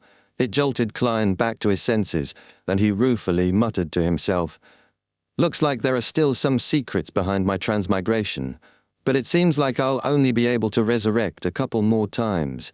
If I were to be minced or crushed, who knows if this recovery ability would even work." Klein buttoned his suit, noting that his newest shirt and tuxedo were now covered in dirt and soil. Benson and Melissa really have no idea how to save money, he thought, pushing himself into a standing position, realizing he still had his clown abilities intact. He glanced at the tombstone and read the inscription, "The best elder brother, the best younger brother, the best colleague." Klein felt his heart twist with the despondency Melissa and Benson must have felt. "This is probably worse than watching Captain die before my eyes," he thought, before sighing and retracting his gaze. He squatted down to close the coffin lid, his thoughts still scattered. Klein knew he needed to take care of the scene quickly and not let anyone notice. Resurrection wasn't something the average person could accept. If the Nighthawks, mandated punishers, or machinery hive mind learned about it, Klein knew he wouldn't have a good ending. He might fool people on Earth into thinking he was a divine being, but here with real gods, things were far more complicated. After covering the grave and placing the stone slab back, Klein stood, feeling like a gentleman offering condolences late at night. The only oddity was that the person in the photo looked exactly like him. As his spirituality noticed the presence of Azik's copper whistle, he dug it out and cleaned it. However, he didn't summon the messenger just yet. First, he wanted to assess the situation. Looking at his left wrist, Klein saw the topaz pendant still wrapped around it. "I guess this counts as a burial object," he mused, a self-deprecating smile crossing his face. "Captain should be buried here too, I think." Changing directions, Klein used the pendulum to locate Dunn's tombstone. The moonlight helped him navigate through the cemetery, and after 15 minutes he found it. Dunn's monochrome photo with a gentle expression and high hairline.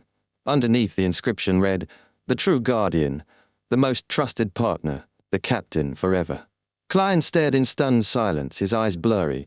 He felt as though he had returned to that day, seeing Captain turn to him and wink.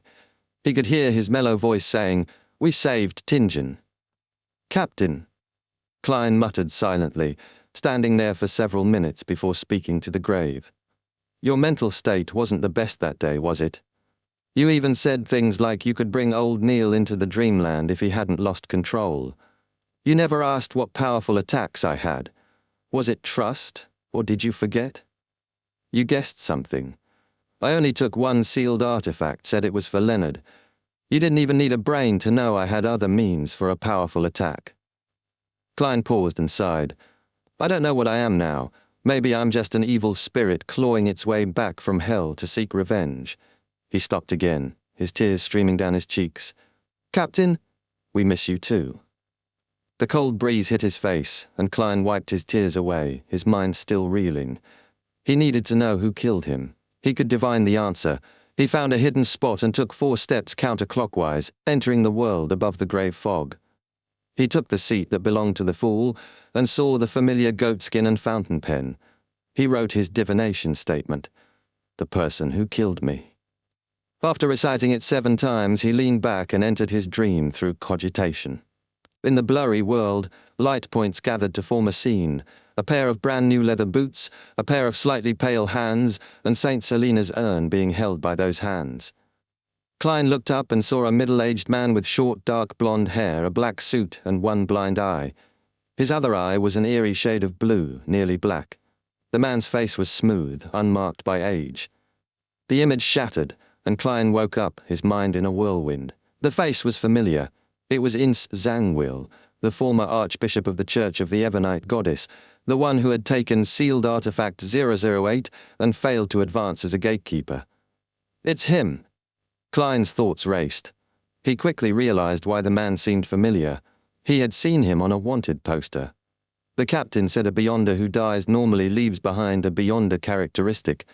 Klein mumbled, tapping the edge of the table. "When gathered, they're like a potion missing ingredients. But with the right ingredients, one can advance using remains." He paused, thinking. To become a high-sequence Beyonder, a special ritual is needed, like in the incomplete unshadowed formula. Ince Zangwill was a gatekeeper, sequence 5 from the death sequence. He wanted to become a demigod. His choices: sequence 4 in death, sleepless, or god of combat. St. Selena's urn likely corresponds to one of those potions. Zangwill would know which one and the supplementary ingredients. Klein's mind churned with revelations. His true motive was to get St. Selena's ashes and advance to sequence 4 in the sleepless pathway. He tapped the table again. The skull of Death's descendant might be an ingredient for the ritual. That's from the death sequence, after all. His target wasn't me, it was Captain Dunn. He was the mastermind. Klein took a moment to collect his thoughts, then wrote another divination statement, Ince Zangwill's plan to advance to sequence 4. He recited it 7 times and watched the topaz pendant spin clockwise, confirming the divination's success. Klein then rapped the edge of the table as more questions arose. Ince Zangwill couldn't have arranged everything alone. For instance, how did Megos follow his plan? Was it sealed artifact 008 at work? Klein pondered aloud. Could it make people act according to its written events without realizing it? If so, that's terrifying. Klein stopped his musings and wrote his final divination statement, the city where Ince Zangwill is currently. He couldn't divine his exact location, but he could make a rough inquiry. After 7 recitations, Klein's dream world cracked open. He saw a wide, murky river with a grand bridge above it. The banks were lined with ports, and there were rows of houses in lone architectural style. To the east, the smokier air led to industrial zones, while the west rose into opulent castles and Gothic clock towers. A chime rang in the distance. Klein knew the city instantly. It was Backland, the land of hope, the city of cities. Chapter 2:13. Another look. Klein leaned forward, his thoughts on Ince Zangwill. So Ince Zangwill has gone to Backland. I wonder how long he'll stay there. He thought, erasing the contents on the goatskin and writing a new divination statement. Lanivus's current location. The person responsible for nearly killing both him and the captain was undoubtedly Ince Zangwill, but Lanivus the lunatic was just as guilty. He has to pay the price in blood. After reciting the statement 7 times, Klein entered the dream once more, but the scene that appeared after the foggy world shattered was the same as before. A wide, slightly murky river, countless piers and buildings. The buildings were primarily in the lone architectural style, some a little more Gothic. There were crowded streets, chimneys spewing smoke, and opulent castles with Gothic clock towers. Lanivus was also in Backland, the land of hope, the city of cities. Klein opened his eyes, slightly confused. He had divined for Lanivus's specific location, but the results were still vague. Lanivus's sequence must be much higher than I imagined, Klein thought. Or maybe he's received some large benefit from helping the son of the true creator descend upon this world. His thoughts raced as he made assumptions. After confirming the rough area, Klein turned to another problem. I still don't have the ability to exact revenge. Even if Lanivus was only a sequence 7 or 8, it wouldn't be easy to deal with him. Lanivus was crafty, able to outwit beyonders stronger than him. And Ince Zangwill, a sequence 4 demigod, wielded a powerful Grade 0 sealed artifact. Although there were secrets surrounding my transmigration, it's clear I can't convert those secrets into combat strength for a long time. Klein sighed. I can either continue raising my sequence or collect more powerful mystical items. I need both. He decided to add another divination. He wrote, "My opportunities of becoming powerful." After reciting the statement silently, Klein entered a deep sleep with the help of cogitation. In the foggy world, he once again saw the same scene: the river, piers, chimneys, crowds, and Gothic clock towers. But then the scene changed. A magnificent peak pierced the clouds with a majestic ancient palace on it. He saw a giant throne carved from stone, adorned with gems and gold. He saw a strange vertical pupil formed from countless mysterious symbols. The scene shattered silently. Klein slowly sat up, tapping the edge of the table with his fingers. Backland contains the opportunities for me to become powerful. Does the second scene refer to the Hornacis mountain range and the treasures left by the Antigonus family? The vertical pupil might be the key to unlocking all of this. Klein thought, deciding there was no rush to visit Hornacis. Even a sequence 4 demigod might struggle with its dangers. I'll head to Backland first. Klein sighed. He exited the mysterious space above the grey fog and returned to the material world. Walking toward Dunsmith's grave, he paused and stared at the picture and epitaph. Drawing a crimson moon on his chest, he left the cemetery. Klein, familiar with the cemetery's layout from his Nighthawk patrols, easily evaded the guards and followed the gravel road into Tingen, using the tree shade as cover. The night was peaceful, and the moon was dreamy. Klein wandered, his thoughts wild and unrestrained. He reflected on his plan for revenge, times with the captain, and old Neil's hidden grief beneath his humor. After 2 hours, Klein snapped out of his reverie and realized he had walked to Daffodil Street. His old home was just across the road. With clear joy, he took a step toward the house, but suddenly paused, a bitter smile on his face. If I knocked on the door, Melissa would faint, and Benson would be so nervous his hair would fall out. He'd try to convince me, in the name of a curly-haired baboon. Shaking his head, Klein turned away and headed toward Iron Cross Street. This is fine, he thought. They won't be implicated by what I do in the future. The Nighthawks and the police have ensured they'll live a stable life, even if Melissa can't find a job and Benson loses his. Klein walked quietly, fatigue starting to set in. As someone who was dead, he had no belongings except his clothes, Topaz pendulum, and Azik's copper whistle. Should I blow the whistle and contact Mr. Azik for help? Klein laughed optimistically. No, I shouldn't contact him yet. Ince Zangwill might still be keeping him under surveillance. I'll wait for the right time.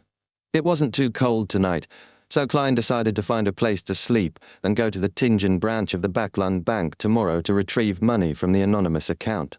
He hadn't yet started his experiments with the sacrificial ritual, nor had he touched the £300 in the account. That should cover my expenses for a while. He thought, finding a spot shielded from the wind. He sat down, took off his jacket, and used it as a blanket, leaning against the wall to sleep. He was woken suddenly by a policeman with a baton. The officer had a single chevron on his epaulette, the lowest rank. Klein glanced at him. The policeman said fiercely, "You can't sleep here. The streets and parks aren't for you lazy, jobless vagrants to sleep in. Those are the terms in the poor law."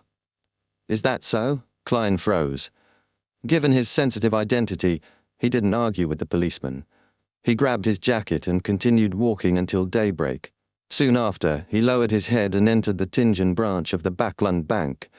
He took out £200 with the password he had set, leaving behind a third of the money as savings, in case of any emergencies.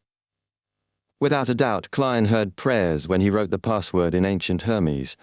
Klein then spent £38 on 2 sets of formal wear, 2 shirts, 2 trousers, 2 pairs of leather boots, 2 bow ties, 4 pairs of socks, as well as 2 thick double-breasted jackets, 2 solid-coloured fur coats, and 2 pairs of thick trousers in preparation for the winter. He also bought a cane, a wallet, and a leather luggage bag. After completing his purchase, Klein found a hotel to wash up and change in. He rented a private carriage directly to the train station in Tingen in order to avoid meeting anyone familiar. Along the way, he purchased a newspaper and discovered that it was Sunday. It took about 4 hours to get from Tingen to Backlund by train.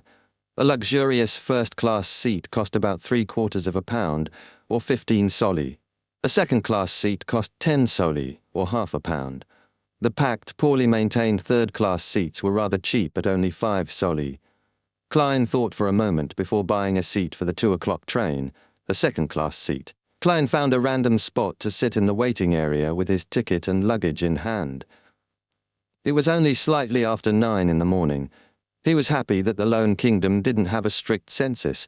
He could prove his identity just by using the water and gas bills, as well as his rent for the past 3 months.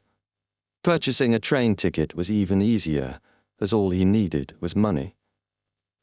Klein suddenly had an empty feeling in his heart as he was sitting there, thinking about how he was about to leave for Backlund from Tingen in the afternoon. He thought about his sister, who always gave him a motherly vibe. He thought about his brother, who liked to crack cold jokes. He thought about how they would fill their stomachs up so much that they wouldn't feel like moving. Recalling these scenes, Klein suddenly laughed.